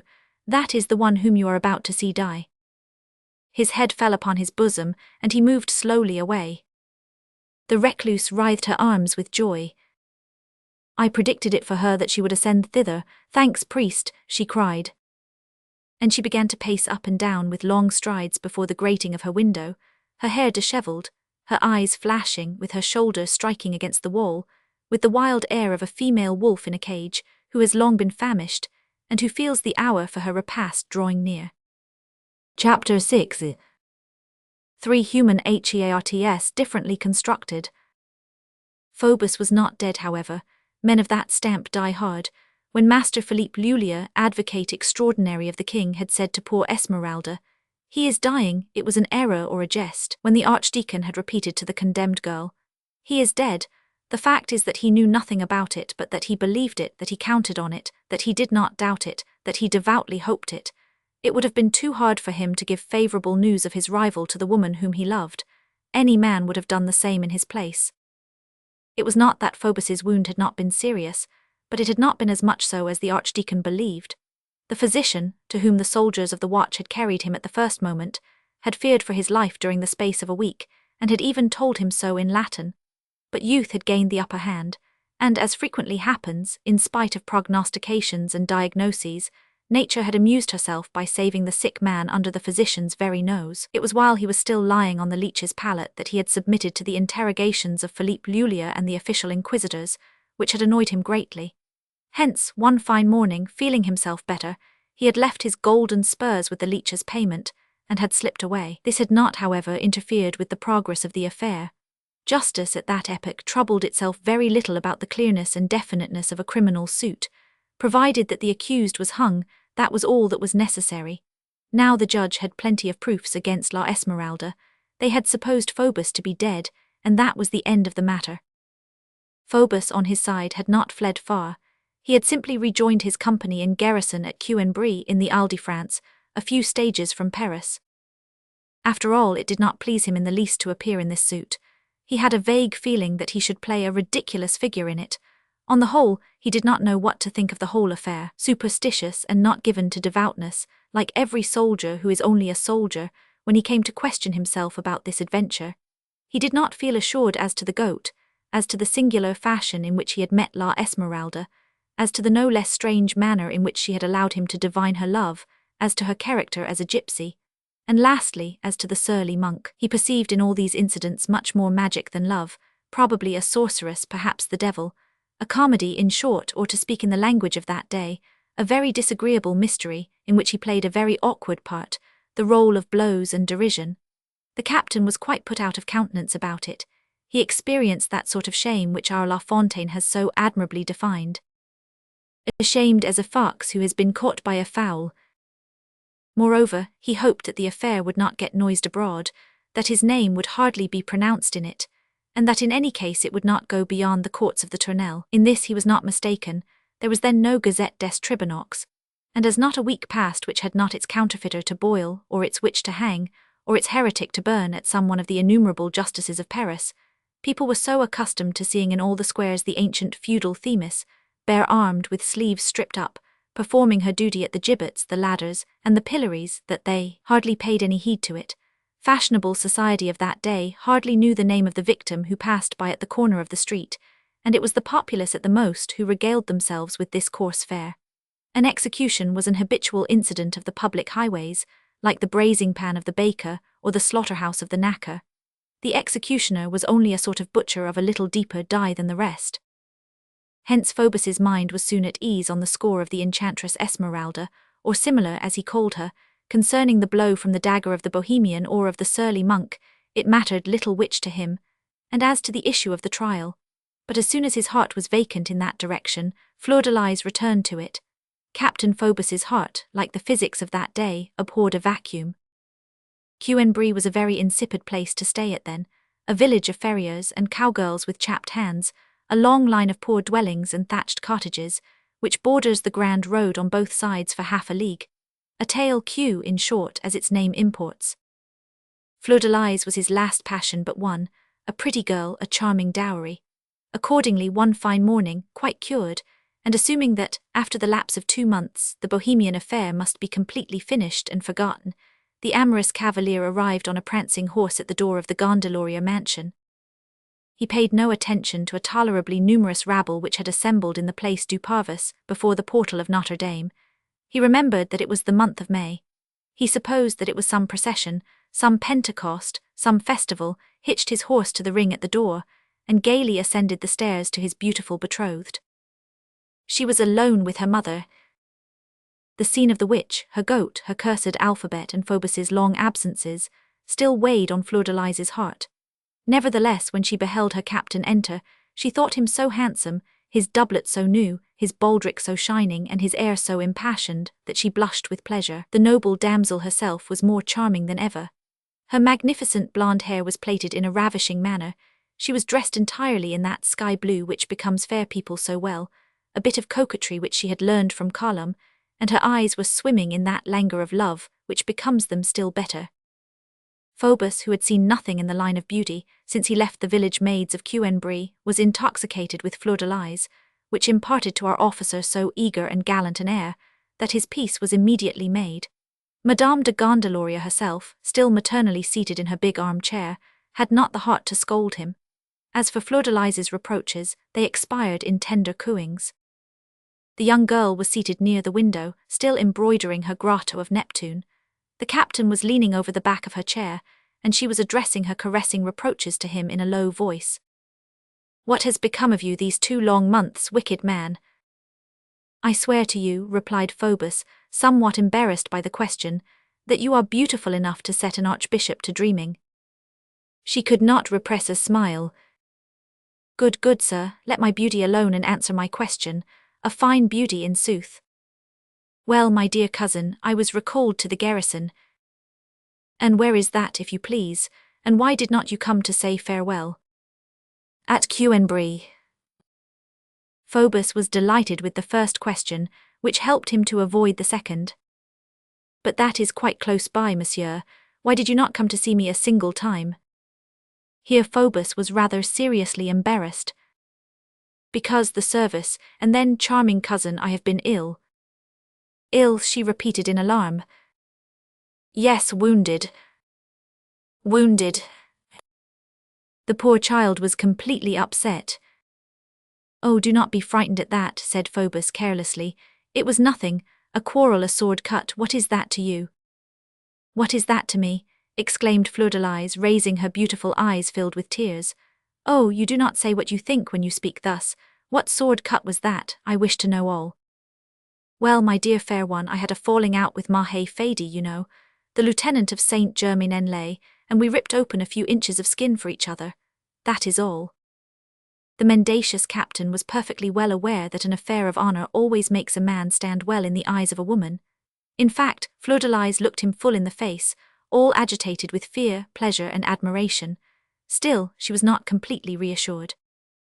"Provided that you are wholly cured, my Phoebus," said she, "I do not know your Mahe Fady, but he is a villainous man, and whence arose this quarrel?"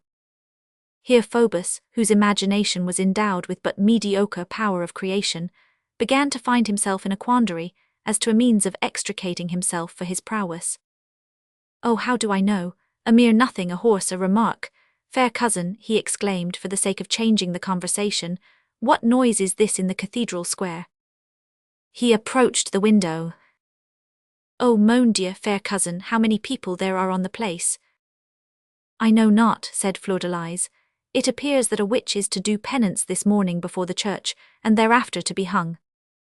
The captain was so thoroughly persuaded that La Esmeralda's affair was concluded that he was but little disturbed by Fleur-de-lis's words. Still, he asked her 1 or 2 questions. "What is the name of this witch?" "I do not know," she replied. "And what is she said to have done?" She shrugged her white shoulders. "I know not." "Oh, mon Dieu Jesus," said her mother, There are so many witches nowadays that I dare say they burn them without knowing their names. One might as well seek the name of every cloud in the sky. After all, one may be tranquil. The good God keeps his register. Here the venerable dame rose and came to the window. Good Lord, you are right, Phoebus, said she.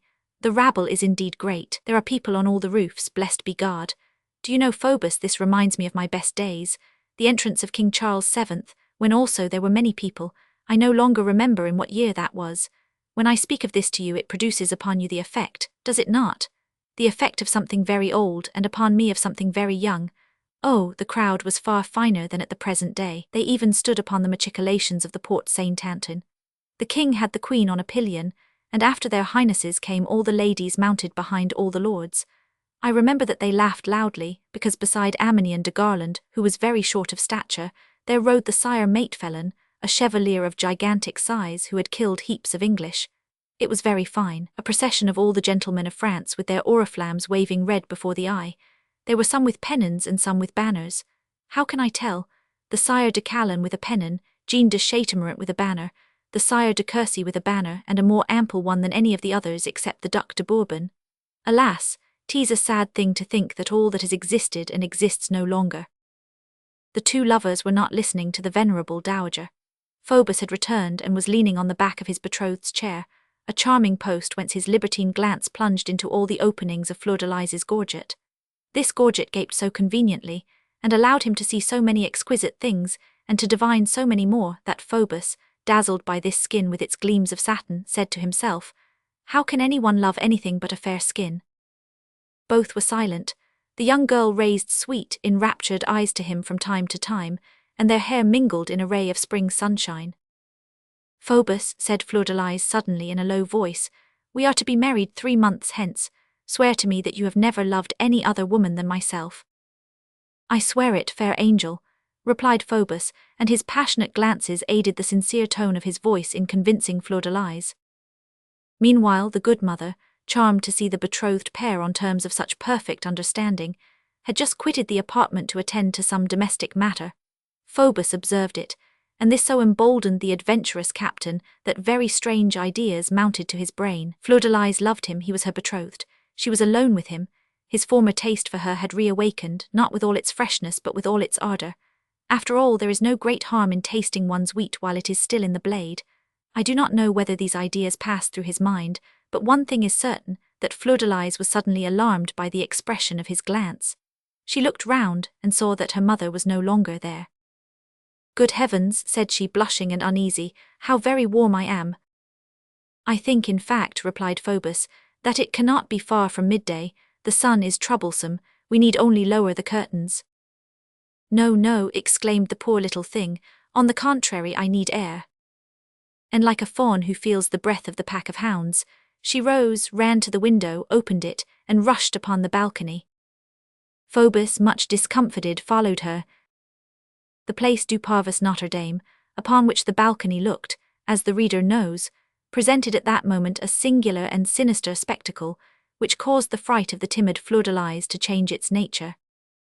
An immense crowd, which overflowed into all the neighbouring streets, encumbered the place, properly speaking. The little wall, breast-high, which surrounded the place, would not have sufficed to keep it free had it not been lined with a thick hedge of sergeants and hackbutters, culverins in hand. Thanks to this thicket of pikes and arquebuses, the Parvis was empty. Its entrance was guarded by a force of halberdiers with the armorial bearings of the bishop. The large doors of the church were closed, and formed a contrast with the innumerable windows on the place, which, open to their very gables, allowed a view of thousands of heads heaped up almost like the piles of bullets in a park of artillery. The surface of this rabble was dingy, dirty, earthy. The spectacle which it was expecting was evidently one of the sort which possessed the privilege of bringing out and calling together the vilest among the populace. Nothing is so hideous as the noise which was made by that swarm of yellow caps and dirty heads. In that throng there were more laughs than cries, more women than men. From time to time, a sharp and vibrating voice pierced the general clamour. "Oh hey, Mahiet Balifa, is she to be hung yonder? Fool, 'tis here that she is to make her apology in her shift. The good God is going to cough Latin in her face. That is always done here at midday. If 'tis the gallows that you wish, go to the Greve." "I will go there afterwards." "Tell me, La Baucanbry, Is it true that she has refused a confessor? It appears so, la Beccani. You see what a pagan she is. 'Tis the custom, monsieur. The bailiff of the courts is bound to deliver the malefactor ready judged for execution if he be a layman, to the provost of Paris, if a clerk, to the official of the bishopric. Thank you, sir. Oh God, said Fleur-de-Lis, the poor creature. This thought filled with sadness the glance which she cast upon the populace. The captain, much more occupied with her than with that pack of the rabble, was amorously rumpling her girdle behind. She turned round, entreating and smiling.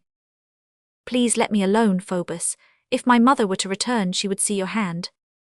At that moment, midday rang slowly out from the clock of Notre-Dame. A murmur of satisfaction broke out in the crowd.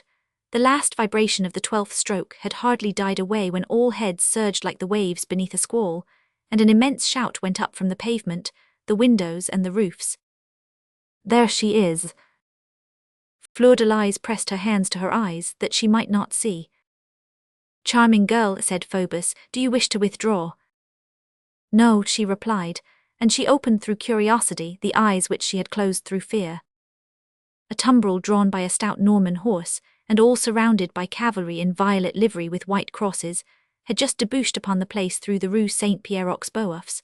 The sergeants of the watch were clearing a passage for it through the crowd, by stout blows from their clubs. Beside the cart rode several officers of justice and police, recognizable by their black costume and their awkwardness in the saddle. Master Jacques Charmolue paraded at their head. In the fatal cart sat a young girl with her arms tied behind her back, and with no priest beside her. She was in her shift, her long black hair, the fashion then was to cut it off only at the foot of the gallows, fell in disorder upon her half-bared throat and shoulders. Athwart that waving hair, more glossy than the plumage of a raven, a thick, rough grey rope was visible, twisted and knotted, chafing her delicate collar bones and twining round the charming neck of the poor girl, like an earthworm round a flower. Beneath that rope glittered a tiny amulet ornamented with bits of green glass, which had been left to her no doubt, because nothing is refused to those who are about to die. The spectators in the windows could see in the bottom of the cart her naked legs which she strove to hide beneath her, as by a final feminine instinct. At her feet lay a little goat, bound. The condemned girl held together with her teeth her imperfectly fastened shift. One would have said that she suffered still more in her misery from being thus exposed almost naked to the eyes of all. Alas, modesty is not made for such shocks. Jesus, said Fleur-de-Lis hastily to the captain, look, fair cousin, tease that wretched Bohemian with the goat. So saying she turned to Phoebus. His eyes were fixed on the tumbril, he was very pale. What Bohemian with the goat? He stammered. What, resumed Fleur-de-Lis, do you not remember? Phoebus interrupted her. I do not know what you mean. He made a step to re-enter the room, but Fleur-de-Lis, whose jealousy, previously so vividly aroused by this same gypsy, had just been reawakened. Fleur-de-Lis gave him a look full of penetration and distrust. She vaguely recalled at that moment having heard of a captain mixed up in the trial of that witch. What is the matter with you? She said to Phoebus. One would say that this woman had disturbed you. Phoebus forced a sneer. Me not the least in the world. Ah, yes, certainly.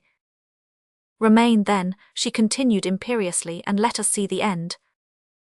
The unlucky captain was obliged to remain. He was somewhat reassured by the fact that the condemned girl never removed her eyes from the bottom of the cart. It was but too surely La Esmeralda. In this last stage of opprobrium and misfortune she was still beautiful. Her great black eyes appeared still larger because of the emaciation of her cheeks. Her pale profile was pure and sublime.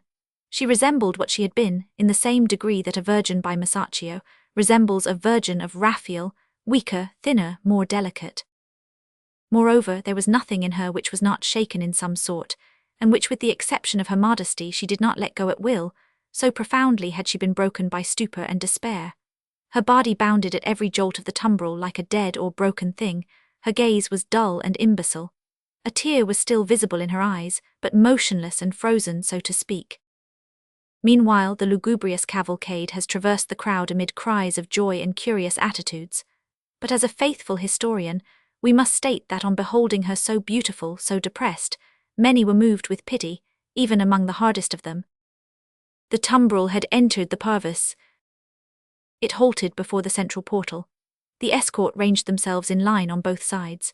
The crowd became silent, and in the midst of this silence full of anxiety and solemnity, the two leaves of the grand door swung back as of themselves on their hinges, which gave a creak like the sound of a fife. Then there became visible in all its length the deep, gloomy church hung in black, sparely lighted with a few candles gleaming afar off on the principal altar, opened in the midst of the place which was dazzling with light, like the mouth of a cavern. At the very extremity in the gloom of the apse, a gigantic silver cross was visible against a black drapery which hung from the vault to the pavement.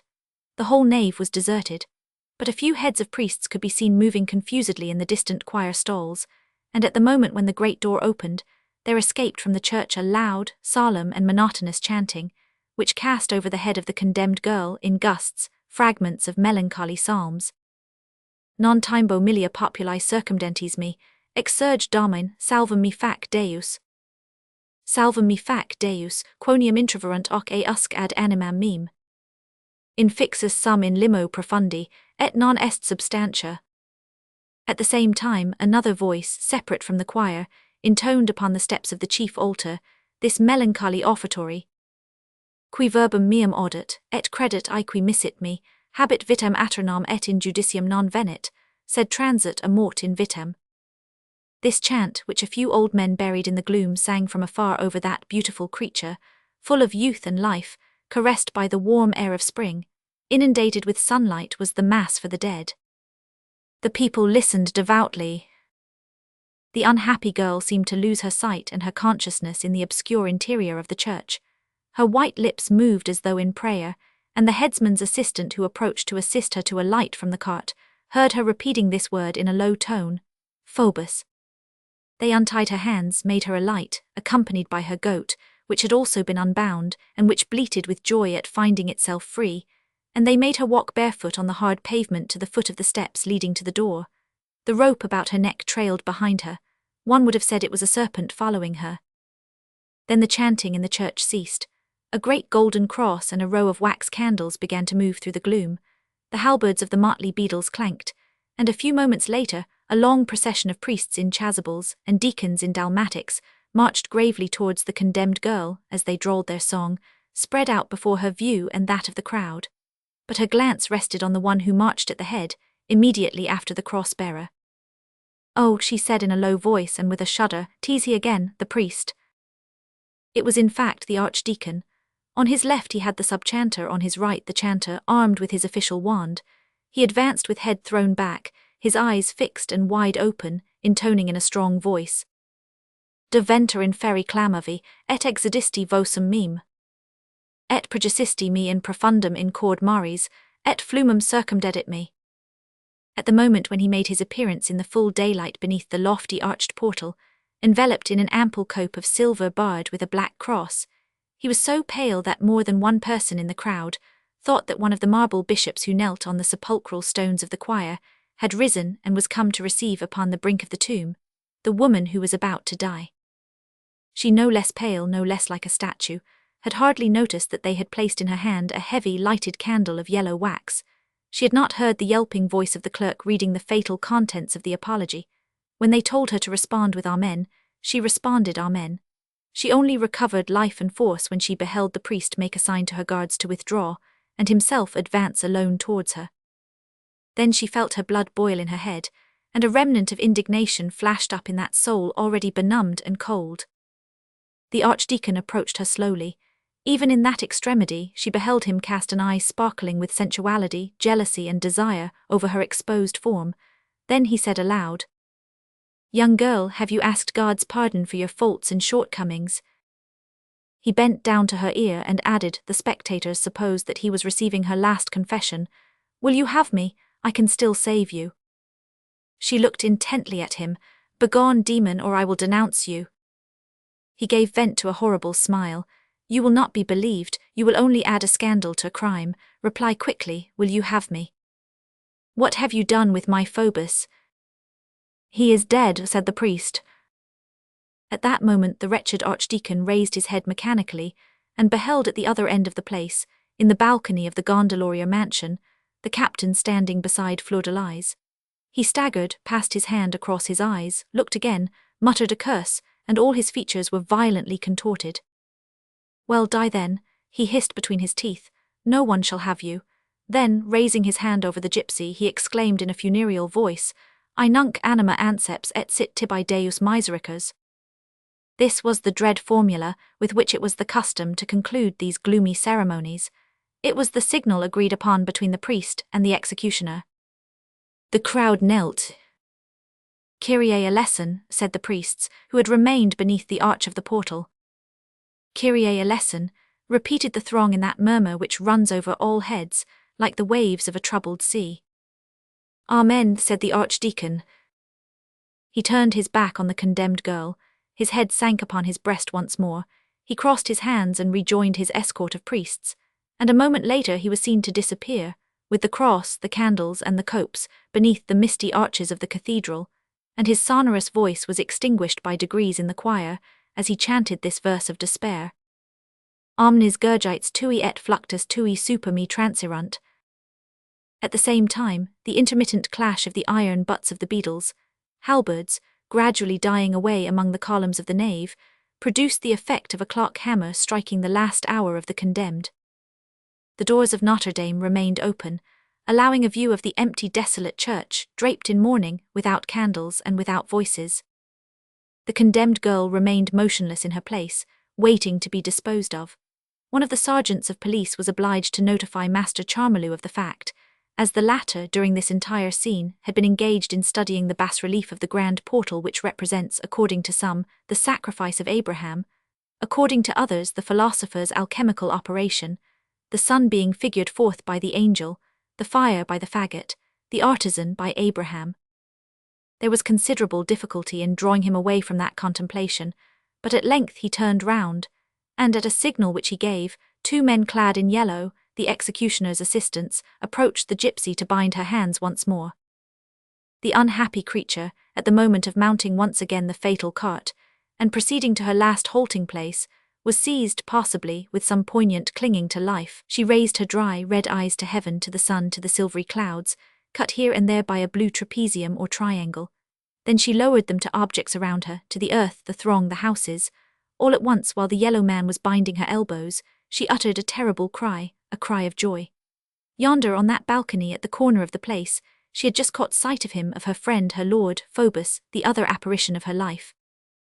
The judge had lied, the priest had lied. It was certainly he, she could not doubt it. He was there, handsome, alive, dressed in his brilliant uniform, his plume on his head, his sword by his side. "Phoebus," she cried, "my Phoebus." And she tried to stretch towards him arms trembling with love and rapture, but they were bound. Then she saw the captain frown. A beautiful young girl who was leaning against him gazed at him with disdainful lips and irritated eyes. Then Phoebus uttered some words which did not reach her, and both disappeared precipitately behind the window opening upon the balcony, which closed after them. "Phoebus," she cried wildly, "can it be you believe it?" A monstrous thought had just presented itself to her. She remembered that she had been condemned to death for murder committed on the person of Phoebus de Chatopers. She had borne up until that moment, but this last blow was too harsh. She fell lifeless on the pavement.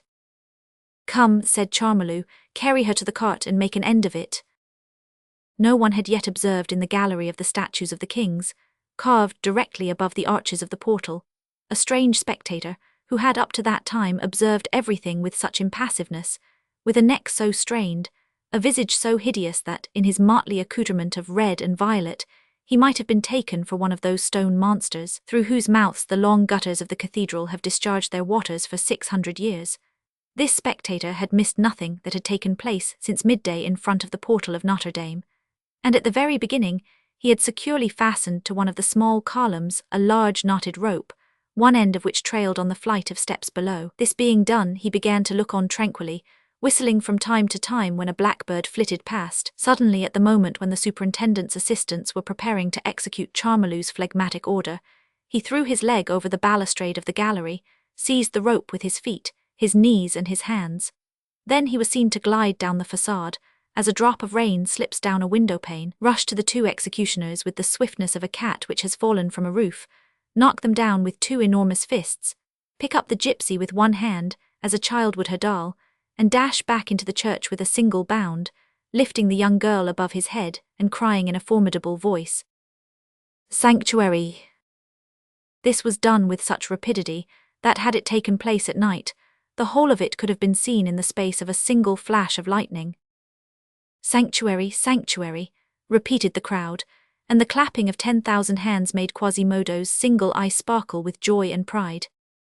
This shock restored the condemned girl to her senses. She raised her eyelids, looked at Quasimodo, then closed them again suddenly, as though terrified by her deliverer. Charmolue was stupefied, as well as the executioners and the entire escort. In fact, within the bounds of Notre-Dame, the condemned girl could not be touched. The cathedral was a place of refuge. All temporal jurisdiction expired upon its threshold. Quasimodo had halted beneath the great portal. His huge feet seemed as solid on the pavement of the church as the heavy Roman pillars. His great, bushy head sat low between his shoulders, like the heads of lions, who also have a mane and no neck. He held the young girl, who was quivering all over, suspended from his horny hands like a white drapery, but he carried her with as much care as though he feared to break her or blight her. One would have said that he felt that she was a delicate, exquisite, precious thing, made for other hands than his. There were moments when he looked as if not daring to touch her, even with his breath. Then all at once he would press her forcibly in his arms, against his angular bosom like his own possession, his treasure, as the mother of that child would have done. His gnome's eye fastened upon her, inundated her with tenderness, sadness, and pity, and was suddenly raised, filled with lightnings. Then the women laughed and wept, the crowd stamped with enthusiasm, for at that moment Quasimodo had a beauty of his own. He was handsome. He, that orphan, that foundling, that outcast, he felt himself august and strong. He gazed in the face of that society from which he was banished, and in which he had so powerfully intervened, of that human justice from which he had wrenched its prey, of all those tigers whose jaws were forced to remain empty, of those policemen, those judges, those executioners, of all that force of the king which he, the meanest of creatures, had just broken with the force of God. And then, it was touching to behold this protection which had fallen from a being so hideous upon a being so unhappy, a creature condemned to death saved by Quasimodo. They were two extremes of natural and social wretchedness, coming into contact and aiding each other. Meanwhile, after several moments of triumph, Quasimodo had plunged abruptly into the church with his burden. The populace, fond of all prowess, sought him with their eyes beneath the gloomy nave, regretting that he had so speedily disappeared from their acclamations. All at once he was seen to reappear at one of the extremities of the gallery of the kings of France. He traversed it, running like a madman, raising his conquest high in his arms and shouting, "Sanctuary!"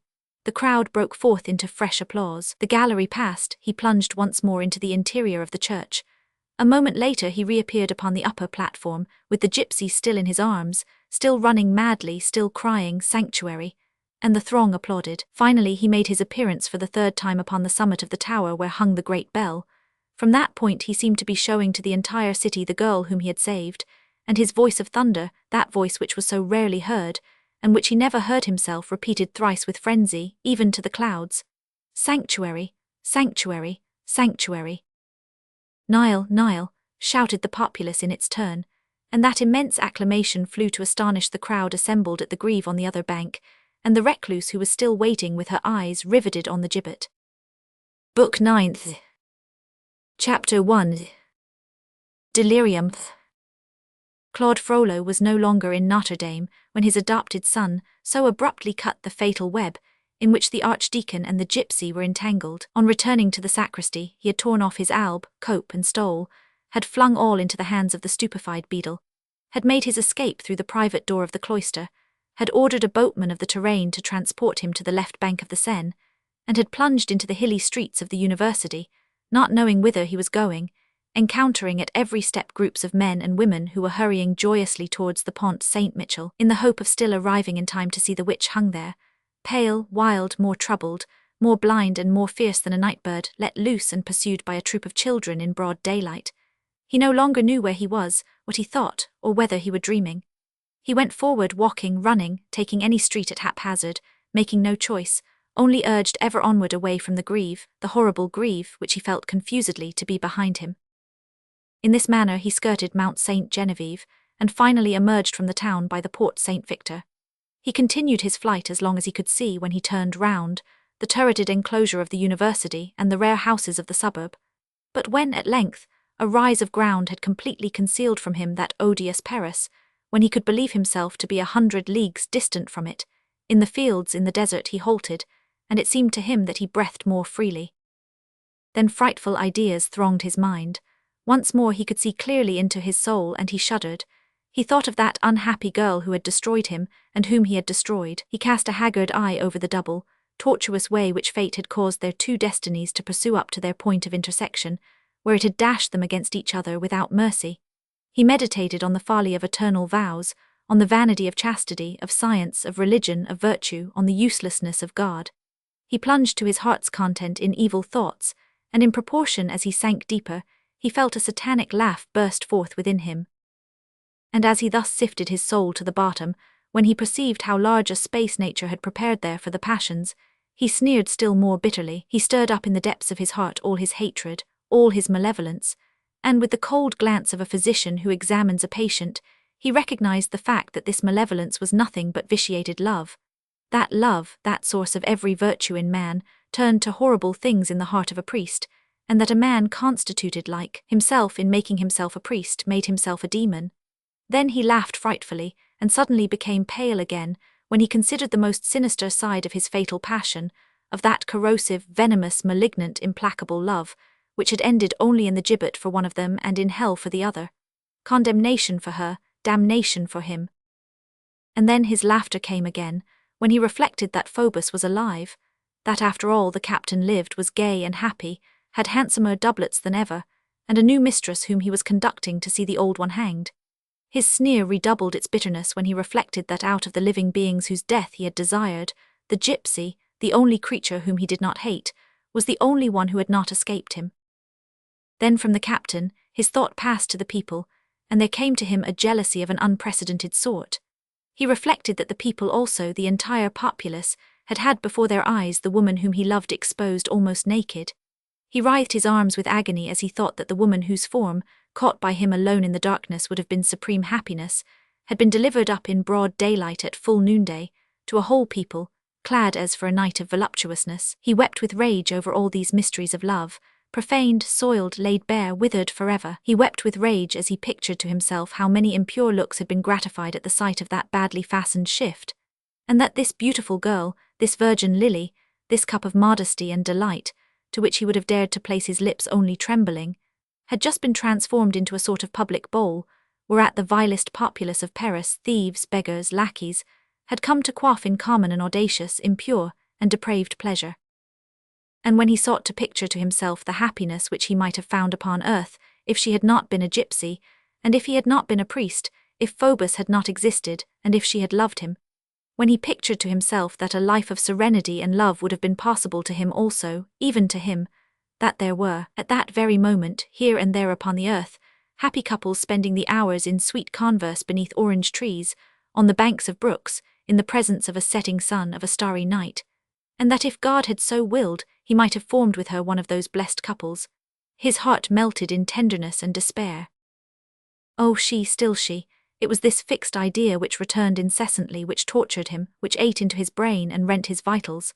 He did not regret, he did not repent. All that he had done he was ready to do again. He preferred to behold her in the hands of the executioner rather than in the arms of the captain. But he suffered so that at intervals he tore out handfuls of his hair to see whether it were not turning white. Among other moments there came one, when it occurred to him that it was perhaps the very minute when the hideous chain which he had seen that morning was pressing its iron noose closer about that frail and graceful neck. This thought caused the perspiration to start from every pore. There was another moment when, while laughing diabolically at himself, he represented to himself La Esmeralda as he had seen her on that first day, lively, careless, joyous, gaily attired, dancing, winged, harmonious, and La Esmeralda of the last day, in her scanty shift, with a rope about her neck, mounting slowly with her bare feet, the angular ladder of the gallows. He figured to himself this double picture in such a manner that he gave vent to a terrible cry. While this hurricane of despair overturned, broke, tore up, bent, uprooted everything in his soul, he gazed at nature around him. At his feet, some chickens were searching the thickets and pecking, enamelled beetles ran about in the sun. Overhead, some groups of dappled grey clouds were floating across the blue sky. On the horizon, the spire of the Abbey St. Victor pierced the ridge of the hill with its slate obelisk, and the miller of the Copor hillock was whistling as he watched the laborious wings of his mill turning. All this active, organised, tranquil life recurring around him under 1,000 forms, hurt him. He resumed his flight. He sped thus across the fields until evening. This flight from nature, life himself, man, God, everything, lasted all day long. Sometimes he flung himself face downward on the earth and tore up the young blades of wheat with his nails. Sometimes he halted in the deserted street of a village, and his thoughts were so intolerable that he grasped his head in both hands and tried to tear it from his shoulders in order to dash it upon the pavement. Towards the hour of sunset, he examined himself again and found himself nearly mad. The tempest which had raged within him ever since the instant when he had lost the hope and the will to save the gypsy, that tempest had not left in his conscience a single healthy idea, a single thought which maintained its upright position. His reason lay there almost entirely destroyed. There remained but two distinct images in his mind, La Esmeralda and the gallows. All the rest was blank. Those two images united presented to him a frightful group, and the more he concentrated what attention and thought was left to him, the more he beheld them grow in accordance with a fantastic progression, the one in grace, in charm, in beauty, in light, the other in deformity and horror, so that at last La Esmeralda appeared to him like a star, the gibbet like an enormous fleshless arm. One remarkable fact is that during the whole of this torture the idea of dying did not seriously occur to him.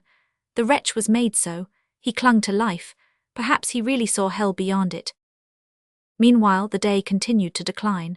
The living being which still existed in him reflected vaguely on retracing its steps. He believed himself to be far away from Paris. On taking his bearings, he perceived that he had only circled the enclosure of the university. The spire of St. Sulpice and the three lofty needles of St. Germain-des-Prés rose above the horizon on his right.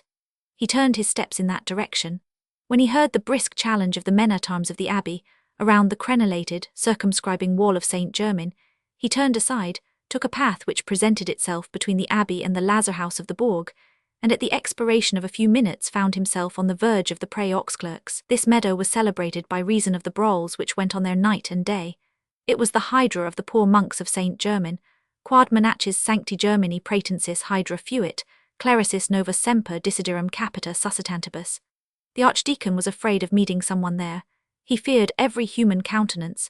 He had just avoided the university and the bourg St. Germain. He wished to re-enter the streets as late as possible. He skirted the Pré aux Clercs, took the deserted path which separated it from the Genouf, and at last reached the water's edge. There Dame Claude found a boatman, who, for a few farthings in Parisian coinage, rowed him up the Seine as far as the point of the city, and landed him on that tongue of abandoned land where the reader has already beheld Gringoire dreaming, and which was prolonged beyond the King's Gardens, parallel to the Isle du Passeur aux Vaches. The monotonous rocking of the boat and the ripple of the water had, in some sort, quieted the unhappy Claude. When the boatman had taken his departure, he remained standing stupidly on the strand, staring straight before him and perceiving objects only through magnifying oscillations, which rendered everything a sort of phantasmagoria to him. The fatigue of a great grief not infrequently produces this effect on the mind. The sun had set behind the lofty Tour de Nesle. It was the twilight hour. The sky was white, the water of the river was white. Between these two white expanses, the left bank of the Seine, on which his eyes were fixed, projected its gloomy mass, and rendered ever thinner and thinner by perspective, it plunged into the gloom of the horizon like a black spire. It was loaded with houses, of which only the obscure outline could be distinguished, sharply brought out in shadows against the light background of the sky and the water.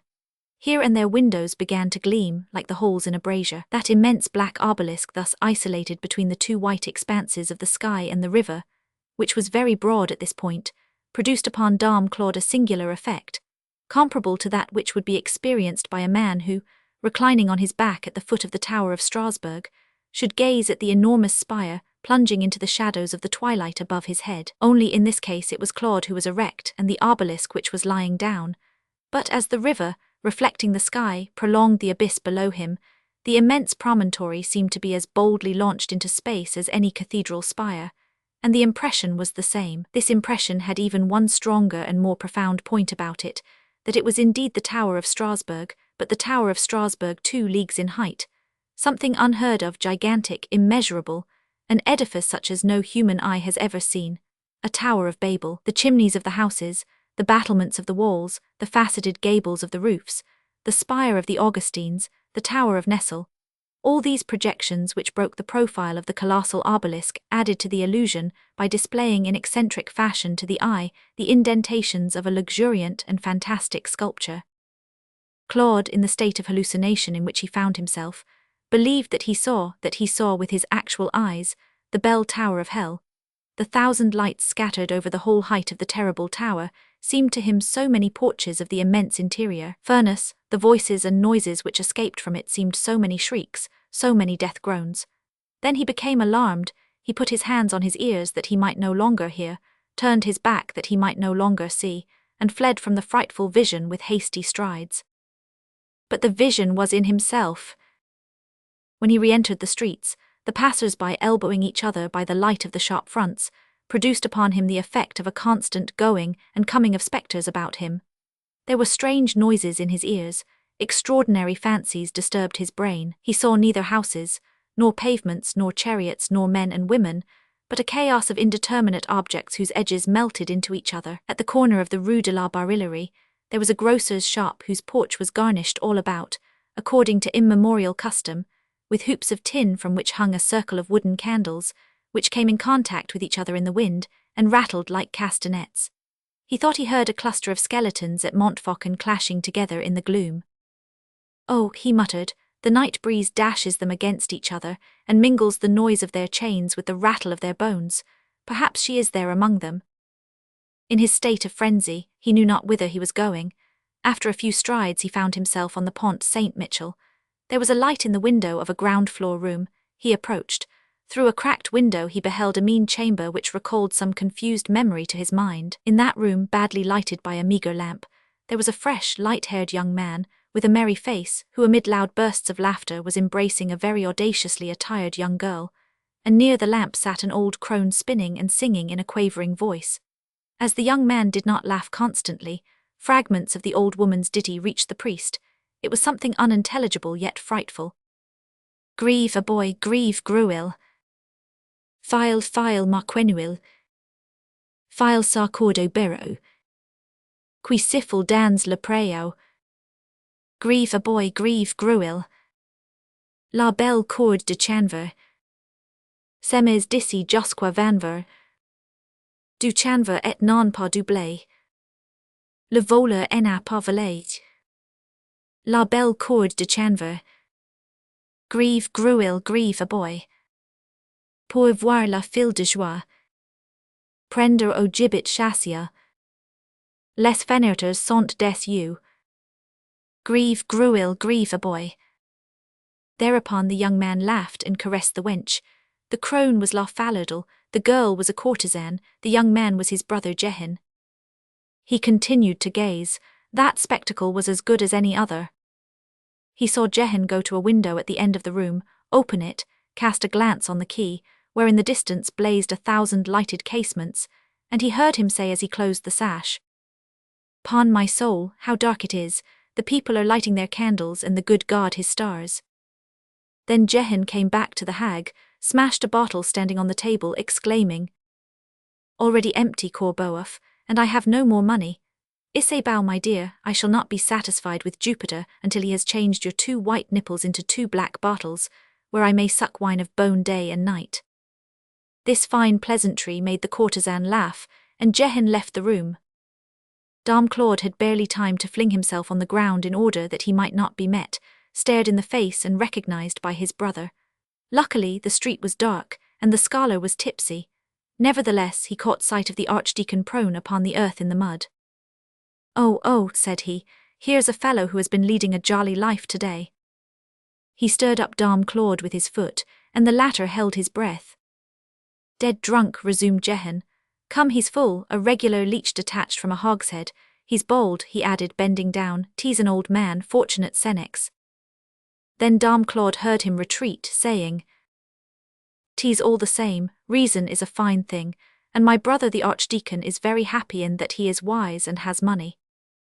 Then the archdeacon rose to his feet, and ran without halting, towards Notre-Dame, whose enormous towers he beheld rising above the houses through the gloom.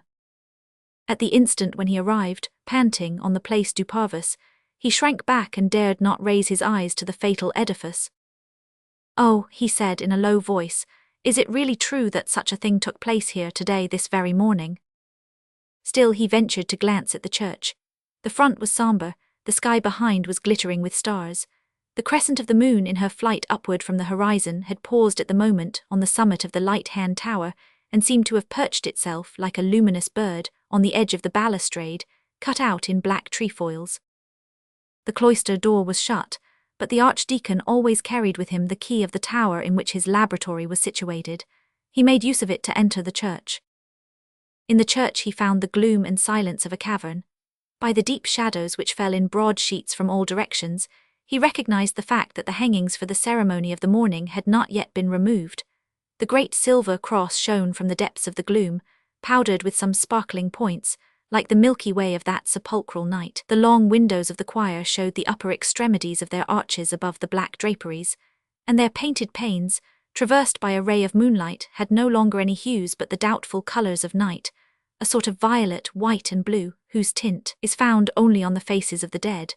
The archdeacon, on perceiving these wan spots all around the choir, thought he beheld the mitres of damned bishops. He shut his eyes, and when he opened them again, he thought they were a circle of pale visages gazing at him. He started to flee across the church.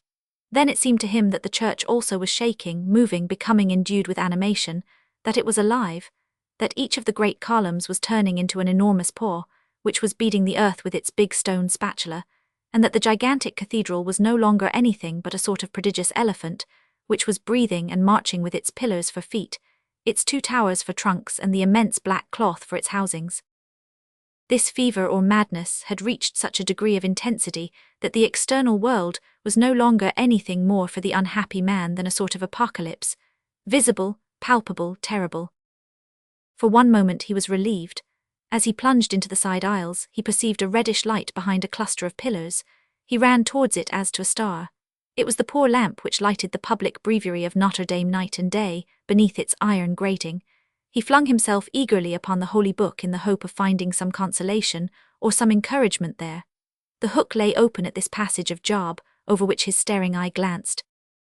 And a spirit passed before my face, and I heard a small voice, and the hair of my flesh stood up. On reading these gloomy words, he felt that which a blind man feels when he feels himself pricked by the staff which he has picked up. His knees gave way beneath him, and he sank upon the pavement, thinking of her who had died that day. He felt so many monstrous vapours pass and discharge themselves in his brain, that it seemed to him that his head had become one of the chimneys of hell. It would appear that he remained a long time in this attitude, no longer thinking, overwhelmed and passive beneath the hand of the demon. At length some strength returned to him. It occurred to him to take refuge in his tower beside his faithful Quasimodo. He rose, and as he was afraid, he took the lamp from the breviary to light his way. It was a sacrilege, but he had got beyond heeding such a trifle now. He slowly climbed the stairs of the towers, filled with a secret fright which must have been communicated to the rare passers-by in the Place du Parvis by the mysterious light of his lamp, mounting so late from loophole to loophole of the bell tower. All at once he felt a freshness on his face and found himself at the door of the highest gallery. The air was cold, the sky was filled with hurrying clouds, whose large white flakes drifted one upon another like the breaking up of river ice after the winter. The crescent of the moon, stranded in the midst of the clouds, seemed a celestial vessel caught in the ice cakes of the air. He lowered his gaze and contemplated for a moment, through the railing of slender columns which unites the 2 towers far away, through a gauze of mists and smoke, the silent throng of the roofs of Paris, pointed, innumerable, crowded and small like the waves of a tranquil sea on a summer night. The moon cast a feeble ray, which imparted to earth and heaven an ashy hue. At that moment the clock raised its shrill, cracked voice. Midnight rang out. The priest thought of midday. 12 o'clock had come back again. "Oh," he said in a very low tone, "she must be cold now." All at once a gust of wind extinguished his lamp, and almost at the same instant he beheld a shade, a whiteness, a form, a woman, appear from the opposite angle of the tower. He started. Beside this woman was a little goat, which mingled its bleat with the last bleat of the clock. He had strength enough to look. It was she. She was pale, she was gloomy. Her hair fell over her shoulders as in the morning, but there was no longer a rope on her neck, her hands were no longer bound. She was free, she was dead. She was dressed in white and had a white veil on her head. She came towards him slowly with her gaze fixed on the sky. The supernatural goat followed her. He felt as though made of stone and too heavy to flee. At every step which she took in advance, he took one backwards, and that was all. In this way he retreated once more beneath the gloomy arch of the stairway. He was chilled by the thought that she might enter there also. Had she done so, he would have died of terror. She did arrive, in fact, in front of the door to the stairway, and paused there for several minutes, stared intently into the darkness but without appearing to see the priest, and passed on. She seemed taller to him than when she had been alive. He saw the moon through her white robe. He heard her breath. When she had passed on, he began to descend the staircase again, with the slowness which he had observed in the spectre, believing himself to be a spectre too, haggard, with hair on end, his extinguished lamp still in his hand. And as he descended the spiral steps, he distinctly heard in his ear a voice laughing and repeating, "A spirit passed before my face, and I heard a small voice, and the hair of my flesh stood up." Chapter 2. Hunchbacked, one-eyed, lame. Every city during the Middle Ages, and every city in France down to the time of Louis XII, had its places of asylum. These sanctuaries, in the midst of the deluge of penal and barbarous jurisdictions which inundated the city, were a species of islands which rose above the level of human justice. Every criminal who landed there was safe. There were in every suburb almost as many places of asylum as gallows. It was the abuse of impunity by the side of the abuse of punishment, two bad things which strove to correct each other. The palaces of the king, the hotels of the princes, and especially churches, possessed the right of asylum. Sometimes a whole city which stood in need of being repeopled was temporarily created a place of refuge. Louis XI made all Paris a refuge in 1467. His foot once within the asylum, the criminal was sacred, but he must beware of leaving it. One step outside the sanctuary and he fell back into the flood. The wheel, the gibbet, the strappado, kept good guard around the place of refuge, and lay in watch incessantly for their prey, like sharks around a vessel. Hence condemned men were to be seen whose hair had grown white in a cloister, on the steps of a palace, in the enclosure of an abbey, beneath the porch of a church. In this manner the asylum was a prison as much as any other.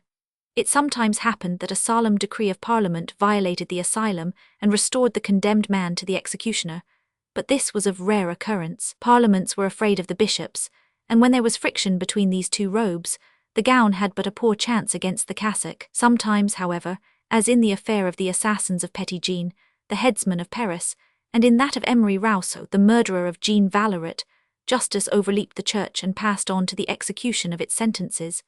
But unless by virtue of a decree of Parliament, woe to him who violated a place of asylum with armed force. The reader knows the manner of death of Robert de Clermont, Marshal of France, and of Jean de Chalons, Marshal of Champagne, and yet the question was only of a certain Perrin Mark, the clerk of a money-changer, a miserable assassin, but the two marshals had broken the doors of St. Mary. Therein lay the enormity. Such respect was cherished for places of refuge that, according to tradition, animals even felt it at times. Aymar relates that a stag, being chased by Dagobert, having taken refuge near the tomb of Saint Denis, the pack of hounds stopped short and barked. Churches generally had a small apartment prepared for the reception of supplicants. In 1407, Nicolas Flamel caused to be built on the vaults of Saint Jacques de la Boucherie, a chamber which cost him 4 livres 6 sous, 16 farthings parisis. At Notre-Dame it was a tiny cell situated on the roof of the side aisle, beneath the flying buttresses, precisely at the spot where the wife of the present janitor of the towers has made for herself a garden, which is to the hanging gardens of Babylon what a lettuce is to a palm tree, what a porter's wife is to a Semiramis. It was here that Quasimodo had deposited La Esmeralda. After his wild and triumphant course, as long as that course lasted, the young girl had been unable to recover her senses, half unconscious, half awake, no longer feeling anything except that she was mounting through the air, floating in it, flying in it, that something was raising her above the earth. From time to time she heard the loud laughter, the noisy voice of Quasimodo in her ear. She half opened her eyes. Then below her she confusedly beheld Paris checkered with its 1,000 roofs of slate and tiles, like a red and blue mosaic, above her head the frightful and joyous face of Quasimodo. Then her eyelids drooped again.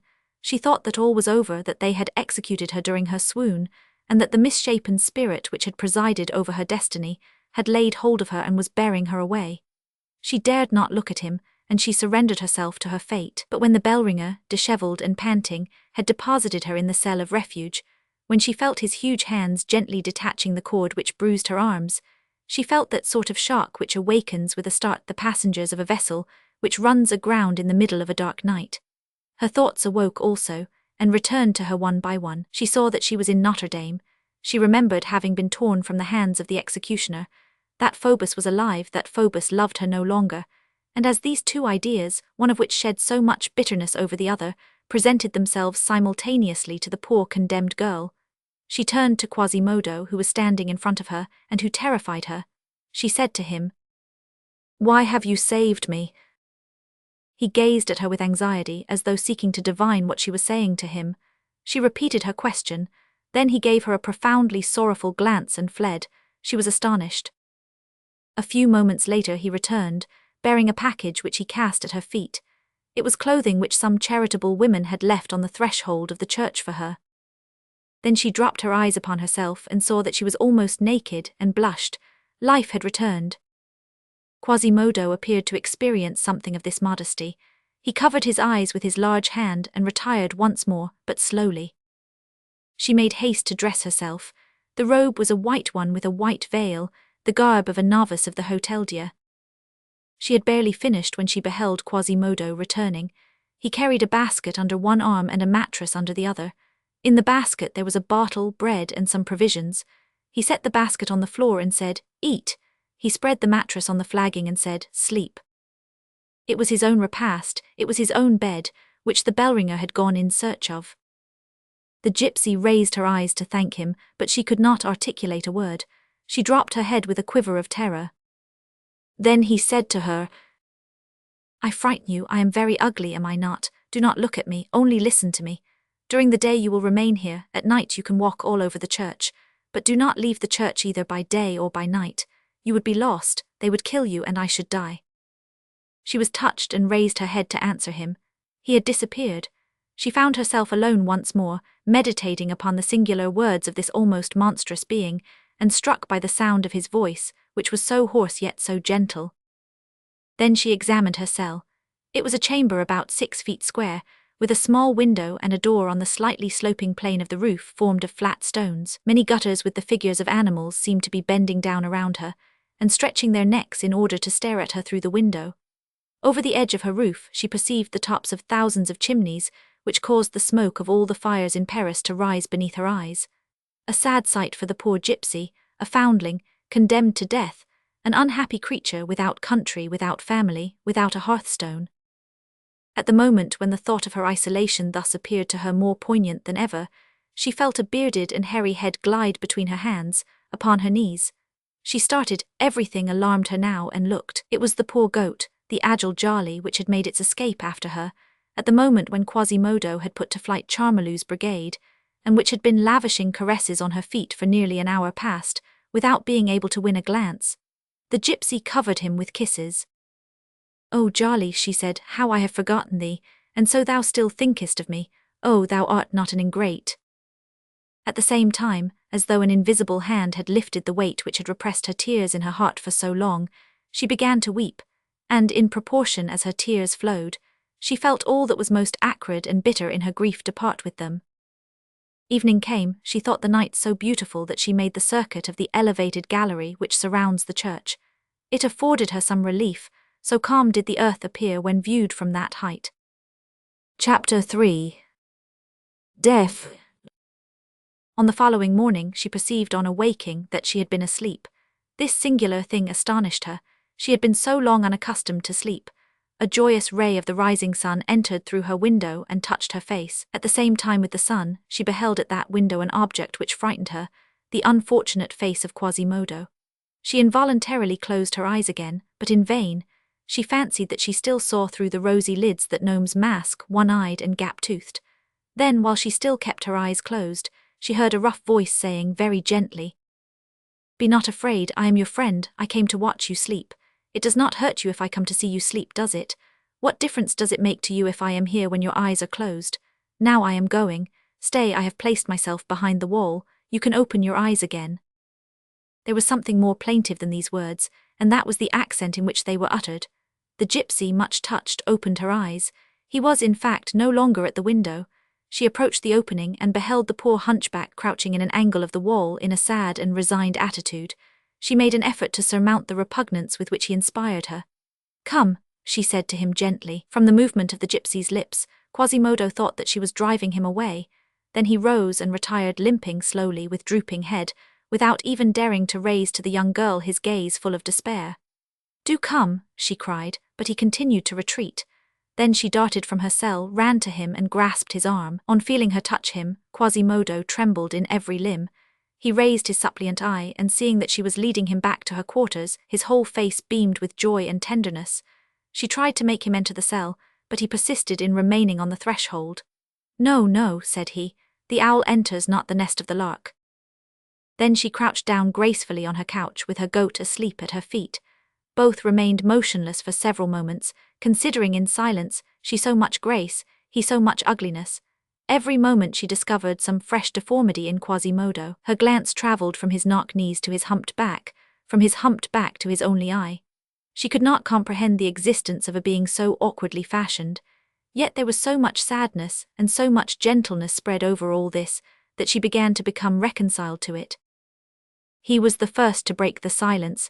"So you were telling me to return?" She made an affirmative sign of the head and said, "Yes." He understood the motion of the head. "Alas," he said, as though hesitating whether to finish, I am deaf." "Poor man," exclaimed the Bohemian, with an expression of kindly pity.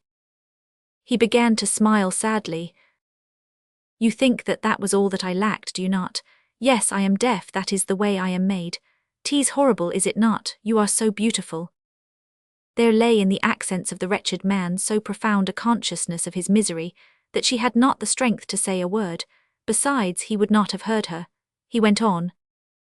"Never have I seen my ugliness as at the present moment. When I compare myself to you, I feel a very great pity for myself, poor unhappy monster that I am. Tell me, I must look to you like a beast. You are a ray of sunshine, a drop of dew, the song of a bird. I am something frightful, neither man nor animal, I know not what, harder, more trampled under foot, and more unshapely than a pebble stone." Then he began to laugh, and that laugh was the most heartbreaking thing in the world. He continued, "Yes, I am deaf, but you shall talk to me by gestures, by signs. I have a master who talks with me in that way, and then I shall very soon know your wish from the movement of your lips, from your look." "Well," she interposed with a smile, "tell me why you saved me." He watched her attentively while she was speaking. "I understand," he replied. "You ask me why I saved you. You have forgotten a wretch who tried to abduct you one night, a wretch to whom you rendered succor on the following day on their infamous pillory. A drop of water and a little pity, that is more than I can repay with my life. You have forgotten that wretch, but he remembers it." She listened to him with profound tenderness. A tear swam in the eye of the bell-ringer but did not fall. He seemed to make it a sort of point of honor to retain it. "Listen," he resumed, when he was no longer afraid that the tear would escape. "Our towers here are very high. A man who should fall from them would be dead before touching the pavement. When it shall please you to have me fall, you will not have to utter even a word, a glance will suffice." Then he rose. Unhappy as was the Bohemian, this eccentric being still aroused some compassion in her. She made him a sign to remain. "No, no," said he. "I must not remain too long, I am not at my ease. It is out of pity that you do not turn away your eyes. I shall go to some place where I can see you without your seeing me. It will be better so." He drew from his pocket a little metal whistle. "Here," said he, "when you have need of me, when you wish me to come, when you will not feel too much horror at the sight of me, use this whistle. I can hear this sound." He laid the whistle on the floor and fled. Chapter 4. Earthenware and Crystal. Day followed day. Calm gradually returned to the soul of La Esmeralda.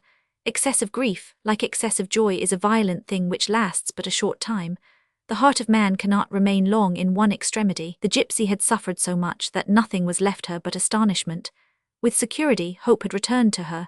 She was outside the pale of society, outside the pale of life, but she had a vague feeling that it might not be impossible to return to it. She was like a dead person who should hold in reserve the key to her tomb. She felt the terrible images which had so long persecuted her, gradually departing. All the hideous phantoms, Pierrette Torterue, Jacques Charmolue, were effaced from her mind, all, even the priest. And then Phoebus was alive, she was sure of it, she had seen him. To her the fact of Phoebus being alive was everything. After the series of fatal shocks which had overturned everything within her, she had found but one thing intact in her soul, one sentiment, her love for the captain. Love is like a tree. It sprouts forth of itself, sends its roots out deeply through our whole being, and often continues to flourish greenly over a heart in ruins. And the inexplicable point about it is that the more blind is this passion, the more tenacious it is. It is never more solid than when it has no reason in it. La Esmeralda did not think of the captain without bitterness. No doubt it was terrible that he also should have been deceived, that he should have believed that impossible thing, that he could have conceived of a stab dealt by her who would have given 1,000 lives for him. But after all, she must not be too angry with him for it. Had she not confessed her crime? Had she not yielded, weak woman that she was, to torture? The fault was entirely hers. She should have allowed her fingernails to be torn out rather than such a word to be wrenched from her. In short, if she could but see Phoebus once more for a single minute, only one word would be required, one look, in order to undeceive him, to bring him back. She did not doubt it.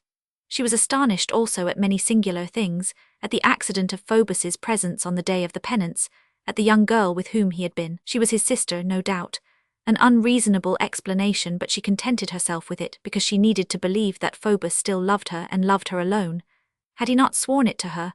What more was needed, simple and credulous as she was? And then in this matter were not appearances much more against her than against him? Accordingly she waited, she hoped. Let us add that the church, that vast church, which surrounded her on every side, which guarded her, which saved her, was itself a sovereign tranquilizer. The solemn lines of that architecture, the religious attitude of all the objects which surrounded the young girl, the serene and pious thoughts which emanated, so to speak, from all the pores of that stone, acted upon her without her being aware of it.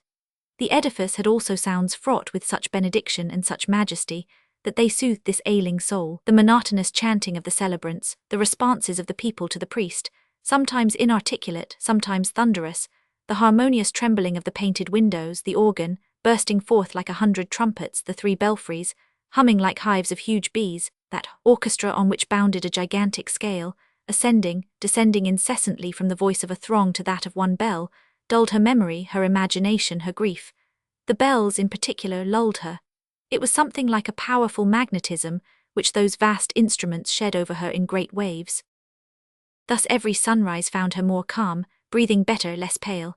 In proportion as her inward wounds closed, her grace and beauty blossomed once more on her countenance, but more thoughtful, more reposeful. Her former character also returned to her, somewhat even of her gaiety, her pretty pout, her love for her goat, her love for singing, her modesty.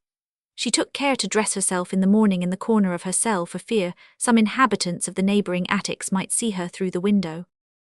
When the thought of Phoebus left her time, the gypsy sometimes thought of Quasimodo. He was the sole bond, the sole connection, the sole communication which remained to her with men, with the living, unfortunate girl. She was more outside the world than Quasimodo. She understood not in the least the strange friend whom chance had given her. She often reproached herself for not feeling a gratitude which should close her eyes, but decidedly she could not accustom herself to the poor bell-ringer. He was too ugly. She had left the whistle which he had given her lying on the ground. This did not prevent Quasimodo from making his appearance from time to time during the first few days. She did her best not to turn aside with too much repugnance when he came to bring her basket of provisions or her jug of water, but he always perceived the slightest movement of this sort, and then he withdrew sadly. Once he came at the moment when she was caressing Jolly. He stood pensively for several minutes before this graceful group of the goat and the gypsy. At last he said, shaking his heavy and ill-formed head, "My misfortune is that I still resemble a man too much. I should like to be wholly a beast like that goat." She gazed at him in amazement. He replied to the glance, "Oh, I well know why," and he went away.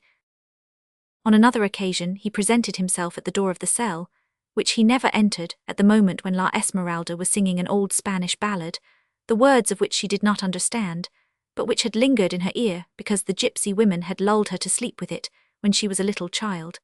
At the sight of that villainous form, which made its appearance so abruptly in the middle of her song, the young girl paused with an involuntary gesture of alarm. The unhappy bell-ringer fell upon his knees on the threshold, and clasped his large, misshapen hands with a suppliant air. "Oh," he said sorrowfully, "continue, I implore you, and do not drive me away." She did not wish to pain him, and resumed her lay, trembling all over. By degrees, however, her terror disappeared, and she yielded herself wholly to the slow and melancholy air which she was singing. He remained on his knees with hands clasped, as in prayer, attentive, hardly breathing, his gaze riveted upon the gypsy's brilliant eyes. On another occasion he came to her with an awkward and timid air. "Listen," he said with an effort, "I have something to say to you." She made him a sign that she was listening, then he began to sigh, half-opened his lips, appeared for a moment to be on the point of speaking, then he looked at her again, shook his head and withdrew slowly with his brow in his hand, leaving the gypsy stupefied. Among the grotesque personages sculptured on the wall, there was one to whom he was particularly attached, and with which he often seemed to exchange fraternal glances. Once the gypsy heard him saying to it, "Oh, why am not I of stone like you?" At last one morning, La Esmeralda had advanced to the edge of the roof, and was looking into the place over the pointed roof of Saint Jean-le-Rond. Quasimodo was standing behind her. He had placed himself in that position in order to spare the young girl, as far as possible, the displeasure of seeing him. All at once the gypsy started. A tear and a flash of joy gleamed simultaneously in her eyes. She knelt on the brink of the roof and extended her arms towards the place with anguish, exclaiming, "Phoebus, come, come, a word, a single word in the name of heaven. Phoebus, Phoebus." Her voice, her face, her gesture, her whole person bore the heartrending expression of a shipwrecked man who is making a signal of distress to the joyous vessel which is passing afar off in a ray of sunlight on the horizon. Quasimodo leaned over the place, and saw that the object of this tender and agonizing prayer was a young man, a captain, a handsome cavalier all glittering with arms and decorations, prancing across the end of the place, and saluting with his plume a beautiful lady who was smiling at him from her balcony. However, the officer did not hear the unhappy girl calling him, he was too far away. But the poor deaf man heard. A profound sigh heaved his breast, he turned round, his heart was swollen with all the tears which he was swallowing, his convulsively clenched fists struck against his head, and when he withdrew them there was a bunch of red hair in each hand. The gypsy paid no heed to him. He said in a low voice as he gnashed his teeth, "Damnation, that is what one should be like. 'Tis only necessary to be handsome on the outside." Meanwhile she remained kneeling, and cried with extraordinary agitation, "Oh, there he is alighting from his horse, he is about to enter that house. Phoebus, he does not hear me, Phoebus. How wicked that woman is to speak to him at the same time with me. Phoebus, Phoebus." The deaf man gazed at her. He understood this pantomime. The poor bell-ringer's eye filled with tears, but he let none fall. All at once he pulled her gently by the border of her sleeve. She turned round. He had assumed a tranquil air. He said to her, "Would you like to have me bring him to you?" She uttered a cry of joy. "Oh, go, hasten, run, quick, that captain, bring him to me, I will love you for it." She clasped his knees. He could not refrain from shaking his head sadly. "I will bring him to you," he said in a weak voice. Then he turned his head and plunged down the staircase with great strides, stifling with sobs.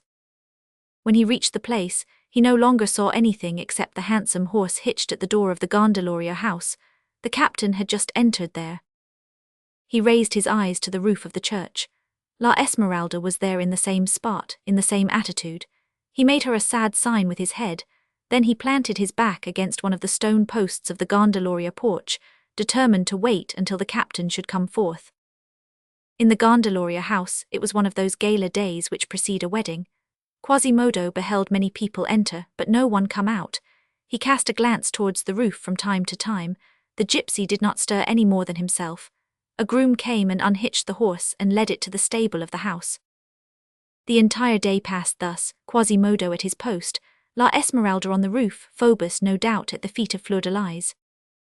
At length night came, a moonless night, a dark night. Quasimodo fixed his gaze in vain upon La Esmeralda. Soon she was no more than a whiteness amid the twilight, then nothing. All was effaced, all was black. Quasimodo beheld the front windows from top to bottom of the gondolier mansion illuminated. He saw the other casements in the place lighted one by one.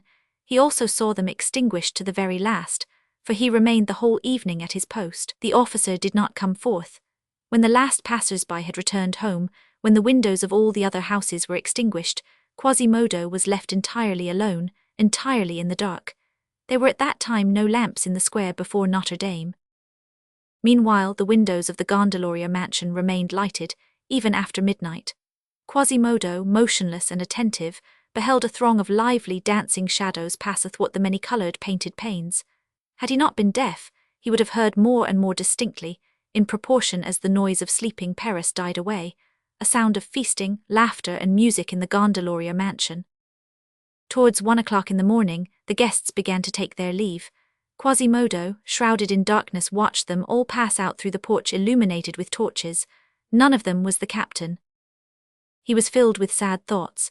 At times he looked upwards into the air like a person who is weary of waiting. Great black clouds, heavy, torn, split, hung like crepe hammocks beneath the starry dome of night. One would have pronounced them spiders, webs of the vault of heaven. In one of these moments he suddenly beheld the long window on the balcony, whose stone balustrade projected above his head, open mysteriously. The frail glass door gave passage to two persons and closed noiselessly behind them. It was a man and a woman.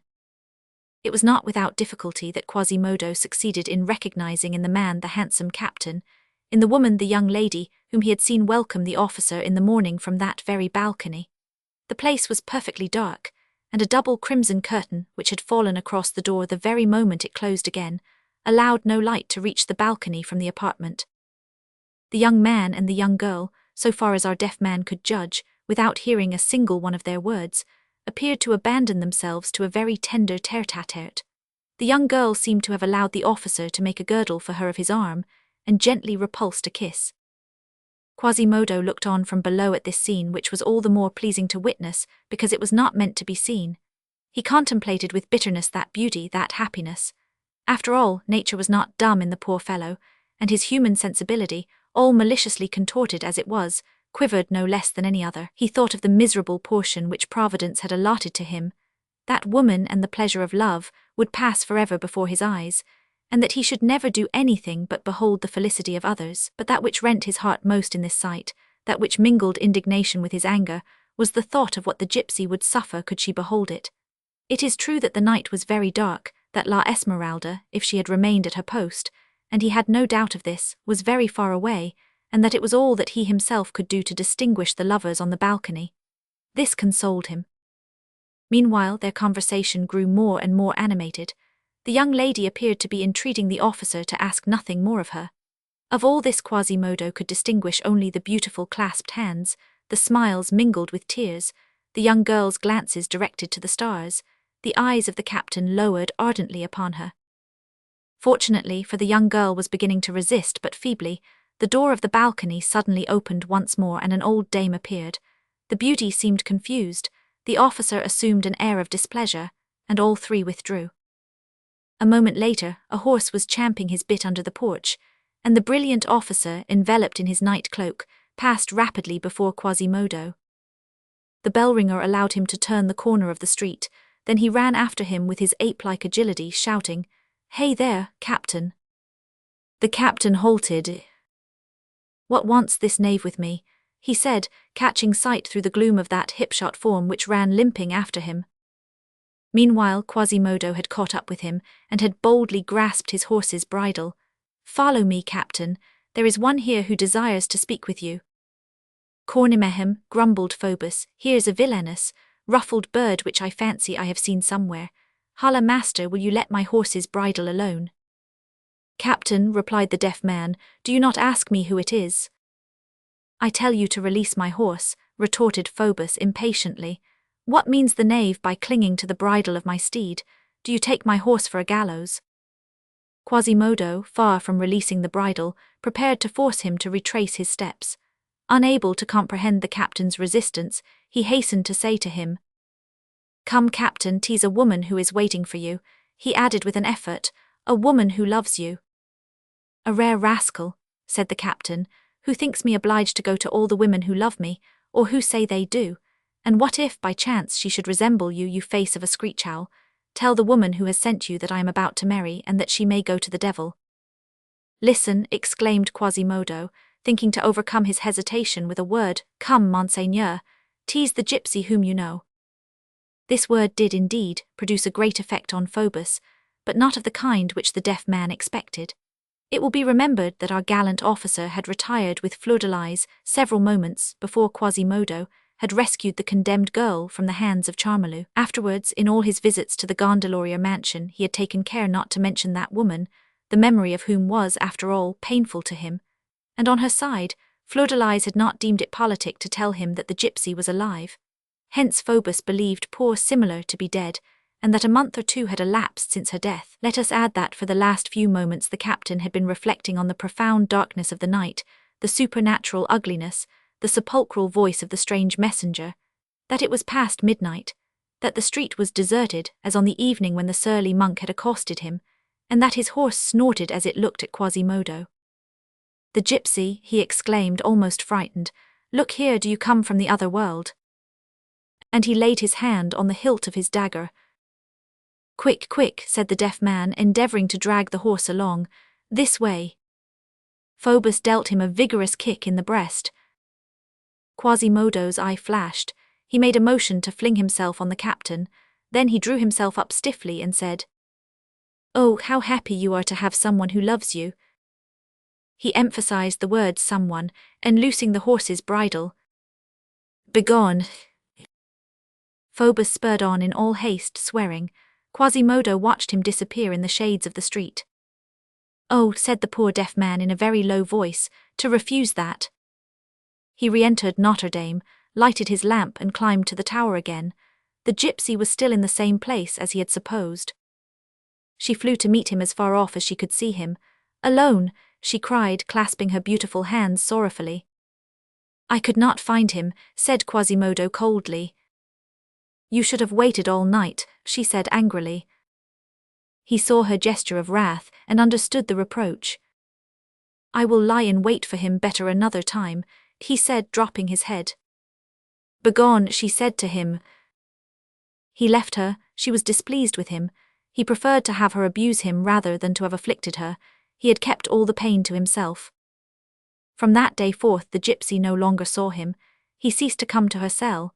At the most she occasionally caught a glimpse at the summit of the towers, of the bell-ringer's face turned sadly to her, but as soon as she perceived him he disappeared. We must admit that she was not much grieved by this voluntary absence on the part of the poor hunchback. At the bottom of her heart she was grateful to him for it. Moreover, Quasimodo did not deceive himself on this point. She no longer saw him, but she felt the presence of a good genius about her. Her provisions were replenished by an invisible hand during her slumbers. One morning she found a cage of birds on her window. There was a piece of sculpture above her window which frightened her. She had shown this more than once in Quasimodo's presence. One morning, for all these things happened at night, she no longer saw it, it had been broken. The person who had climbed up to that carving must have risked his life. Sometimes in the evening she heard a voice, concealed beneath the wind screen of the bell tower, singing a sad, strange song as though to lull her to sleep. The lines were unrhymed, such as a deaf person can make. Ni regarde pas la figure. D'une fil regarde le cœur. Le cœur d'un beau d'une homme est souvent deformed. 49 y a des cœurs où l'amour ne s'y conserve pas. D'une fil le sapin en est pas beau. En est pas beau comme le peuplier. Mais il garde son feuillage elhiver. Hales à quoi bon dire cela. Si qui en est pas beau à tort derter. La beauté en aime que la beauté. Avril tourne le 12 à janvier. La beauté est parfaite. La beauté put tout. La beauté est la seule chose qui en existe par demi. Le corbeau n'y vole que le jour. Le hibou n'y vole que la nuit. Le cygne vole la nuit et le jour.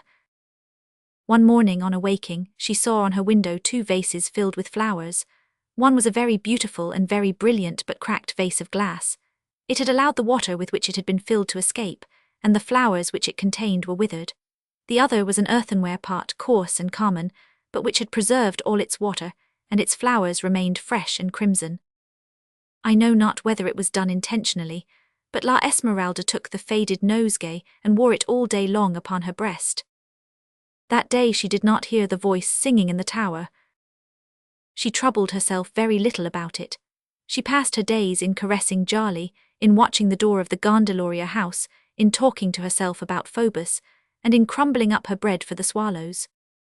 She had entirely ceased to see or hear Quasimodo. The poor bell-ringer seemed to have disappeared from the church. One night, nevertheless, when she was not asleep but was thinking of her handsome captain, she heard something breathing near her cell. She rose in alarm and saw by the light of the moon a shapeless mass lying across her door on the outside.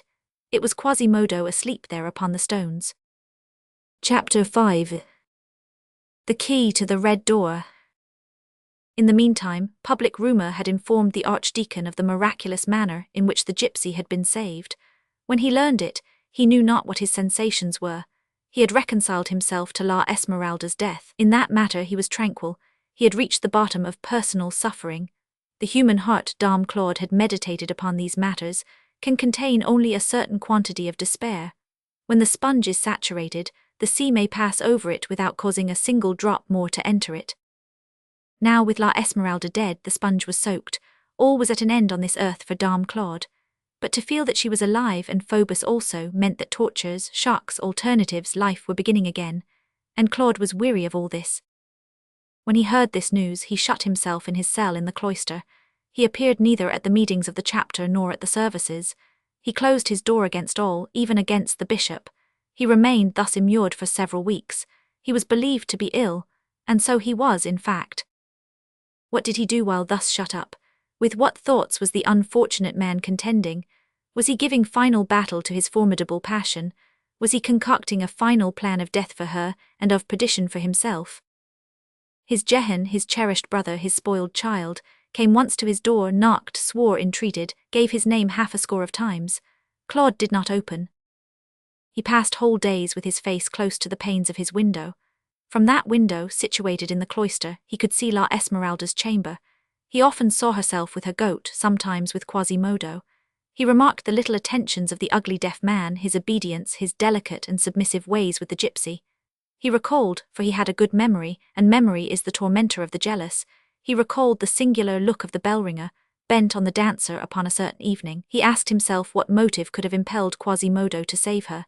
He was the witness of 1,000 little scenes between the gypsy and the deaf man, the pantomime of which, viewed from afar and commented on by his passion, appeared very tender to him. He distrusted the capriciousness of women.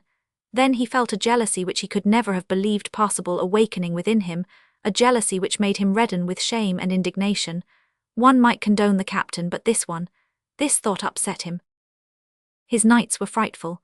As soon as he learned that the gypsy was alive, the cold ideas of spectre and tomb which had persecuted him for a whole day vanished, and the flesh returned to goad him. He turned and twisted on his couch at the thought that the dark-skinned maiden was so near him. Every night his delirious imagination represented La Esmeralda to him, in all the attitudes which had caused his blood to boil most. He beheld her outstretched upon the poniarded captain, her eyes closed, her beautiful bare throat covered with Phoebus's blood, at that moment of bliss when the archdeacon had imprinted on her pale lips that kiss whose burn the unhappy girl, though half dead, had felt. He beheld her again, stripped by the savage hands of the torturers, allowing them to bear and to enclose in the boot with its iron screw, her tiny foot, her delicate rounded leg, her white and supple knee. Again he beheld that ivory knee which alone remained outside of Torturu's horrible apparatus. Lastly, he pictured the young girl in her shift, with the rope about her neck, shoulders bare, feet bare, almost nude, as he had seen her on that last day. These images of voluptuousness made him clench his fists, and a shiver run along his spine. One night, among others, they heated so cruelly his virgin and priestly blood, that he bit his pillow, leaped from his bed, flung on a surplice over his shirt, and left his cell, lamp in hand, half naked, wild, his eyes aflame. He knew where to find the key to the red door, which connected the cloister with the church, and he always had about him, as the reader knows, the key of the staircase leading to the towers. Chapter 6. Continuation of the key to the red door. That night La Esmeralda had fallen asleep in her cell, full of oblivion, of hope, and of sweet thoughts. She had already been asleep for some time, dreaming as always of Phoebus, when it seemed to her that she heard a noise near her. She slept lightly and uneasily, the sleep of a bird. A mere nothing waked her. She opened her eyes. The night was very dark. Nevertheless, she saw a figure gazing at her through the window. A lamp lighted up this apparition. The moment that the figure saw that La Esmeralda had perceived it, it blew out the lamp, but the young girl had had time to catch a glimpse of it. Her eyes closed again with terror. "Oh," she said in a faint voice, "the priest."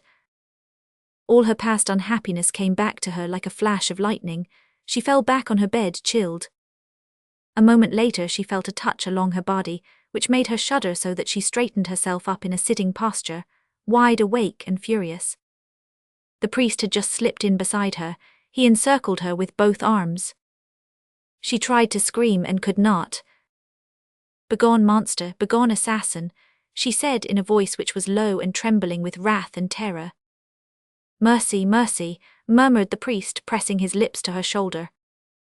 She seized his bald head by its remnant of hair and tried to thrust aside his kisses as though they had been bites. "Mercy," repeated the unfortunate man, "if you but knew what my love for you is. 'Tis fire, melted lead, 1,000 daggers in my heart." She stopped his two arms with superhuman force. "Let me go," she said, "or I will spit in your face." He released her. "Vilify me, strike me, be malicious, do what you will, but have mercy, love me." Then she struck him with the fury of a child. She made her beautiful hands stiff to bruise his face. "Begone, demon." Love me, pity," cried the poor priest, returning her blows with caresses. All at once she felt him stronger than herself. "There must be an end to this," he said, gnashing his teeth. She was conquered, palpitating in his arms and in his power. She felt a wanton hand straying over her. She made a last effort and began to cry, "Help, help, a vampire, a vampire." Nothing came. Charlie alone was awake and bleating with anguish. "Hush," said the panting priest.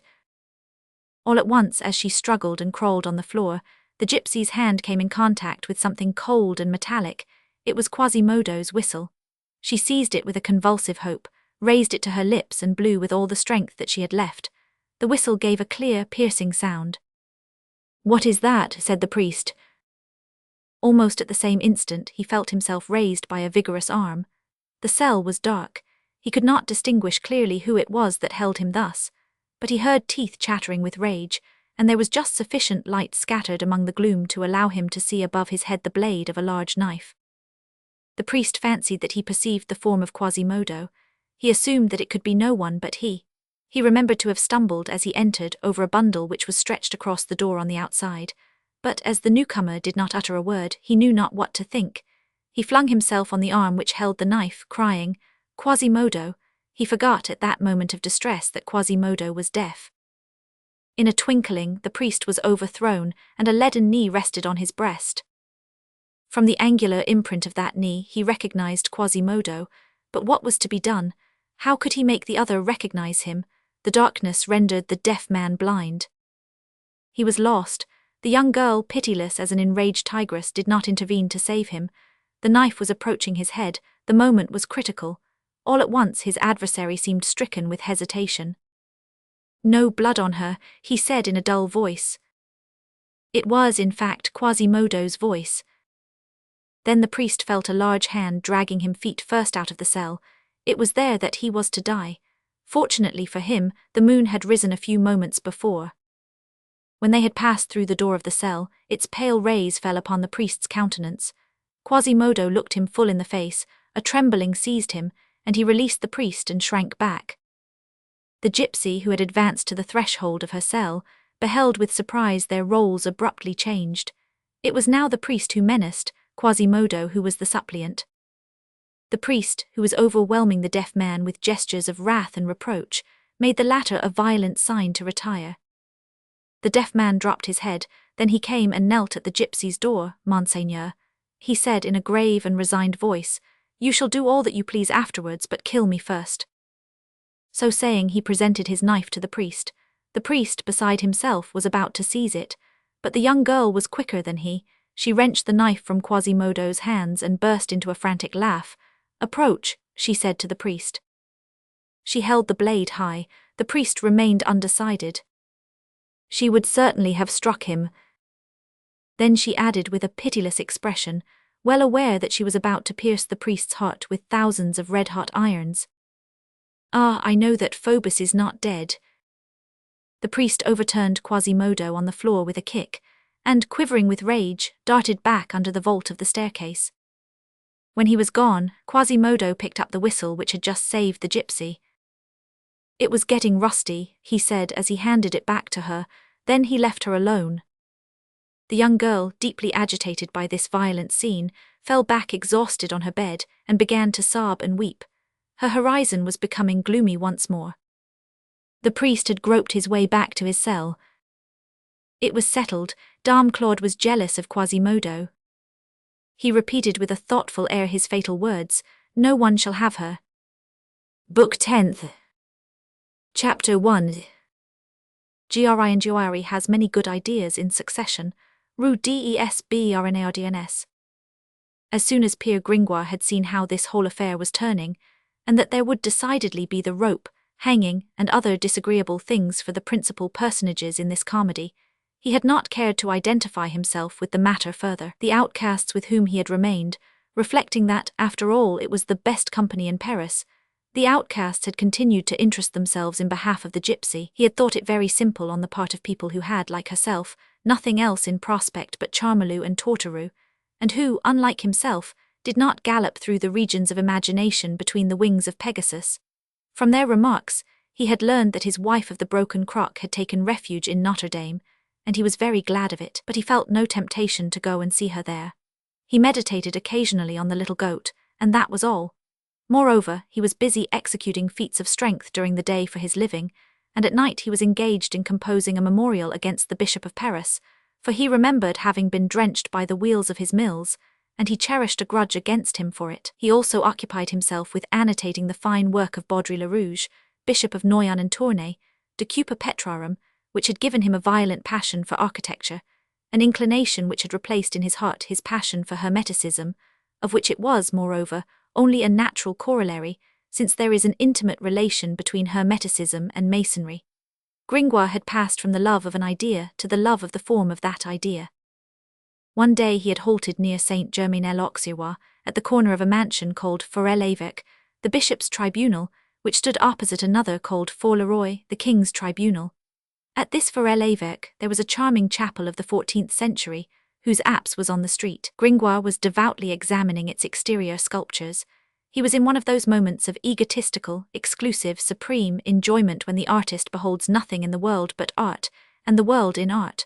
All at once he feels a hand laid gravely on his shoulder. He turns round. It was his old friend, his former master, Monsieur the Archdeacon. He was stupefied. It was a long time since he had seen the Archdeacon, and Dame Claude was one of those solemn and impassioned men, a meeting with whom always upsets the equilibrium of a skeptical philosopher. The Archdeacon maintained silence for several minutes, during which Gringoire had time to observe him. He found Dame Claude greatly changed, pale as a winter's morning with hollow eyes and hair almost white. The priest broke the silence at length by saying in a tranquil but glacial tone, "How do you do, Master Pierre?" "My health," replied Gringoire. One can say both one thing and another on that score. Still it is good on the whole. I take not too much of anything. You know, master, that the secret of keeping well, according to Hippocrates, id est, sibi potus somni Venus omnia moderata sint. So you have no care, Master Pierre, resumed the Archdeacon, gazing intently at Gringoire. None, I faith. And what are you doing now? You see, master, I am examining the chiselling of these stones, and the manner in which yonder bas-relief is thrown out. The priest began to smile with that bitter smile, which raises only one corner of the mouth. And that amuses you?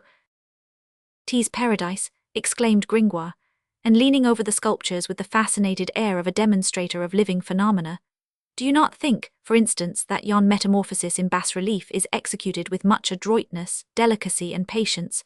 Observe that slender column.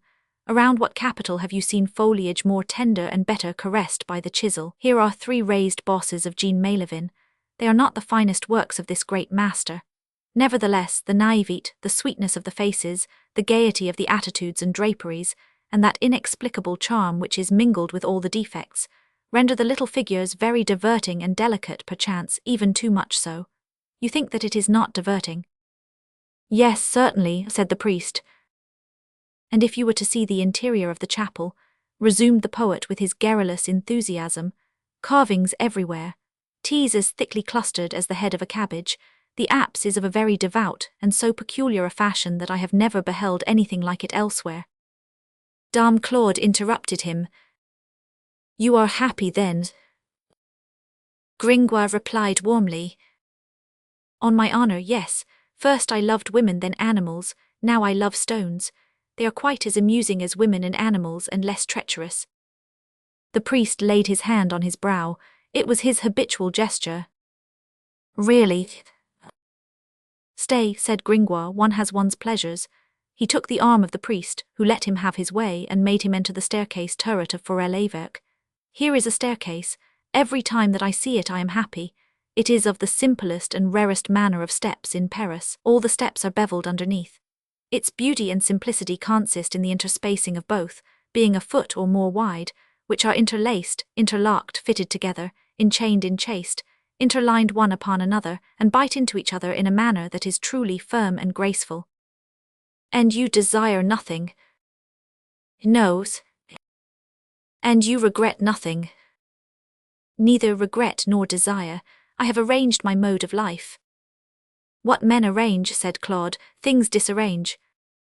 I am a Pyrrhonian philosopher, replied Gringoire, and I hold all things in equilibrium. And how do you earn your living? I still make epics and tragedies now and then, but that which brings me in most is the industry with which you are acquainted, master, carrying pyramids of chairs in my teeth. The trade is but a rough one for a philosopher. 'Tis still equilibrium, said Gringoire. When one has an idea, one encounters it in everything. I know that, replied the archdeacon. After a silence, the priest resumed. You are nevertheless tolerably poor. Poor, yes, unhappy, no. At that moment a trampling of horses was heard, and our two interlocutors beheld defiling at the end of the street a company of the king's unattached archers, their lances borne high, an officer at their head. The cavalcade was brilliant, and its march resounded on the pavement. How you gaze at that officer, said Gringoire to the archdeacon. Because I think I recognize him. What do you call him? I think, said Claude, that his name is Phoebus de Châteaupers. Phoebus, a curious name. There is also a Phoebus Comte de Foix. I remember having known a wench who swore only by the name of Phoebus. Come away from here, said the priest. I have something to say to you. From the moment of that troop's passing, some agitation had pierced through the archdeacon's glacial envelope. He walked on. Gringoire followed him, being accustomed to obey him, like all who had once approached that man so full of ascendancy. They reached in silence the Rue des Bernardins, which was nearly deserted. Here Dame Claude paused. What have you to say to me, master? Gringoire asked him. Do you not think that the dress of those cavaliers, whom we have just seen, is far handsomer than yours and mine? Gringoire tossed his head. Faith, I love better my red and yellow jerkin than those scales of iron and steel. A fine pleasure to produce when you walk, the same noise as the key of old iron in an earthquake. So, Gringoire, you have never cherished envy for those handsome fellows in their military doublets. Envy for what, monsieur the archdeacon? Their strength, their armour, their discipline, better philosophy and independence in rags. I prefer to be the head of a fly rather than the tail of a lion. That is singular, said the priest dreamily, yet a handsome uniform is a beautiful thing. Gringoire, perceiving that he was in a pensive mood, quitted him to go and admire the porch of a neighbouring house. He came back clapping his hands. If you were less engrossed with the fine clothes of men of war, monsieur the archdeacon, I would entreat you to come and see this door. I have always said that the house of the Sieur Aubry had the most superb entrance in the world.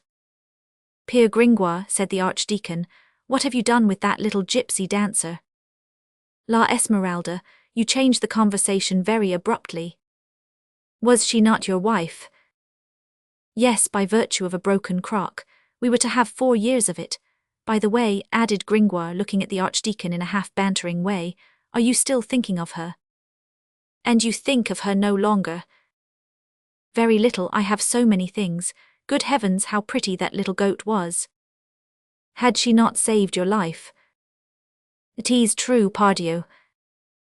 Well, what has become of her? What have you done with her? I cannot tell you. I believe that they have hanged her. You believe so? I am not sure. When I saw that they wanted to hang people, I retired from the game. That is all you know of it. Wait a bit. I was told that she had taken refuge in Notre-Dame, and that she was safe there, and I am delighted to hear it, and I have not been able to discover whether the goat was saved with her, and that is all I know." "I will tell you more," cried Dom Claude, and his voice, hitherto low, slow, and almost indistinct, turned to thunder. "She has in fact taken refuge in Notre-Dame, but in 3 days justice will reclaim her, and she will be hanged on the Greve. There is a decree of Parliament." "That's annoying," said Gringoire. The priest, in an instant, became cold and calm again. "And who the devil," resumed the poet, "has amused himself with soliciting a decree of reintegration? Why couldn't they leave Parliament in peace?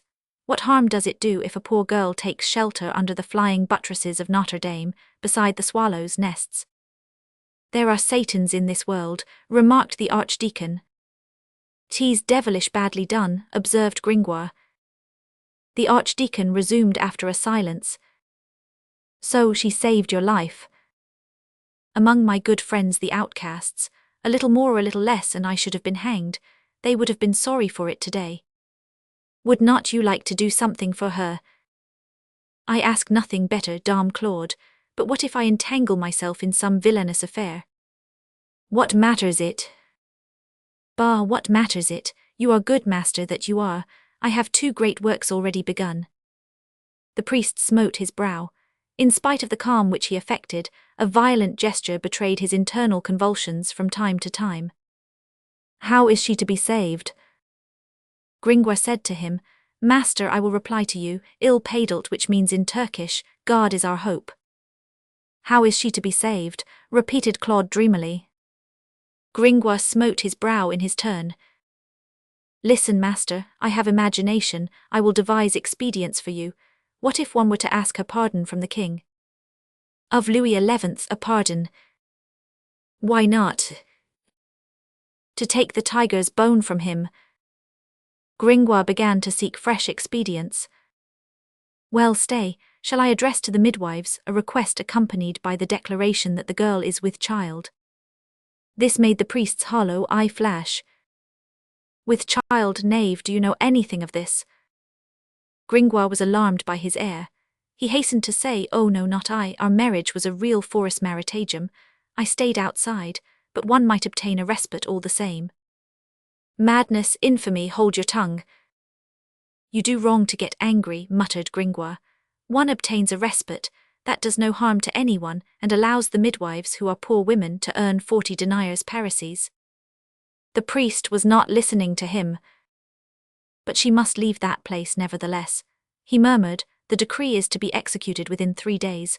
Moreover, there will be no decree, that Quasimodo. Women have very depraved tastes." He raised his voice. "Master Pierre, I have reflected well, there is but one means of safety for her." "What? I see none myself." "Listen, Master Pierre, remember that you owe your life to her. I will tell you my idea frankly. The church is watched night and day, only those are allowed to come out who have been seen to enter.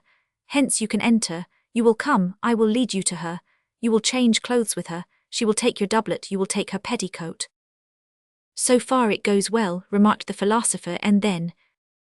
"And then, she will go forth in your garments, you will remain with hers. You will be hanged perhaps, but she will be saved." Gringoire scratched his ear with a very serious air. "Stay," said he, "that is an idea which would never have occurred to me unaided." At Dom Claude's proposition, the open and benign face of the poet had abruptly clouded over, like a smiling Italian landscape, when an unlucky squall comes up and dashes a cloud across the sun. "Well, Gringoire, what say you to the means?" "I say, master, that I shall not be hanged perchance, but that I shall be hanged indubitably." "That concerns us not." "The deuce," said Gringoire. "She has saved your life, 'tis a debt that you are discharging." "There are a great many others which I do not discharge." "Master Pierre, it is absolutely necessary." The archdeacon spoke imperiously. "Listen, Dom Claude," replied the poet in utter consternation. "You cling to that idea and you are wrong. I do not see why I should get myself hanged in someone else's place." "What have you, then, which attaches you so strongly to life?" "Oh, 1,000 reasons." "What reasons, if you please?" What, the air, the sky, the morning, the evening, the moonlight, my good friends the thieves, our jeers with the old hags of go-betweens, the fine architecture of Paris to study, 3 great books to make, one of them being against the bishops and his mills, and how can I tell all? Anaxagoras said that he was in the world to admire the sun. And then from morning till night I have the happiness of passing all my days with a man of genius, who is myself, which is very agreeable. A head fit for a mule bell, muttered the archdeacon. Oh, tell me who preserved for you that life which you render so charming to yourself. To whom do you owe it that you breathe that air, behold that sky, and can still amuse your lark's mind with your whimsical nonsense and madness? Where would you be, had it not been for her? Do you then desire that she through whom you are alive should die, that she should die, that beautiful, sweet, adorable creature who is necessary to the light of the world and more divine than God, while you, half wise and half fool, a vain sketch of something, a sort of vegetable which thinks that it walks, and thinks that it thinks, you will continue to live with the life which you have stolen from her, as useless as a candle in broad daylight? Come, have a little pity, Gringoire, be generous in your turn. It was she who set the example. The priest was vehement. Gringoire listened to him at first with an undecided air, then he became touched, and wound up with a grimace which made his pallid face resemble that of a new-born infant with an attack of the colic. You are pathetic, said he, wiping away a tear. Well, I will think about it, that's a queer idea of yours. After all, he continued after a pause, who knows? Perhaps they will not hang me. He who becomes betrothed does not always marry. When they find me in that little lodging so grotesquely muffled in petticoat and coif, perchance they will burst with laughter, and then if they do hang me, well, the halter is as good a death as any. 'Tis a death worthy of a sage who has wavered all his life, a death which is neither flesh nor fish, like the mind of a veritable skeptic, a death all stamped with Pyrrhonism and hesitation, which holds the middle station betwixt heaven and earth, which leaves you in suspense. 'Tis a philosopher's death, and I was destined thereto perchance. It is magnificent to die as one has lived. The priest interrupted him. Is it agreed? What is death, after all? Pursued Gringoire with exultation. A disagreeable moment, a toll gate, the passage of little to nothingness. Someone having asked Cercidas the megalopolitan if he were willing to die. Why not? He replied. For after my death I shall see those great men, Pythagoras among the philosophers, Hecate among historians, Homer among poets, Olympus among musicians. The archdeacon gave him his hand. It is settled then, you will come tomorrow. This gesture recalled Gringoire to reality. Ah, I faith no, he said in the tone of a man just waking up. Be hanged, 'tis too absurd, I will not. Farewell then, and the archdeacon added between his teeth, I'll find you again. I do not want that devil of a man to find me, thought Gringoire, and he ran after Dame Claude. Stay, monsieur the archdeacon, no ill feeling between old friends. You take an interest in that girl, my wife, I mean, and 'tis well. You have devised a scheme to get her out of Notre-Dame, but your way is extremely disagreeable to me, Gringoire. If I had only another one myself, I beg to say that a luminous inspiration has just occurred to me. If I possessed an expedient for extricating her from a dilemma, without compromising my own neck to the extent of a single running knot, what would you say to it? Will not that suffice you? Is it absolutely necessary that I should be hanged, in order that you may be content? The priest tore out the buttons of his cassock with impatience. Stream of words, what is your plan? Yes, resumed Gringoire, talking to himself and touching his nose with his forefinger in sign of meditation. That's it. The thieves are brave fellows. The tribe of Egypt love her. They will rise at the first word. Nothing easier. A sudden stroke. Under cover of the disorder they will easily carry her off. Beginning tomorrow evening, they will ask nothing better. The plans speak, cried the archdeacon, shaking him. Gringoire turned majestically towards him. Leave me, you see that I am composing. He meditated for a few moments more, then began to clap his hands over his thought, crying, Admirable, success is sure. The plan, repeated Claude in wrath. Gringoire was radiant. Come that I may tell you that very softly. 'Tis a truly gallant counterplot, which will extricate us all from the matter. Pardieu, it must be admitted that I am no fool. He broke off. Oh, by the way, is the little goat with the wench? Yes, the devil take you. They would have hanged it also, would they not? What is that to me? Yes, they would have hanged it. They hanged a sow last month. The headsman loveth that, he eats the beast afterwards. Take my pretty Jolly, poor little lamb. Malediction, exclaimed Dame Claude. You are the executioner. What means of safety have you found, knave? Must your idea be extracted with the forceps? Very fine, master, this is it. Gringoire bent his head to the archdeacon's head and spoke to him in a very low voice, casting an uneasy glance the while from one end to the other of the street, though no one was passing. When he had finished, Dame Claude took his hand and said coldly, "'Tis well, farewell until tomorrow." Until tomorrow, repeated Gringoire, and while the archdeacon was disappearing in one direction, he set off in the other, saying to himself in a low voice, "Here's a grand affair, Monsieur Pierre Gringoire, never mind. 'Tis not written that because one is of small account one should take fright at a great enterprise." Bitou carried a great bull on his shoulders, the water wagtails, the warblers, and the buntings traversed the ocean. Chapter 2. Turn vagabond. On re-entering the cloister, the archdeacon found at the door of his cell his brother Jehan du Moulin, who was waiting for him, and who had beguiled the tedium of waiting by drawing on the wall with a bit of charcoal a profile of his elder brother, enriched with a monstrous nose. Dame Claude hardly looked at his brother. His thoughts were elsewhere. That merry scamp's face whose beaming had so often restored serenity to the priest's sombre physiognomy was now powerless to melt the gloom which grew more dense every day over that corrupted, mephitic, and stagnant soul. "Brother," said Jehan timidly, "I am come to see you." The archdeacon did not even raise his eyes. "What then?"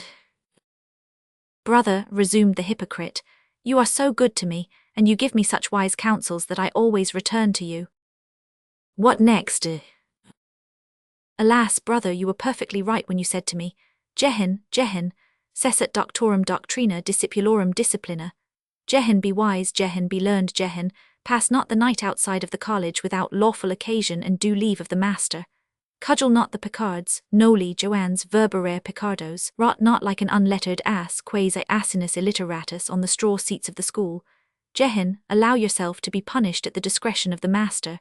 Jehan, go every evening to chapel, and sing there an anthem with verse and orison to Madame the Glorious Virgin Mary." Alas, what excellent advice was that! "And then?"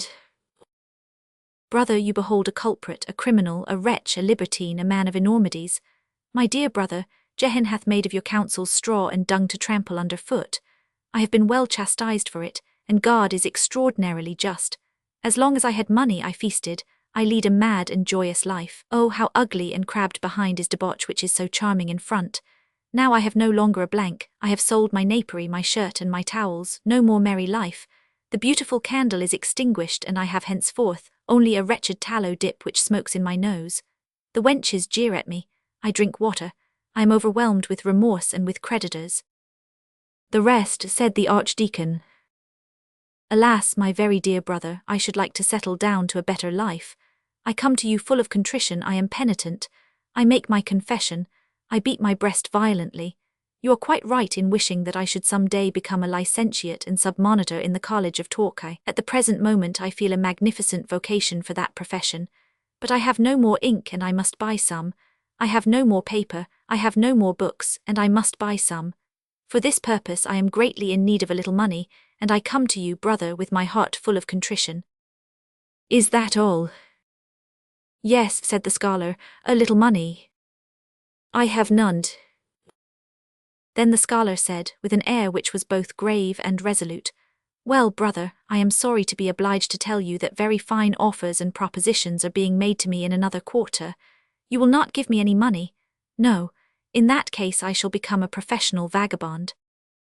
As he uttered these monstrous words, he assumed the mien of Ajax, expecting to see the lightnings descend upon his head. The archdeacon said coldly to him, "Become a vagabond." Jehan made him a deep bow, and descended the cloister stairs whistling. At the moment when he was passing through the courtyard of the cloister, beneath his brother's window, he heard that window open, raised his eyes, and beheld the archdeacon's severe head emerge. "Go to the devil," said Dame Claude, "here is the last money which you will get from me." At the same time the priest flung Jehan a purse, which gave the scholar a big bump on the forehead, and with which Jehan retreated, both vexed and content, like a dog who had been stoned with marrow bones. Chapter 3. Long live mirth. The reader has probably not forgotten that a part of the Coeur de Miracles was enclosed by the ancient wall which surrounded the city, a goodly number of whose towers had begun, even at that epoch, to fall to ruin. One of these towers had been converted into a pleasure resort by the vagabonds. There was a dram shop in the underground story, and the rest in the upper stories. This was the most lively, and consequently the most hideous point of the whole outcast den. It was a sort of monstrous hive, which buzzed there night and day. At night, when the remainder of the beggar horde slept, when there was no longer a window lighted in the dingy facades of the place, when not a cry was any longer to be heard proceeding from those innumerable families, those anthills of thieves, of wenches, and stolen or bastard children, the merry tower was still recognizable by the noise which it made, by the scarlet light which, flashing simultaneously from the air holes, the windows, the fissures in the cracked walls, escaped, so to speak, from its every pore. The cellar, then, was the dram shop. The descent to it was through a low door and by a staircase as steep as a classic Alexandrine. Over the door, by way of a sign, there hung a marvellous daub, representing new sous and dead chickens, with this pun below: aux seigneurs pour les trépassés, the ringers for the dead. One evening, when the curfew was sounding from all the belfries in Paris, the sergeants of the watch might have observed, had it been granted to them to enter the formidable Court of Miracles, that more tumult than usual was in progress in the Vagabond's tavern, that more drinking was being done, and louder swearing.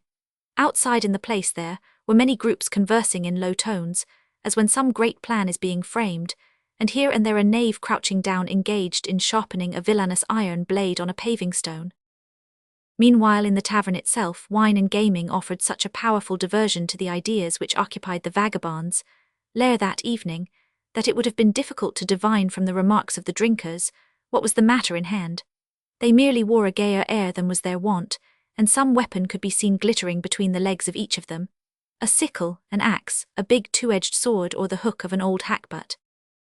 The room, circular in form, was very spacious, but the tables were so thickly set and the drinkers so numerous that all that the tavern contained, men, women, benches, beer jugs, all that were drinking, all that were sleeping, all that were playing the well, the lame, seemed piled up pell-mell, with as much order and harmony as a heap of oyster shells. There were a few tallow dips lighted on the tables, but the real luminary of this tavern, that which played the part in this dram shop of the chandelier of an opera house, was the fire. This cellar was so damp that the fire was never allowed to go out, even in midsummer.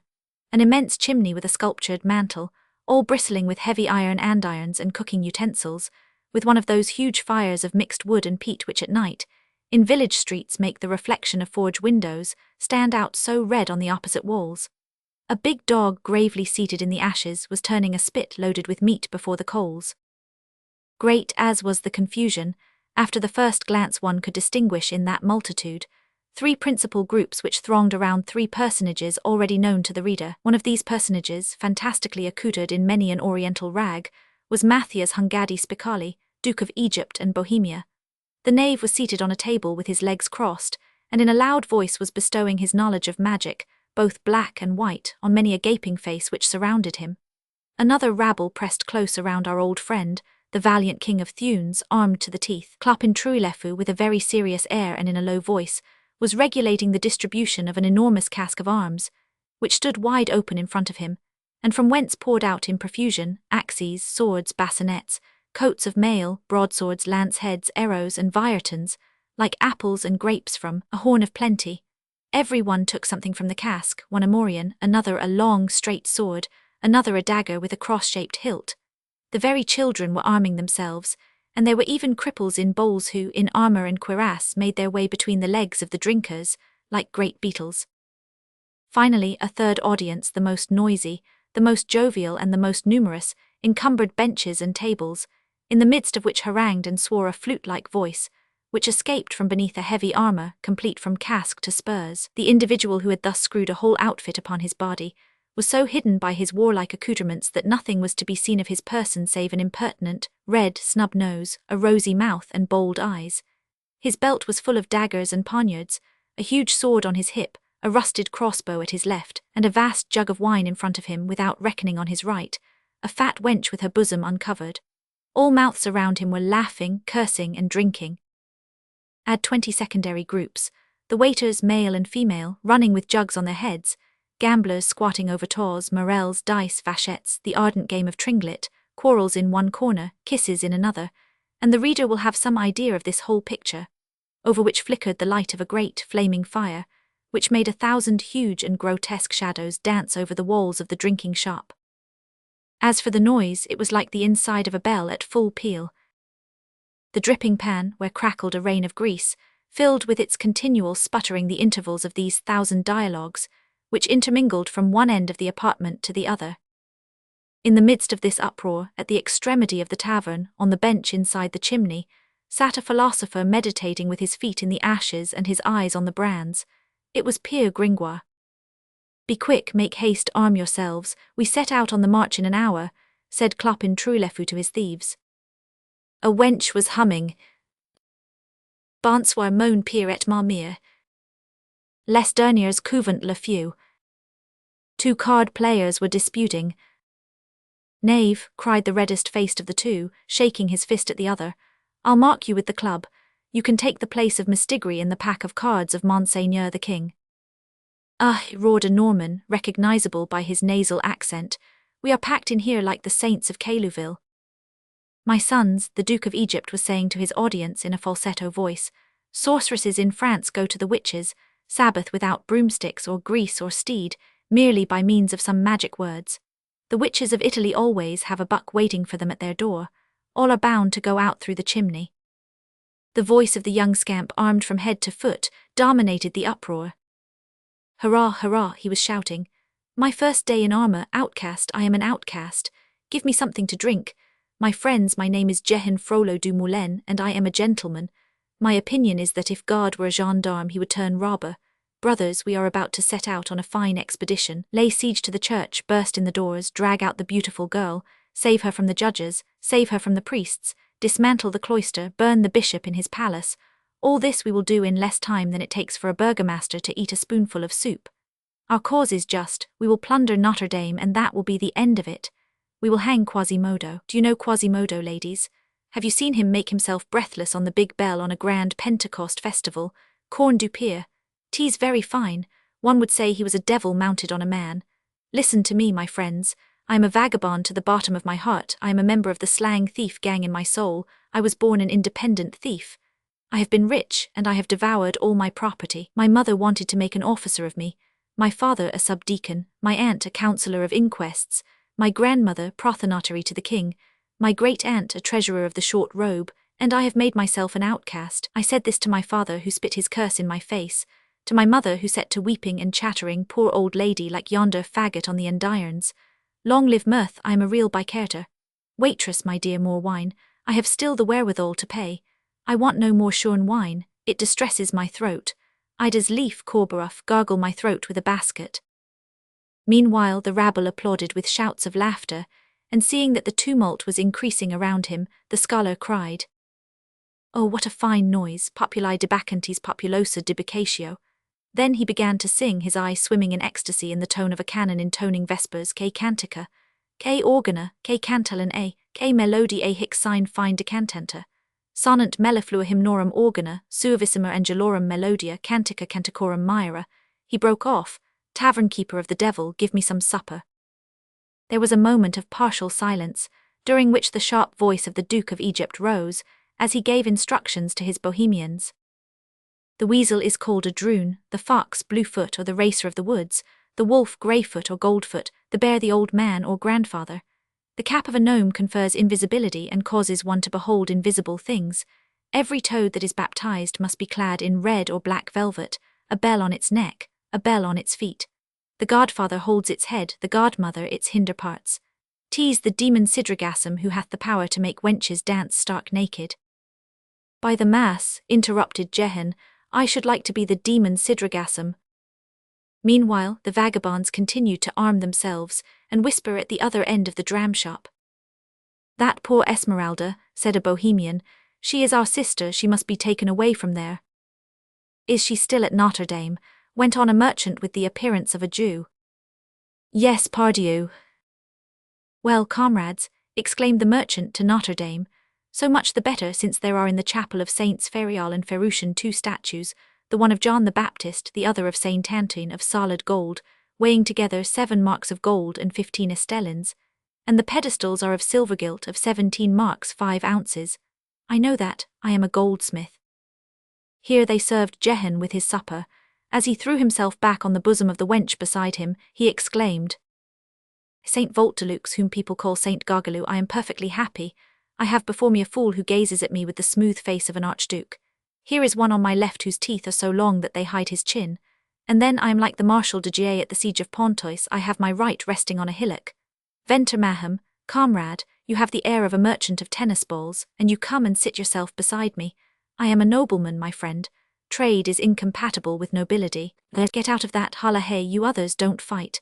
What Baptiste Crocoyson, you who have such a fine nose are going to risk it against the big fists of that lout? Fool, non cuiquam datum est haber nasum, not everyone is favoured with a nose. You are really divine, Jacqueline Rongeray. 'Tis a pity that you have no hair. Hala, my name is Jehan Frollo, and my brother is an archdeacon. May the devil fly off with him, all that I tell you is the truth. In turning vagabond, I have gladly renounced the half of a house situated in paradise, which my brother had promised me. Dimidium domum in paradiso, I quote the text. I have a fief in the Rue Tirechap, and all the women are in love with me, as true as Saint Eloi was an excellent goldsmith, and that the 5 trades of the good city of Paris are the tanners, the taws, the makers of crossbelts, the purse-makers, and the sweaters, and that Saint Laurent was burnt with eggshells. I swear to you, comrades. Quae ni buvri de piment. Devant unen si ciment. 'Tis moonlight, my charmer, see yonder through the window how the wind is tearing the clouds to tatters. Even thus will I do to your gorget. Wenches, wipe the children's noses and snuff the candles. Christ and Maham, what am I eating here, Jupiter? Oh hey, innkeeper, the hair which is not on the heads of your hussies one finds in your omelets. Old woman, I like bold omelets. May the devil confound you. A fine hostelry of Beelzebub where the hussies comb their heads with the forks. Et gni moi. Par lo sangdia. Ni foi ni loid. Ni few ni lou. Ni roy. Ni dia. In the meantime, Clopin Truilefu had finished the distribution of arms. He approached Gringoire, who appeared to be plunged in a profound reverie, with his feet on an andiron. Friend Peer, said the King of Thunes, what the devil are you thinking about? Gringoire turned to him with a melancholy smile. I love the fire, my dear lord, not for the trivial reason that fire warms the feet or cooks our soup, but because it has sparks. Sometimes I pass whole hours in watching the sparks. I discover 1,000 things in those stars which are sprinkled over the black background of the hearth. Those stars are also worlds. Thunder, if I understand you, said the outcast, do you know what o'clock it is? I do not know, replied Gringoire. Clopin approached the Duke of Egypt. Comrade Matthias, the time we have chosen is not a good one. King Louis XI is said to be in Paris. Another reason for snatching our sister from his claws, replied the old Bohemian. You speak like a man, Matthias, said the King of Thunes. Moreover, we will act promptly. No resistance is to be feared in the church. The cannons are hares and we are in force. The people of the Parliament will be well balked tomorrow when they come to seek her. Guts of the Pope, I don't want them to hang the pretty girl. Clopin quitted the dram shop. Meanwhile, Jehan was shouting in a hoarse voice. I eat, I drink, I am drunk, I am Jupiter. Peer the slaughterer, if you look at me like that again, I'll fill up the dust off your nose for you. Gringoire, torn from his meditations, began to watch the wild and noisy scene which surrounded him, muttering between his teeth. Luxuriosa res vinum et tumultuosa ebrietas. Alas, what good reason I have not to drink, and how excellently spoke Saint Benoit. Vinum apostater facit etiam sapiens. At that moment Clopin returned and shouted in a voice of thunder, Midnight! At this word, which produced the effect of the call to boot and saddle on a regiment at a halt, all the outcasts, men, women, children, rushed in a mass from the tavern, with great noise of arms and old iron implements. The moon was obscured. The Cour des Miracles was entirely dark. There was not a single light. One could make out there a throng of men and women conversing in low tones. They could be heard buzzing, and a gleam of all sorts of weapons was visible in the darkness. Clopin mounted a large stone. To your ranks, Argo, he cried. Fall into line, Egypt, form ranks, Galilee. A movement began in the darkness. The immense multitude appeared to form in a column. After a few minutes, the King of Thunes raised his voice once more. "Now silence to march through Paris. The password is little sword in pocket. The torches will not be lighted till we reach Notre-Dame. Forward march." 10 minutes later, the cavaliers of the watch fled in terror before a long procession of black and silent men, which was descending towards the Pont au Change, through the tortuous streets which pierced the close-built neighborhood of the markets in every direction. Chapter 4. An awkward friend. That night, Quasimodo did not sleep. He had just made his last round of the church. He had not noticed that at the moment when he was closing the doors, the archdeacon had passed close to him and betrayed some displeasure on seeing him bolting and barring with care the enormous iron locks, which gave to their large leaves the solidity of a wall. Dame Claude's air was even more preoccupied than usual. Moreover, since the nocturnal adventure in the cell, he had constantly abused Quasimodo, but in vain did he ill-treat and even beat him occasionally. Nothing disturbed the submission, patience, the devoted resignation of the faithful bellringer. He endured everything on the part of the archdeacon, insults, threats, blows, without murmuring a complaint. At the most, he gazed uneasily after Dame Claude when the latter ascended the staircase of the tower, but the archdeacon had abstained from presenting himself again before the gypsy's eyes. On that night, accordingly, Quasimodo, after having cast a glance at his poor bells which he so neglected now, Jacqueline, Marie and Thibault, mounted to the summit of the northern tower, and there setting his dark lantern, well closed, upon the leads, he began to gaze at Paris. The night, as we have already said, was very dark. Paris, which, so to speak, was not lighted at that epoch, presented to the eye a confused collection of black masses, cut here and there by the whitish curve of the Seine. Quasimodo no longer saw any light with the exception of one window in a distant edifice, whose vague and sombre profile was outlined well above the roofs, in the direction of the Porte Saint-Antoine. There was some one awake. As the only eye of the bellringer peered into that horizon of mist and night, he felt within him an inexpressible uneasiness. For several days he had been upon his guard. He had perceived men of sinister mien, who never took their eyes from the young girl's asylum, prowling constantly about the church. He fancied that some plot might be in process of formation against the unhappy refugee. He imagined that there existed a popular hatred against her, as against himself, and that it was very possible that something might happen soon. Hence he remained upon his tower on the watch, dreaming in his dream place, as Rabelais says, with his eye directed alternately on the cell and on Paris, keeping faithful guard, like a good dog, with 1,000 suspicions in his mind.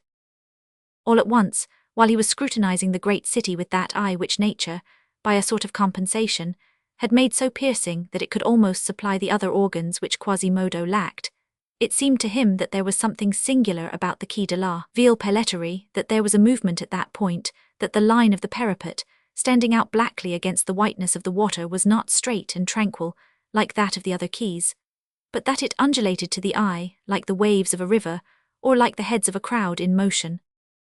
This struck him as strange. He redoubled his attention. The movement seemed to be advancing towards the city. There was no light. It lasted for some time on the quay, then it gradually ceased, as though that which was passing were entering the interior of the island. Then it stopped altogether, and the line of the quay became straight and motionless again. At the moment when Quasimodo was lost in conjectures, it seemed to him that the movement had reappeared in the Rue du Parvis, which is prolonged into the city perpendicularly to the façade of Notre-Dame. At length, dense as was the darkness, he beheld the head of a column debouch from that street, and in an instant a crowd, of which nothing could be distinguished in the gloom except that it was a crowd, spread over the place. This spectacle had a terror of its own. It is probable that this singular procession, which seemed so desirous of concealing itself under profound darkness, maintained a silence no less profound. Nevertheless, some noise must have escaped it, were it only a trampling, but this noise did not even reach our deaf man, and this great multitude, of which he saw hardly anything, and of which he heard nothing though it was marching and moving so near him, produced upon him the effect of a rabble of dead men, mute, impalpable, lost in a smoke. It seemed to him that he beheld advancing towards him a fog of men, and that he saw shadows moving in the shadow. Then his fears returned to him. The idea of an attempt against the gypsy presented itself once more to his mind. He was conscious, in a confused way, that a violent crisis was approaching. At that critical moment he took counsel with himself, with better and prompter reasoning than one would have expected from so badly organized a brain. Ought he to awaken the gypsy, to make her escape? Whither? The streets were invested, the church backed on the river. No boat, no issue. There was but one thing to be done, to allow himself to be killed on the threshold of Notre-Dame, to resist at least until succor arrived if it should arrive, and not to trouble La Esmeralda's sleep. This resolution once taken, he set to examining the enemy with more tranquillity. The throng seemed to increase every moment in the church square. Only, he presumed that it must be making very little noise, since the windows on the place remained closed. All at once a flame flashed up, and in an instant 7 or 8 lighted torches passed over the heads of the crowd, shaking their tufts of flame in the deep shade. Quasimodo then beheld distinctly surging in the parvis a frightful herd of men and women in rags, armed with scythes, pikes, billhooks and partisans, whose 1,000 points glittered. Here and there black pitchforks formed horns to the hideous faces. He vaguely recalled this populace, and thought that he recognized all the heads who had saluted him as Pope of the Fools some months previously. One man who held a torch in one hand and a club in the other, mounted a stone post and seemed to be haranguing them. At the same time the strange army executed several evolutions, as though it were taking up its post around the church. Quasimodo picked up his lantern and descended to the platform between the towers, in order to get a nearer view, and to spy out a means of defense. Claude Frollo, on arriving in front of the lofty portal of Notre-Dame, had in fact ranged his troops in order of battle. Although he expected no resistance, he wished, like a prudent general, to preserve an order which would permit him to face, at need, a sudden attack of the watch or the police. He had accordingly stationed his brigade in such a manner that, viewed from above and from a distance, one would have pronounced it the Roman triangle of the Battle of Ecnomus, the boar's head of Alexander, or the famous wedge of Gustavus Adolphus. The base of this triangle rested on the back of the place in such a manner as to bar the entrance of the Rue du Parvis. One of its sides faced Hôtel Dieu, the other the Rue Saint-Pierre-aux-Boeufs. Claude Frollo had placed himself at the apex with the Duke of Egypt, our friend Jehan, and the most daring of the scavengers. An enterprise like that which the vagabonds were now undertaking against Notre-Dame was not a very rare thing in the cities of the Middle Ages. What we now call the police did not exist then. In populous cities, especially in capitals, there existed no single, central, regulating power. Feudalism had constructed these great communities in a singular manner. A city was an assembly of 1,000 seigneuries, which divided it into compartments of all shapes and sizes. Hence 1,000 conflicting establishments of police, that is to say, no police at all.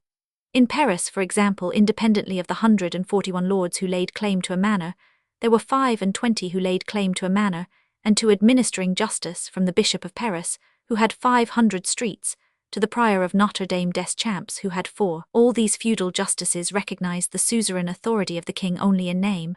All possessed the right of control over the roads. All were at home. Louis XI, that indefatigable worker who so largely began the demolition of the feudal edifice, continued by Richelieu and Louis XIV, for the profit of royalty, and finished by Mirabeau for the benefit of the people, Louis XI, had certainly made an effort to break this network of seigneuries which covered Paris, by throwing violently across them all 2 or 3 troops of general police. Thus, in 1465, an order to the inhabitants to light candles in their windows at nightfall, and to shut up their dogs under penalty of death. In the same year, an order to close the streets in the evening with iron chains, and a prohibition to wear daggers or weapons of offence in the streets at night. But in a very short time, all these efforts at communal legislation fell into abeyance. The bourgeois permitted the wind to blow out their candles in the windows, and their dogs to stray. The iron chains were stretched only in a state of siege. The prohibition to wear daggers wrought no other changes than from the name of the Rue Coupe Gueule to the name of the Rue Coupe Gorge, which is an evident progress. The old scaffolding of feudal jurisdictions remained standing, an immense aggregation of bailiwicks and seigneuries crossing each other all over the city, interfering with each other, entangled in one another, enmeshing each other, trespassing on each other. A useless thicket of watches, sub-watches and counter-watches over which with armed force passed brigandage, rapine and sedition. Hence, in this disorder, deeds of violence on the part of the populace directed against a palace, a hotel or house in the most thickly populated quarters, were not unheard of occurrences. In the majority of such cases, the neighbours did not meddle with the matter unless the pillaging extended to themselves. They stopped up their ears to the musket shots, closed their shutters, barricaded their doors, allowed the matter to be concluded with or without the watch, and the next day it was said in Paris, Etienne Barbette was broken open last night. The Marshal de Clermont was seized last night, etc. Hence, not only the royal habitations, the Louvre, the Palace, the Bastille, the Tournelles, but simply seigneurial residences, the Petit Bourbon, the Hôtel de Sens, the Hôtel d'Angoulême, etc., had battlements on their walls and machicolations over their doors. Churches were guarded by their sanctity. Some, among the number Notre-Dame, were fortified. The Abbey of Saint-Germain-des-Prés was castellated like a baronial mansion, and more brass expended about it in bombards than in bells. Its fortress was still to be seen in 1610. Today, barely its church remains. Let us return to Notre-Dame. When the first arrangements were completed, and we must say, to the honour of vagabond discipline, that Clopin's orders were executed in silence, and with admirable precision, the worthy chief of the band mounted on the parapet of the church square, and raised his hoarse and surly voice, turning towards Notre-Dame, and brandishing his torch whose light, tossed by the wind, and veiled every moment by its own smoke, made the reddish facade of the church appear and disappear before the eye. To you, Louis de Beaumont, Bishop of Paris, Councillor in the Court of Parliament, I Clopin Trouillefou, King of Thunes, Grand Caesar, Prince of Argot, Bishop of Fools, I say, our sister, falsely condemned for magic, hath taken refuge in your church.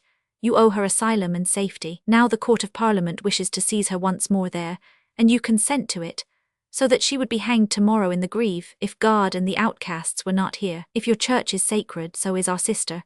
If our sister is not sacred, neither is your church. That is why we call upon you to return the girl if you wish to save your church, or we will take possession of the girl again and pillage the church, which will be a good thing. In token of which I here plant my banner, and may God preserve you, Bishop of Paris. Quasimodo could not, unfortunately, hear these words uttered with a sort of sombre and savage majesty. A vagabond presented his banner to Clopin, who planted it solemnly between two paving stones. It was a pitchfork from whose points hung a bleeding quarter of carrion meat. That done, the King of Thunes turned round and cast his eyes over his army, a fierce multitude whose glances flashed almost equally with their pikes. After a momentary pause, "Forward, my sons," he cried, "to work, locksmiths." 30 bold men, square-shouldered and with picklock faces, stepped from the ranks, with hammers, pincers, and bars of iron on their shoulders. They betook themselves to the principal door of the church, ascended the steps, and were soon to be seen squatting under the arch, working at the door with pincers and levers. A throng of vagabonds followed them to help or look on. The 11 steps before the portal were covered with them. But the door stood firm. "The devil, 'tis hard and obstinate," said one. "It is old, and its gristles have become bony," said another. "Courage, comrades," resumed Clopin. "I wager my head against a dipper that you will have opened the door, rescued the girl, and despoiled the chief altar before a single beadle is awake. Stay, I think I hear the lock breaking up." Clopin was interrupted by a frightful uproar which resounded behind him at that moment. He wheeled round. An enormous beam had just fallen from above. It had crushed a dozen vagabonds on the pavement with the sound of a cannon, breaking in addition legs here and there in the crowd of beggars, who sprang aside with cries of terror. In a twinkling, the narrow precincts of the church parvis were cleared. The locksmiths, although protected by the deep vaults of the portal, abandoned the door, and Clopin himself retired to a respectful distance from the church. "I had a narrow escape," cried Jehan. "I felt the wind of it tert de boeuf, but Pierre the slaughterer is slaughtered." It is impossible to describe the astonishment mingled with fright which fell upon the ruffians in company with this beam. They remained for several minutes with their eyes in the air, more dismayed by that piece of wood than by the king's 20,000 archers. "Satan," muttered the Duke of Egypt, "this smacks of magic." "'Tis the moon which threw this log at us," said Andry the Red. "Call the moon the friend of the Virgin after that," went on Francois Chanteprune. "1,000 popes," exclaimed Clopin, "you are all fools," but he did not know how to explain the fall of the beam. Meanwhile, nothing could be distinguished on the façade, to whose summit the light of the torches did not reach. The heavy beam lay in the middle of the enclosure, and groans were heard from the poor wretches who had received its first shock, and who had been almost cut in twain on the angle of the stone steps. The King of Thunes, his first amazement past, finally found an explanation which appeared plausible to his companions. "Throat of God, are the cannons defending themselves? To the sack then, to the sack." "To the sack," repeated the rabble with a furious hurrah. A discharge of crossbows and hackbutts against the front of the church followed. At this detonation, the peaceable inhabitants of the surrounding houses woke up. Many windows were seen to open, and nightcaps and hands holding candles appeared at the casements. "Fire at the windows," shouted Clopin. The windows were immediately closed, and the poor bourgeois, who had hardly had time to cast a frightened glance on this scene of gleams and tumult, returned, perspiring with fear, to their wives, asking themselves whether the witches' Sabbath was now being held in the parvis of Notre-Dame, or whether there was an assault of Burgundians as in '64. Then the husbands thought of theft, the wives of rape, and all trembled. "To the sack," repeated the thieves' crew, but they dared not approach. They stared at the beam, they stared at the church. The beam did not stir, the edifice preserved its calm and deserted air, but something chilled the outcasts. "To work, locksmiths," shouted Trouillefou, "let the door be forced." No one took a step. "Beard and belly," said Clopin, "here be men afraid of a beam." An old locksmith addressed him. "Captain, 'tis not the beam which bothers us, 'tis the door which is all covered with iron bars. Our pincers are powerless against it." "What more do you want to break it in?" demanded Clopin. "Ah, we ought to have a battering ram." The King of Thunes ran boldly to the formidable beam and placed his foot upon it. "Here is one," he exclaimed, "'tis the cannons who send it to you." And making a mocking salute in the direction of the church, "Thanks, cannons." This piece of bravado produced its effects. The spell of the beam was broken. The vagabonds recovered their courage. Soon the heavy joist, raised like a feather by 200 vigorous arms, was flung with fury against the great door which they had tried to batter down. At the sight of that long beam, in the half-light which the infrequent torches of the brigands spread over the place, thus borne by that crowd of men who dashed it at a run against the church, one would have thought that he beheld a monstrous beast with 1,000 feet, attacking with lowered head the giant of stone. At the shock of the beam, the half-metallic door sounded like an immense drum.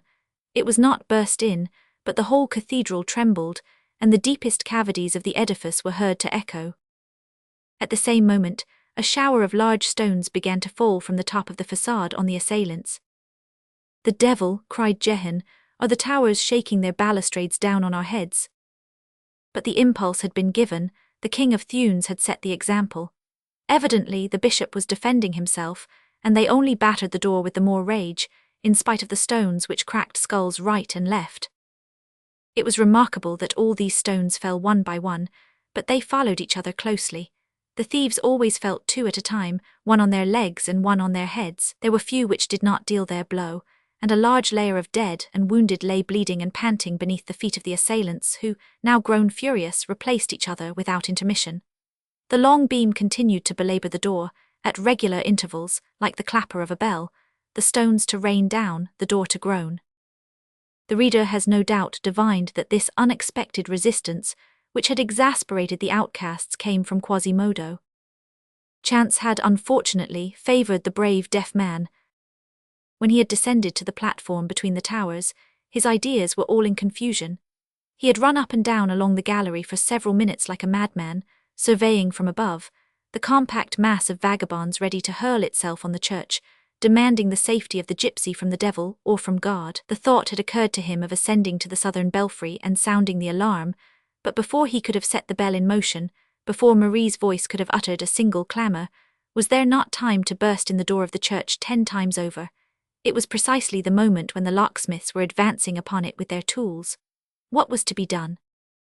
All at once he remembered that some masons had been at work all day repairing the wall, the timberwork, and the roof of the south tower.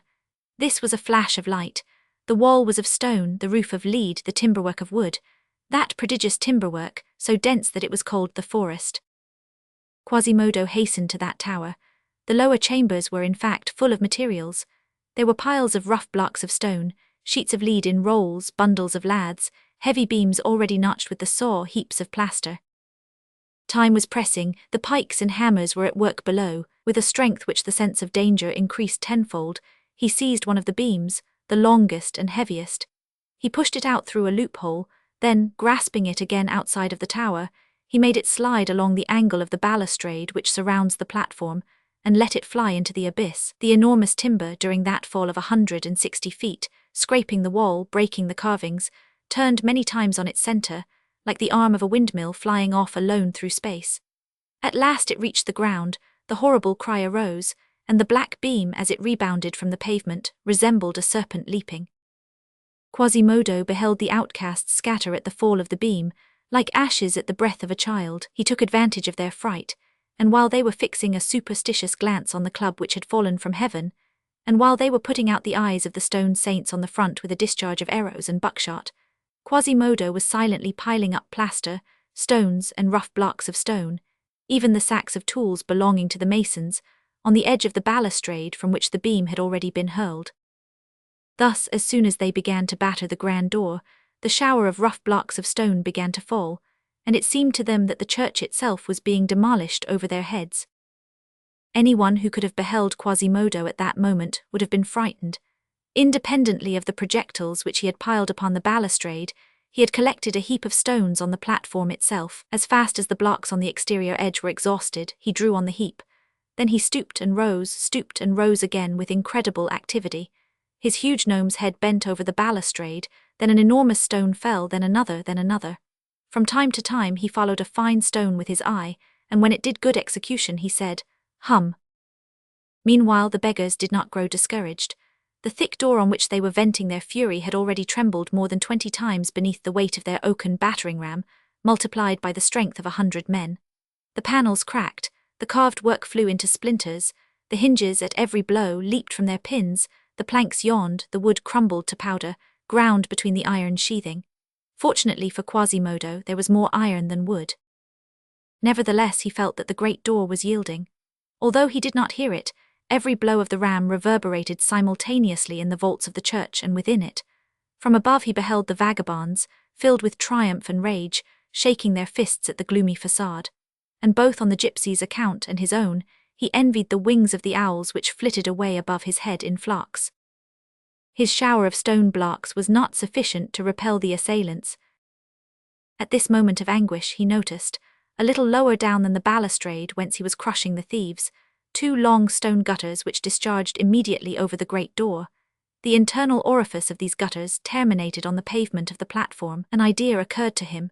He ran in search of a faggot in his bell-ringer's den, placed on this faggot a great many bundles of laths, and many rolls of lead, munitions which he had not employed so far, and having arranged this pile in front of the hole to the 2 gutters, he set it on fire with his lantern.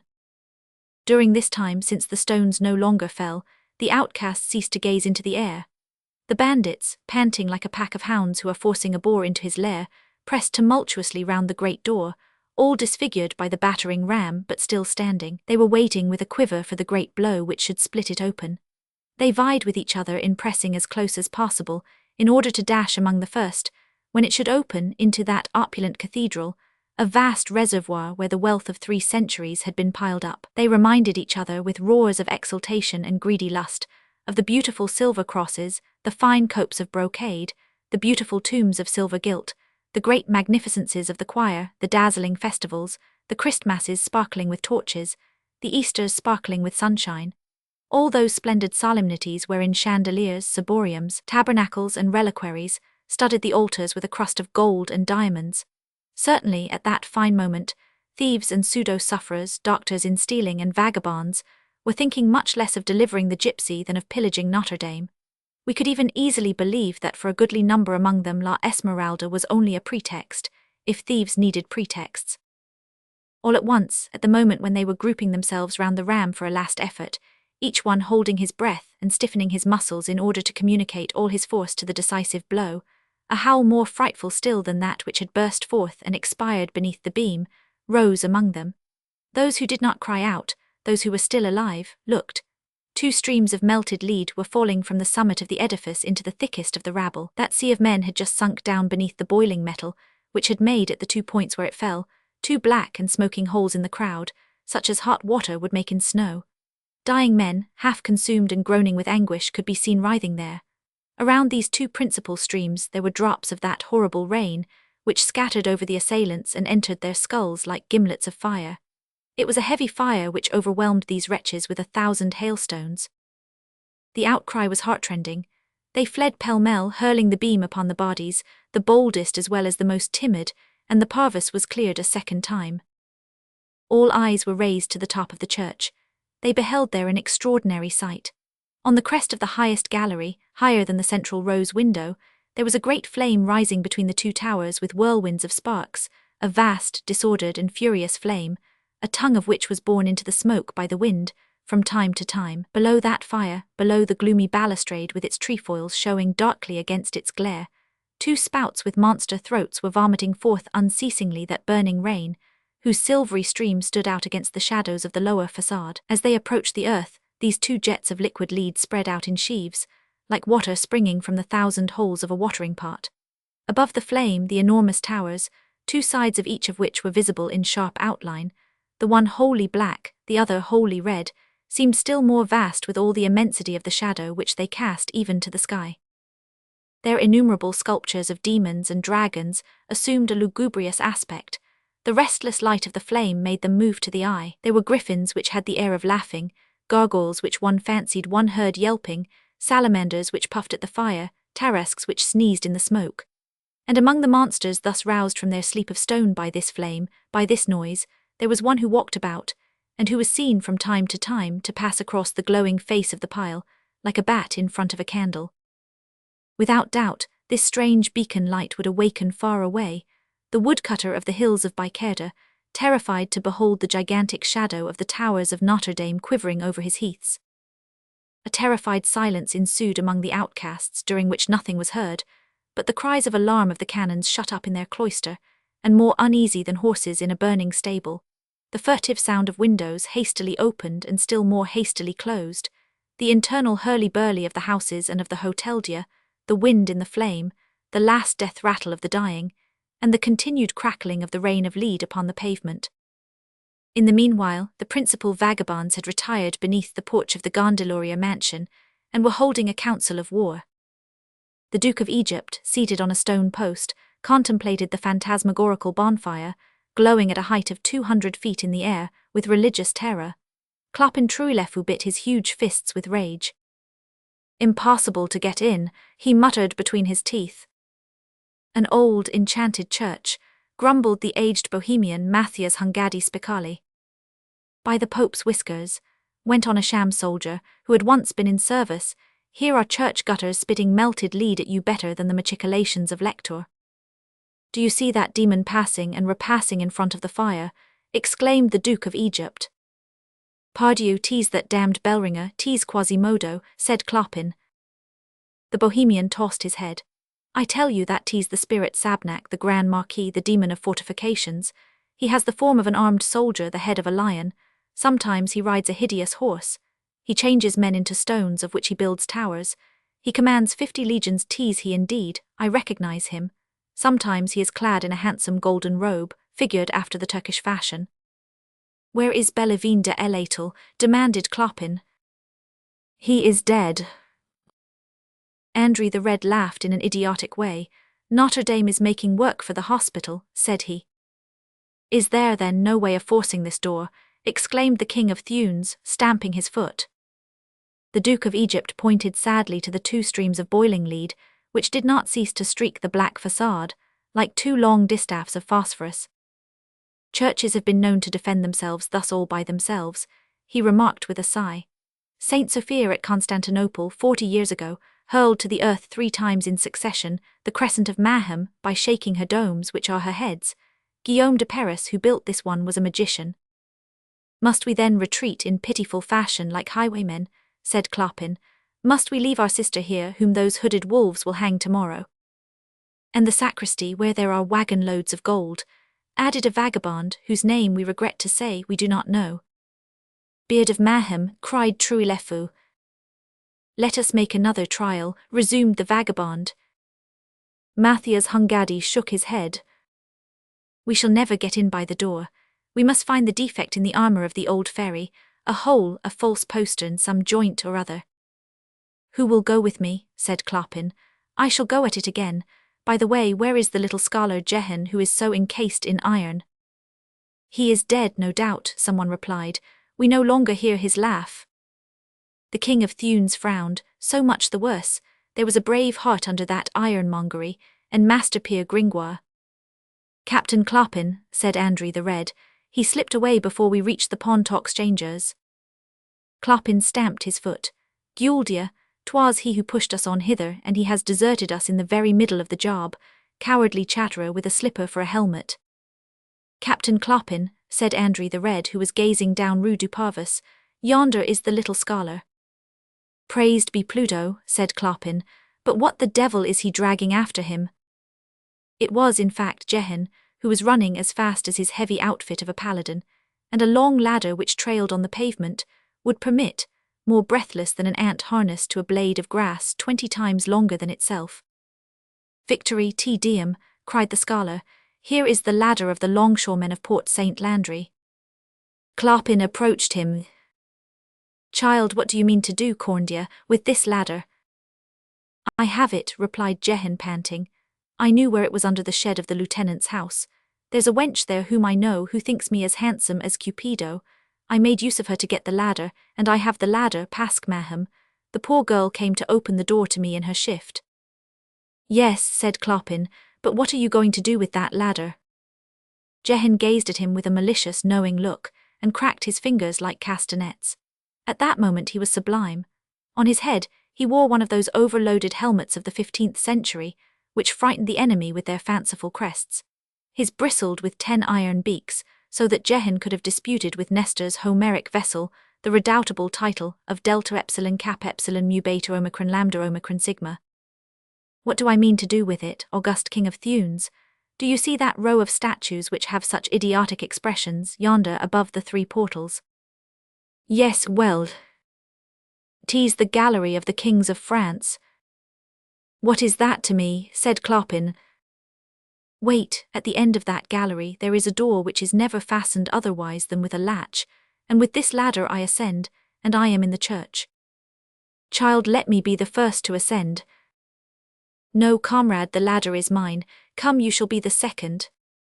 May Beelzebub strangle you, said surly Clopin. I won't be second to anybody. Then find a ladder, Clopin. Jehan set out on a run across the place, dragging his ladder and shouting, Follow me, lads. In an instant the ladder was raised and propped against the balustrade of the lower gallery, above one of the lateral doors. The throng of vagabonds, uttering loud acclamations, crowded to its foot to ascend, but Jehan maintained his right, and was the first to set foot on the rungs. The passage was tolerably long. The gallery of the Kings of France is today about 60 feet above the pavement. The 11 steps of the flight before the door made it still higher. Jehan mounted slowly, a good deal incommoded by his heavy armor, holding his crossbow in one hand and clinging to a rung with the other. When he reached the middle of the ladder, he cast a melancholy glance at the poor dead outcasts, with which the steps were strewn. Alas, said he, here is a heap of bodies worthy of the 5th book of the Iliad. Then he continued his ascent. The vagabonds followed him. There was one on every rung. At the sight of this line of cuirassed backs, undulating as they rose through the gloom, one would have pronounced it a serpent with steel scales, which was raising itself erect in front of the church. Jehan, who formed the head, and who was whistling, completed the illusion. The scholar finally reached the balcony of the gallery, and climbed over it nimbly to the applause of the whole vagabond tribe. Thus master of the citadel, he uttered a shout of joy and suddenly halted, petrified. He had just caught sight of Quasimodo concealed in the dark, with flashing eye, behind one of the statues of the kings.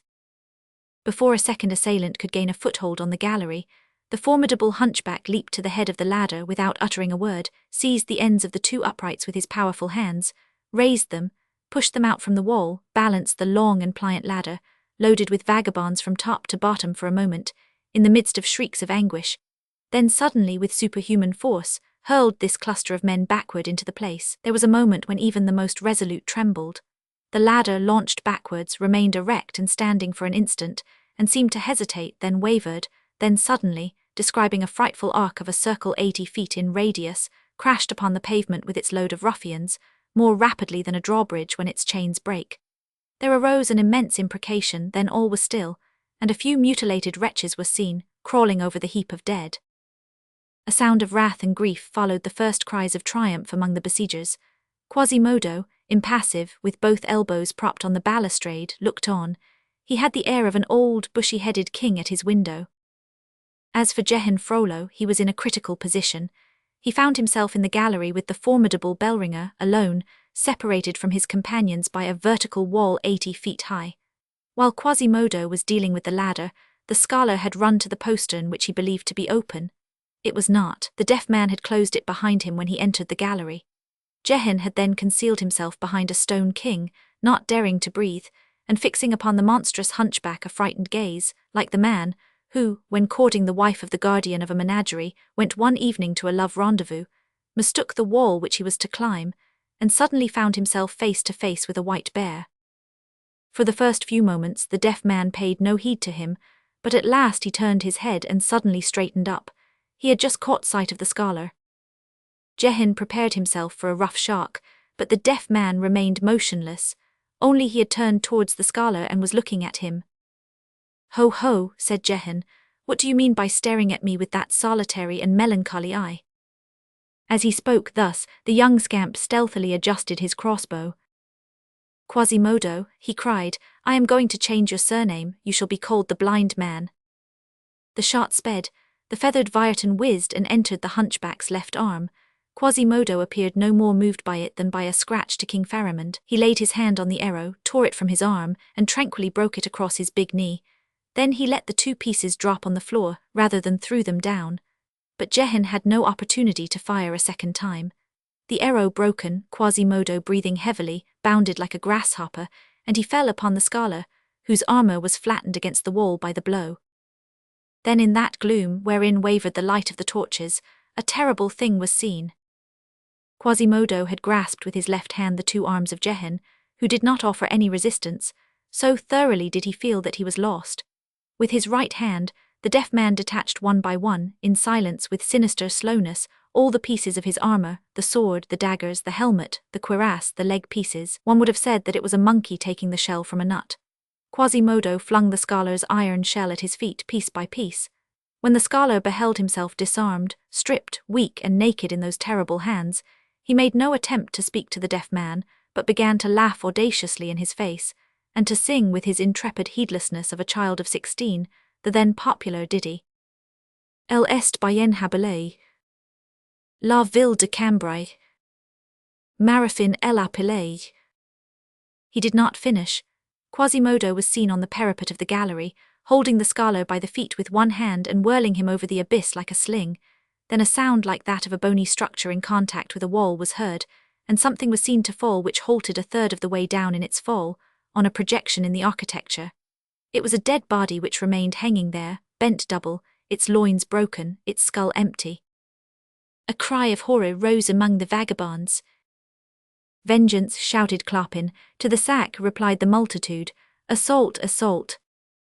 There came a tremendous howl, in which were mingled all tongues, all dialects, all accents. The death of the poor scholar imparted a furious ardor to that crowd. It was seized with shame, and the wrath of having been held so long in check before a church by a hunchback. Rage found ladders, multiplied the torches, and at the expiration of a few minutes, Quasimodo, in despair, beheld that terrible ant-heap mount on all sides to the assault of Notre-Dame. Those who had no ladders had knotted ropes, those who had no ropes climbed by the projections of the carvings. They hung from each other's rags. There were no means of resisting that rising tide of frightful faces. Rage made these fierce countenances ruddy. Their clayey brows were dripping with sweat, their eyes darted lightnings. All these grimaces, all these horrors laid siege to Quasimodo. One would have said that some other church had dispatched to the assault of Notre-Dame its gorgons, its dogs, its drays, its demons, its most fantastic sculptures. It was like a layer of living monsters on the stone monsters of the facade. Meanwhile the place was studded with 1,000 torches. This scene of confusion, till now hid in darkness, was suddenly flooded with light. The parvis was resplendent and cast a radiance on the sky. The bonfire lighted on the lofty platform was still burning, and illuminated the city far away. The enormous silhouette of the two towers projected afar on the roofs of Paris, and formed a large notch of black in this light. The city seemed to be aroused. Alarm bells wailed in the distance. The vagabonds howled, panted, swore, climbed, and Quasimodo, powerless against so many enemies, shuddering for the gypsy, beholding the furious faces approaching ever nearer and nearer to his gallery, entreated heaven for a miracle, and wrung his arms in despair. Chapter 5. The retreat in which Monsignor Louis of France says his prayers. The reader has not, perhaps, forgotten that one moment before catching sight of the nocturnal band of vagabonds, Quasimodo, as he inspected Paris from the heights of his bell tower, perceived only one light burning, which gleamed like a star from a window on the topmost story of a lofty edifice beside the Porte Saint-Antoine. This edifice was the Bastille. That star was the candle of Louis XI. King Louis XI had in fact been 2 days in Paris. He was to take his departure on the next day, but one for his citadel of Montils-les-Tours. He made but seldom and brief appearance in his good city of Paris, since there he did not feel about him enough pitfalls, gibbets, and Scotch archers. He had come that day to sleep at the Bastille, the great chamber 5 toises square which he had at the Louvre, with its huge chimney-piece loaded with 12 great beasts and 13 great prophets, and his grand bed 11 feet by 12, pleased him but little. He felt himself lost amid all this grandeur. This good bourgeois king preferred the Bastille with a tiny chamber and couch, and then the Bastille was stronger than the Louvre. This little chamber, which the king reserved for himself in the famous state prison, was also tolerably spacious and occupied the topmost story of a turret rising from the donjon keep. It was circular in form, carpeted with mats of shining straw, sealed with beams, enriched with fleur-de-lis of gilded metal with interjoists in colour, wainscoted with rich wood sewn with rosettes of white metal, and with others painted a fine, bright green, made of orpiment and fine indigo. There was only one window, a long pointed casement, latticed with brass wire and bars of iron, further darkened by fine coloured panes with the arms of the king and of the queen, each pane being worth 22 souls.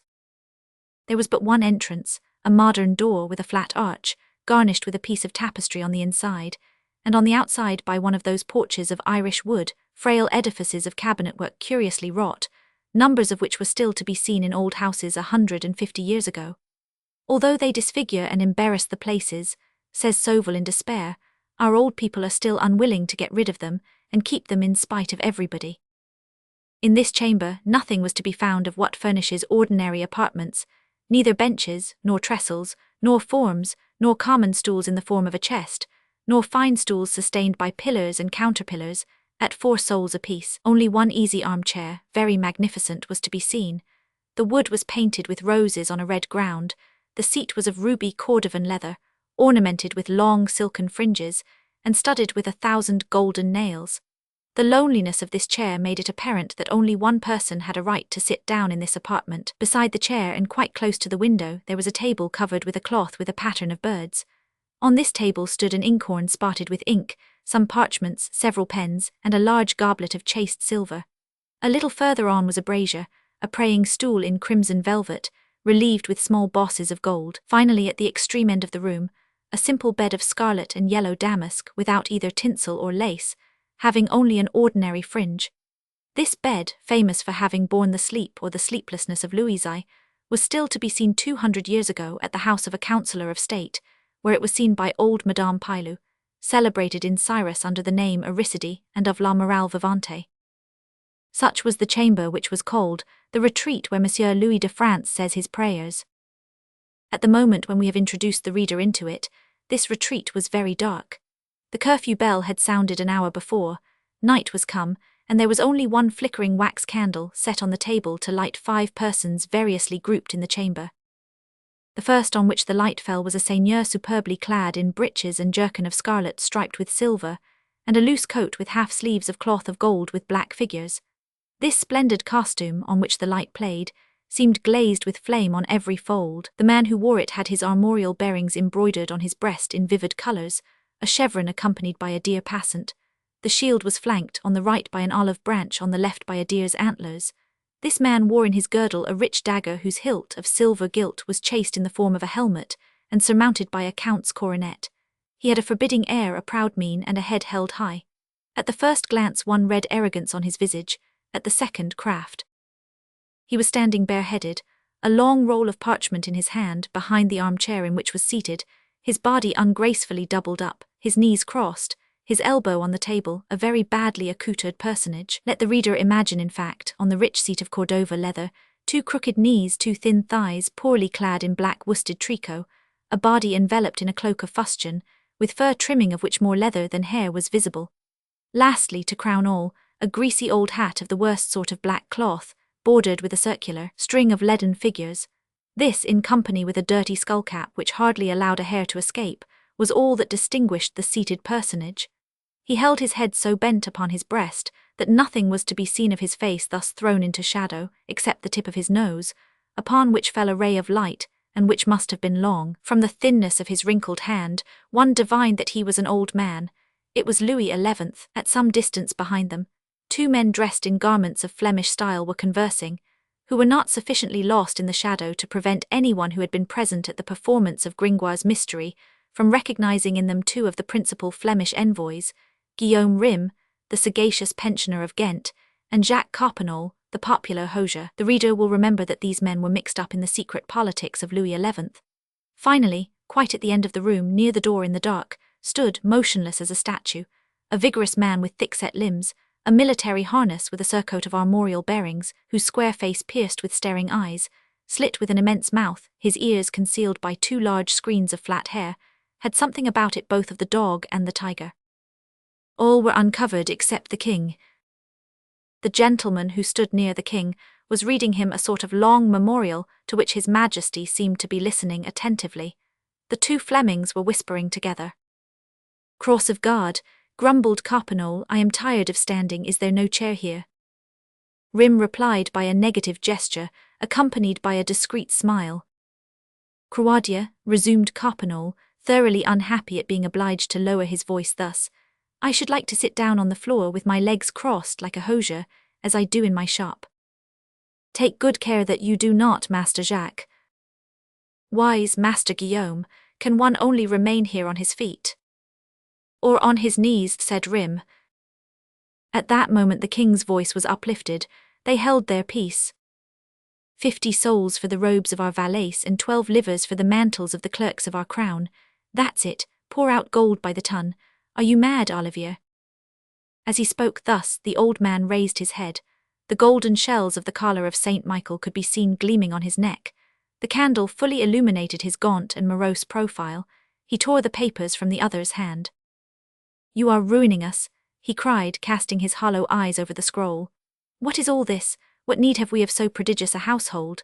2 chaplains at 10 livres a month each, and a chapel clerk at 100 souls, a valet de chamber at 90 livres a year, 4 head cooks at 60 livres a year each, a spit cook, an herb cook, a sauce cook, a butler, 2 sumpter horse lackeys at 10 livres a month each, 2 scullions at 8 livres, a groom of the stables and his 2 aides at 24 livres a month, a porter, a pastry cook, a baker, 2 carters, each 60 livres a year, and the farrier 60 livres, and the master of the chamber of our funds 1200 livres, and the controller 500, and how do I know what else? 'Tis ruinous. The wages of our servants are putting France to the pillage. All the ingots of the Louvre will melt before such a fire of expenses. We shall have to sell our plate. And next year, if God and Our Lady," here he raised his hat, "lend us life, we shall drink our potions from a pewter pot." So saying, he cast a glance at the silver goblet which gleamed upon the table. He coughed and continued. "Master Olivier, the princes who reign over great lordships like kings and emperors should not allow sumptuousness in their houses, for the fire spreads thence through the province. Hence, Master Olivier, consider this said once for all. Our expenditure increases every year. The thing displease us. How Pasquedia? When in 79 it did not exceed 36,000 livres, did it attain in 80, 43,619 livres? I have the figures in my head. In 81, 66,680 livres, and this year by the faith of my body it will reach 80,000 livres, doubled in 4 years. Monstrous." He paused breathless, then resumed energetically. "I behold around me only people who fat on my leanness. You suck crowns from me at every pore." All remained silent. This was one of those fits of wrath which are allowed to take their course. He continued. "'Tis like that request in Latin from the gentlemen of France that we should re-establish what they call the grand charges of the crown. Charges in very deed, charges which crush. Ah, gentlemen, you say that we are not a king to reign dapifero nullo buticulario nullo. We will let you see, Pasquedia, whether we are not a king." Here he smiled in the consciousness of his power. This softened his bad humour, and he turned towards the Flemings. "Do you see, gossip Guillaume? The grand warden of the keys, the grand butler, the grand chamberlain, the grand seneschal are not worth the smallest valet. Remember this, gossip Coppenole. They serve no purpose as they stand thus useless round the king. They produce upon me the effect of the 4 evangelists who surround the face of the big clock of the palace, and which Philippe Brille has just set in order afresh. They are gilt, but they do not indicate the hour, and the hands can get on without them." He remained in thought for a moment, then added, shaking his aged head, "Ho ho, by Our Lady, I am not Philippe Brille, and I shall not gild the great vassals anew. Continue, Olivier." The person whom he designated by this name took the papers into his hands again and began to read aloud. To Adam Tenon, clerk of the Warden of the Seals of the Provostship of Paris, for the silver, making, and engraving of said seals, which have been made new because the others preceding, by reason of their antiquity and their worn condition, could no longer be successfully used, 12 livres parisis. To Guillaume Freer, the sum of 4 livres, 4 sols parisis for his trouble and salary, for having nourished and fed the doves in the 2 dovecots of the Hôtel des Tournelles, during the months of January, February, and March of this year, and for this he hath given 7 sextiers of barley. To a grey friar for confessing a criminal, 4 sols parisis. The king listened in silence. From time to time he coughed, then he raised the goblet to his lips and drank a draught with a grimace.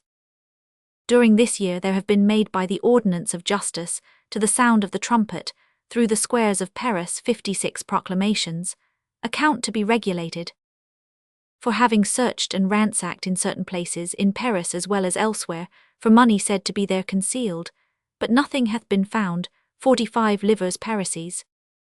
"Bury a crown to unearth a sou," said the king. For having set in the Hôtel des Tournelles 6 panes of white glass in the place where the iron cage is, 13 sols. For having made and delivered by command of the king, on the day of the musters, 4 shields with the escutcheons of the said seigneur, encircled with garlands of roses all about, 6 livres. For 2 new sleeves to the king's old doublet, 20 sols. For a box of grease to grease the boots of the king, 15 deniers. A stable newly made to lodge the king's black pigs, 30 livres parisis. Many partitions, planks, and trapdoors, for the safe keeping of the lions at St. Paul, 22 livres. "These be dear beasts," said Louis XI. "It matters not, it is a fine magnificence in a king. There is a great red lion whom I love for his pleasant ways. Have you seen him, Master Guillaume? Princes must have these terrific animals, for we kings must have lions for our dogs and tigers for our cats. The great befits a crown. In the days of the pagans of Jupiter, when the people offered the temples 100 oxen and 100 sheep, the emperors gave 100 lions and 100 eagles. This was wild and very fine. The kings of France have always had roarings round their throne. Nevertheless, people must do me this justice, that I spend still less money on it than they did, and that I possess a greater modesty of lions, bears, elephants, and leopards. Go on, Master Olivier, we wish to say thus much to our Flemish friends." Guillaume Rimbaud low, while Coppenole with his surly mien had the air of one of the bears of which his majesty was speaking. The king paid no heed. He had just dipped his lips into the goblet, and he spat out the beverage, saying, "Foh, what a disagreeable potion." The man who was reading continued. For feeding a rascally footpad, locked up these 6 months in the little cell of the flayer, until it should be determined what to do with him, 6 livres 4 sols. "What's that?" interrupted the king. "Feed what ought to be hanged. Pasque, I will give not a sou more for that nourishment. Olivier, come to an understanding about the matter with Monsieur d'Estouteville, and prepare me this very evening the wedding of the gallant and the gallows. Resume." Olivier made a mark with his thumb against the article of the rascally foot soldier, and passed on. To Henriette Cousin, master executor of the high works of justice in Paris, the sum of 60 sols parisis, to him assessed and ordained by Monseigneur the Provost of Paris, for having bought, by order of the said Sieur the Provost, a great broad sword, serving to execute and decapitate persons who are by justice condemned for their demerits, and he hath caused the same to be garnished with a sheath, and with all things thereto appertaining, and hath likewise caused to be repointed and set in order the old sword, which had become broken and notched in executing justice on Messer Louis de Luxembourg, as will more fully appear. The king interrupted, "That suffices, I allow the sum with great good will. Those are expenses which I do not begrudge, I have never regretted that money. Continue." "For having made over a great cage." "Ah," said the king, grasping the arms of his chair in both hands, "I knew well that I came hither to this Bastille for some purpose. Hold, Master Olivier, I desire to see that cage myself. You shall read me the cost while I am examining it. Messieurs Flemings, come and see this, 'tis curious." Then he rose, leaned on the arm of his interlocutor, made a sign to the sort of mute who stood before the door to precede him, to the 2 Flemings to follow him, and quitted the room. The royal company was recruited at the door of the retreat by men of arms, all loaded down with iron, and by slender pages bearing flambeaux. It marched for some time through the interior of the gloomy dungeon, pierced with staircases and corridors even in the very thickness of the walls. The captain of the Bastille marched at their head, and caused the wickets to be opened before the bent and aged king, who coughed as he walked. At each wicket all heads were obliged to stoop, except that of the old man bent double with age. "Hum," said he between his gums, for he had no longer any teeth, "we are already quite prepared for the door of the sepulchre, for a low door a bent passer." At length, after having passed a final wicket, so loaded with locks that a quarter of an hour was required to open it, they entered a vast and lofty vaulted hall, in the centre of which they could distinguish by the light of the torches a huge cubic mass of masonry, iron, and wood. The interior was hollow. It was one of those famous cages of prisoners of state, which were called the little daughters of the king. In its walls there were 2 or 3 little windows so closely trellised with stout iron bars that the glass was not visible. The door was a large flat slab of stone, as on tombs, the sort of door which serves for entrance only. Only here the occupant was alive. The king began to walk slowly round the little edifice, examining it carefully, while Master Olivier, who followed him, read aloud the note. For having made a great cage of wood of solid beams, timbers and wall plates, measuring 9 feet in length by 8 in breadth, and of the height of 7 feet between the partitions, smoothed and clamped with great bolts of iron, which has been placed in a chamber situated in one of the towers of the Bastille Saint-Antoine, in which cage is placed and detained, by command of the king our lord, a prisoner who formerly inhabited an old, decrepit and ruined cage. There have been employed in making the said new cage 96 horizontal beams and 52 upright joists, 10 wall plates 3 toises long. There have been occupied 19 carpenters to hew, work, and fit all the said wood in the courtyard of the Bastille during 20 days. Very fine heart of oak, said the king, striking the woodwork with his fist. There have been used in this cage, continued the other, 220 great bolts of iron of 9 feet, and of 8, the rest of medium length, with the rowels, caps, and counterbands appertaining to the said bolts, weighing the said iron in all 3,735 pounds, beside 8 great squares of iron, serving to attach the said cage in place, with clamps and nails weighing in all 218 pounds, not reckoning the iron of the trellises for the windows of the chamber wherein the cage hath been placed, the bars of iron for the door of the cage, and other things. "'Tis a great deal of iron," said the king, "to contain the light of a spirit." The whole amounts to 317 livres, 5 sols 7 deniers. "Pasque Dieu!" exclaimed the king. At this oath, which was the favourite of Louis XI, someone seemed to awaken in the interior of the cage. The sound of chains was heard, grating on the floor, and a feeble voice which seemed to issue from the tomb was uplifted. "Sire, sire, mercy!" The one who spoke thus could not be seen. 317 livres, 5 sols 7 deniers, repeated Louis XI.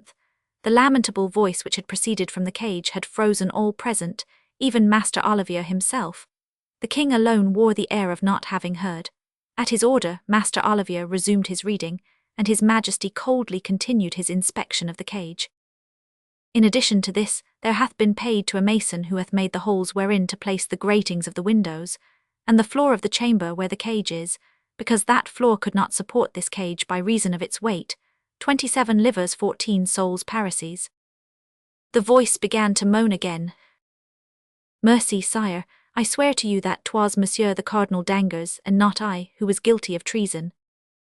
"The mason is bold," said the king. "Continue, Olivier." Olivier continued. "To a joiner for window frames, bedstead, hollow stool, and other things, 20 livres 2 sols parisis." The voice also continued. "Alas, sire, will you not listen to me? I protest to you that 'twas not I who wrote the matter to Monseigneur de Guyenne, but Monsieur le Cardinal Balou." "The joiner is dear," quoth the king. "Is that all?" "No, sire, to a glazier, for the windows of the said chamber, 46 sols, 8 deniers parisis." "Have mercy, sire. Is it not enough to have given all my goods to my judges, my plate to Monsieur de Torcy, my library to Master Pierre Doriol, my tapestry to the governor of the Roussillon? I am innocent. I have been shivering in an iron cage for 14 years. Have mercy, sire. You will find your reward in heaven." "Master Olivier," said the king, "the total." 367 livers, 8 souls, 3 deniers parrises. Notre-Dame, cried the king, this is an outrageous cage. He tore the book from Master Olivier's hands, and set to reckoning it himself upon his fingers, examining the paper and the cage alternately. Meanwhile the prisoner could be heard sobbing. This was lugubrious in the darkness, and their faces turned pale as they looked at each other. 14 years, sire, 14 years now, since the month of April 1469.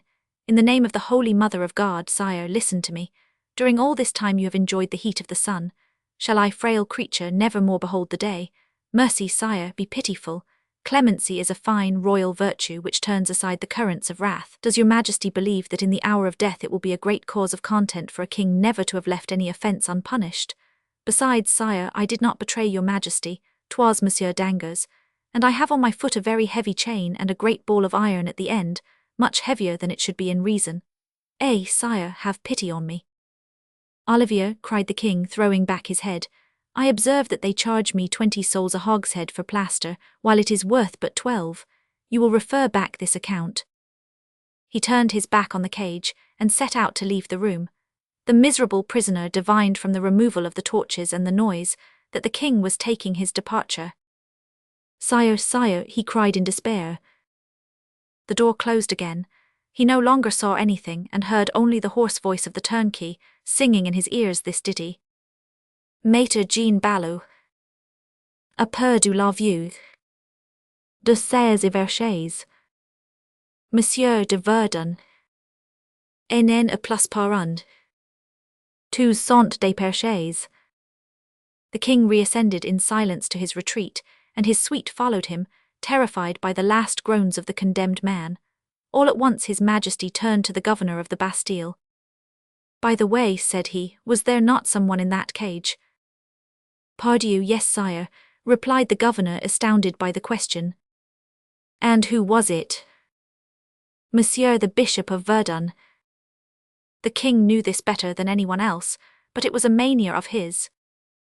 Ah, said he with the innocent air of thinking of it for the first time, Guillaume de Harancourt, the friend of Monsieur the Cardinal Ballot, a good devil of a bishop. At the expiration of a few moments, the door of the retreat had opened again, then closed upon the 5 personages whom the reader has seen at the beginning of this chapter, and who resumed their places, their whispered conversations, and their attitudes. During the king's absence, several dispatches had been placed on his table, and he broke the seals himself. Then he began to read them promptly, one after the other made a sign to Master Olivier, who appeared to exercise the office of minister, to take a pen, and without communicating to him the contents of the dispatches, he began to dictate in a low voice the replies which the latter wrote on his knees in an inconvenient attitude before the table. Guillaume Rym was on the watch. The king spoke so low that the Flemings heard nothing of his dictation, except some isolated and rather unintelligible scraps, such as, to maintain the fertile places by commerce and the sterile by manufactures, to show the English lords our 4 bombards, London, Brabant, Bergen-Bresse, Saint-Omer. Artillery is the cause of war being made more judiciously now. To Monsieur de Bressuire, our friend, armies cannot be maintained without tribute, etc. Once he raised his voice. Pasque Dieu, Monsieur the King of Sicily seals his letters with yellow wax, like a king of France. Perhaps we are in the wrong to permit him so to do. My fair cousin of Burgundy granted no armorial bearings with a field of gules. The grandeur of houses is assured by the integrity of prerogatives.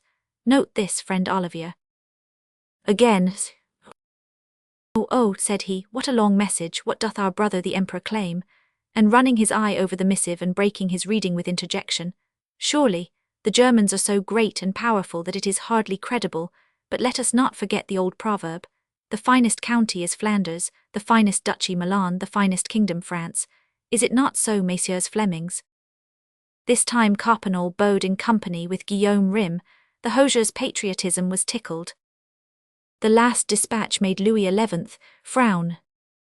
What is this? He said. Complaints and fault-finding against our garrisons in Picardy. Olivier, write with diligence to M. the Marshal de Royalt. That discipline is relaxed, that the gendarmes of the unattached troops, the feudal nobles, the free archers, and the Swiss inflict infinite evils on the rustics.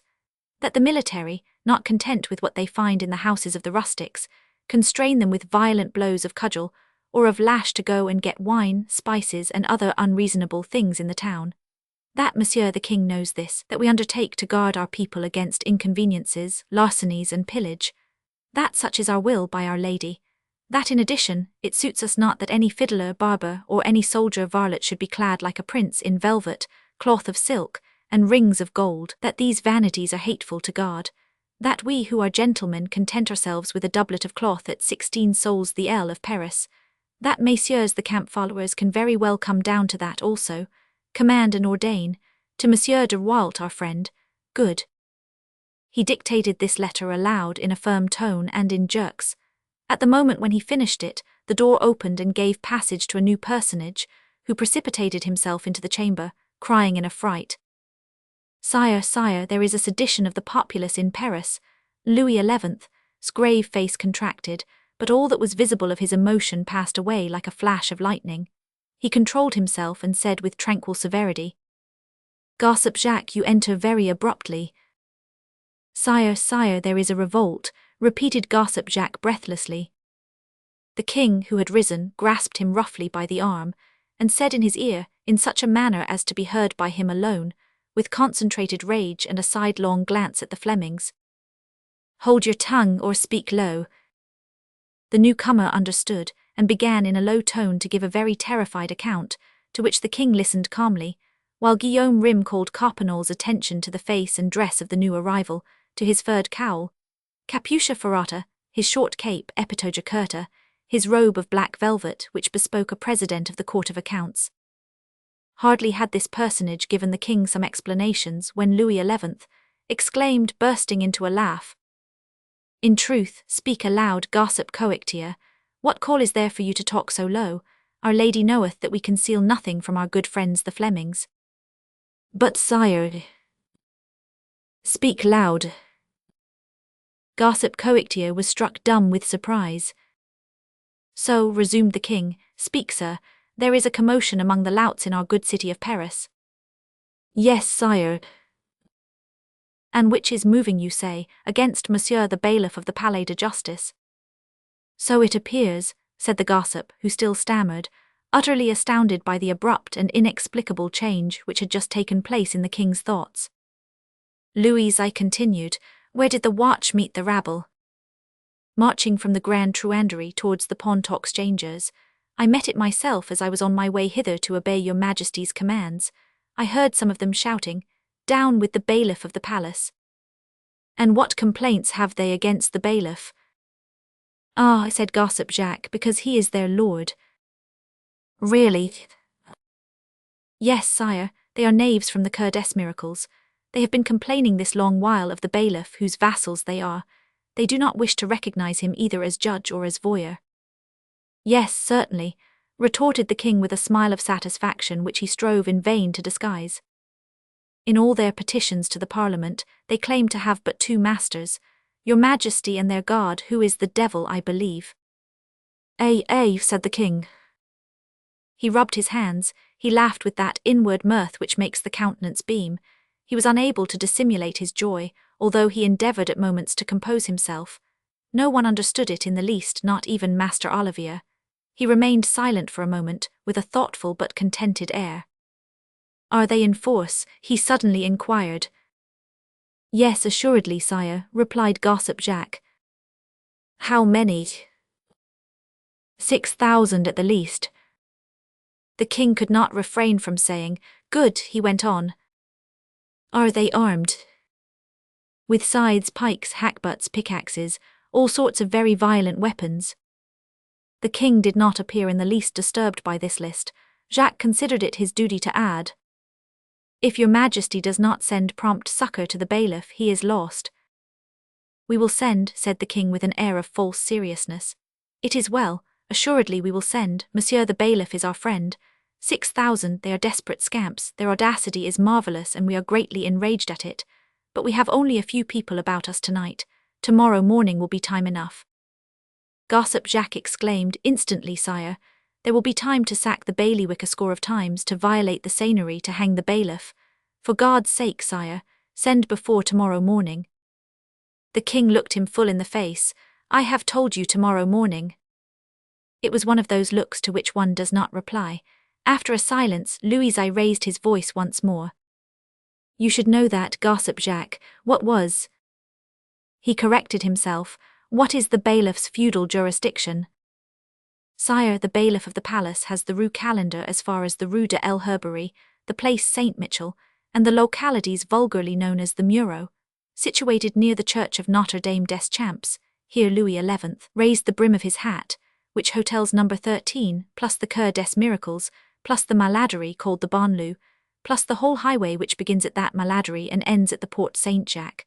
Of these divers places he is voyeur, high, middle, and low, justiciary, full seigneur. Bless me, said the king, scratching his left ear with his right hand, that makes a goodly bit of my city. Ah, monsieur the bailiff was king of all that. This time he did not correct himself. He continued dreamily, and as though speaking to himself. Very fine, monsieur the bailiff. You had there between your teeth a pretty slice of our Paris. All at once he broke out explosively. Pasque, what people are those who claim to be voyeurs, justiciaries, lords and masters in our domains, who have their toll gates at the end of every field, their gallows and their hangmen at every crossroad among our people, so that as the Greek believed that he had as many gods as there were fountains, and the Persian as many as he beheld stars, the Frenchman counts as many kings as he sees gibbets. Pardieu, 'tis an evil thing, and the confusion of it displeases me. I should greatly like to know whether it be the mercy of God that there should be in Paris any other lord than the king, any other judge than our parliament, any other emperor than ourselves in this empire.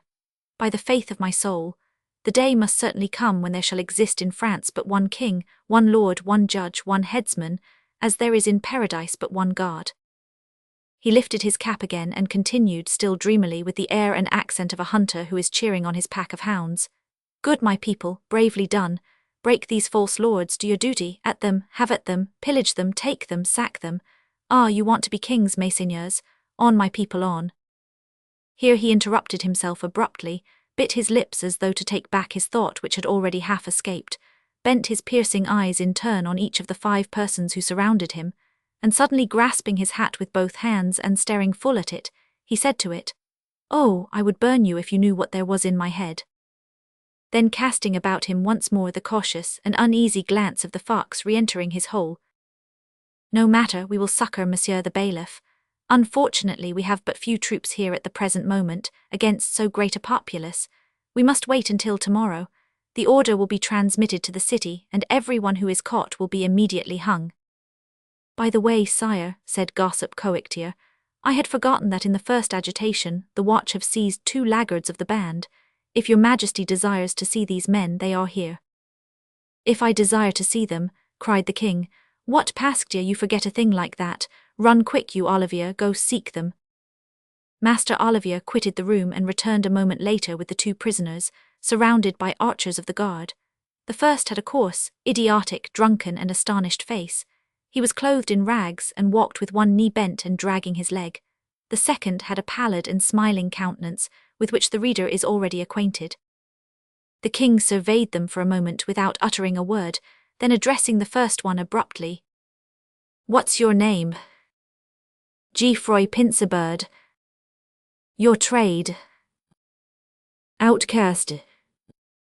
"What were you going to do in this damnable sedition?" The outcast stared at the king and swung his arms with a stupid air. He had one of those awkwardly shaped heads, where intelligence is about as much at its ease as a light beneath an extinguisher. "I know not," said he. "They went, I went." "Were you not going to outrageously attack and pillage your lord, the bailiff of the palace?" "I know that they were going to take something from someone, that is all." A soldier pointed out to the king a billhook which he had seized on the person of the vagabond. "Do you recognize this weapon?" demanded the king. "Yes, 'tis my billhook, I am a vine dresser." "And do you recognize this man as your companion?" added Louis XI, pointing to the other prisoner. "No, I do not know him." "That will do," said the king, making a sign with his finger to the silent personage who stood motionless beside the door, to whom we have already called the reader's attention. "Gossip Tristan, here is a man for you." Tristan el Hermite bowed.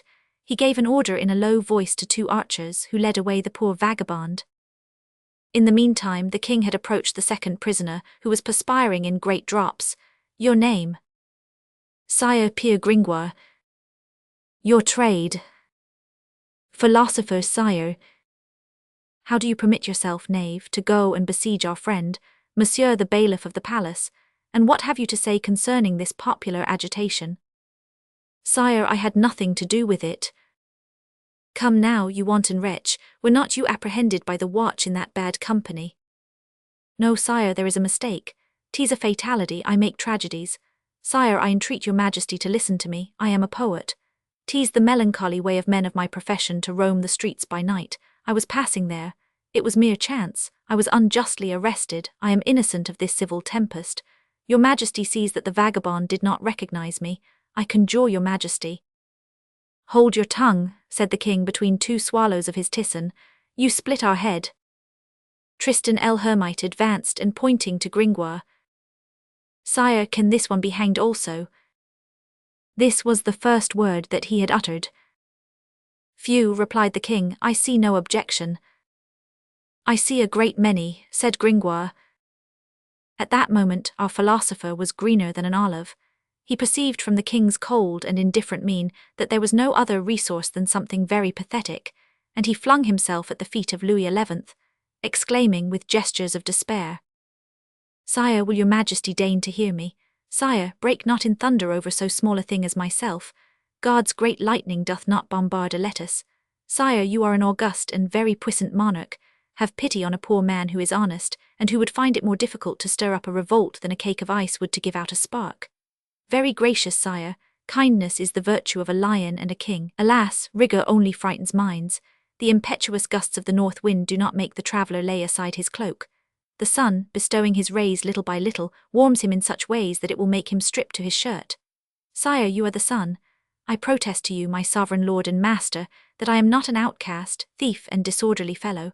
Revolt and brigandage belong not to the outfit of Apollo. I am not the man to fling myself into those clouds which break out into seditious clamour.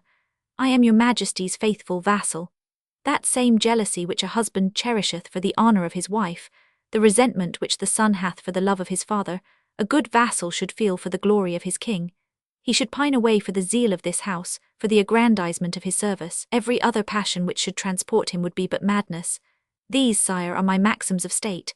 Then do not judge me to be a seditious and thieving rascal because my garment is worn at the elbows. If you will grant me mercy, sire, I will wear it out on the knees in praying to God for you night and morning. Alas, I am not extremely rich, 'tis true. I am even rather poor, but not vicious on that account. It is not my fault. Every one knoweth that great wealth is not to be drawn from literature, and that those who are best posted in good books do not always have a great fire in winter. The advocate's trade taketh all the grain, and leaveth only straw to the other scientific professions. There are 40 very excellent proverbs anent the hole-ridden cloak of the philosopher. O sire, clemency is the only light which can enlighten the interior of so great a soul. Clemency beareth the torch before all the other virtues. Without it they are but blind men groping after God in the dark. Compassion, which is the same thing as clemency, causeth the love of subjects, which is the most powerful bodyguard to a prince. What matters it to your majesty, who dazzles all faces, if there is one poor man more on earth, a poor innocent philosopher spluttering amid the shadows of calamity, with an empty pocket which resounds against his hollow belly? Moreover, sire, I am a man of letters. Great kings make a pearl for their crowns by protecting letters. Hercules did not disdain the title of Musagetes. Matthias Corvin favoured Jean de Monreal, the ornament of mathematics. Now, 'tis an ill way to protect letters to hang men of letters. What a stain on Alexander if he had hung Aristotle's. This act would not be a little patch on the face of his reputation to embellish it, but a very malignant ulcer to disfigure it. Sire, I made a very proper epithalamium for Mademoiselle of Flanders and Monseigneur the very august Dauphin. That is not a firebrand of rebellion. Your majesty sees that I am not a scribbler of no reputation, that I have studied excellently well, and that I possess much natural eloquence. Have mercy upon me, sire. In so doing you will perform a gallant deed to Our Lady, and I swear to you that I am greatly terrified at the idea of being hanged. So saying, the unhappy Gringoire kissed the king's slippers, and Guillaume Rym said to Coppenole in a low tone, He doth well to drag himself on the earth. Kings are like the Jupiter of Crete, they have ears only in their feet. And without troubling himself about the Jupiter of Crete, the hosier replied with a heavy smile and his eyes fixed on Gringoire. Oh, that's it exactly. I seem to hear Chancellor Huguenet craving mercy of me. When Gringoire paused at last, quite out of breath, he raised his head tremblingly towards the king, who was engaged in scratching a spot on the knee of his breeches with his fingernail. Then his majesty began to drink from the goblet of Tisson, but he uttered not a word, and this silence tortured Gringoire. At last the king looked at him. Here is a terrible bawler, said he, then turning to Tristan l'Hermite, bah, let him go. Gringoire fell backwards, quite thunderstruck with joy. At liberty, growled Tristan, doth not your majesty wish to have him detained a little while in a cage? Gossip, retorted Louis XI. Think you that 'tis for birds of this feather that we cause to be made cages at 367 livres 8 sous 3 deniers apiece? Release him at once. The wanton Louis XI was fond of this word which formed with pasque the foundation of his joviality, and put him out with a buffet. Ah, he cried Gringoire, what a great king is here! And for fear of a counter-order, he rushed towards the door, which Tristan opened for him with a very bad grace. The soldiers left the room with him, pushing him before them with stout thwacks, which Gringoire bore like a true stoical philosopher. The king's good humour since the revolt against the bailiff had been announced to him made itself apparent in every way. This unwanted clemency was no small sign of it. Tristan l'Hermite in his corner wore the surly look of a dog who has had a bone snatched away from him. Meanwhile the king thrummed gaily with his fingers on the arm of his chair, the March of Pont-Audemer. He was a dissembling prince, but one who understood far better how to hide his troubles than his joys. These external manifestations of joy at any good news sometimes proceeded to very great lengths, thus, on the death of Charles the Bold, to the point of vowing silver balustrades to Saint Martin of Tours, on his advent to the throne, so far as forgetting to order his father's obsequies. Hey, sire, suddenly exclaimed Jacques Coictier, what has become of the acute attack of illness for which your majesty had me summoned? Oh, said the king, I really suffer greatly, my gossip. There is a hissing in my ear and fiery rakes rack my chest. Coictier took the king's hand, and begun to feel of his pulse with a knowing air. Look, Coppenole, said Rim in a low voice. Behold him between Coictier and Tristan. They are his whole court, a physician for himself, a headsman for others. As he felt the king's pulse, Coictier assumed an air of greater and greater alarm. Louis XI watched him with some anxiety. Coictier grew visibly more gloomy. The brave man had no other farm than the king's bad health. He speculated on it to the best of his ability. Oh, he murmured at length, this is serious indeed. Is it not? Said the king uneasily. Pulsus creber anhilans crepitans irregularis, continued the leech. Pasque Dieu. This may carry off its man in less than 3 days. Our Lady, exclaimed the king, and the remedy, gossip. I am meditating upon that, sire. He made Louis XI put out his tongue, shook his head, made a grimace, and in the very midst of these affectations, Pardieu, sire, he suddenly said, I must tell you that there is a receivership of the royal prerogatives vacant, and that I have a nephew. I give the receivership to your nephew, gossip Jacques, replied the king, but draw this fire from my breast. Since your majesty is so clement, replied the leech, you will not refuse to aid me a little in building my house, Rue Saint-André des Arcs. Hugo, said the king. I am at the end of my finances, pursued the doctor, and it would really be a pity that the house should not have a roof, not on account of the house, which is simple and thoroughly bourgeois, but because of the paintings of Jehan Forbolt, which adorn its wainscoting. There is a Diana flying in the air, but so excellent, so tender, so delicate, of so ingenuous an action, her hair so well coiffed and adorned with a crescent, her flesh so white, that she leads into temptation those who regard her too curiously. There is also a Ceres. She is another very fair divinity. She is seated on sheaves of wheat, and crowned with a gallant garland of wheat ears interlaced with salsify and other flowers. Never were seen more amorous eyes, more rounded limbs, a nobler air, or a more gracefully flowing skirt. She is one of the most innocent and most perfect beauties whom the brush has ever produced. Executioner, grumbled Louis XI, what are you driving at? I must have a roof for these paintings, sire, and although 'tis but a small matter, I have no more money. How much doth your roof cost? Why, a roof of copper, embellished and gilt, 2,000 livres at the most. Ah, assassin, cried the king. He never draws out one of my teeth which is not a diamond. Am I to have my roof? Said Coictier. Yes, and go to the devil, but cure me. Jacques Coictier bowed low and said, Sire, it is a repellent which will save you.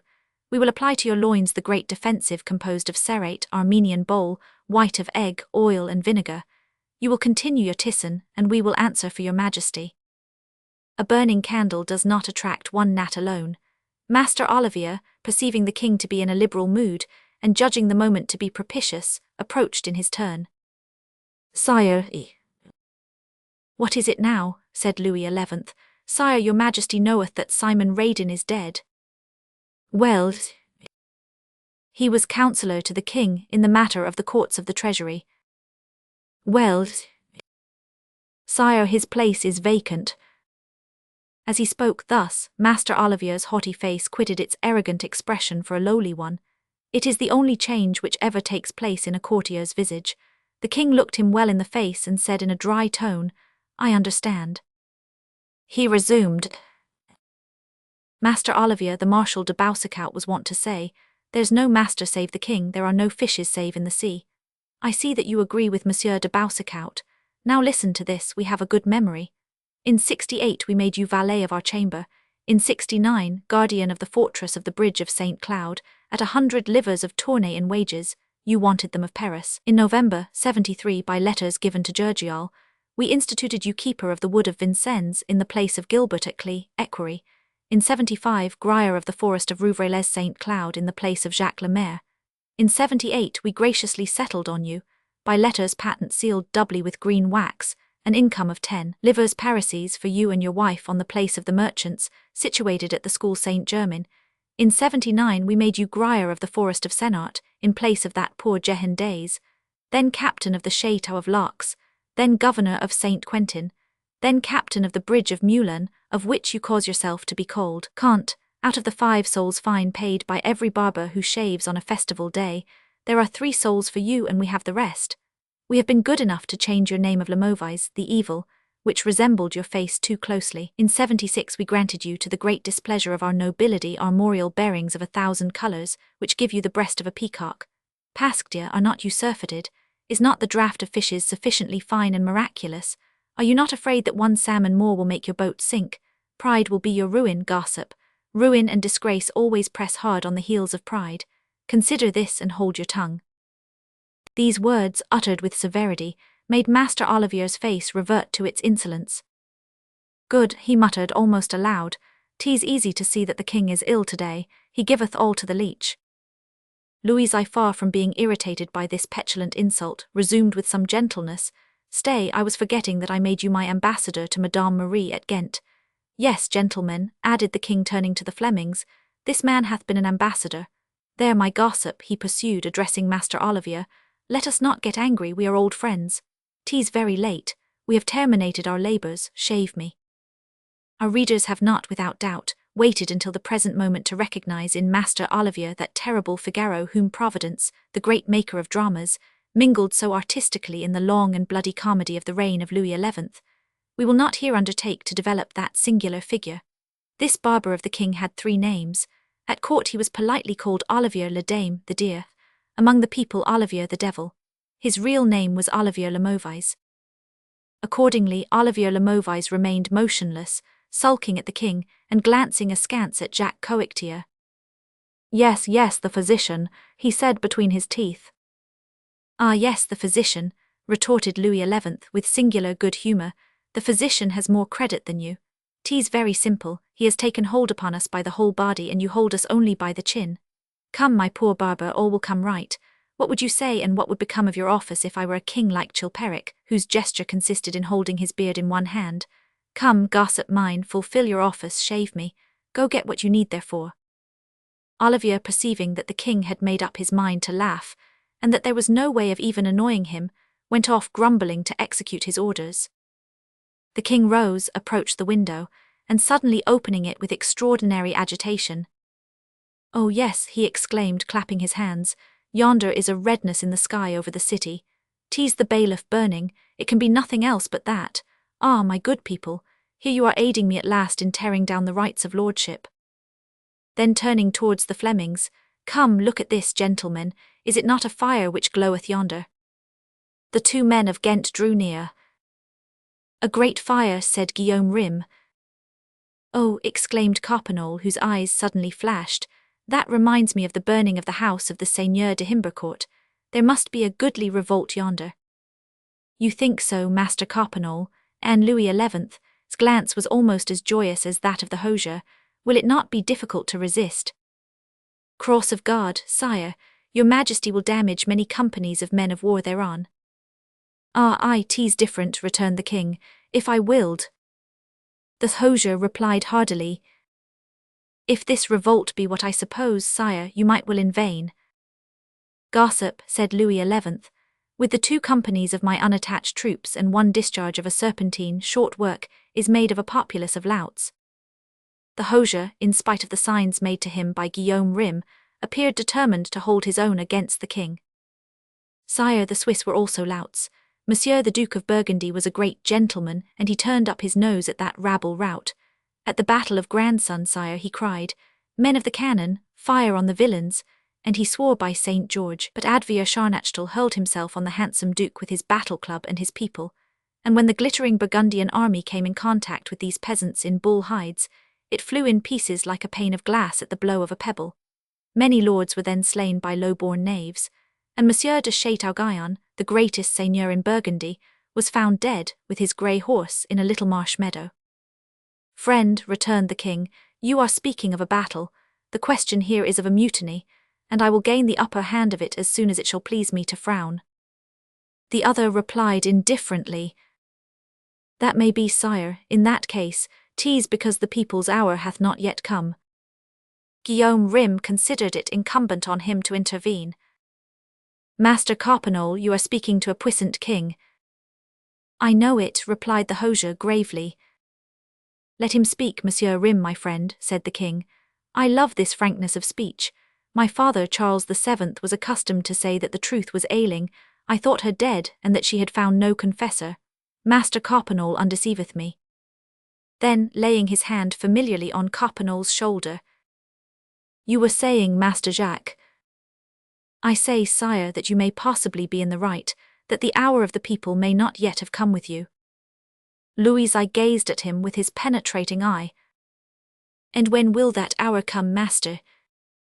"You will hear it strike." "On what clock, if you please?" Coppenole, with his tranquil and rustic countenance, made the king approach the window. "Listen, sire, there is here a donjon keep, a belfry, cannons, bourgeois, soldiers. When the belfry shall hum, when the cannons shall roar, when the donjon shall fall in ruins amid great noise, when bourgeois and soldiers shall howl and slay each other, the hour will strike." Louis's face grew sombre and dreamy. He remained silent for a moment, then he gently patted with his hand the thick wall of the donjon, as one strokes the haunches of a steed. "Oh no," said he, "you will not crumble so easily, will you, my good Bastille?" And turning with an abrupt gesture towards the sturdy Fleming, "Have you never seen a revolt, Master Jacques?" "I have made them," said the hosier. "How do you set to work to make a revolt?" said the king. "Ah," replied Coppenole, "'tis not very difficult. There are 100 ways. In the first place there must be discontent in the city. The thing is not uncommon. And then the character of the inhabitants. Those of Ghent are easy to stir into revolt. They always love the prince's son, the prince never. Well, one morning I will suppose someone enters my shop and says to me, 'Father Coppenole, there is this and there is that. The demoiselle of Flanders wishes to save her ministers. The grand bailiff is doubling the impost on shagreen or something else. What you will. I leave my work as it stands. I come out of my hosier's stall and I shout, 'To the sack!' There is always some smashed cask at hand. I mount it and I say aloud in the first words that occur to me what I have on my heart. And when one is of the people, sire, one always has something on the heart. Then people troop up, they shout, they ring the alarm bell, they arm the louts with what they take from the soldiers, the market people join in and they set out. And it will always be thus, so long as there are lords in the seigneuries, bourgeois in the bourgs, and peasants in the country." "And against whom do you thus rebel?" inquired the king. "Against your bailiffs, against your lords?" "Sometimes that depends, against the duke also sometimes." Louis I returned and seated himself, saying with a smile, Ah, here they have only got as far as the bailiffs.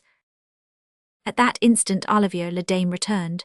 He was followed by 2 pages who bore the king's toilet articles, but what struck Louis XI was that he was also accompanied by the provost of Paris and the chevalier of the watch, who appeared to be in consternation. The spiteful barber also wore an air of consternation, which was one of contentment beneath, however. It was he who spoke first. "Sire, I ask your majesty's pardon for the calamitous news which I bring." The king turned quickly and grazed the mat on the floor with the feet of his chair. "What does this mean?" "Sire," resumed Olivier le Dame, with the malicious air of a man who rejoices that he is about to deal a violent blow, "'tis not against the bailiff of the courts that this popular sedition is directed." "Against whom then?" "Against you, sire." The aged king rose erect and straight as a young man. "Explain yourself, Olivier, and guard your head well, gossip, for I swear to you by the cross of Saint Lo that, if you lie to us at this hour, the sword which severed the head of Monsieur de Luxembourg is not so notched that it cannot yet sever yours." The oath was formidable. Louis XI had only sworn twice in the course of his life by the cross of Saint Lo. Olivier opened his mouth to reply. "Sire, On your knees," interrupted the king violently. "Tristan, have an eye to this man." Olivier knelt down and said coldly, "Sire, a sorceress was condemned to death by your court of parliament. She took refuge in Notre-Dame. The people are trying to take her from thence by main force. Monsieur the Provost and Monsieur the Chevalier of the Watch, who have just come from the riot, are here to give me the lie if this is not the truth. The populace is besieging Notre-Dame." "Yes, indeed," said the king in a low voice, all pale and trembling with wrath. "Notre-Dame, they lay siege to Our Lady, my good mistress, in her cathedral. Rise, Olivier, you are right. I give you Simon Radin's charge, you are right. 'Tis I whom they are attacking. The witch is under the protection of this church, the church is under my protection, and I thought that they were acting against the bailiff. 'Tis against myself." Then, rendered young by fury, he began to walk up and down with long strides. He no longer laughed, he was terrible, he went and came, the fox was changed into a high honor. He seemed suffocated to such a degree that he could not speak, his lips moved and his fleshless fists were clenched. All at once he raised his head, his hollow eye appeared full of light, and his voice burst forth like a clarion. "Down with them, Tristan, a heavy hand for these rascals. Go, Tristan, my friend, slay, slay." This eruption having passed, he returned to his seat, and said with cold and concentrated wrath, "Here, Tristan, there are here with us in the Bastille the 50 lances of the Vicomte de Gif, which makes 300 horse, you will take them. There is also the company of our unattached archers of Monsieur de Chatoppers, you will take it. You are provost of the marshals, you have the men of your provostship, you will take them. At the Hotel Saint Paul you will find 40 archers of Monsieur the Dauphin's new guard, you will take them. And with all these you will hasten to Notre-Dame. Ah, messieurs, louts of Paris, do you fling yourselves thus against the crown of France, the sanctity of Notre-Dame, and the peace of this commonwealth? Exterminate, Tristan, exterminate, and let not a single one escape, except it be from Montfaucon." Tristan bowed. "'Tis well, sire." He added after a silence, "And what shall I do with the sorceress?" This question caused the king to meditate. "Ah," said he, "the sorceress. Monsieur d'Estoutville, what did the people wish to do with her?" "Sire," replied the provost of Paris, "I imagine that since the populace has come to tear her from her asylum in Notre-Dame, 'tis because that impunity wounds them, and they desire to hang her." The king appeared to reflect deeply. Then, addressing Tristan l'Hermite, "Well, gossip, exterminate the people and hang the sorceress."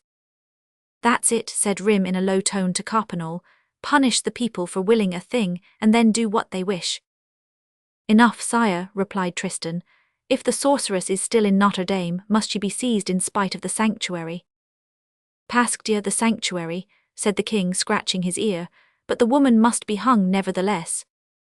Here, as though seized with a sudden idea, he flung himself on his knees before his chair, took off his hat, placed it on the seat, and gazing devoutly at one of the leaden amulets which loaded it down, "Oh," said he with clasped hands, "Our Lady of Paris, my gracious patroness, pardon me.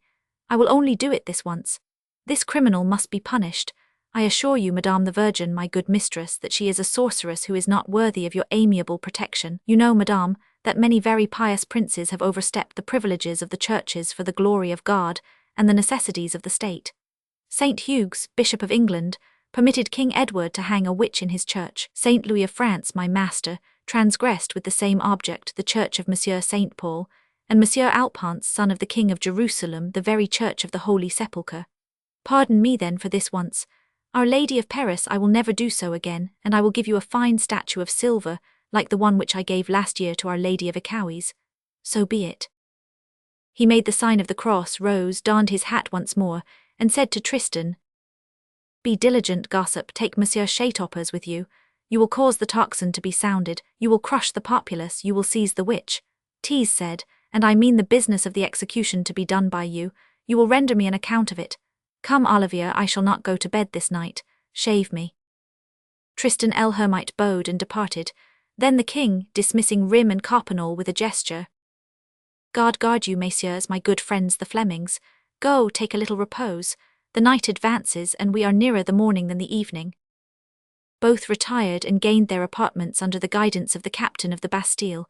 Coppenole said to Guillaume Rim, I have had enough of that coughing king. I have seen Charles of Burgundy drunk, and he was less malignant than Louis XI, when ailing.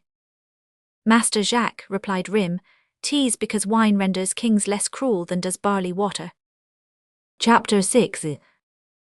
Chapter 51, TTLE Sword in Pocket. On emerging from the Bastille, Gringoire descended the Rue Saint-Antoine with the swiftness of a runaway horse.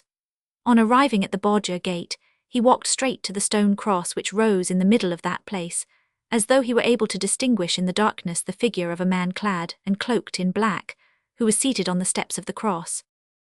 Is it you, master? Said Gringoire. The personage in black rose. Death and passion, you make me boil, Gringoire. The man on the tower of Saint Gervais has just cried 1:30 in the morning. Oh, retorted Gringoire, 'tis no fault of mine but of the watch and the king. I have just had a narrow escape, I always just miss being hung. 'Tis my predestination. You lack everything, said the other, but come quickly, have you the password? Fancy, master, I have seen the king, I come from him, he wears fustian breeches, 'tis an adventure. Oh, distaff of words, what is your adventure to me? Have you the password of the outcasts? I have it, be at ease, little sword in pocket. Good, otherwise we could not make our way as far as the church. The outcasts bar the streets. Fortunately it appears that they have encountered resistance. We may still arrive in time. Yes, master, but how are we to get into Notre-Dame? I have the key to the tower. And how are we to get out again? Behind the cloister there is a little door which opens on the terrain and the water.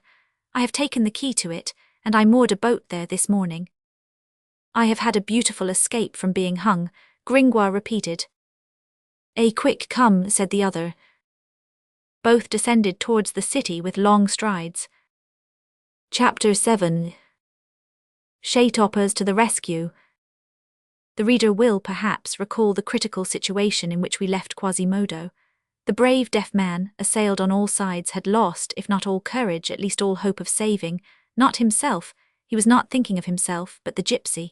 He ran distractedly along the gallery. Notre-Dame was on the point of being taken by storm by the outcasts. All at once, a great galloping of horses filled the neighbouring streets, and with a long file of torches and a thick column of cavaliers, with free reins and lances in rest, these furious sounds debouched on the place like a hurricane. France, France, cut down the louts, Chatopers to the rescue, provostship, provostship. The frightened vagabonds wheeled round. Quasimodo, who did not hear, saw the naked swords, the torches, the irons of the pikes, all that cavalry, at the head of which he recognized Captain Phoebus. He beheld the confusion of the outcasts, the terror of some, the disturbance among the bravest of them, and from this unexpected succor he recovered so much strength that he hurled from the church the first assailants who were already climbing into the gallery. It was, in fact, the king's troops who had arrived. The vagabonds behaved bravely. They defended themselves like desperate men, caught on the flank by the Rue Saint-Pierre-aux-Boeufs and in the rear through the Rue du Parvis, driven to bay against Notre-Dame, which they still assailed and Quasimodo defended, at the same time besiegers and besieged. They were in the singular situation in which Count Henry Harcourt, Taurinum obsessor idem et obsessus, as his epitaph says, found himself later on, at the famous siege of Turin in 1640, between Prince Thomas of Savoy, whom he was besieging, and the Marquis de Leganez, who was blockading him. The battle was frightful. There was a dog's tooth for wolf's flesh, as P. Matthew says. The king's cavaliers, in whose midst Phoebus de Chatopers bore himself valiantly, gave no quarter, and the slash of the sword disposed of those who escaped the thrust of the lance. The outcasts, badly armed, foamed and bit with rage. Men, women, children, hurled themselves on the cruppers and the breasts of the horses, and hung there like cats with teeth, finger-nails and toe-nails. Others struck the archers in the face with their torches. Others thrust iron hooks into the necks of the cavaliers and dragged them down. They slashed in pieces those who fell. One was noticed who had a large, glittering scythe, and who for a long time mowed the legs of the horses. He was frightful. He was singing a ditty with a nasal intonation. He swung and drew back his scythe incessantly. At every blow he traced around him a great circle of severed limbs. He advanced thus into the very thickest of the cavalry, with the tranquil slowness, the lolling of the head, and the regular breathing of a harvester attacking a field of wheat. It was clap in truilefu. A shot from an arquebus laid him low. In the meantime, windows had been opened again. The neighbours, hearing the war cries of the king's troops, had mingled in the affray, and bullets rained upon the outcasts from every story. The parvis was filled with a thick smoke, which the musketry streaked with flame. Through it one could confusedly distinguish the front of Notre-Dame, and the decrepit hotel-dieu with some wan invalids gazing down from the heights of its roof, all checkered with dormer windows. At length the vagabonds gave way. Weariness, the lack of good weapons, the fright of this surprise, the musketry from the windows, the valiant attack of the king's troops, all overwhelmed them. They forced the line of assailants and fled in every direction, leaving the parvis encumbered with dead. When Quasimodo, who had not ceased to fight for a moment, beheld this rout, he fell on his knees and raised his hands to heaven. Then, intoxicated with joy, he ran. He ascended with the swiftness of a bird to that cell, the approaches to which he had so intrepidly defended. He had but one thought now. It was to kneel before her whom he had just saved for the second time. When he entered the cell, he found it empty. Book 11th. Chapter 1. The Little Shoe. La Esmeralda was sleeping at the moment when the outcasts assailed the church. Soon the ever-increasing uproar around the edifice, and the uneasy bleating of her goat which had been awakened, had roused her from her slumbers. She had sat up, she had listened, she had looked. Then, terrified by the light and noise, she had rushed from her cell to see the aspect of the place, the vision which was moving in it, the disorder of that nocturnal assault, that hideous crowd, leaping like a cloud of frogs, half seen in the gloom, the croaking of that hoarse multitude, those few red torches running and crossing each other in the darkness like the meteors which streak the misty surfaces of marshes. This whole scene produced upon her the effect of a mysterious battle between the phantoms of the witches, Sabbath, and the stone monsters of the church.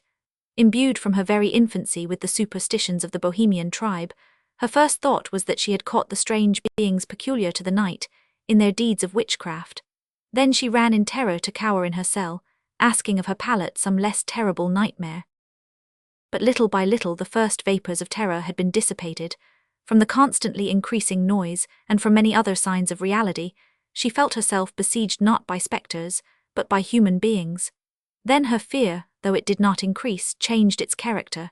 She had dreamed of the possibility of a popular mutiny to tear her from her asylum, the idea of once more recovering life, hope, Phoebus who was ever present in her future, the extreme helplessness of her condition, flight cut off, no support, her abandonment, her isolation.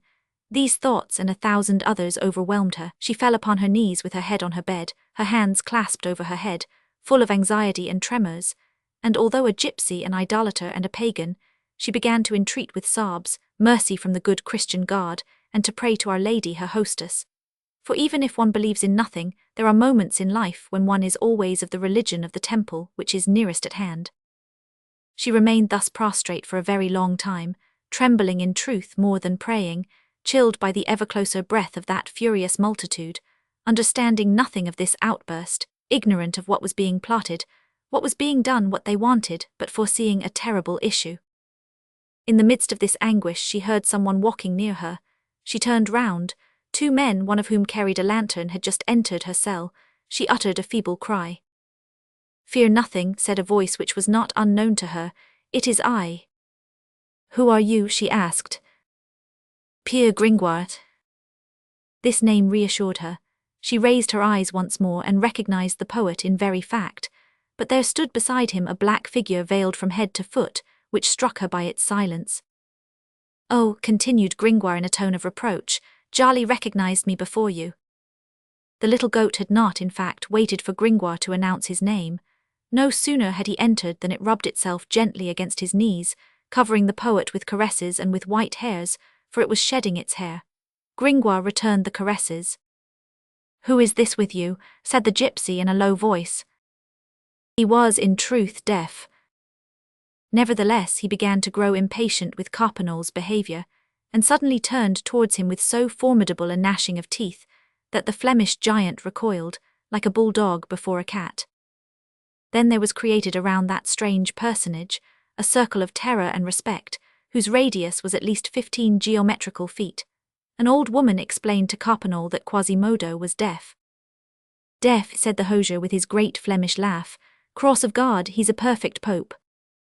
"Hey, I recognize him," exclaimed Jehan, who had at last descended from his capital in order to see Quasimodo at closer quarters. "He's the bell-ringer of my brother, the archdeacon. Good day, Quasimodo." "What a devil of a man," said Robin Proserpine, still all bruised with his fall. "He shows himself, he's a hunchback, he walks, he's bandy-legged, he looks at you, he's one-eyed, you speak to him, he's deaf, and what does this Polyphemus do with his tongue?" "He speaks when he chooses," said the old woman. "He became deaf through ringing the bells, he is not dumb." "That he lacks," remarks Jehan. "And he has one eye too many," added Robin Proserpine. "Not at all," said Jehan wisely. "A one-eyed man is far less complete than a blind man, he knows what he lacks." In the meantime, all the beggars, all the lackeys, all the cutpurses joined with the scholars, had gone in procession to seek, in the cupboard of the law clerk's company, the cardboard tiara, and the derisive robe of the Pope of the Fools.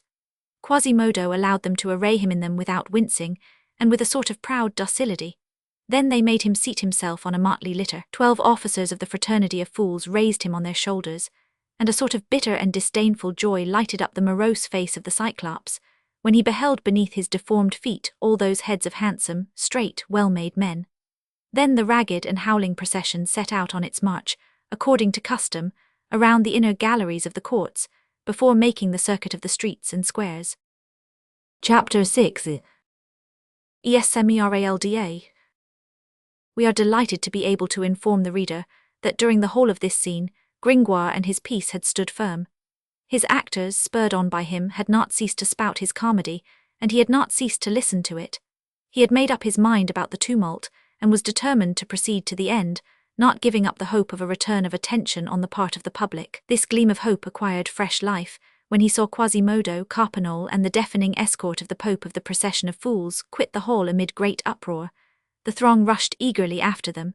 "Good," he said to himself, "there go all the mischief-makers." Unfortunately, all the mischief-makers constituted the entire audience. In the twinkling of an eye, the grand hall was empty. To tell the truth, a few spectators still remained, some scattered, others in groups around the pillars, women, old men, or children who had had enough of the uproar and tumult. Some scholars were still perched astride of the windowsills, engaged in gazing into the place. "Well," thought Gringoire, "here are still as many as are required to hear the end of my mystery. They are few in number, but it is a choice audience, a lettered audience." An instant later, a symphony which had been intended to produce the greatest effect on the arrival of the Virgin was lacking. Gringoire perceived that his music had been carried off by the procession of the Pope of the Fools. "Skip it," said he stoically. He approached a group of bourgeois, who seemed to him to be discussing his piece. This is the fragment of conversation which he caught. "You know, Master Chenito, the Hôtel de Navarre, which belonged to Monsieur de Nemers?" "Yes, opposite the Chapelle de Brac." "Well, the Treasury has just let it to Guillaume Alexander, historian, for 6 livres, 8 sols Parisian a year." "How rents are going up!" "Come," said Gringoire to himself with a sigh, "the others are listening." "Comrades," suddenly shouted one of the young scamps from the window, La Esmeralda in the place." This word produced a magical effect. Every one who was left in the hall flew to the windows, climbing the walls in order to see and repeating, La Esmeralda, La Esmeralda. At the same time a great sound of applause was heard from without. "What's the meaning of this of the Esmeralda?" said Gringoire, wringing his hands in despair. "Ah, good heavens, it seems to be the turn of the windows now." He returned towards the marble table, and saw that the representation had been interrupted. It was precisely at the instant when Jupiter should have appeared with his thunder, but Jupiter was standing motionless at the foot of the stage. "Mitchell Gibbon," cried the irritated poet, "what are you doing there? Is that your part? Come up." "Alas," said Jupiter, "a scholar has just seized the ladder." Gringoire looked. It was but too true. All communication between his plot and its solution was intercepted. "The rascal," he murmured, "and why did he take that ladder?" "In order to go and see the Esmeralda," replied Jupiter piteously. "He said, 'Come, here's a ladder that's of no use,' and he took it." This was the last blow. Gringoire received it with resignation. "May the devil fly away with you," he said to the comedian, "and if I get my pay you shall receive yours." Then he beat a retreat with drooping head, but the last in the field, like a general who has fought well. And as he descended the winding stairs of the courts, a fine rabble of asses and dolts these Parisians, he muttered between his teeth, "They come to hear a mystery and don't listen to it at all. They are engrossed by every one, by Clopin-Trouillefou, by the Cardinal, by Coppenole, by Quasimodo, by the devil, but by Madame the Virgin Mary not at all. If I had known, I'd have given you Virgin Mary, you ninnies, and I to come to see faces and behold only backs, to be a poet and to reap the success of an apothecary. It is true that Homerus begged through the Greek towns and that Naso died in exile among the Muscovites, but may the devil flay me if I understand what they mean with their Esmeralda. What is that word in the first place? 'Tis Egyptian." Book 2. Chapter 1. From Charybdis to Scylla. Night comes on early in January. The streets were already dark when Gringoire issued forth from the courts. This gloom pleased him. He was in haste to reach some obscure and deserted alley, in order there to meditate at his ease, and in order that the philosopher might place the first dressing upon the wound of the poet. Philosophy, moreover, was his sole refuge, for he did not know where he was to lodge for the night. After the brilliant failure of his first theatrical venture, he dared not return to the lodging which he occupied in the Rue Grenier-sur-Elot, opposite to the Portefoin, having depended upon receiving from Monsieur the Provost for his epithalamium the wherewithal to pay Master Guillaume d'Auxerre, farmer of the taxes on cloven-footed animals in Paris, the rent which he owed him, that is to say, 12 sols Parisian, 12 times the value of all that he possessed in the world, including his trunk hose, his shirt, and his cap. After reflecting a moment, temporarily sheltered beneath the little wicket of the prison of the treasurer of the Sainte-Chapelle, as to the shelter which he would select for the night, having all the pavements of Paris to choose from, he remembered to have noticed the week previously in the Rue de la Savaterie, at the door of a councillor of the Parliament, a stepping stone for mounting a mule, and to have said to himself that that stone would furnish, on occasion, a very excellent pillow for a mendicant or a poet. He thanked Providence for having sent this happy idea to him. But as he was preparing to cross the place, in order to reach the tortuous labyrinth of the city, where meander all those old sister streets, the Rues de la Barillerie, de la Ville Draperie, de la Savaterie, de la Juiverie, etc., still extant today with their 9-story houses, he saw the procession of the Pope of the Fools, which was also emerging from the court-house, and rushing across the courtyard with great cries, a great flashing of torches, and the music which belonged to him, Gringoire. This sight revived the pain of his self-love. He fled. In the bitterness of his dramatic misadventure, everything which reminded him of the festival of that day irritated his wound and made it bleed. He was on the point of turning to the Pont Saint-Michel. Children were running about here and there with fire lances and rockets. "Pest on firework candles," said Gringoire, and he fell back on the Pont au Change. To the house at the head of the bridge there had been affixed 3 small banners, representing the King, the Dauphin, and Marguerite of Flanders, and 6 little pennons on which were portrayed the Duke of Austria, the Cardinal de Bourbon, M. de Beaujeu, and Madame Jeanne de France, and Monsieur the Bastard of Bourbon, and I know not whom else, all being illuminated with torches. The rabble were admiring. "Happy painter Jehan Forbolt," said Gringoire with a deep sigh, and he turned his back upon the bannerets and pennons. A street opened before him. He thought it so dark and deserted that he hoped to their escape from all the rumours as well as from all the gleams of the festival. At the end of a few moments his foot came in contact with an obstacle. He stumbled and fell.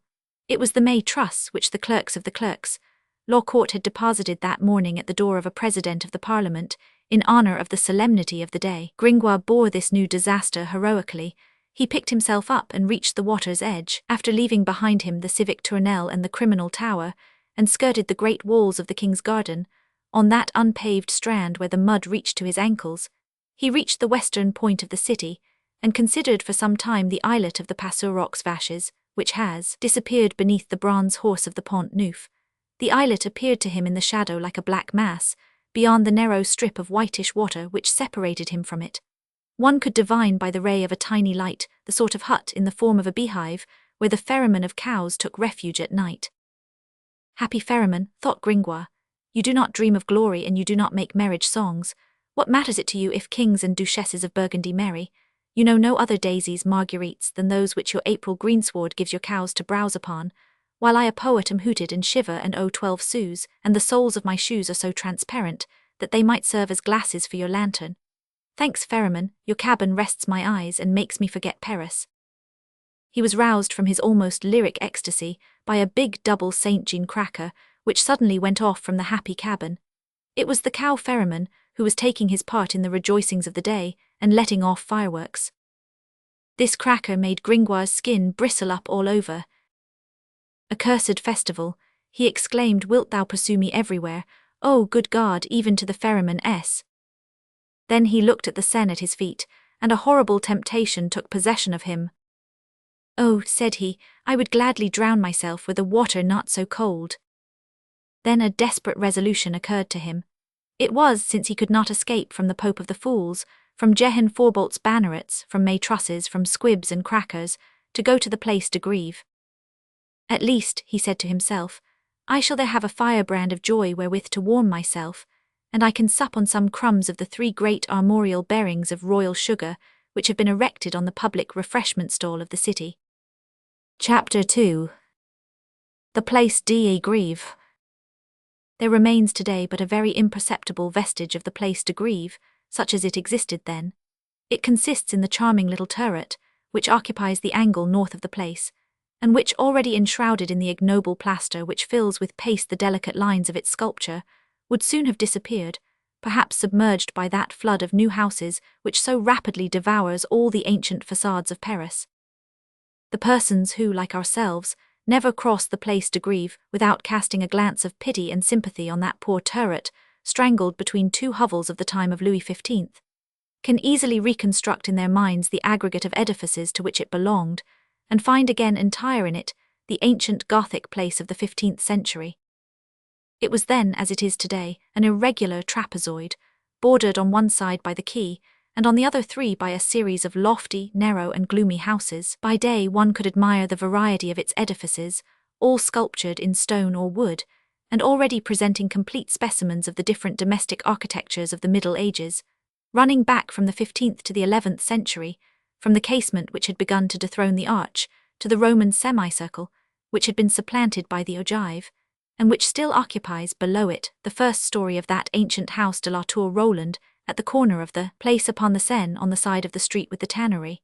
At night one could distinguish nothing of all that mass of buildings, except the black indentation of the roofs, unrolling their chain of acute angles round the place, for one of the radical differences between the cities of that time and the cities of the present day lay in the facades which looked upon the places and streets, and which were then gables. For the last 2 centuries the houses have been turned round. In the centre of the eastern side of the place rose a heavy and hybrid construction, formed of 3 buildings placed in juxtaposition. It was called by 3 names which explain its history, its destination and its architecture: the House of the Dauphin, because Charles V. when Dauphin had inhabited it; the Marchandise, because it had served as town hall; and the Pillared House, Domus ad Pyloria, because of a series of large pillars which sustained the 3 stories. The city found there all that is required for a city like Paris: a chapel in which to pray to God, a plaidier or pleading room in which to hold hearings and to repel at need the king's people, and under the roof an arsenac full of artillery, for the bourgeois of Paris were aware that it is not sufficient to pray in every conjuncture, and to plead for the franchises of the city, and they had always in reserve in the garret of the town hall a few good rusty arquebuses. The Grève had then that sinister aspect which it preserves today from the execrable ideas which it awakens, and from the sombre town hall of Dominique Bocador, which has replaced the pillared house. It must be admitted that a permanent gibbet and a pillory, a justice and a ladder, as they were called in that day, erected side by side in the centre of the pavement, contributed not a little to cause eyes to be turned away from that fatal place, where so many beings full of life and health have agonized. Where 50 years later, that fever of St. Vallier was destined to have its birth, that terror of the scaffold, the most monstrous of all maladies because it comes not from God, but from man. It is a consoling idea, let us remark in passing, to think that the death penalty, which 300 years ago still encumbered with its iron wheels, its stone gibbets and all its paraphernalia of torture, permanent and riveted to the pavement, the Grève, the Halles, the Place Dauphine, the Cross du Travois, the Marché aux Pourceaux, that hideous Montfaucon, the Barrière des Sergents, the Place aux Chats, the Porte Saint-Denis, Champeaux, the Porte Baudits, the Porte Saint-Jacques, without reckoning the innumerable ladders of the provosts, the bishop of the chapters, of the abbots, of the priors, who had the decree of life and death, without reckoning the judicial drownings in the river Seine. It is consoling today, after having lost successively all the pieces of its armor, its luxury of torment, its penalty of imagination and fancy, its torture for which it reconstructed every 5 years a leather bed at the Grand Chatelet, that ancient suzerain of feudal society almost expunged from our laws and our cities, hunted from code to code, chased from place to place, has no longer in our immense Paris any more than a dishonoured corner of the Grève, than a miserable guillotine, furtive, uneasy, shameful, which seems always afraid of being caught in the act, so quickly does it disappear after having dealt its blow. Chapter 3. Kisses 4 blows. When Pierre Gringoire arrived on the Place de Grève, he was paralyzed. He had directed his course across the Pont aux Meuniers, in order to avoid the rabble on the Pont au Change and the pennons of Jehan Forbolt. But the wheels of all the bishop's mills had splashed him as he passed, and his doublet was drenched. It seemed to him, besides, that the failure of his piece had rendered him still more sensible to cold than usual. Hence he made haste to draw near the bonfire, which was burning magnificently in the middle of the place, but a considerable crowd formed a circle around it.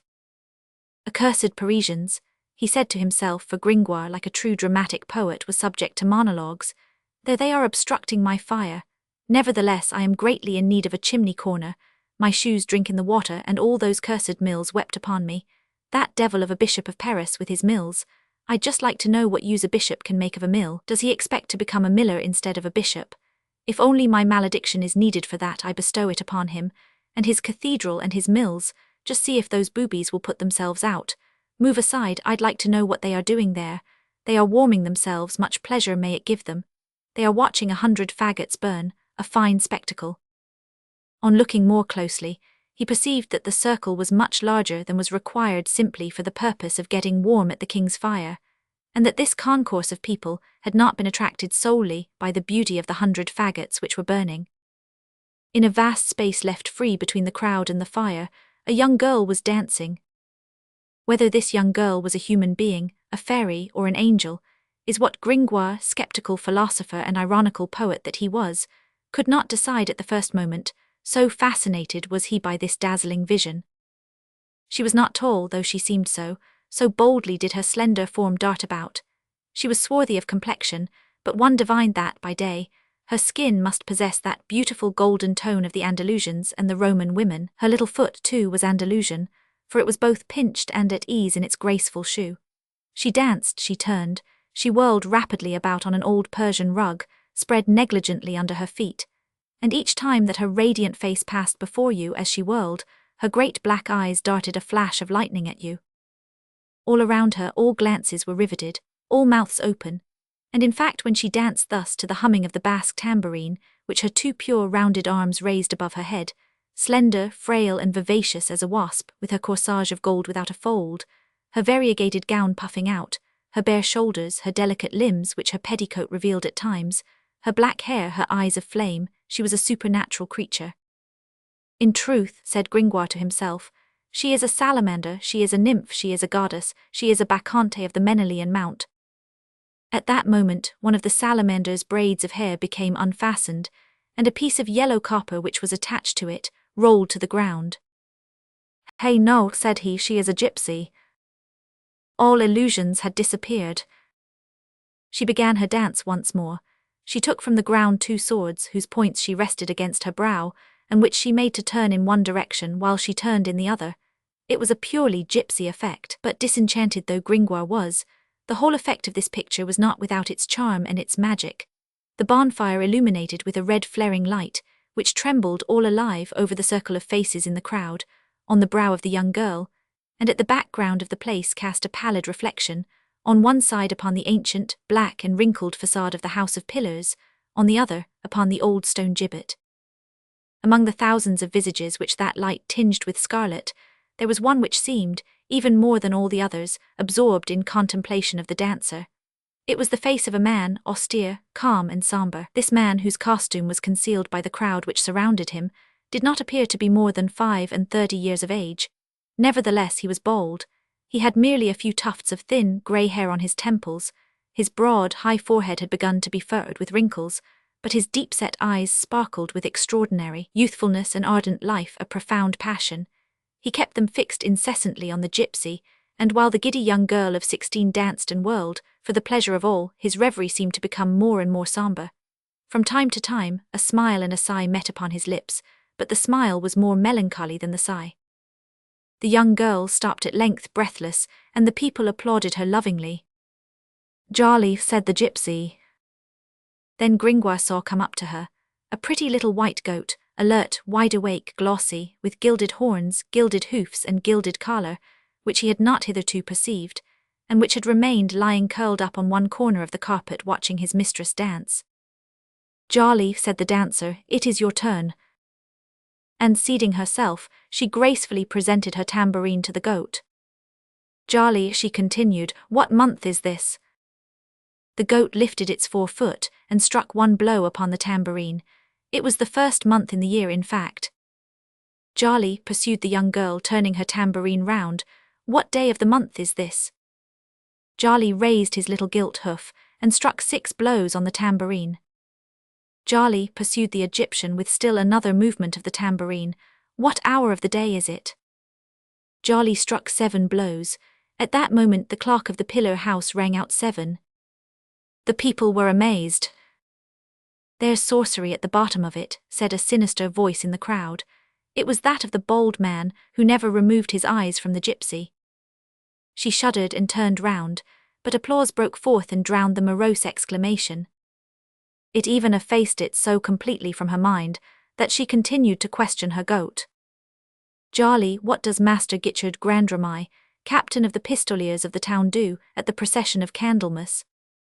Jolly reared himself on his hind legs and began to bleat, marching along with so much dainty gravity that the entire circle of spectators burst into a laugh at this parody of the interested devoutness of the captain of pistoliers.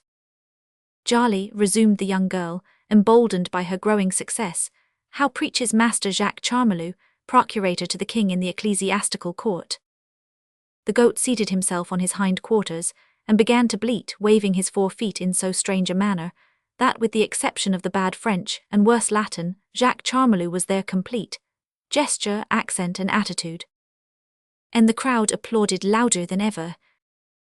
"Sacrilege, profanation," resumed the voice of the bald man. The gypsy turned round once more. "Ah," said she, "'tis that villainous man." Then, thrusting her underlip out beyond the upper, she made a little pout, which appeared to be familiar to her, executed a pirouette on her heel, and set about collecting in her tambourine the gifts of the multitude. Big blanks, little blanks, targes and eagle-leards showered into it. All at once she passed in front of Gringoire. Gringoire put his hand so recklessly into his pocket that she halted. "The devil," said the poet, finding at the bottom of his pocket the reality, that is to say, a void. In the meantime the pretty girl stood there, gazing at him with her big eyes and holding out her tambourine to him and waiting. Gringoire broke into a violent perspiration. If he had all Peru in his pocket, he would certainly have given it to the dancer. But Gringoire had not Peru, and moreover, America had not yet been discovered. Happily, an unexpected incident came to his rescue. "Will you take yourself off, you Egyptian grasshopper?" cried a sharp voice which proceeded from the darkest corner of the place. The young girl turned round in affright. It was no longer the voice of the bald man, it was the voice of a woman, bigoted and malicious. However, this cry, which alarmed the gypsy, delighted a troop of children who were prowling about there. "It is the recluse of the Tour Roland," they exclaimed with wild laughter. "It is the sacked nun who is scolding. Hasn't she supped? Let's carry her the remains of the city refreshments." All rushed towards the pillar house. In the meanwhile, Gringoire had taken advantage of the dancers' embarrassment to disappear. The children's shouts had reminded him that he also had not supped, so he ran to the public buffet. But the little rascals had better legs than he. When he arrived, they had stripped the table. There remained not so much as a miserable camichon at 5 sous the pound. Nothing remained upon the wall but slender fleur-de-lis, mingled with rose bushes, painted in 1434 by Matthew by Turn. It was a meagre supper. It is an unpleasant thing to go to bed without supper. It is a still less pleasant thing not to sup and not to know where one is to sleep. That was Gringoire's condition. No supper, no shelter. He saw himself pressed on all sides by necessity, and he found necessity very crabbed. He had long ago discovered the truth, that Jupiter created men during a fit of misanthropy, and that during a wise man's whole life, his destiny holds his philosophy in a state of siege. As for himself, he had never seen the blockade so complete. He heard his stomach sounding a parley, and he considered it very much out of place that evil destiny should capture his philosophy by famine. This melancholy reverie was absorbing him more and more, when a song, quaint but full of sweetness, suddenly tore him from it. It was the young gypsy who was singing. Her voice was like her dancing, like her beauty.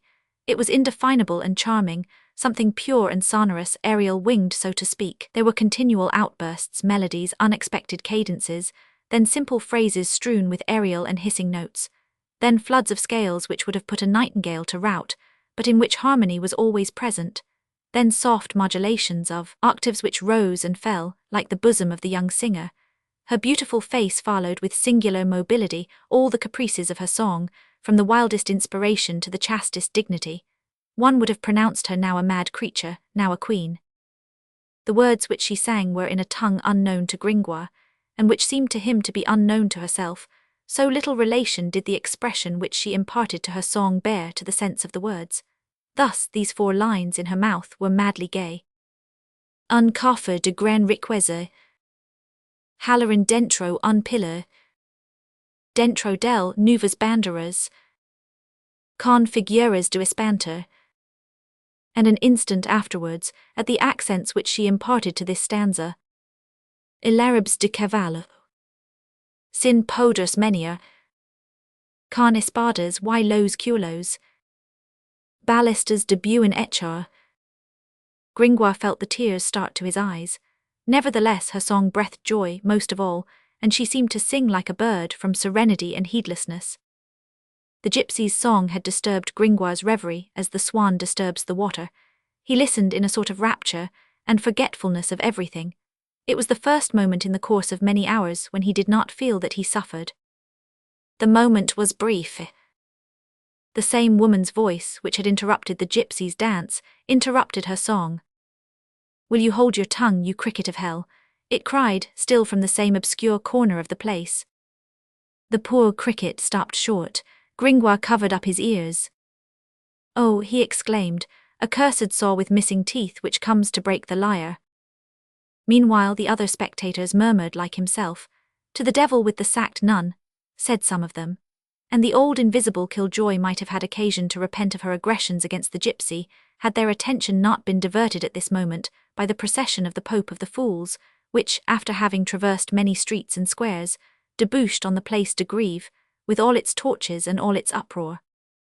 This procession, which our readers have seen set out from the Palais de Justice, had organized on the way, and had been recruited by all the knaves, idle thieves, and unemployed vagabonds in Paris, so that it presented a very respectable aspect when it arrived at the Grève. First came Egypt. The Duke of Egypt headed it on horseback with his counts on foot holding his bridle and stirrups for him. Behind them the male and female Egyptians pell-mell with their little children crying on their shoulders, all duke, counts and populace, in rags and tatters. Then came the kingdom of Argot, that is to say, all the thieves of France, arranged according to the order of their dignity, the minor people walking first, thus defiled by 4s, with the divers insignia of their grades in that strange faculty, most of them lame, some cripples, others one-armed, shop clerks, pilgrims, Hubins, bootblacks, thimble-riggers, street Arabs, beggars, the blear-eyed beggars, thieves, the weakly, vagabonds, merchants, sham soldiers, goldsmiths, past masters of pickpockets, isolated thieves.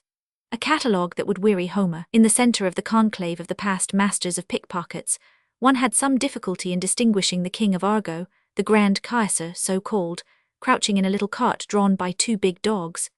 After the kingdom of the Argotiers came the Empire of Galilee. Guillaume Rousseau, emperor of the Empire of Galilee, marched majestically in his robe of purple, spotted with wine, preceded by buffoons wrestling and executing military dances, surrounded by his mace-bearers, his pickpockets and clerks of the Chamber of Accounts. Last of all came the Corporation of Law Clerks, with its maypoles crowned with flowers, its black robes, its music worthy of the orgy, and its large candles of yellow wax. In the centre of this crowd, the grand officers of the Brotherhood of Fools bore on their shoulders a litter more loaded down with candles than the reliquary of Saint Genevieve in time of pest. And on this litter shone resplendent with crozier, cope and mitre, the new Pope of the Fools, the bell-ringer of Notre-Dame, Quasimodo the Hunchback. Each section of this grotesque procession had its own music. The Egyptians made their drums and African tambourines resound. The slang men, not a very musical race, still clung to the goat's horn trumpet, and the Gothic rhubarb of the 12th century. The Empire of Galilee was not much more advanced. Among its music one could hardly distinguish some miserable rebec from the infancy of the art still imprisoned in the Ray Lamai. But it was around the Pope of the Fools that all the musical riches of the epic were displayed in a magnificent discord. It was nothing but soprano rebecs, countertenor rebecs and tenor rebecs, not to reckon the flutes and brass instruments. Alas, our readers will remember that this was Gringoire's orchestra. It is difficult to convey an idea of the degree of proud and blissful expansion to which the sad and hideous visage of Quasimodo had attained during the transit from the Palais de Justice to the Place de Grève.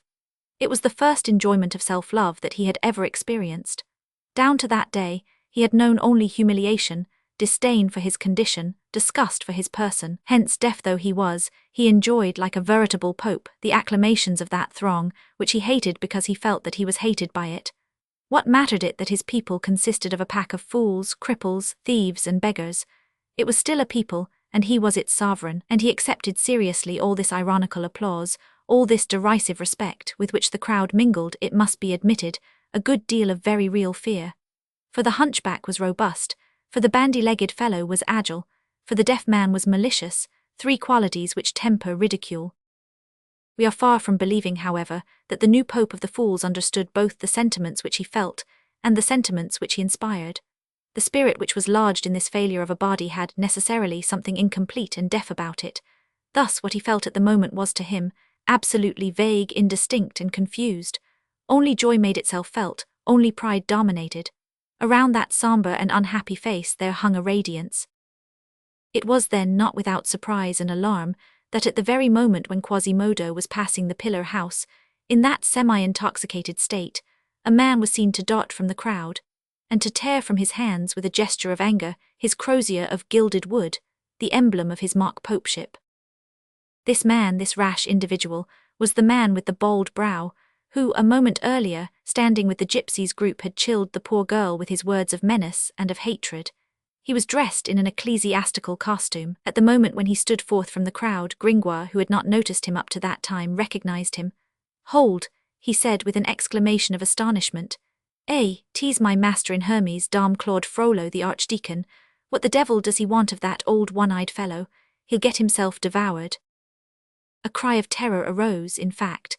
The formidable Quasimodo had hurled himself from the litter, and the women turned aside their eyes in order not to see him tear the archdeacon asunder. He made one bound as far as the priest, looked at him and fell upon his knees. The priest tore off his tiara, broke his crozier and rent his tinsel cope. Quasimodo remained on his knees with head bent and hands clasped. Then there was established between them a strange dialogue of signs and gestures, for neither of them spoke. The priest, erect on his feet, irritated, threatening, imperious; Quasimodo, prostrate, humble, suppliant. And nevertheless it is certain that Quasimodo could have crushed the priest with his thumb. At length the archdeacon, giving Quasimodo's powerful shoulder a rough shake, made him a sign to rise and follow him. Quasimodo rose. Then the Brotherhood of Fools, their first stupor having passed off, wished to defend their pope, so abruptly dethroned. The Egyptians, the men of slang, and all the fraternity of law clerks, gathered howling round the priest. Quasimodo placed himself in front of the priest, set in play the muscles of his athletic fists, and glared upon the assailants with the snarl of an angry tiger. The priest resumed his sombre gravity, made a sign to Quasimodo, and retired in silence. Quasimodo walked in front of him, scattering the crowd as he passed. When they had traversed the populace and the place, the cloud of curious and idle were minded to follow them. Quasimodo then constituted himself the rearguard, and followed the archdeacon, walking backwards, squat, surly, monstrous, bristling, gathering up his limbs, licking his boar's tusks, growling like a wild beast, and imparting to the crowd immense vibrations with a look or a gesture. Both were allowed to plunge into a dark and narrow street, where no one dared to venture after them, so thoroughly did the mere chimera of Quasimodo gnashing his teeth bar the entrance. "Here's a marvellous thing," said Gringoire, "but where the deuce shall I find some supper?" Chapter 4. The inconveniences of following a pretty woman through the streets in the evening. Gringoire set out to follow the gypsy at all hazards. He had seen her, accompanied by her goat, take to the Rue de la Coutellerie. He took the Rue de la Coutellerie. Why not, he said to himself.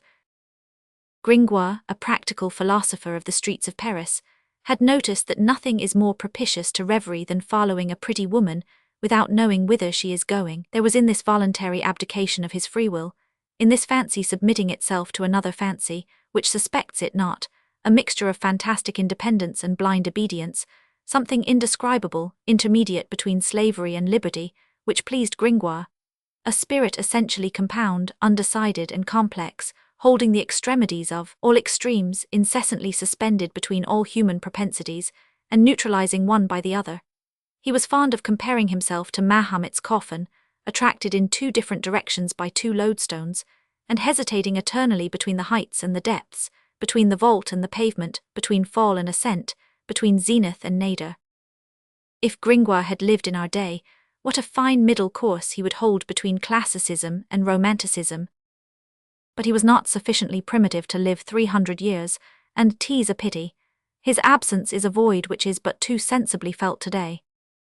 Moreover, for the purpose of thus following passers-by, and especially female passers-by in the streets, which Gringoire was fond of doing, there is no better disposition than ignorance of where one is going to sleep.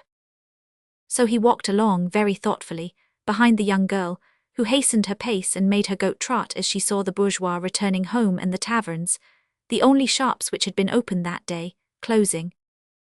After all, he half thought to himself, she must lodge somewhere. Gypsies have kindly hearts, who knows? And in the points of suspense which he placed after this reticence in his mind, there lay I know not what flattering ideas. Meanwhile, from time to time, as he passed the last groups of bourgeois closing their doors, he caught some scraps of their conversation, which broke the thread of his pleasant hypotheses. Now it was two old men accosting each other.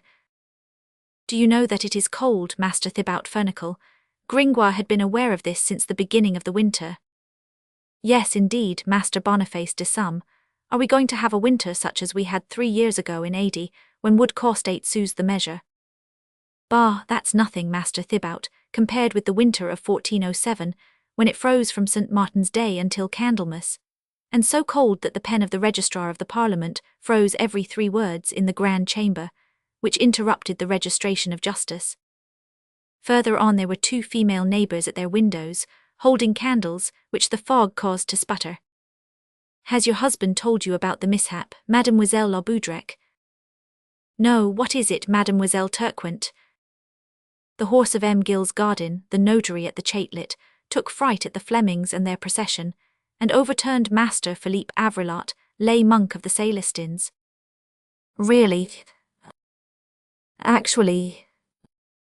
"A bourgeois horse, 'tis rather too much. If it had been a cavalry horse, well and good." And the windows were closed, but Gringoire had lost the thread of his ideas nevertheless.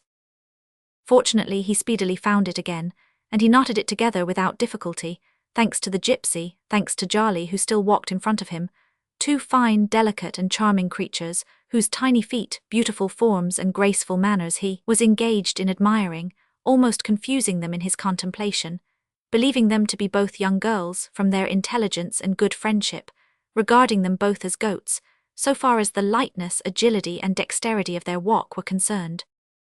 But the streets were becoming blacker and more deserted every moment. The curfew had sounded long ago, and it was only at rare intervals now that they encountered a passerby in the street, or a light in the windows. Gringoire had become involved in his pursuit of the gypsy, in that inextricable labyrinth of alleys, squares, and closed courts, which surround the ancient sepulchre of the saints' innocents, and which resembles a ball of thread tangled by a cat. Here are streets which possess but little logic, said Gringoire, lost in the thousands of circuits which returned upon themselves incessantly, but where the young girl pursued a road which seemed familiar to her, without hesitation, and with a step which became ever more rapid. As for him, he would have been utterly ignorant of his situation had he not espied, in passing at the turn of a street, the octagonal mass of the pillory of the fish markets, the openwork summit of which threw its black, fretted outlines clearly upon a window which was still lighted in the Rue Verdelet. The young girl's attention had been attracted to him for the last few moments. She had repeatedly turned her head towards him with uneasiness. She had even once come to a standstill, and taking advantage of a ray of light which escaped from a half-open bakery to survey him intently from head to foot. Then, having cast this glance, Gringoire had seen her make that little pout which he had already noticed, after which she passed on. This little pout had furnished Gringoire with food for thought. There was certainly both disdain and mockery in that graceful grimace, so he dropped his head, began to count the paving stones, and to follow the young girl at a little greater distance, when at the turn of a street which had caused him to lose sight of her, he heard her utter a piercing cry. He hastened his steps. The street was full of shadows. Nevertheless, a twist of tow soaked in oil, which burned in a cage at the feet of the Holy Virgin at the street corner, permitted Gringoire to make out the gypsy struggling in the arms of two men, who were endeavouring to stifle her cries. The poor little goat, in great alarm, lowered his horns and bleated. "Help, gentlemen of the watch," shouted Gringoire, and advanced bravely. One of the men who held the young girl turned towards him. It was the formidable visage of Quasimodo. Gringoire did not take to flight, but neither did he advance another step. Quasimodo came up to him, tossed him 4 paces away on the pavement with a backward turn of the hand, and plunged rapidly into the gloom, bearing the young girl folded across one arm like a silken scarf. His companion followed him, and the poor goat ran after them all, bleating plaintively. "Murder, murder," shrieked the unhappy gypsy. "Halt, rascals, and yield me that wench," suddenly shouted in a voice of thunder, a cavalier who appeared suddenly from a neighbouring square. It was a captain of the king's archers, armed from head to foot with his sword in his hand. He tore the gypsy from the arms of the dazed Quasimodo, threw her across his saddle, and at the moment when the terrible hunchback, recovering from his surprise, rushed upon him to regain his prey, 15 or 16 archers, who followed their captain closely, made their appearance with their 2-edged swords in their fists. It was a squad of the king's police, which was making the rounds by order of Messer Robert d'Estoutville, guard of the provostship of Paris. Quasimodo was surrounded, seized, garroted. He roared, he foamed at the mouth, he bit, and had it been broad daylight, there is no doubt that his face alone, rendered more hideous by wrath, would have put the entire squad to flight. But by night he was deprived of his most formidable weapon, his ugliness. His companion had disappeared during the struggle. The gypsy gracefully raised herself upright upon the officer's saddle, placed both hands upon the young man's shoulders, and gazed fixedly at him for several seconds, as though enchanted with his good looks and with the aid which he had just rendered her. Then, breaking silence first, she said to him, making her sweet voice still sweeter than usual, "What is your name, monsieur le gendarme?" "Captain Phoebus de Chatopers, at your service, my beauty," replied the officer, drawing himself up. "Thanks," said she. And while Captain Phoebus was turning up his moustache in Burgundian fashion, she slipped from the horse, like an arrow falling to earth, and fled. A flash of lightning would have vanished less quickly. "Nombril of the Pope," said the captain, causing Quasimodo's straps to be drawn tighter, "I should have preferred to keep the wench." "What would you have, captain?" said one gendarme. "The warbler has fled and the bat remains." Chapter 5. Result of the dangers. Gringoire, thoroughly stunned by his fall, remained on the pavement in front of the Holy Virgin at the street corner. Little by little he regained his senses. At first, for several minutes, he was floating in a sort of half-somnolent reverie, which was not without its charm, in which aerial figures of the gypsy and her goat were coupled with Quasimodo's heavy fist. This state lasted but a short time. A decidedly vivid sensation of cold in the part of his body which was in contact with the pavement suddenly aroused him and caused his spirit to return to the surface. "Whence comes this chill?" he said abruptly to himself. He then perceived that he was lying half in the middle of the gutter. "That devil of a hunchbacked Cyclops," he muttered between his teeth, and he tried to rise, but he was too much dazed and bruised. He was forced to remain where he was. Moreover, his hand was tolerably free. He stopped up his nose and resigned himself. "The mud of Paris," he said to himself, for decidedly he thought that he was sure that the gutter would prove his refuge for the night. And what can one do in a refuge except dream? The mud of Paris is particularly stinking. It must contain a great deal of volatile and nitric salts. That, moreover, is the opinion of Master Nicholas Flamel and of the alchemists. "Be at ease," replied Gringoire. "'Tis one of my friends." Then the philosopher, setting his lantern on the ground, crouched upon the stones, and exclaimed enthusiastically as he pressed Jolly in his arms, "Oh, 'tis a graceful beast, more considerable, no doubt, for its neatness than for its size, but ingenious, subtle, and lettered as a grammarian. Let us see, my Jolly, hast thou forgotten any of thy pretty tricks? How does Master Jacques Charmelot?" The man in black did not allow him to finish. He approached Gringoire and shook him roughly by the shoulder. Gringoire rose. "'Tis true," said he. "I forgot that we are in haste, but that is no reason, master, for getting furious with people in this manner.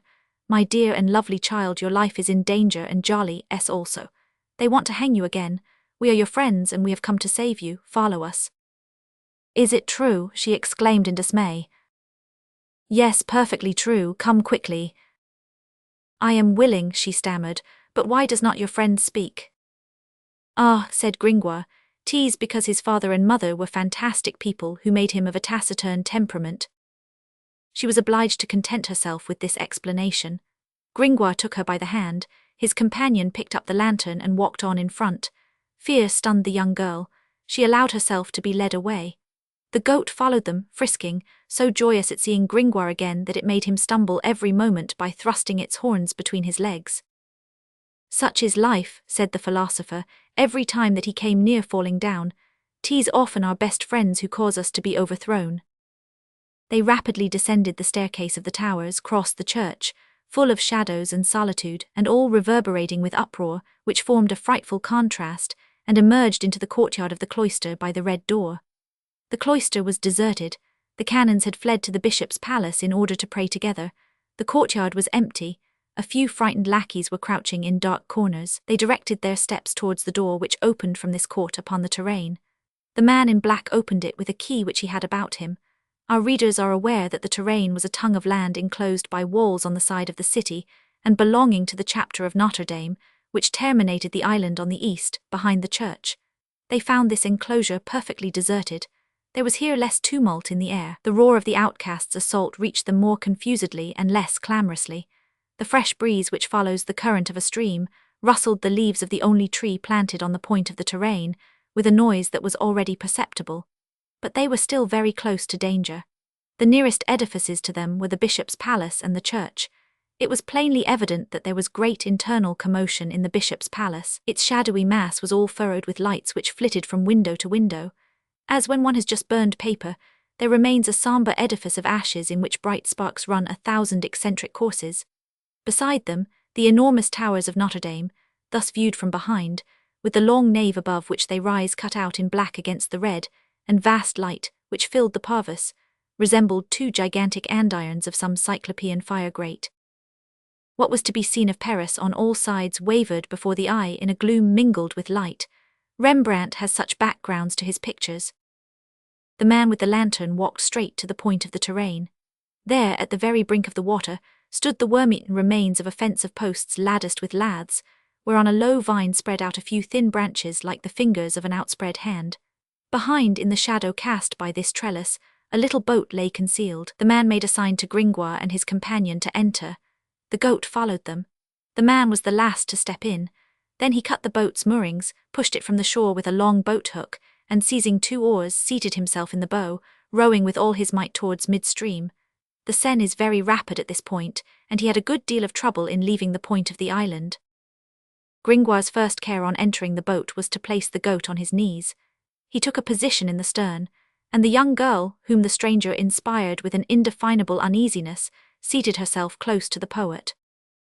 When our philosopher felt the boat sway, he clapped his hands and kissed Jolly between the horns.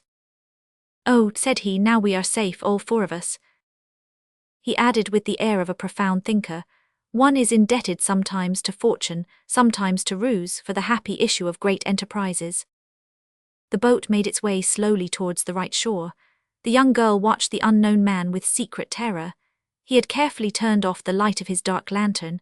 A glimpse could be caught of him in the obscurity, in the bow of the boat, like a spectre. His cowl, which was still lowered, formed a sort of mask, and every time that he spread his arms, upon which hung large black sleeves, as he rowed, one would have said they were two huge bats' wings. Moreover, he had not yet uttered a word or breathed a syllable. No other noise was heard in the boat than the splashing of the oars, mingled with the rippling of the water along her sides.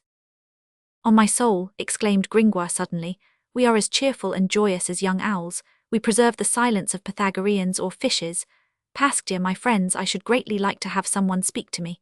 The human voice is music to the human ear. 'Tis not I who say that, but Didymus of Alexandria, and they are illustrious words. Assuredly, Didymus of Alexandria is no mediocre philosopher. One word, my lovely child. Say but one word to me, I entreat you. By the way, you had a droll and peculiar little pout. Do you still make it? Do you know, my dear, that Parliament hath full jurisdiction over all places of asylum, and that you were running a great risk in your little chamber at Notre-Dame? Alas, the little bird Trochilus maketh its nest in the jaws of the crocodile. Master, here is the moon reappearing. If only they do not perceive us. We are doing a laudable thing in saving Mademoiselle, and yet we should be hung by order of the king if we were caught. Alas, human actions are taken by two handles, that is branded with disgrace in one which is crowned in another. He admires Cicero who blames Catiline. Is it not so, master? What say you to this philosophy? I possess philosophy by instinct, by nature, ut apes geometrium. Come, no one answers me. What unpleasant moods you two are in. I must do all the talking alone. That is what we call a monologue in tragedy. Pastia, I must inform you that I have just seen the king, Louis XI, and that I have caught this oath from him. Pastia, they are still making a hearty howl in the city. 'Tis a villainous, malicious old king. He is all swathed in furs. He still owes me the money for my epithalamium, and he came within a nick of hanging me this evening, which would have been very inconvenient to me. He is niggardly towards men of merit. He ought to read the 4 books of Salvian of Cologne, Adversus Avaritium. In truth, 'tis a paltry king in his ways with men of letters, and one who commits very barbarous cruelties. He is a sponge, to soak money raised from the people. His saving is like the spleen which swelleth with the leanness of all the other members. Hence complaints against the hardness of the times become murmurs against the prince. Under this gentle and pious sire the gallows crack with the hung, the blocks rot with blood, the prisons burst like over-full bellies. This king hath one hand which grasps and one which hangs. He is the procurator of Dame Tax and Monsieur Gibbet. The great are despoiled of their dignities, and the little incessantly overwhelmed with fresh oppressions. He is an exorbitant prince. I love not this monarch. And you, master?" The man in black let the garrulous poet chatter on. He continued to struggle against the violent and narrow current which separates the prow of the city and the stem of the island of Notre-Dame, which we call today the Isle St. Louis. "By the way, master," continued Gringoire suddenly, "at the moment when we arrived on the Parvis through the enraged outcasts, did your reverence observe that poor little devil whose skull your deaf man was just cracking on the railing of the gallery of the kings? I am near-sighted and I could not recognize him. Do you know who he could be?" The stranger answered not a word, but he suddenly ceased rowing, his arms fell as though broken, his head sank on his breast, and La Esmeralda heard him sigh convulsively. She shuddered. She had heard such sighs before. The boat, abandoned to itself, floated for several minutes with the stream, but the man in black finally recovered himself, seized the oars once more and began to row against the current. He doubled the point of the Isle of Notre-Dame, and made for the landing place of the Porto Foyne. "Ah," said Gringoire, "yonder is the Barbeau mansion. Stay, master, look, that group of black roofs which make such singular angles yonder, above that heap of black, fibrous, grimy, dirty clouds, where the moon is completely crushed and spread out like the yolk of an egg whose shell is broken. 'Tis a fine mansion. There is a chapel crowned with a small vault full of very well carved enrichments. Above you can see the bell tower, very delicately pierced. There is also a pleasant garden, which consists of a pond, an aviary, an echo, a mole, a labyrinth, a house for wild beasts, and a quantity of leafy alleys very agreeable to Venus. There is also a rascal of a tree which is called the Lude, because it favoured the pleasures of a famous princess and a constable of France, who was a gallant and a wit. Alas, we poor philosophers are to a constable as a plot of cabbages or a radish bed to the garden of the Louvre. What matters it, after all? Human life, for the great as well as for us, is a mixture of good and evil. Pain is always by the side of joy, the spondee by the dactyl. Master, I must relate to you the history of the Barbeau mansion. It ends in tragic fashion. It was in 1319, in the reign of Philippe V, the longest reign of the kings of France. The moral of the story is that the temptations of the flesh are pernicious and malignant. Let us not rest our glance too long on our neighbour's wife, however gratified our senses may be by her beauty. Fornication is a very libertine thought. Adultery is a prying into the pleasures of others. Oh hey, the noise yonder is redoubling. The tumult around Notre-Dame was, in fact, increasing. They listened. Cries of victory were heard with tolerable distinctness. All at once 100 torches, the light of which glittered upon the helmets of men-at-arms, spread over the church at all heights, on the towers, on the galleries, on the flying buttresses. These torches seemed to be in search of something, and soon distant clamours reached the fugitives distinctly. The gypsy, the sorceress, death to the gypsy. The unhappy girl dropped her head upon her hands, and the unknown began to row furiously towards the shore. Meanwhile our philosopher reflected. He clasped the goat in his arms, and gently drew away from the gypsy, who pressed closer and closer to him, as though to the only asylum which remained to her. It is certain that Gringoire was enduring cruel perplexity. He was thinking that the goat also, according to existing law, would be hung if recaptured, which would be a great pity, poor Jolly, that he had thus two condemned creatures attached to him, that his companion asked no better than to take charge of the gypsy. A violent combat began between his thoughts, in which, like the Jupiter of the Iliad, he weighed in turn the gypsy and the goat, and he looked at them alternately with eyes moist with tears, saying between his teeth, "But I cannot save you both." A shock informed them that the boat had reached the land at last. The uproar still filled the city. The unknown rose, approached the gypsy, and endeavoured to take her arm to assist her to alight. She repulsed him and clung to the sleeve of Gringoire, who in his turn, absorbed in the goat, almost repulsed her. Then she sprang alone from the boat. She was so troubled that she did not know what she did or whither she was going. Thus she remained for a moment, stunned, watching the water flow past. When she gradually returned to her senses, she found herself alone on the wharf with the unknown. It appears that Gringoire had taken advantage of the moment of debarkation to slip away with the goat into the block of houses of the Rue Grenier-sur-Elo. The poor gypsy shivered when she beheld herself alone with this man. She tried to speak, to cry out, to call Gringoire. Her tongue was dumb in her mouth and no sound left her lips. All at once she felt the stranger's hand on hers. It was a strong, cold hand. Her teeth chattered. She turned paler than the ray of moonlight which illuminated her. The man spoke not a word. He began to ascend towards the place de Grève, holding her by the hand. At that moment she had a vague feeling that destiny is an irresistible force. She had no more resistance left in her. She allowed herself to be dragged along, running while he walked. At this spot the quay ascended, but it seemed to her as though she were descending a slope. She gazed about her on all sides. Not a single passer-by.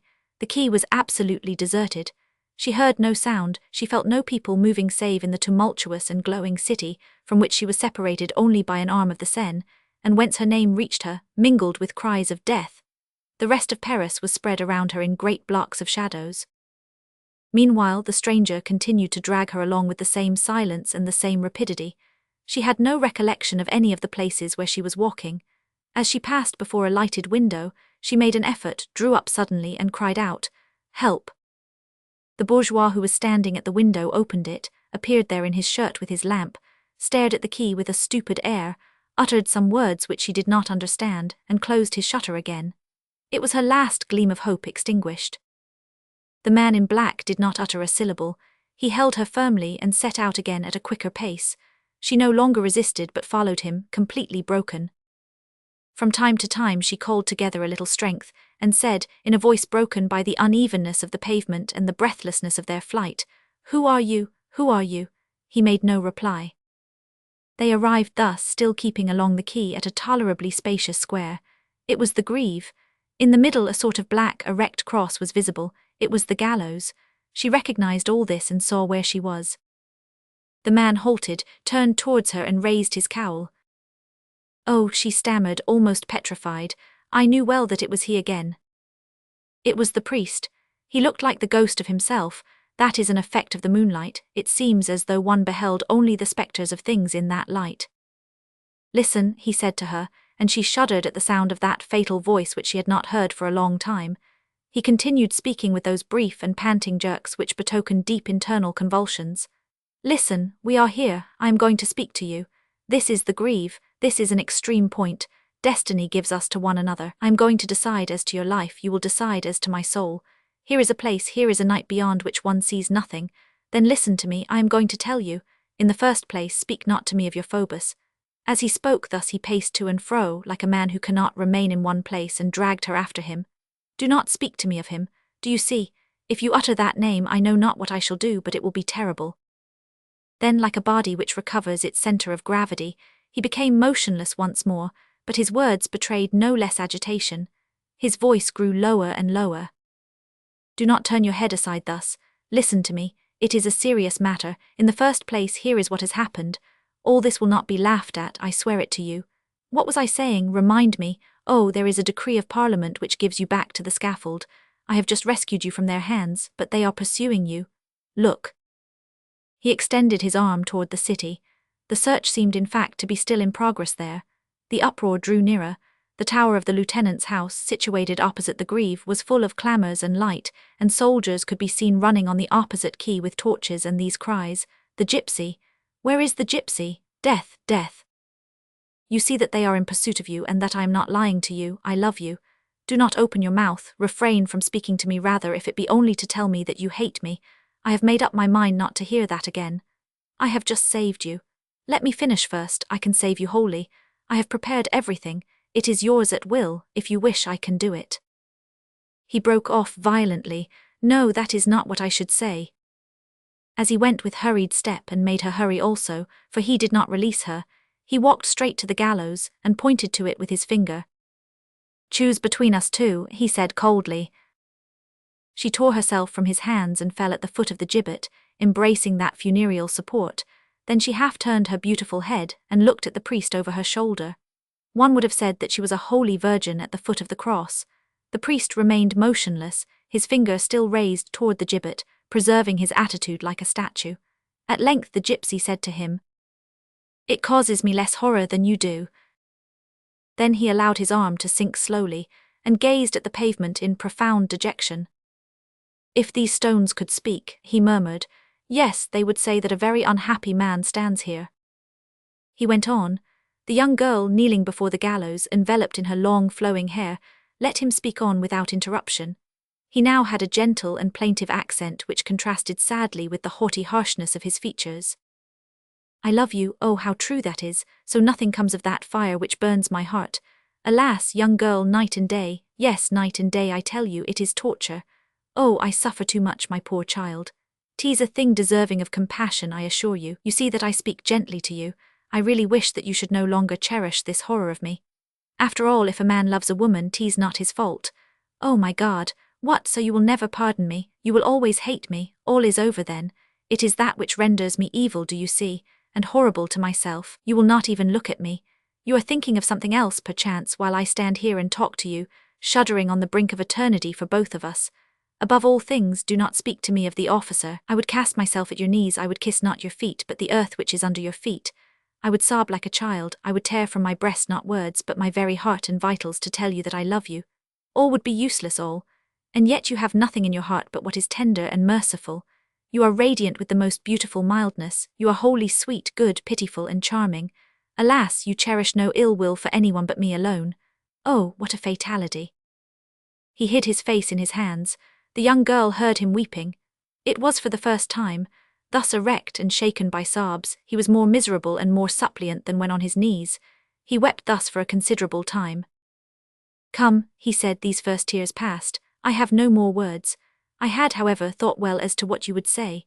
Now I tremble and shiver and break down at the decisive moment. I feel conscious of something supreme enveloping us, and I stammer. Oh, I shall fall upon the pavement if you do not take pity on me, pity on yourself. Do not condemn us both. If you only knew how much I love you, what a heart is mine. Oh, what desertion of all virtue, what desperate abandonment of myself! A doctor I mock at science, a gentleman I tarnish my own name, a priest I make of the missal a pillar of sensuality I spit in the face of my God, all this for thee, enchantress, to be more worthy of thy hell. And you will not have the apostate. Oh, let me tell you all, more still, something more horrible, oh, yet more horrible. As he uttered these last words, his air became utterly distracted. He was silent for a moment, and resumed as though speaking to himself, and in a strong voice. Cain, what hast thou done with thy brother? There was another silence, and he went on. What have I done with him, Lord? I received him, I reared him, I nourished him, I loved him, I idolized him, and I have slain him. Yes, Lord, they have just dashed his head before my eyes on the stone of thine house, and it is because of me, because of this woman, because of her. His eye was wild, his voice grew ever weaker, he repeated many times, yet mechanically at tolerably long intervals, like a bell prolonging its last vibration, because of her, because of her. Then his tongue no longer articulated any perceptible sound, but his lips still moved.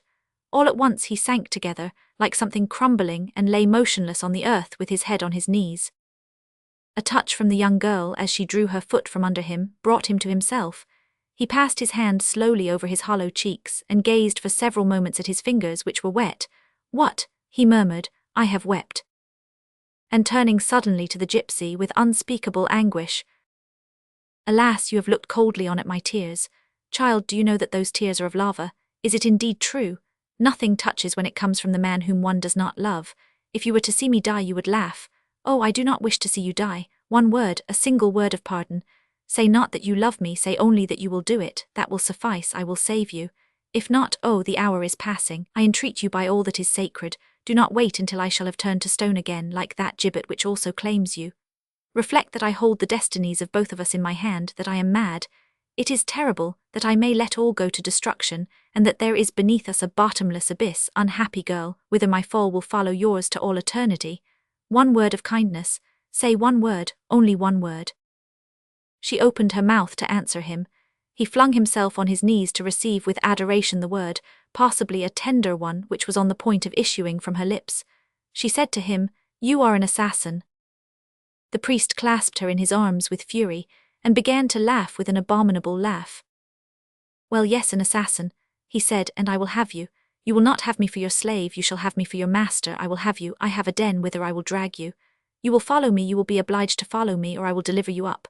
You must die, my beauty, or be mine, belong to the priest, belong to the apostate, belong to the assassin, this very night, do you hear? Come, joy, kiss me, mad girl, the tomb or my bed. His eyes sparkled with impurity and rage. His lewd lips reddened the young girl's neck. She struggled in his arms. He covered her with furious kisses. Do not bite me, monster, she cried. Oh, the foul, odious monk, leave me. I will tear out thy ugly grey hair and fling it in thy face by the handful. He reddened, turned pale, then released her and gazed at her with a gloomy air. She thought herself victorious and continued. I tell you that I belong to my Phoebus, that tease Phoebus whom I love, that tease Phoebus who is handsome. You are old, priest, you are ugly, begone. He gave vent to a horrible cry, like the wretch to whom a hot iron is applied. Die then, he said, gnashing his teeth. She saw his terrible look and tried to fly. He caught her once more, he shook her, he flung her on the ground and walked with rapid strides towards the corner of the Tour Roland, dragging her after him along the pavement by her beautiful hands. On arriving there, he turned to her. For the last time, will you be mine? She replied with emphasis. No. Then he cried in a loud voice. Gudrul, Gudrul, here is the gypsy, take your vengeance. The young girl felt herself seized suddenly by the elbow. She looked. A fleshless arm was stretched from an opening in the wall and held her like a hand of iron. Hold her well, said the priest. Tease the gypsy escaped. Release her not, I will go in search of the sergeants, you shall see her hanged. A guttural laugh replied from the interior of the wall to these bloody words. Ha, ha, ha. The gypsy watched the priest retire in the direction of the Pont Notre-Dame. A cavalcade was heard in that direction. The young girl had recognized the spiteful recluse. Panting with terror, she tried to disengage herself. She writhed, she made many starts of agony and despair, but the other held her with incredible strength. The lean and bony fingers which bruised her, clenched on her flesh and met around it. One would have said that this hand was riveted to her arm. It was more than a chain, more than a fetter, more than a ring of iron. It was a living pair of pincers endowed with intelligence, which emerged from the wall. She fell back against the wall exhausted, and then the fear of death took possession of her. She thought of the beauty of life, of youth, of the view of heaven, the aspects of nature, of her love for Phoebus, of all that was vanishing and all that was approaching, of the priest who was denouncing her, of the headsman who was to come, of the gallows which was there.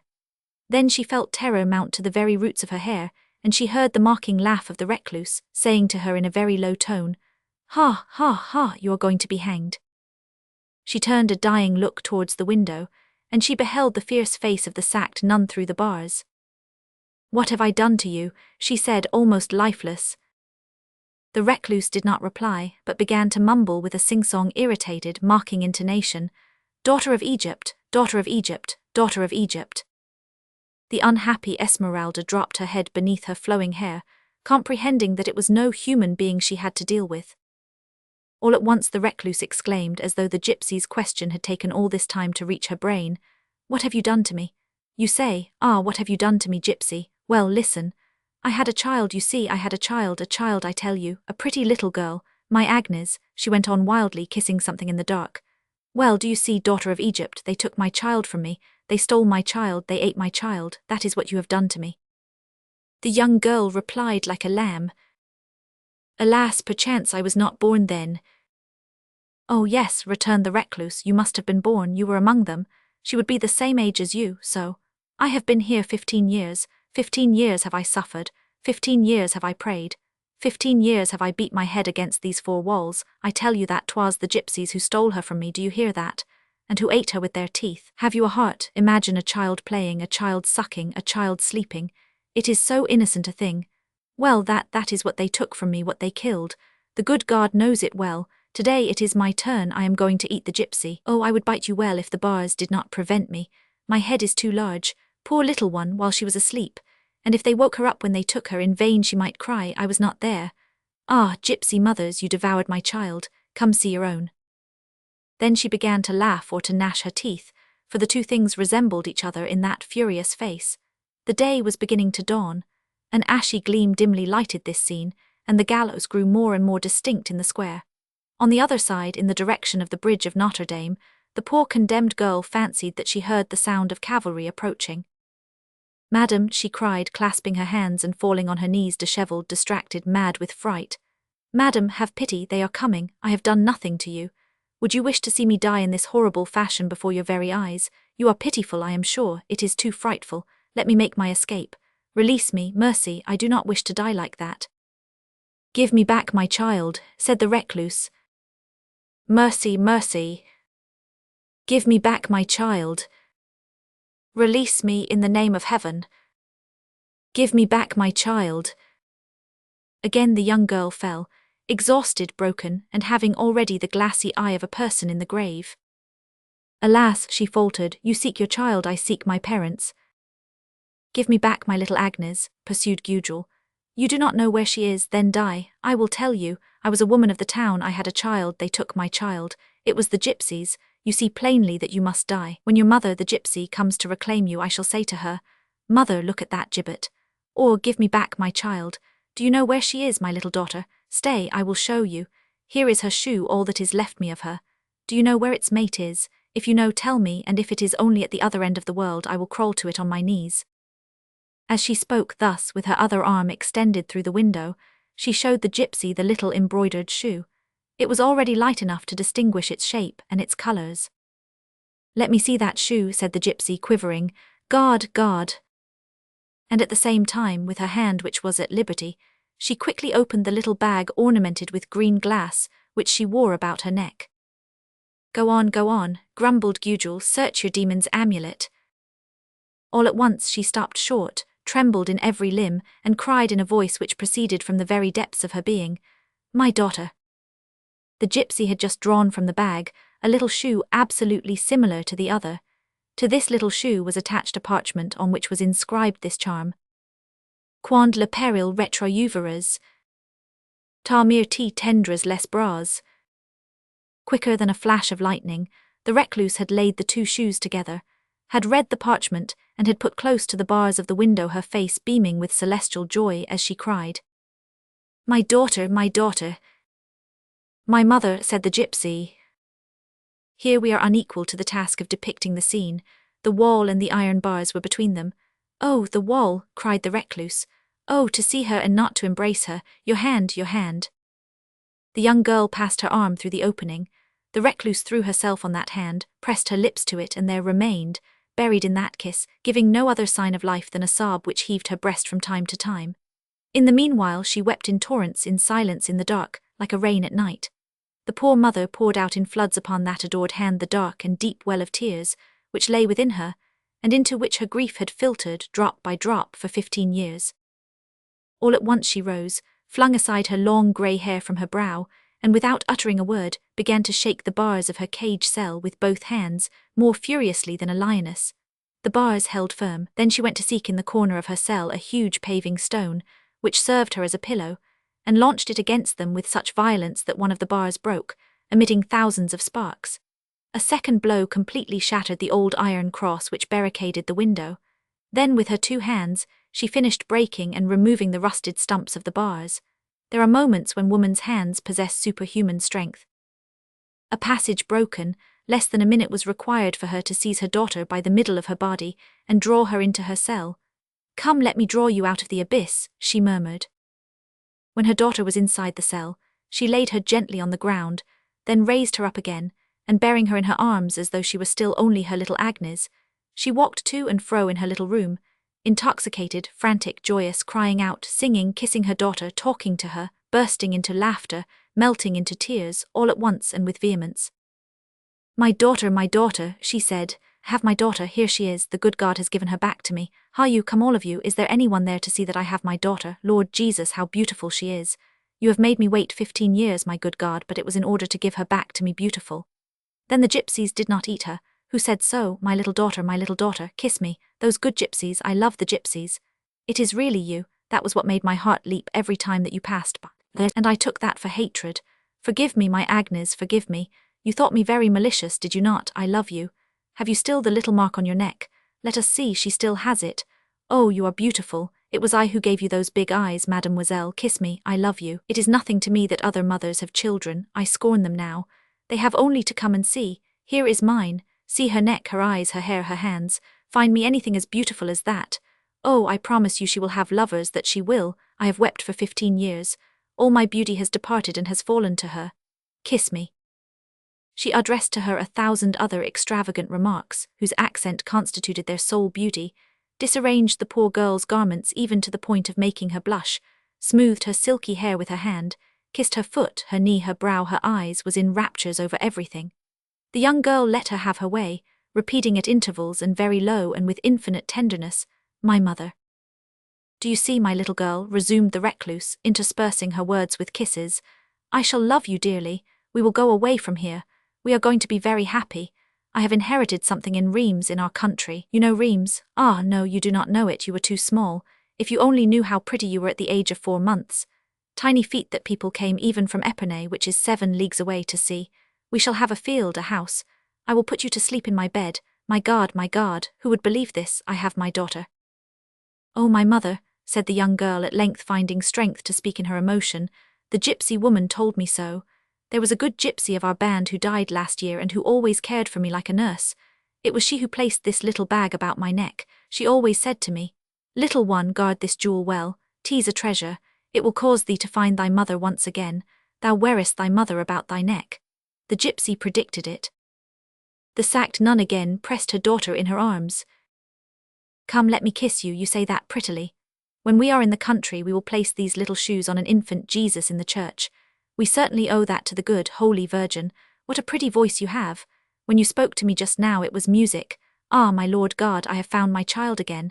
But is this story credible? Nothing will kill one, or I should have died of joy." And then she began to clap her hands again and to laugh and to cry out, "We are going to be so happy." At that moment the cell resounded with the clang of arms, and a galloping of horses, which seemed to be coming from the Pont Notre-Dame, amid advancing farther and farther along the quay. The gypsy threw herself with anguish into the arms of the sacked nun. Save me, mother, they are coming." "Oh heaven, what are you saying? I had forgotten. They are in pursuit of you. What have you done?" "I know not," replied the unhappy child, "but I am condemned to die." "To die," said Gudule, staggering as though struck by lightning. "To die," she repeated slowly, gazing at her daughter with staring eyes. "Yes, mother," replied the frightened young girl. "They want to kill me. They are coming to seize me. That gallows is for me. Save me, save me. They are coming, save me." The recluse remained for several moments motionless and petrified. Then she moved her head in sign of doubt, and suddenly giving vent to a burst of laughter, but with that terrible laugh which had come back to her. "Ho ho, no, 'tis a dream of which you are telling me. Ah yes, I lost her, that lasted 15 years, and then I found her again, and that lasted a minute, and they would take her from me again. And now when she is beautiful, when she is grown up, when she speaks to me, when she loves me, it is now that they would come to devour her before my very eyes, and I her mother. Oh no, these things are not possible. The good God does not permit such things as that." Here the cavalcade appeared to halt, and a voice was heard to say in the distance, "This way, Messer Tristan. The priest says that we shall find her at the rat hole." The noise of the horses began again. The recluse sprang to her feet with a shriek of despair. "Fly, fly, my child, all comes back to me, you are right. It is your death, horror, maledictions, fly." She thrust her head through the window, and withdrew it again hastily. "Remain," she said in a low, curt and lugubrious tone, as she pressed the hand of the gypsy, who was more dead than alive. "Remain, do not breathe, there are soldiers everywhere. You cannot get out, it is too light." Her eyes were dry and burning. She remained silent for a moment, but she paced the cell hurriedly, and halted now and then to pluck out handfuls of her grey hairs, which she afterwards tore with her teeth. Suddenly she said, "They draw near, I will speak with them. Hide yourself in this corner, they will not see you. I will tell them that you have made your escape, that I released you, Faith." She set her daughter down, for she was still carrying her, in one corner of the cell which was not visible from without. She made her crouch down, arranged her carefully so that neither foot nor hand projected from the shadow, untied her black hair which she spread over her white robe to conceal it, placed in front of her jug and her paving stone, the only articles of furniture which she possessed, imagining that this jug and stone would hide her. And when this was finished she became more tranquil, and knelt down to pray. The day, which was only dawning, still left many shadows in the rat hole. At that moment the voice of the priest, that infernal voice, passed very close to the cell, crying, "This way, Captain Phoebus de Chatopers." At that name, at that voice, La Esmeralda, crouching in her corner, made a movement. "Do not stir," said Gudule. She had barely finished when a tumult of men, swords and horses halted around the cell. The mother rose quickly and went to post herself before her window in order to stop it up. She beheld a large troop of armed men, both horse and foot, drawn up on the greave. The commander dismounted and came toward her. "Old woman," said this man who had an atrocious face, "we are in search of a witch to hang her. We were told that you had her." The poor mother assumed as indifferent an air as she could, and replied, "I know not what you mean." The other resumed, "Dear, what was it that frightened archdeacon said? Where is he?" "Monseigneur," said a soldier, "he has disappeared." "Come now, old madwoman," began the commander again, "do not lie. A sorceress was given in charge to you. What have you done with her?" The recluse did not wish to deny all, for fear of awakening suspicion, and replied in a sincere and surly tone, "If you are speaking of a big young girl who was put into my hands a while ago, I will tell you that she bit me and that I released her. There, leave me in peace." The commander made a grimace of disappointment. "Don't lie to me, old spectre," said he. "My name is Tristan el Hermite, and I am the king's gossip. Tristan the Hermit, do you hear?" he added as he glanced at the place to grieve around him. "'Tis a name which has an echo here." "You might be Satan the Hermit," replied Gudule, who was regaining hope, "but I should have nothing else to say to you, and I should never be afraid of you." "Dear," said Tristan, "here is a crone. Ah, so the witch girl hath fled. And in which direction did she go?" Gudule replied in a careless tone. "Through the Rue du Mouton, I believe." Tristan turned his head and made a sign to his troop to prepare to set out on the march again. The recluse breathed freely once more. "Monseigneur," suddenly said an archer, "ask the old elf why the bars of her window are broken in this manner." This question brought anguish again to the heart of the miserable mother. Nevertheless, she did not lose all presence of mind. They have always been thus, she stammered. Bah, retorted the archer, only yesterday they still formed a fine black cross which inspired devotion. Tristan cast a sidelong glance at the recluse. I think the old dame is getting confused. The unfortunate woman felt that all depended on her self-possession, and although with death in her soul she began to grin, mothers possess such strength. Bah, said she, the man is drunk. 'Tis more than a year since the tail of a stone cart dashed against my window and broke in the grating, and how I cursed the carter too. 'Tis true, said another archer, I was there. Always and everywhere people are to be found who have seen everything. This unexpected testimony from the archer re-encouraged the recluse, whom this interrogatory was forcing to cross an abyss on the edge of a knife, but she was condemned to a perpetual alternative of hope and alarm. If it was a cart which did it, retorted the first soldier, the stumps of the bars should be thrust inwards, while they actually are pushed outwards. Hey, said Tristan to the soldier, you have the nose of an inquisitor of the chatelet. Reply to what he says, old woman. Good heavens, she exclaimed, driven to bay, and in a voice that was full of tears in despite of her efforts, I swear to you, Monseigneur, that 'twas a cart which broke those bars. You hear the man who saw it. And then, what has that to do with your gypsy? Hum, growled Tristan. The devil, went on the soldier, flattered by the provost's praise. These fractures of the iron are perfectly fresh. Tristan tossed his head, she turned pale. How long ago, say you, did the cart do it? A month, a fortnight, perhaps, Monseigneur, I know not. She first said more than a year, observed the soldier. That is suspicious, said the provost. Monseigneur, she cried, still pressed against the opening, and trembling lest suspicion should lead them to thrust their heads through and look into her cell. Monseigneur, I swear to you that 'twas a cart which broke this grating. I swear it to you by the angels of paradise. If it was not a cart, may I be eternally damned, and I reject God. You put a great deal of heat into that oath, said Tristan with his inquisitorial glance. The poor woman felt her assurance vanishing more and more. She had reached the point of blundering, and she comprehended with terror that she was saying what she ought not to have said. Here another soldier came up, crying, Monsieur, the old hag lies. The sorceress did not flee through the Rue de Mouton. The street chain has remained stretched all night, and the chain guard has seen no one pass. Tristan, whose face became more sinister with every moment, addressed the recluse. What have you to say to that? She tried to make head against this new incident. That I do not know, Monseigneur, that I may have been mistaken. I believe in fact that she crossed the water. That is in the opposite direction, said the provost, and it is not very likely that she would wish to re-enter the city where she was being pursued. You are lying, old woman. And then, added the first soldier, there is no boat either on this side of the stream or on the other. She swam across, replied the recluse, defending her ground foot by foot. Do women swim? Said the soldier. Tête dear, old woman, you are lying, repeated Tristan angrily. I have a good mind to abandon that sorceress and take you. A quarter of an hour of torture will, perchance, draw the truth from your throat. Come, you are to follow us. She seized on these words with avidity. As you please, Monseigneur, do it, do it. Torture, I am willing, take me away. Quick, quick, let us set out at once. During that time, she said to herself, my daughter will make her escape. 'Sdeath, said the provost, what an appetite for the rack, I understand not this madwoman at all. An old, grey-haired sergeant of the guard stepped out of the ranks, and addressing the provost. Mad in sooth, Monseigneur. If she released the gypsy, it was not her fault, for she loves not the gypsies. I have been of the watch these 15 years, and I hear her every evening cursing the Bohemian women with endless imprecations.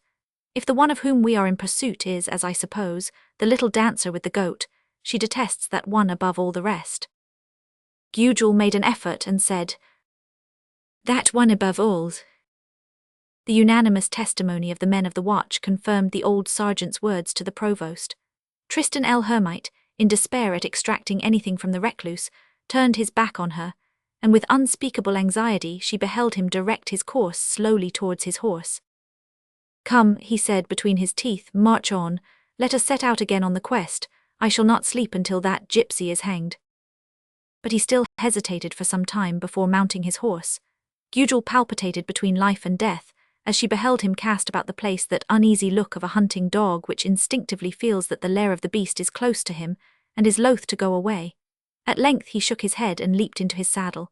Gudule's horribly compressed heart now dilated, and she said in a low voice as she cast a glance at her daughter, whom she had not ventured to look at while they were there, "Saved." The poor child had remained all this time in her corner, without breathing, without moving, with the idea of death before her.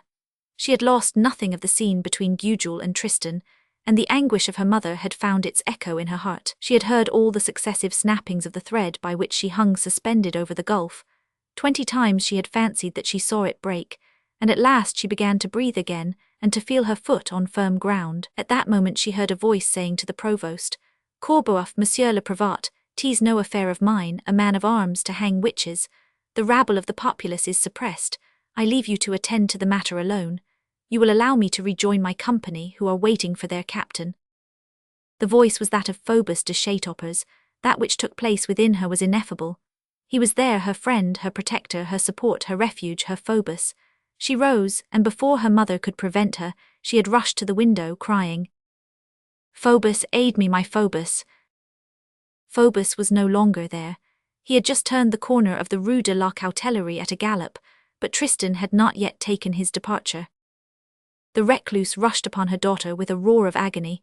She dragged her violently back, digging her nails into her neck. A tigress mother does not stand on trifles, but it was too late. Tristan had seen.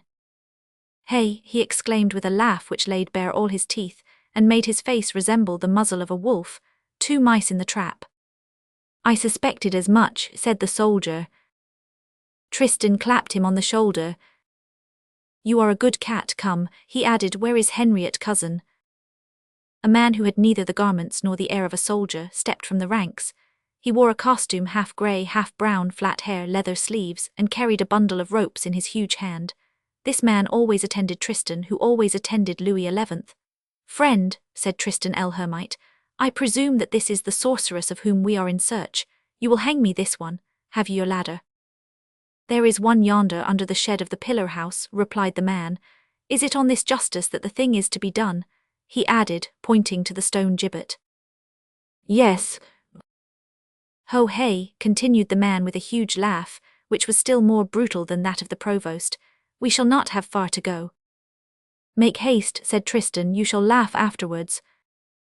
In the meantime, the recluse had not uttered another word, since Tristan had seen her daughter, and all hope was lost. She had flung the poor gypsy, half dead, into the corner of the cellar, and had placed herself once more at the window with both hands resting on the angle of the sill like 2 claws. In this attitude she was seen to cast upon all those soldiers her glance which had become wild and frantic once more. At the moment when Rennet cousin approached her cell, she showed him so savage a face that he shrank back. "Monseigneur," he said, returning to the provost, "which am I to take?" "The young one." "So much the better, for the old one seemeth difficult." "Poor little dancer with the goat," said the old sergeant of the watch. Rennet cousin approached the window again. The mother's eyes made his own droop. He said with a good deal of timidity, "Madam." She interrupted him in a very low but furious voice. "What do you ask?" "It is not you," he said, "it is the other." "What other?" "The young one." She began to shake her head, crying, "There is no one, there is no one, there is no one." "Yes, there is," retorted the hangman, "and you know it well. Let me take the young one, I have no wish to harm you." She said with a strange sneer, "Ah, so you have no wish to harm me." "Let me have the other, madam. 'Tis Monsieur the Provost who wills it." She repeated with a look of madness, "There is no one here." "I tell you that there is," replied the executioner. "We have all seen that there are 2 of you." "Look then," said the recluse with a sneer, "thrust your head through the window." The executioner observed the mother's fingernails, and dared not. "Make haste," shouted Tristan, who had just ranged his troops in a circle round the rat hole, and who sat on his horse beside the gallows. Rennet returned once more to the provost in great embarrassment. He had flung his rope on the ground, and was twisting his hat between his hands with an awkward air. Monseigneur, he asked, where am I to enter? By the door. There is none. By the window. It is too small. Make it larger, said Tristan angrily. Have you not pickaxes? The mother still looked on steadfastly from the depths of her cavern. She no longer hoped for anything, she no longer knew what she wished, except that she did not wish them to take her daughter. Rennet cousin went in search of the chest of tools for the night man, under the shed of the pillar house. He drew from it also the double ladder, which he immediately set up against the gallows.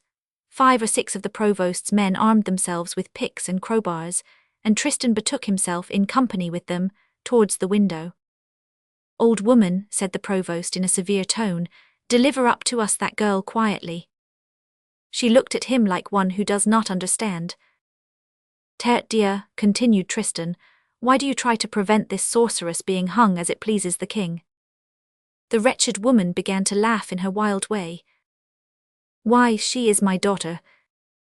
The tone in which she pronounced these words made even Henriette cousin shudder. I am sorry for that, said the provost, but it is the king's good pleasure. She cried, redoubling her terrible laugh. What is your king to me? I tell you that she is my daughter. Pierce the wall, said Tristan. In order to make a sufficiently wide opening, it sufficed to dislodge 1 course of stone below the window. When the mother heard the picks and crowbars mining her fortress, she uttered a terrible cry. Then she began to stride about her cell with frightful swiftness, a wild beast's habit which her cage had imparted to her. She no longer said anything, but her eyes flamed. The soldiers were chilled to the very soul. All at once she seized her paving stone, laughed, and hurled it with both fists upon the workmen. The stone, badly flung for her hands, trembled, touched no one and fell short under the feet of Tristan's horse. She gnashed her teeth. In the meantime, although the sun had not yet risen, it was broad daylight. A beautiful rose colour enlivened the ancient, decayed chimneys of the pillar house. It was the hour when the earliest windows of the great city opened joyously on the roofs. Some workmen, a few fruit sellers on their way to the markets on their asses, began to traverse the Greve. They halted for a moment before this group of soldiers clustered round the rat-hole, stared at it with an air of astonishment and passed on. The recluse had gone and seated herself by her daughter, covering her with her body in front of her, with staring eyes, listening to the poor child who did not stir, but who kept murmuring in a low voice, these words only, Phoebus, Phoebus. In proportion as the work of the demolishers seemed to advance, the mother mechanically retreated, and pressed the young girl closer and closer to the wall. All at once the recluse beheld the stone, for she was standing guard and never took her eyes from it, move, and she heard Tristan's voice encouraging the workers. Then she aroused from the depression into which she had fallen during the last few moments, cried out, and as she spoke, her voice now rent the ear like a saw, then stammered as though all kind of maledictions were pressing to her lips to burst forth at once. Ho, ho, ho, why this is terrible, you are ruffians. Are you really going to take my daughter? Oh, the cowards, oh, the hangman lackeys, the wretched blackguard assassins, help, help, fire, will they take my child from me like this? Who is it then who is called the good guard? Then, addressing Tristan, foaming at the mouth with wild eyes, all bristling and on all fours like a female panther. Draw near and take my daughter. Do not you understand that this woman tells you that she is my daughter? Do you know what it is to have a child? Lynx, have you never lain with your female? Have you never had a cub?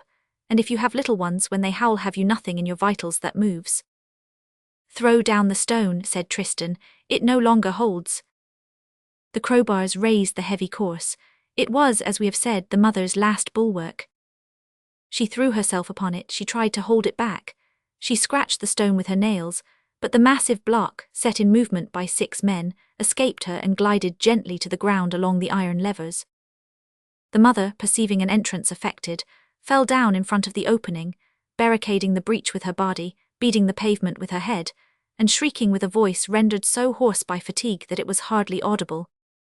Help, fire, fire. Now take the wench, said Tristan, still impassive. The mother gazed at the soldiers in such formidable fashion that they were more inclined to retreat than to advance. Come now, repeated the provost, hear you, Rennet cousin. No one took a step. The provost swore. Tête de Christ, my men of war, afraid of a woman. Monseigneur, said Rennet, do you call that a woman? She has the mane of a lion, said another. Come, repeated the provost, the gap is wide enough. Enter 3 abreast as at the breach of Pontoise. Let us make an end of it, death of mayhem. I will make 2 pieces of the first man who draws back. Placed between the provost and the mother, both threatening, the soldiers hesitated for a moment, then took their resolution and advanced towards the rat hole. When the recluse saw this, she rose abruptly on her knees, flung aside her hair from her face, then let her thin flayed hands fall by her side. Then great tears fell one by one from her eyes. They flowed down her cheeks through a furrow, like a torrent through a bed which it has hollowed for itself. At the same time she began to speak, but in a voice so supplicating, so gentle, so submissive, so heartrending, that more than one old convict warder around Tristan, who must have devoured human flesh, wiped his eyes. Messieurs the sergeants, one word. There is one thing which I must say to you. She is my daughter, do you see, my dear little daughter whom I had lost. Listen, it is quite a history. Consider that I knew the sergeants very well. They were always good to me in the days when the little boys threw stones at me because I led a life of pleasure. Do you see? You will leave me my child when you know I was a poor woman of the town. It was the Bohemians who stole her from me, and I kept her shoe for 15 years. Stay, here it is. That was the kind of foot which she had. At Reims, La Chantefleurie, Rue Falpain, perchance you knew about that. It was I. In your youth then there was a merry time when one passed good hours. You will take pity on me, will you not, gentlemen? The gypsies stole her from me, they hid her from me for 15 years, I thought her dead. Fancy, my good friends believed her to be dead. I have passed 15 years here in this cellar without a fire in winter. It is hard. The poor dear little shoe, I have cried so much that the good God has heard me. This night he has given my daughter back to me. It is a miracle of the good God, she was not dead. You will not take her from me, I am sure. If it were myself I would say nothing, but she, a child of 16, leave her time to see the sun. What has she done to you? Nothing at all, nor have I. If you did but know that she is all I have, that I am old, that she is a blessing which the Holy Virgin has sent to me. And then you are all so good. You did not know that she was my daughter, but now you do know it. Oh, I love her, Monsieur the Grand Provost. I would prefer a stab in my own vitals to a scratch on her finger. You have the air of such a good lord. What I have told you explains the matter, does it not? Oh, if you have had a mother, Monseigneur, you are the captain, leave me my child. Consider that I pray you on my knees as one prays to Jesus Christ. I ask nothing of anyone. I am from Reims, gentlemen. I own a little field inherited from my uncle Mahiet Pradon. I am no beggar. I wish nothing, but I do want my child. Oh, I want to keep my child. The good God who is the master has not given her back to me for nothing. The king, you say the king, it would not cause him much pleasure to have my little daughter killed. And then the king is good. She is my daughter, she is my own daughter, she belongs not to the king, she is not yours. I want to go away, we want to go away. And when 2 women pass, one a mother and the other a daughter, one lets them go.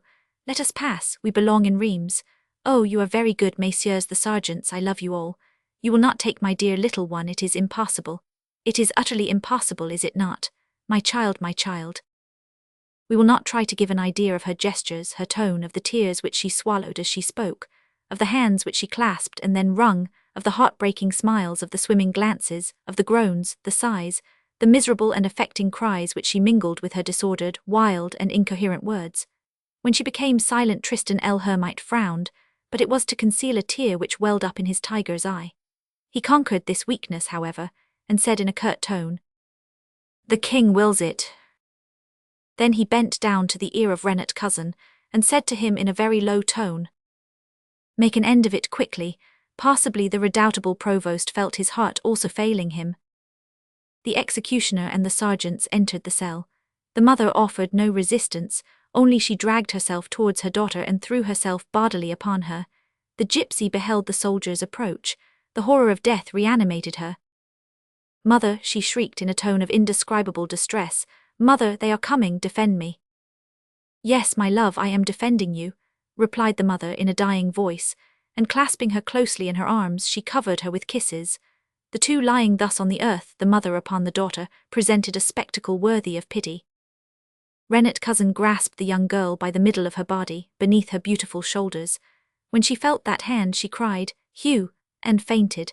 The executioner, who was shedding large tears upon her, drop by drop, was about to bear her away in his arms. He tried to detach the mother, who had, so to speak, knotted her hands around her daughter's waist, but she clung so strongly to her child that it was impossible to separate them. Then Rennet cousin dragged the young girl outside the cell, and the mother after her. The mother's eyes were also closed. At that moment the sun rose, and there was already on the place a fairly numerous assembly of people who looked on from a distance at what was being thus dragged along the pavement to the gibbet.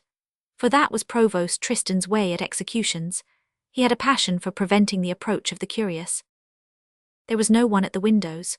Only at a distance, at the summit of that one of the towers of Notre-Dame which commands the Greve, two men outlined in black against the light morning sky, and who seemed to be looking on, were visible. Rennet cousin paused at the foot of the fatal ladder, with that which he was dragging, and barely breathing, with so much pity did the thing inspire him. He passed the rope around the lovely neck of the young girl. The unfortunate child felt the horrible touch of the hemp. She raised her eyelids, and saw the fleshless arm of the stone gallows extended above her head. Then she shook herself and shrieked in a loud and heartrending voice, "No, no, I will not." Her mother, whose head was buried and concealed in her daughter's garments, said not a word. Only her whole body could be seen to quiver, and she was heard to redouble her kisses on her child. The executioner took advantage of this moment to hastily loose the arms with which she clasped the condemned girl. Either through exhaustion or despair, she let him have his way. Then he took the young girl on his shoulder, from which the charming creature hung, gracefully bent over his large head. Then he set his foot on the ladder in order to ascend. At that moment the mother, who was crouching on the pavement, opened her eyes wide. Without uttering a cry, she raised herself erect with a terrible expression. Then she flung herself upon the hand of the executioner, like a beast on its prey, and bit it. It was done like a flash of lightning. The headsman howled with pain. Those nearby rushed up.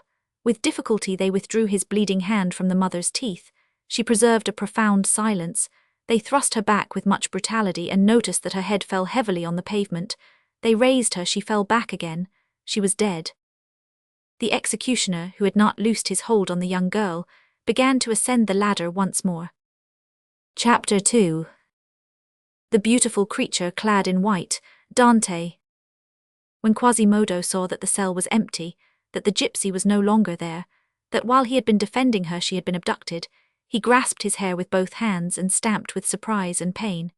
Then he set out to run through the entire church seeking his bohemian, howling strange cries to all the corners of the walls, strewing his red hair on the pavement. It was just at the moment when the king's archers were making their victorious entrance into Notre-Dame, also in search of the gypsy. Quasimodo, poor deaf fellow, aided them in their fatal intentions without suspecting it.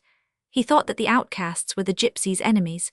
He himself conducted Tristan el Hermite to all possible hiding places, opened to him the secret doors, the double bottoms of the altars, the rear sacristies. If the unfortunate girl had still been there, it would have been he himself who would have delivered her up. When the fatigue of finding nothing had disheartened Tristan, who was not easily discouraged, Quasimodo continued the search alone. He made the tour of the church 20 times, length and breadth, up and down, ascending and descending, running, calling, shouting, peeping, rummaging, ransacking, thrusting his head into every hole, pushing a torch under every vault, despairing mad. A male who has lost his female is no more roaring nor more haggard. At last, when he was sure, perfectly sure that she was no longer there, that all was at an end, that she had been snatched from him, he slowly mounted the staircase to the towers, that staircase which he had ascended with so much eagerness and triumph on the day when he had saved her. He passed those same places once more with drooping head, voiceless, tearless, almost breathless. The church was again deserted, and had fallen back into its silence. The archers had quitted it to track the sorceress in the city. Quasimodo, left alone in that vast Notre-Dame, so besieged and tumultuous but a short time before, once more betook himself to the cell where the gypsy had slept for so many weeks under his guardianship. As he approached it, he fancied that he might perhaps find her there, when, at the turn of the gallery which opens on the roof of the side aisles, he perceived the tiny cell with its little window, and its little door crouching beneath a great flying buttress like a bird's nest under a branch. The poor man's heart failed him, and he leaned against a pillar to keep from falling. He imagined that she might have returned thither, that some good genius had no doubt brought her back, that this chamber was too tranquil, too safe, too charming for her not to be there, and he dared not take another step for fear of destroying his illusion. "Yes," he said to himself, "perchance she is sleeping or praying, I must not disturb her." At length he summoned up courage, advanced on tiptoe, looked, entered. Empty. The cell was still empty. The unhappy deaf man walked slowly round it, lifted the bed and looked beneath it, as though she might be concealed between the pavement and the mattress. Then he shook his head and remained stupefied. All at once he crushed his torch under his foot, and without uttering a word, without giving vent to a sigh, he flung himself at full speed, head foremost against the wall, and fell fainting on the floor. When he recovered his senses, he threw himself on the bed and, rolling about, he kissed frantically the place where the young girl had slept and which was still warm. He remained there for several moments as motionless as though he were about to expire. Then he rose, dripping with perspiration, panting, mad, and began to beat his head against the wall with the frightful regularity of the clapper of his bells, and the resolution of a man determined to kill himself. At length he fell a second time, exhausted. He dragged himself on his knees outside the cell, and crouched down facing the door, in an attitude of astonishment. He remained thus for more than an hour without making a movement, with his eye fixed on the deserted cell, more gloomy and more pensive than a mother seated between an empty cradle and a full coffin. He uttered not a word. Only at long intervals a sob heaved his body violently, but it was a tearless sob, like summer lightning which makes no noise. It appears to have been then that, seeking at the bottom of his lonely thoughts for the unexpected abductor of the gypsy, he thought of the archdeacon. He remembered that Dame Claude alone possessed a key to the staircase leading to the cell. He recalled his nocturnal attempts on the young girl, in the first of which he, Quasimodo, had assisted, the second of which he had prevented. He recalled 1,000 details, and soon he no longer doubted that the archdeacon had taken the gypsy. Nevertheless, such was his respect for the priest, such his gratitude, his devotion, his love for this man had taken such deep root in his heart, that they resisted, even at this moment, the talons of jealousy and despair. He reflected that the archdeacon had done this thing, and the wrath of blood and death which it would have evoked in him against any other person, turned in the poor deaf man, from the moment when Claude Frollo was in question, into an increase of grief and sorrow. At the moment when his thought was thus fixed upon the priest, while the daybreak was whitening the flying buttresses, he perceived on the highest story of Notre-Dame, at the angle formed by the external balustrade as it makes the turn of the chancel, a figure walking. This figure was coming towards him. He recognized it. It was the archdeacon. Claude was walking with a slow, grave step. He did not look before him as he walked. He was directing his course towards the northern tower, but his face was turned aside towards the right bank of the Seine, and he held his head high, as though trying to see something over the roofs. The owl often assumes this oblique attitude. It flies towards one point and looks towards another. In this manner the priest passed above Quasimodo without seeing him. The deaf man, who had been petrified by this sudden apparition, beheld him disappear through the door of the staircase to the north tower. The reader is aware that this is the tower from which the Hôtel de Ville is visible. Quasimodo rose and followed the archdeacon. Quasimodo ascended the tower staircase for the sake of ascending it, for the sake of seeing why the priest was ascending it. Moreover, the poor bellringer did not know what he, Quasimodo, should do, what he should say, what he wished. He was full of fury and full of fear. The archdeacon and the gypsy had come into conflict in his heart. When he reached the summit of the tower, before emerging from the shadow of the staircase and stepping upon the platform, he cautiously examined the position of the priest. The priest's back was turned to him. There is an open-work balustrade which surrounds the platform of the bell tower. The priest, whose eyes looked down upon the town, was resting his breast on that one of the four sides of the balustrades which looks upon the Pont Notre-Dame. Quasimodo, advancing with the tread of a wolf behind him, went to see what he was gazing at thus. The priest's attention was so absorbed elsewhere that he did not hear the deaf man walking behind him. Paris is a magnificent and charming spectacle, and especially at that day, viewed from the top of the towers of Notre-Dame in the fresh light of a summer dawn. The day might have been in July. The sky was perfectly serene. Some tardy stars were fading away at various points, and there was a very brilliant one in the east in the brightest part of the heavens. The sun was about to appear. Paris was beginning to move. A very white and very pure light brought out vividly to the eye all the outlines that its thousands of houses present to the east. The giant shadow of the towers leaped from roof to roof, from one end of the great city to the other. There were several quarters from which were already heard voices and noisy sounds. Here the stroke of a bell, there the stroke of a hammer beyond, the complicated clatter of a cart in motion. Already several columns of smoke were being belched forth from the chimneys scattered over the whole surface of roofs, as through the fissures of an immense sulphurous crater. The river, which ruffles its waters against the arches of so many bridges, against the points of so many islands, was wavering with silvery folds. Around the city, outside the ramparts, Sight was lost in a great circle of fleecy vapors through which one confusedly distinguished the indefinite line of the plains and the graceful swell of the heights. All sorts of floating sounds were dispersed over this half-awakened city.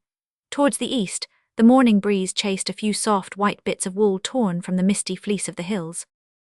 In the parvis, some good women who had their milk jugs in their hands were pointing out to each other, with astonishment, the singular dilapidation of the great door of Notre-Dame and the two solidified streams of lead in the crevices of the stone. This was all that remained of the tempest of the night. The bonfire lighted between the towers by Quasimodo had died out. Tristan had already cleared up the place and had the dead thrown into the Seine. Kings like Louisi are careful to clean the pavement quickly after a massacre. Outside the balustrade of the tower, directly under the point where the priest had paused, there was one of those fantastically carved stone gutters with which Gothic edifices bristle, and in a crevice of that gutter, two pretty wallflowers in blossom, shaken out and vivified, as it were, by the breath of air, made frolicsome salutations to each other. Above the towers, on high, far away in the depths of the sky, the cries of little birds were heard. But the priest was not listening to, was not looking at, anything of all this. He was one of the men for whom there are no mornings, no birds, no flowers. In that immense horizon, which assumed so many aspects about him, his contemplation was concentrated on a single point. Quasimodo was burning to ask him what he had done with the gypsy, but the archdeacon seemed to be out of the world at that moment. He was evidently in one of those violent moments of life when one would not feel the earth crumble. He remained motionless and silent, with his eyes steadily fixed on a certain point, and there was something so terrible about this silence and immobility that the savage bell-ringer shuddered before it and dared not come in contact with it. Only, and this was also one way of interrogating the archdeacon, he followed the direction of his vision, and in this way the glance of the unhappy deaf man fell upon the place to grieve. Thus he saw what the priest was looking at. The ladder was erected near the permanent gallows. There were some people and many soldiers in the place. A man was dragging a white thing, from which hung something black, along the pavement. This man halted at the foot of the gallows. Here something took place which Quasimodo could not see very clearly. It was not because his only eye had not preserved its long range, but there was a group of soldiers which prevented his seeing everything. Moreover, at that moment the sun appeared, and such a flood of light overflowed the horizon that one would have said that all the points in Paris, spires, chimneys, gables, had simultaneously taken fire. Meanwhile the man began to mount the ladder. Then Quasimodo saw him again distinctly.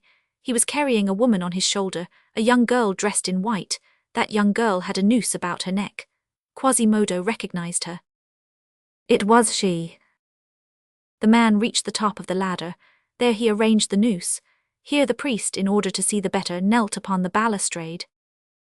All at once the man kicked away the ladder abruptly, and Quasimodo, who had not breathed for several moments, beheld the unhappy child dangling at the end of the rope 2 fathoms above the pavement, with the man squatting on her shoulders. The rope made several gyrations on itself, and Quasimodo beheld horrible convulsions run along the gypsy's body. The priest, on his side, with outstretched neck and eyes starting from his head, contemplated this horrible group of the man and the young girl, the spider and the fly. At the moment when it was most horrible, the laugh of a demon, a laugh which one can only give vent to when one is no longer human, burst forth on the priest's livid face. Quasimodo did not hear that laugh, but he saw it. The bell-ringer retreated several paces behind the archdeacon, and suddenly hurling himself upon him with fury, with his huge hands, he pushed him by the back over into the abyss over which Dame Claude was leaning. The priest shrieked, "Damnation!" and fell. The spout, above which he had stood, arrested him in his fall. He clung to it with desperate hands, and at the moment when he opened his mouth to utter a second cry, he beheld the formidable and avenging face of Quasimodo thrust over the edge of the balustrade above his head. Then he was silent. The abyss was there below him, a fall of more than 200 feet and the pavement. In this terrible situation the archdeacon said not a word, uttered not a groan. He merely writhed upon the spout with incredible efforts to climb up again, but his hands had no hold on the granite. His feet slid along the blackened wall without catching fast. People who have ascended the towers of Notre-Dame know that there is a swell of the stone immediately beneath the balustrade. It was on this retreating angle that miserable archdeacon exhausted himself. He had not to deal with a perpendicular wall, but with one which sloped away beneath him. Quasimodo had but to stretch out his hand in order to draw him from the gulf, but he did not even look at him. He was looking at the grieve, he was looking at the gallows, he was looking at the gypsy. The deaf man was leaning, with his elbows on the balustrade, at the spot where the archdeacon had been a moment before, and there, never detaching his gaze from the only object which existed for him in the world at that moment, he remained motionless and mute, like a man struck by lightning, and a long stream of tears flowed in silence from that eye which, up to that time, had never shed but one tear. Meanwhile the archdeacon was panting. His bald brow was dripping with perspiration, his nails were bleeding against the stones, his knees were flayed by the wall. He heard his cassock, which was caught on the spout, crack and rip at every jerk that he gave it. To complete his misfortune, this spout ended in a leaden pipe which bent under the weight of his body. The archdeacon felt this pipe slowly giving way. The miserable man said to himself that, when his hands should be worn out with fatigue, when his cassock should tear asunder, when the lead should give way, he would be obliged to fall, and terror seized upon his very vitals. Now and then he glanced wildly at a sort of narrow shelf formed, 10 feet lower down by projections of the sculpture, and he prayed heaven from the depths of his distressed soul that he might be allowed to finish his life, were it to last 2 centuries on that space 2 feet square. Once he glanced below him into the place, into the abyss. The head which he raised again had its eyes closed and its hair standing erect. There was something frightful in the silence of these 2 men. While the archdeacon agonized in this terrible fashion a few feet below him, Quasimodo wept and gazed at the grieve. The archdeacon, seeing that all his exertions served only to weaken the fragile support which remained to him, decided to remain quiet. There he hung, embracing the gutter, hardly breathing, no longer stirring, making no longer any other movements than that mechanical convulsion of the stomach, which one experiences in dreams when one fancies himself falling. His fixed eyes were wide open with a stare. He lost ground little by little, nevertheless. His fingers slipped along the spout. He became more and more conscious of the feebleness of his arms and the weight of his body. The curve of the lead which sustained him inclined more and more each instant towards the abyss. He beheld below him, a frightful thing, the roof of St. Jean-le-Rond, as small as a card folded in 2. He gazed at the impressive carvings one by one of the tower, suspended like himself over the precipice, but without terror for themselves or pity for him. All was stone around him, before his eyes gaping monsters, below quite at the bottom in the place the pavement, above his head Quasimodo weeping. In the parvis there were several groups of curious good people, who were tranquilly seeking to divine who the madman could be who was amusing himself in so strange a manner. The priest heard them saying, for their voices reached him clear and shrill, "Why, he will break his neck." Quasimodo wept. At last the archdeacon, foaming with rage and despair, understood that all was in vain. Nevertheless, he collected all the strength which remained to him for a final effort. He stiffened himself upon the spout, pushed against the wall with both his knees, clung to a crevice in the stones with his hands, and succeeded in climbing back with 1 foot perhaps, but this effort made the leaden beak on which he rested bend abruptly. His cassock burst open at the same time. Then, feeling everything give way beneath him, with nothing but his stiffened and failing hands to support him, the unfortunate man closed his eyes and let go of the spout. He fell. Quasimodo watched him fall. A fall from such a height is seldom perpendicular. The archdeacon launched into space, fell at first head foremost with outspread hands, then he whirled over and over many times. The wind blew him upon the roof of a house, where the unfortunate man began to break up. Nevertheless, he was not dead when he reached there. The bell-ringer saw him still endeavour to cling to a gable with his nails, but the surface sloped too much and he had no more strength. He slid rapidly along the roof like a loosened tile and dashed upon the pavement. There he no longer moved. Then Quasimodo raised his eyes to the gypsy, whose body he beheld hanging from the gibbet, quivering far away beneath her white robe with the last shudderings of anguish. Then he dropped them on the archdeacon, stretched out at the base of the tower and no longer retaining the human form, and he said with a sob which heaved his deep chest, "Oh, all that I have ever loved." Chapter 3. The Marriage of Phoebus. Towards evening on that day, when the judiciary officers of the bishop came to pick up from the pavement of the parvis the dislocated corpse of the archdeacon, Quasimodo had disappeared. A great many rumours were in circulation with regard to this adventure. No one doubted but that the day had come when, in accordance with their compact, Quasimodo, that is to say the devil, was to carry off Claude Frollo, that is to say the sorcerer. It was presumed that he had broken the body when taking the soul, like monkeys who break the shell to get at the nut. This is why the archdeacon was not interred in consecrated earth. Louis died a year later in the month of August, 1483.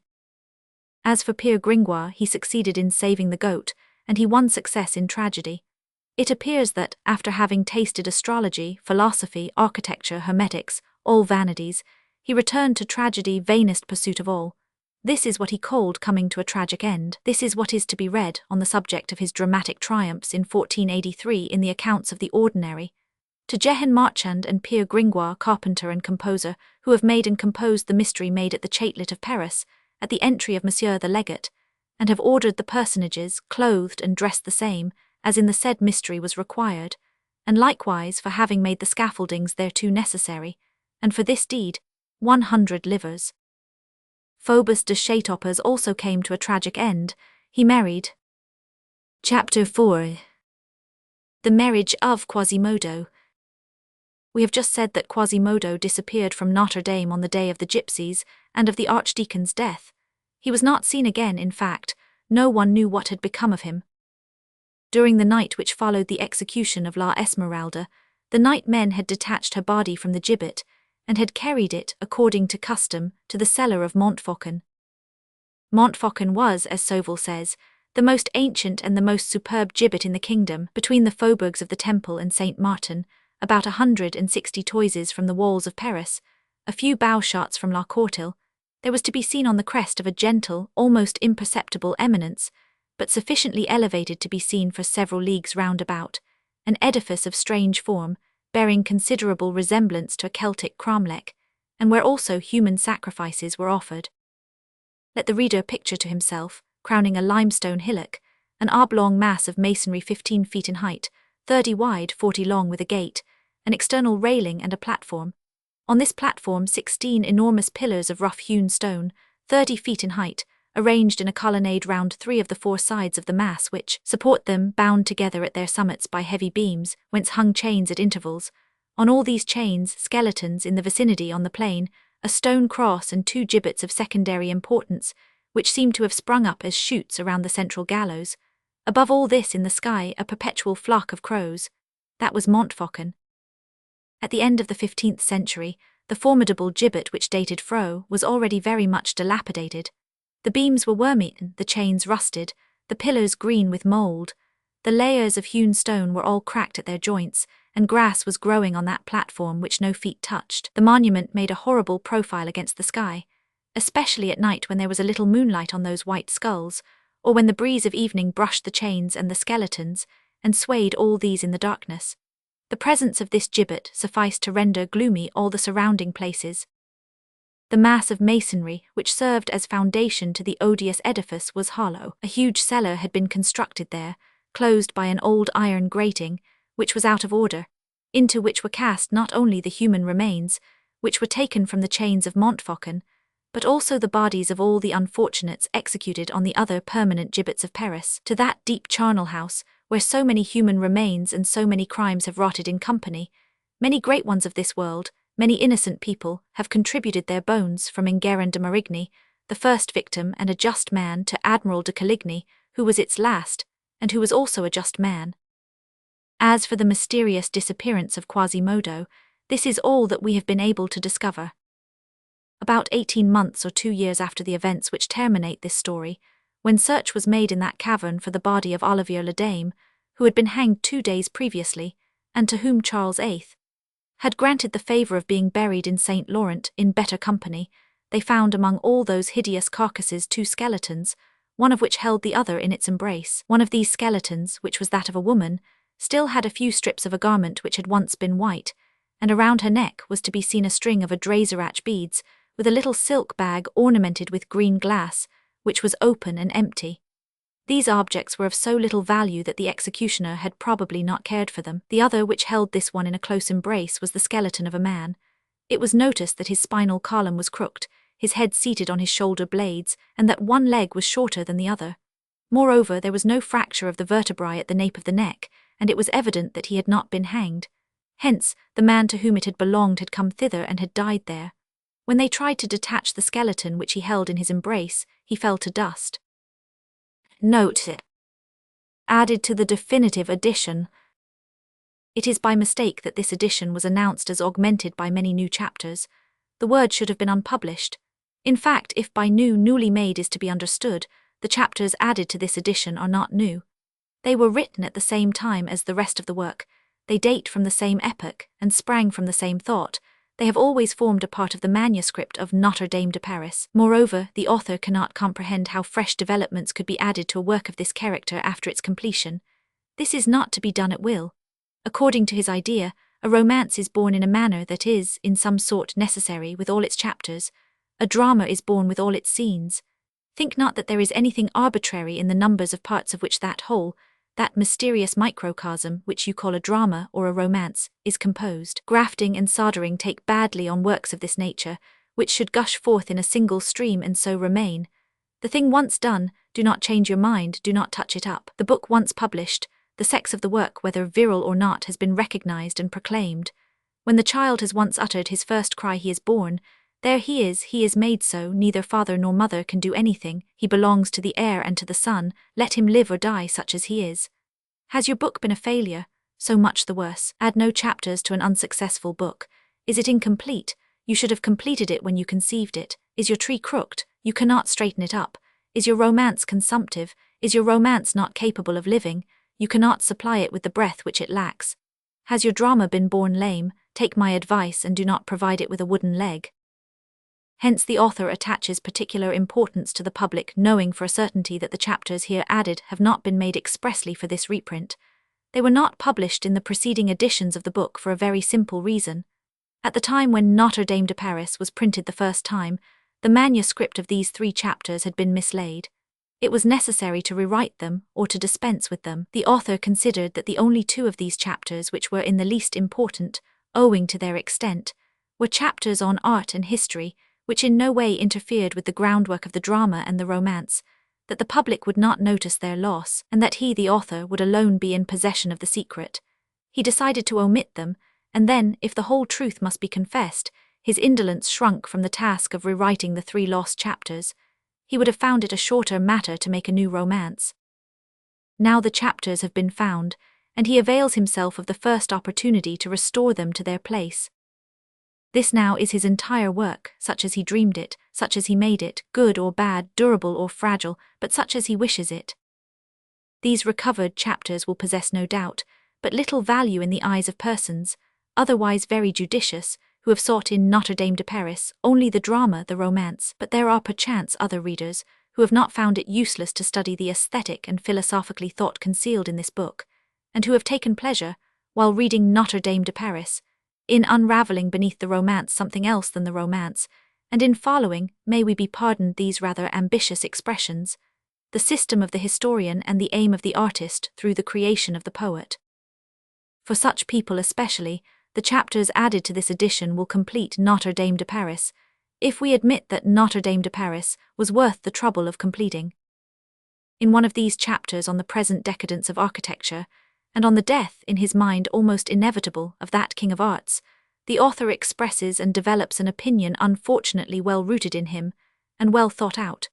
But he feels it necessary to say here that he earnestly desires that the future may, some day, put him in the wrong. He knows that art in all its forms has everything to hope from the new generations whose genius, still in the germ, can be heard gushing forth in our studios. The grain is in the furrow, the harvest will certainly be fine. He merely fears, and the reason may be seen in the 2nd volume of this edition, that the sap may have been withdrawn from that ancient soil of architecture which has been for so many centuries the best field for art. Nevertheless, there are today in the artistic youth so much life power, and, so to speak, predestination that in our schools of architecture in particular, at the present time, the professors, who are detestable, produce not only unconsciously but even in spite of themselves excellent pupils, quite the reverse of that potter mentioned by Horace, who dreamed amphora and produced pots. Currit rota Urson's exit. But in any case, whatever may be the future of architecture, in whatever manner our young architects may one day solve the question of their art, let us, while waiting for new monument, preserve the ancient monuments. Let us, if possible, inspire the nation with a love for national architecture. That, the author declares, is one of the principal aims of this book. It is one of the principal aims of his life. Notre-Dame de Paris has, perhaps, opened some true perspectives on the art of the Middle Ages, on that marvelous art which up to the present time has been unknown to some, and, what is worse, misknown by others. But the author is far from regarding as accomplished the task which he has voluntarily imposed on himself. He has already pleaded on more than one occasion the cause of our ancient architecture. He has already loudly denounced many profanations, many demolitions, many impieties. He will not grow weary. He has promised himself to recur frequently to this subject. He will return to it. He will be as indefatigable in defending our historical edifices as our iconoclasts of the schools and academies are eager in attacking them. For it is a grievous thing to see into what hands the architecture of the Middle Ages has fallen, and in what a manner the botchers of plaster of the present day treat the ruin of this grand art. It is even a shame for us intelligent men who see them at work, and content ourselves with hooting them. And we are not speaking here merely of what goes on in the provinces, but of what is done in Paris at our very doors, beneath our windows, in the great city, in the lettered city, in the city of the press, of word, of thought. We cannot resist the impulse to point out, in concluding this note, some of the acts of vandalism which are every day planned, debated, begun, continued, and successfully completed under the eyes of the artistic public of Paris, face to face with criticism, which is disconcerted by so much audacity. An archbishop's palace has just been demolished, an edifice in poor taste, no great harm is done. But in a block with the archiepiscopal palace, a bishop's palace has been demolished, a rare fragment of the 14th century, which the demolishing architect could not distinguish from the rest. He has torn up the wheat with the tares. 'Tis all the same. They are talking of raising the admirable chapel of Vincennes, in order to make with its stones some fortification, which Domisnil did not need, however. While the Palais Bourbon, that wretched edifice, is being repaired at great expense, gusts of wind and equinoctial storms are allowed to destroy the magnificent painted windows of the Sainte-Chapelle. For the last few days there has been a scaffolding on the tower of Saint Jacques de la Boucherie, and one of these mornings the pick will be laid to it. A mason has been found to build a little white house between the venerable towers of the Palais de Justice. Another has been found willing to prune away Saint-Germain-des-Prés, the feudal abbey with 3 bell towers. Another will be found, no doubt, capable of pulling down Saint-Germain-l'Auxerrois. All these masons claim to be architects, are paid by the prefecture or from the petty budget, and wear green coats. All the harm which false taste can inflict on good taste they accomplish, while we write deplorable spectacle. One of them holds possession of the Tuileries, one of them is giving Philibert de Lorme a scar across the middle of his face. And it is not, assuredly, one of the least of the scandals of our time to see with what effrontery the heavy architecture of this gentleman is being flattened over one of the most delicate facades of the Renaissance. Paris, October 20, 1832.